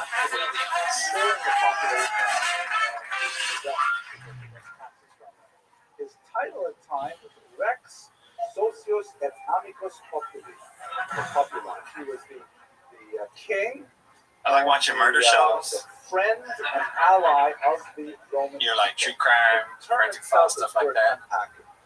But I noticed recently that whenever they do the reenactments, the actors are always way better looking than the real victims. And from time to time, someone's all sad, like, oh man, can't believe they murdered that beautiful lady. In some cases, but then I see the real victim, Roman support. For example, and I'm later like, on in his life, when he decided he wanted to murder his two sons, on trial for treason, and in fact was successful in receiving Roman support. He had to go there. I'm dating's hard. It would not be seemly. That day I saw this gorgeous woman sitting at a bar. I walked up to her and said, "You're stunning. You must work out all the time." She said, "No, and I'm a mom." I said, "Wow, you don't even look like you had kids." She said, "If I told you that this body gave birth to 5 children, what would you say?" So I said goodbye. Thank you, Bill Williams. Bill Williams, fantastic. I like your style. I like your delivery. I like the whole thing that you're working with here. How long have you been doing stand-up? 1 year. 1 year. Wow. Yes, sir. Where at? Oh, San Antonio.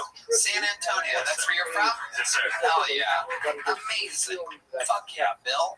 You perform a lot. You do a lot of like mics in San Antonio. A lot of mics. My first year I did 305. I see. I had a fucking feeling. Some people say they do this 3, 4, 5, 6, 7 years, and they're doing it maybe once a week, maybe twice a week. You know, that shit adds up fast. I can literally tell that you've been fucking actually working at it. What do you do for work? Nothing. Wow. So I had so much time to hit mics. That's why we're in a deficit right now. Tax-paying, contributing citizens in the country right now. How long have you been unemployed for, Bill? A year. Like, I lost my truck driving job and I just hit it hard. How did you lose your truck driving job? They found a beer bottle in my truck. Yeah, I had a feeling. And then a week later, I got a DWI, so I couldn't drive anymore. Wow. Yeah. That happens. Are you a Native American? Nah, there is some Native American in my family.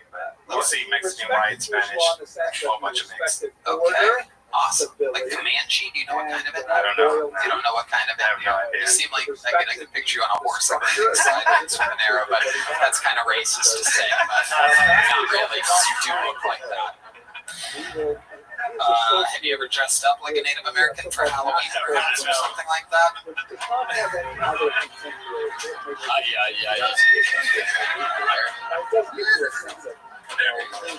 Where's Sarah Sloan? Is Sarah Sloan here? Sarah Sloan? She's at Shakespeare's.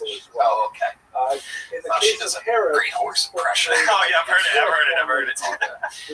Bill, what do you do for fun? I mean, really, because all I do is comedy. You like to drink a lot, right? Not anymore. I had to quit because of DWI, you know. So, you already lost your job. You just double down on that shit? Yeah, but I was on probation. They made me do a breathalyzer. Okay. I got to blow into that machine.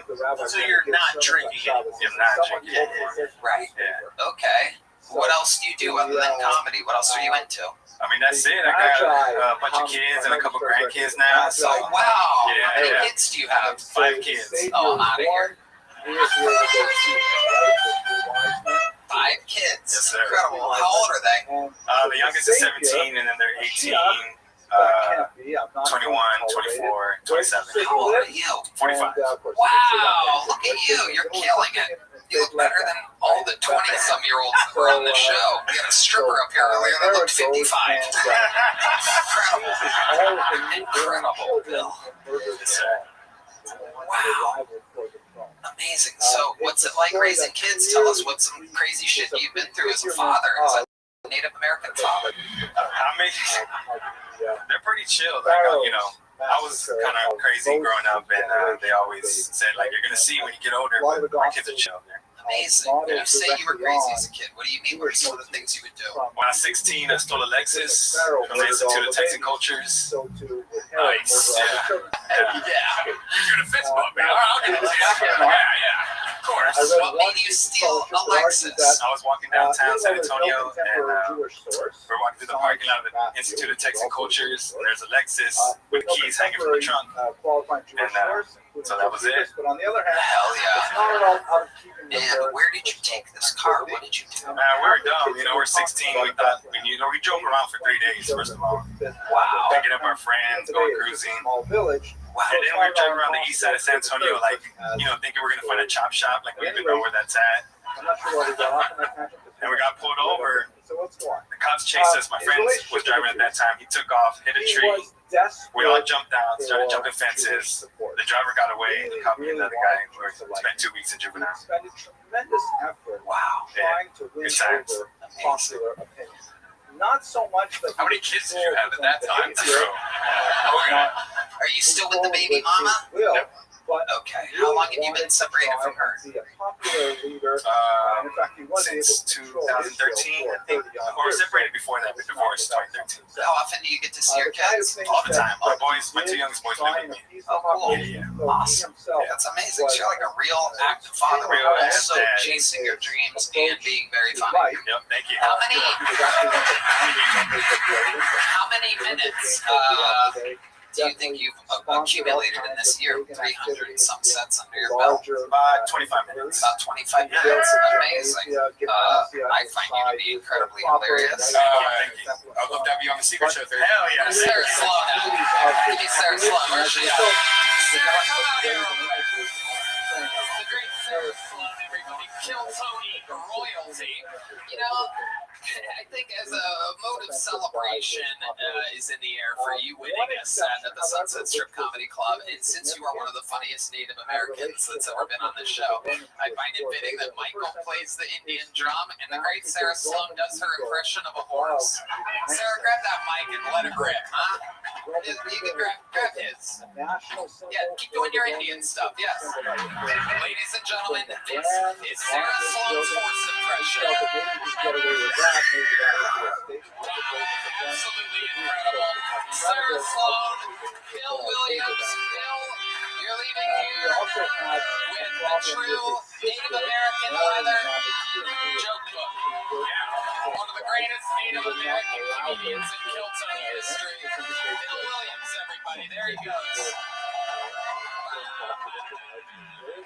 And I need to do Indian job dance. Yes, 5 kids. He can make it rain. Bill Williams, and now we've come to a part of the show. Now, I'm going to tell you right now, I'm going to be honest with you. William Montgomery is out for the night, everybody.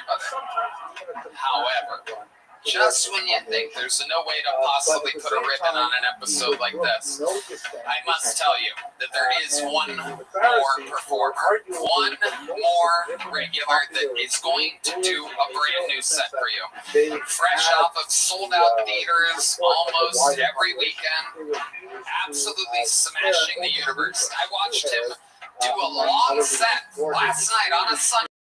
When everybody else is off and it's nothing but up and comers, this guy's here doing long sets, going over notes. He literally works more and harder than any other comedian I know because he is trying to become an American citizen. But yet still, he remains the Estonian assassin. It's Ari Matthews. The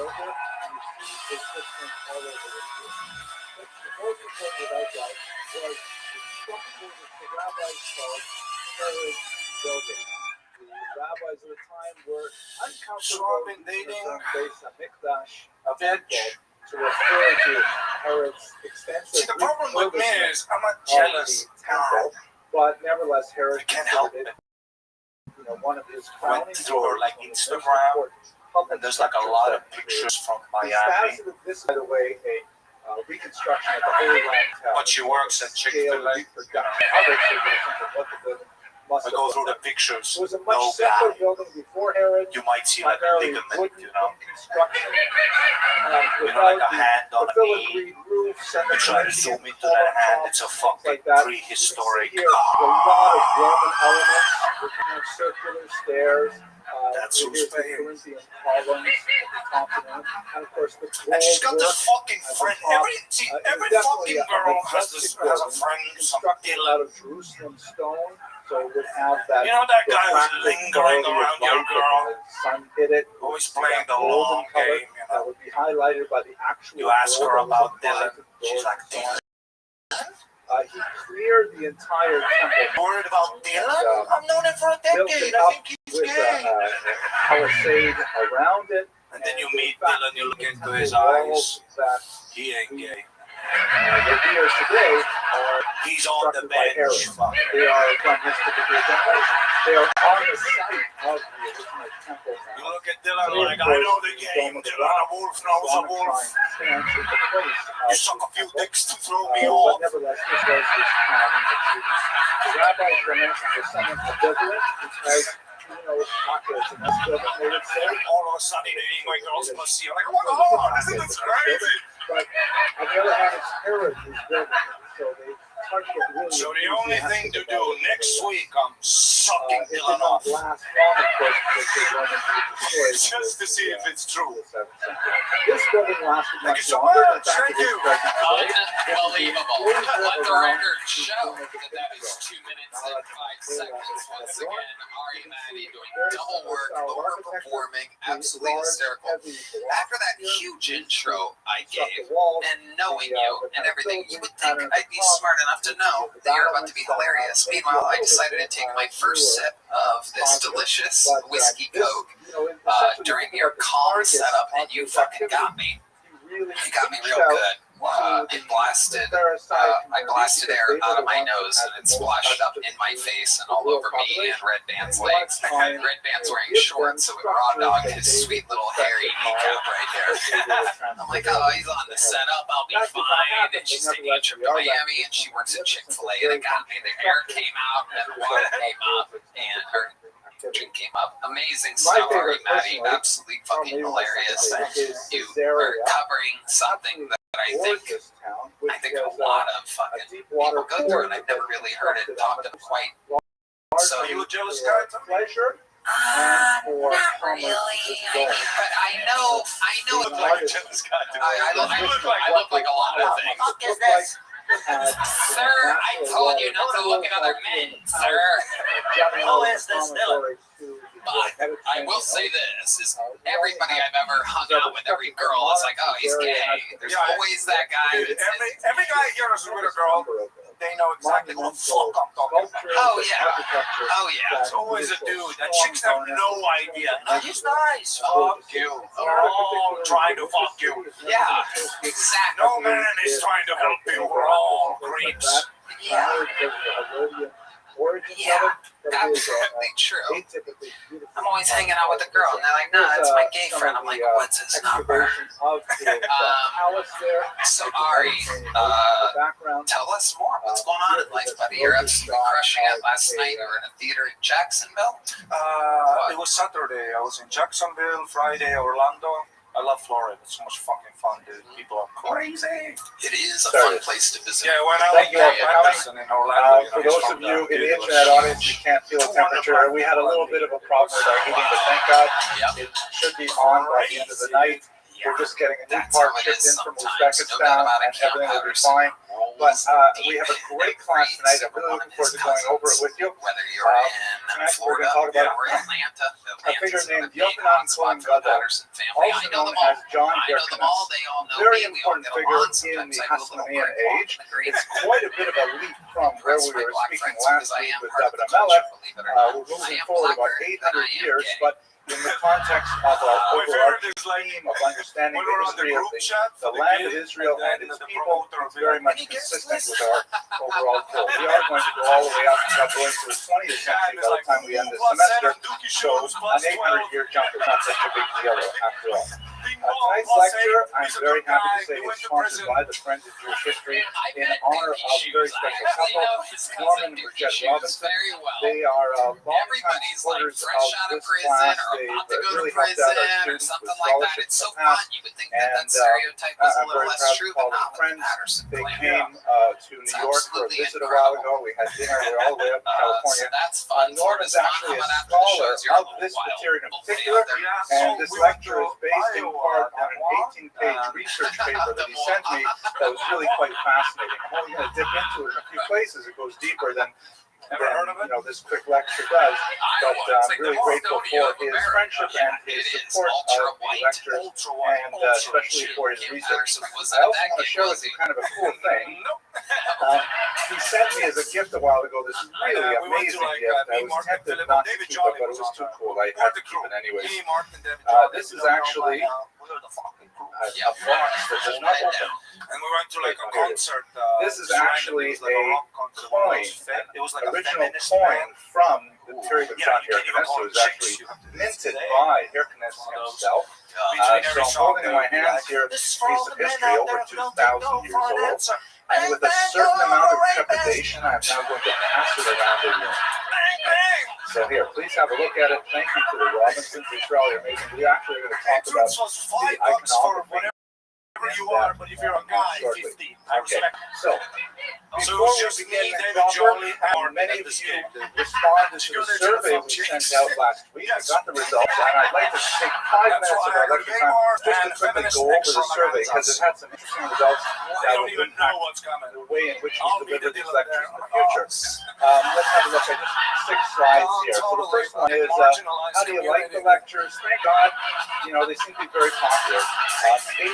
82.1% like them, a great deal, and 15.9% like them, a moderate amount on a scale of 7. So that means about 98% of the people who watch the lectures enjoy them. 0.7%, which is one person actually, we got about 150 odd responses. 0.7 are not sure whether they like it or not like it. I guess they're kind of channel surfing at night. 1 person dislikes a moderate amount, and 1 person disliked it a great deal, which is kind of nasty, kind of writing comments in all caps with lots of exclamation marks. But I will tell you that I can correlate the answers of these responses to their locations, and they're all from Brooklyn. The 3 who are in the bottom are from Brooklyn.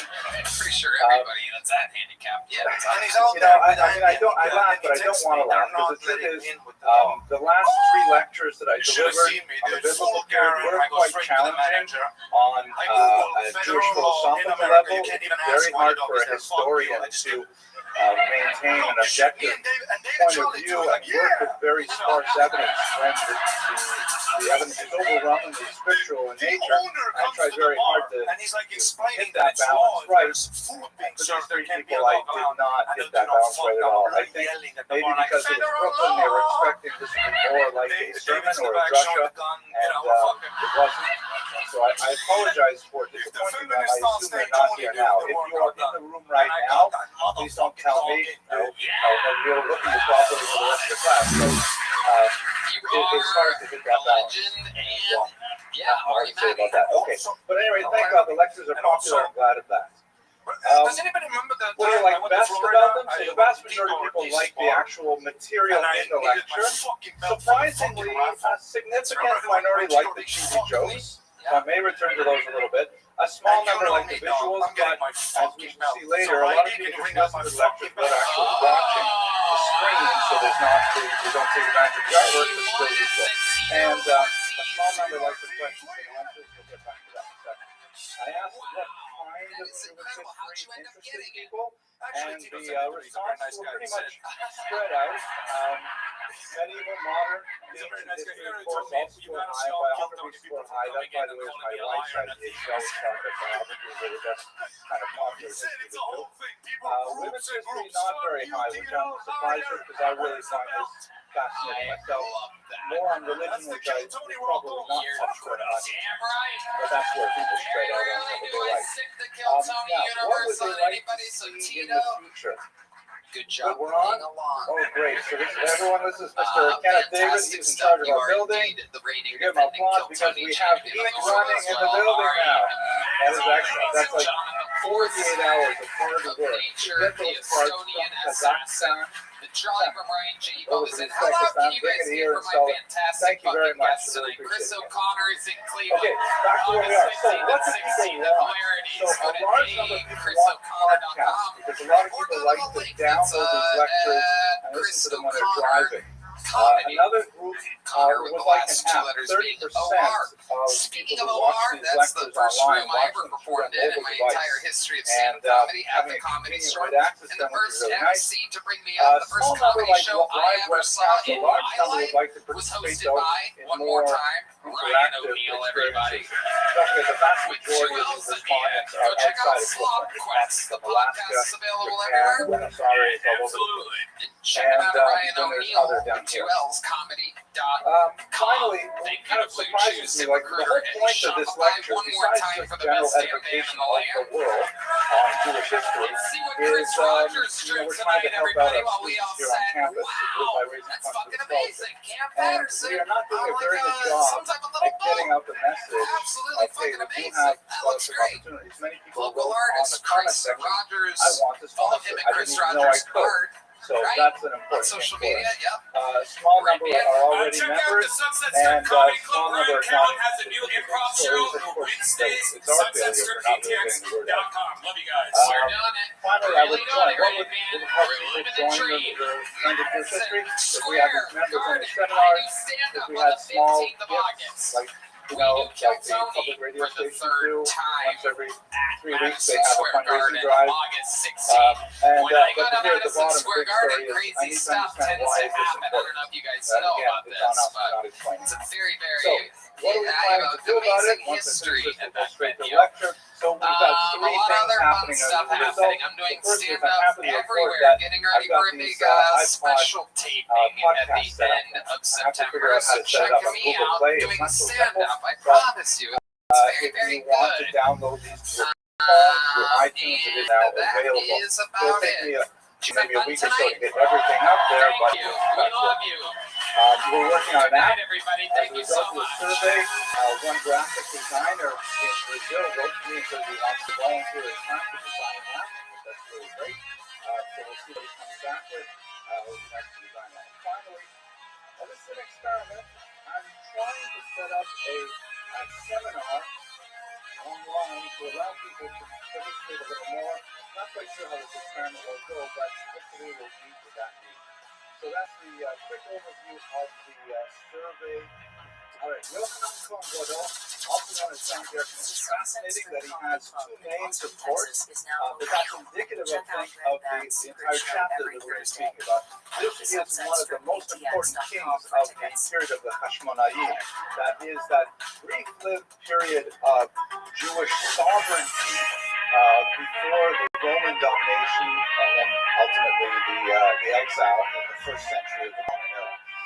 On the one hand, he has a very Jewish name. Yochanan, of course, is a Jewish derivation, and the title Kohen Gadol, or High Priest, is exceptionally important.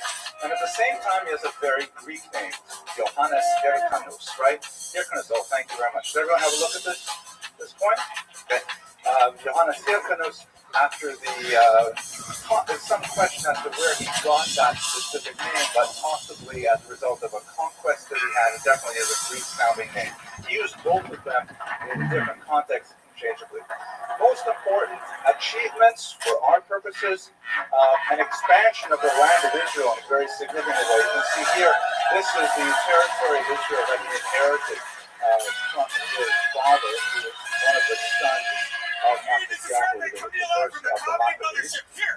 Small amount of territory, the waste of Israel with a tiny access to the sea, a little bit of the Transjordan here on the other side, and then by the time he died, after 30 years of reign, again, it's very significant achievement to hold power for so long, such similar times, he expanded significantly to the north, possibly even further than this map shows, and also to the south with the unfortunate region of Ismaiah, which we'll speak about in a few moments.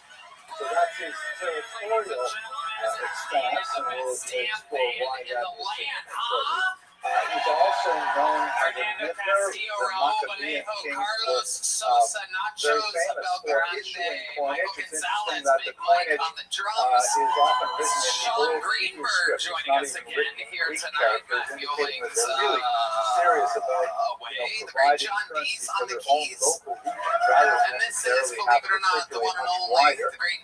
And fascinating for the depictions is what are the iconographic symbols used. Judaism, as I'm sure you're aware, has an allergy to physical representation of living things, celestial bodies, and the like. Goes back to the second commandment, which specifically forbids any kind of graven image. How that has been interpreted over the centuries varies, but certainly in the ancient period, there was a tremendous hesitancy to portray any kind of sun, moon, star kind of design, or any kind of animal, or certainly human being.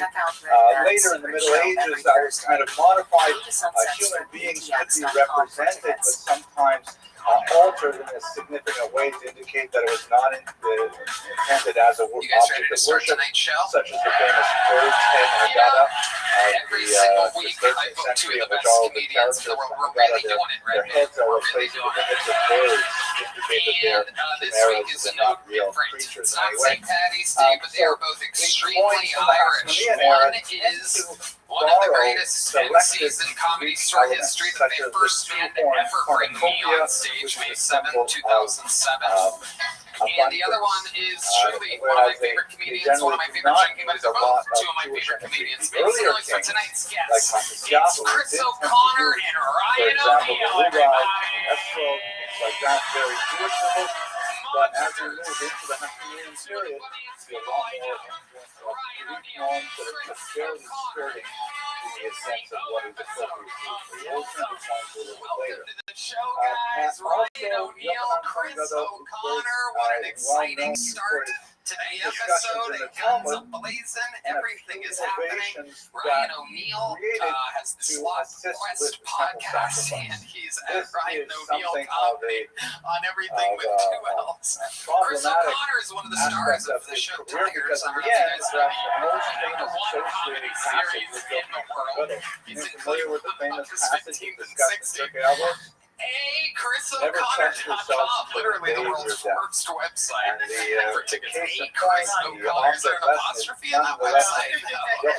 No. who at the very end of his life Chris O'Connor decided to join with the Sadducees, very, which very are kind of like exciting. the bad guys We are in going this story, to have the reasons some that we'll discuss shortly. tonight. You And guys, this Ryan is seen O'Neal as was a guest, I a believe, huge very step early, down, yeah, a 11, 12 turning years away ago. Belly from room, traditional main room, orthodoxy. done it all. I'm Done using it all. that term First loosely time at the mothership. to Ryan a O'Neal moved here this week. One of the best comedians in the world. Thank you. That Chris ultimately O'Connor was moved here separated from the last Jewish year. people One of the best before. comedians in the So world. that's a very It's very exciting. controversial aspect of it that I But look you guys forward to know how it discussing works. with You've all you done shortly. it. 230 Okay, tonight, ladies and let's gentlemen. talk about the sources. 230 Where do waiting we in a bar get next the door, information hoping that for they get our pulled out of this bucket. contemporary study of Yochanan The Cohen? world's And thank God palest woman. we're not going to use Holy any, mercy here.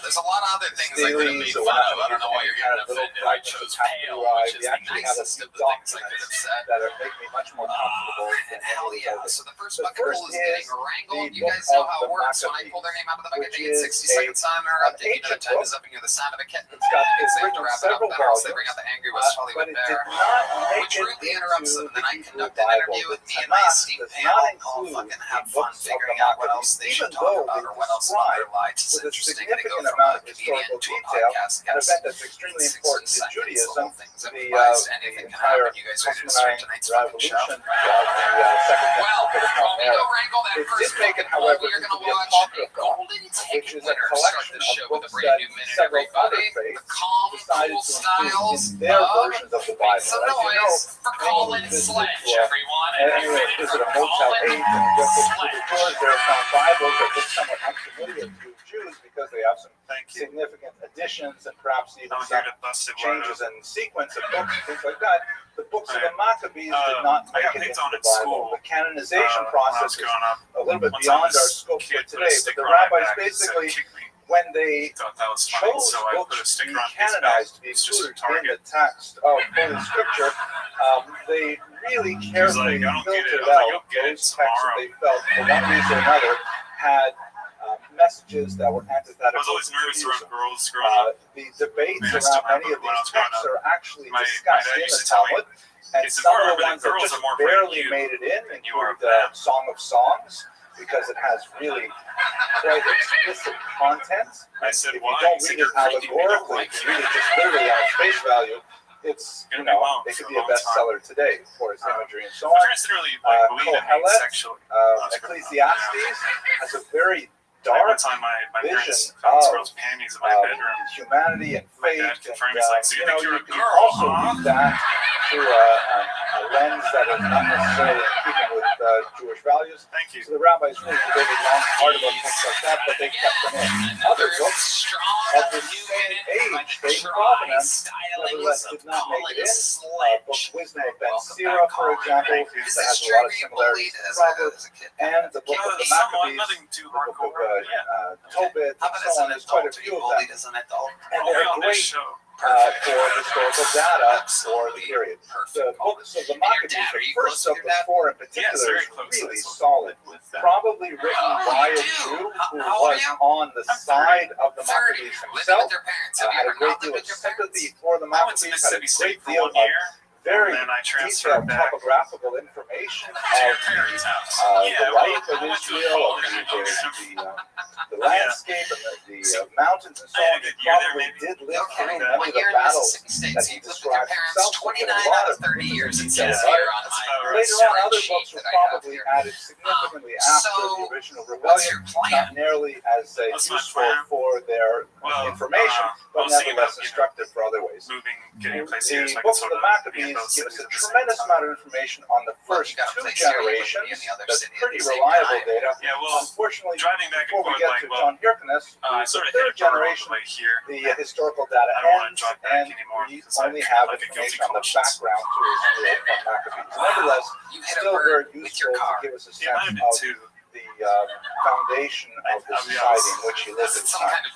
Another major source, problematic, but should be familiar to many of you who have been in this room for months and who are certainly watching the internet, Flavius Josephus, who lived in the first century, and he was kind of like the Oprah of Jewish historians. Yeah, it felt spiritually very damaging. The Oprah, I would love to be the Oprah of Jewish historians. That would be great. But the Oprah, So, he was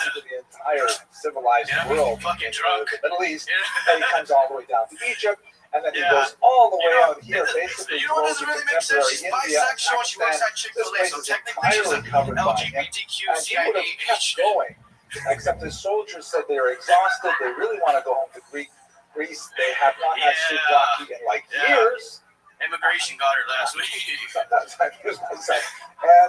And he said, okay, fine, let's go back. And then he died in his 30s as a result of hospital poisoning. Have you ever woken up? The thing is, with this massive driving on the street. Multi-regional conquest, he was able to spread Greek culture, thank you Greek very much. norms, and the world would never be the same as a result.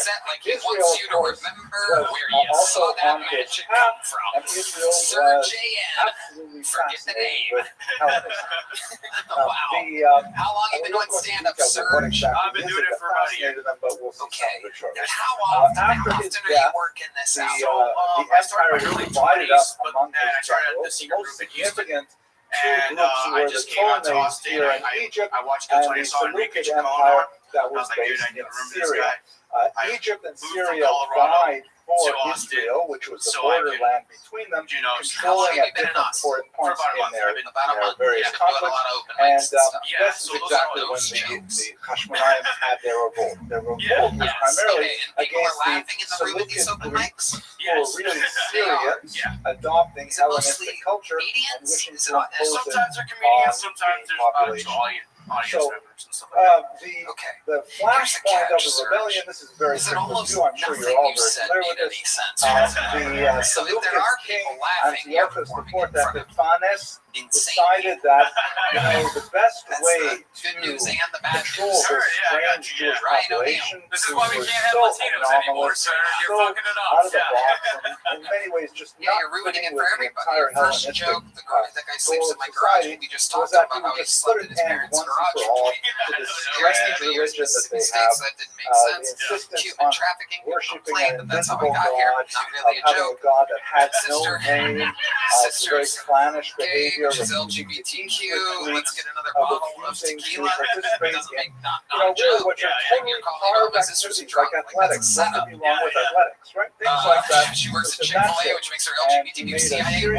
Why does that make her CIA? It's important to note, by the way, Chick-fil-A. Explain that one. Just simply make this Let's stuff go with up. that one. I have questions. Really I have more questions than a 60-second set should ever have. Part of About the Israeli specifically body your politic 60. at I don't the even time. care about your life. The urban centers I'm were obsessed very with how weird that set was. So explain the CIA. Jews tending to be of the upper middle and higher classes.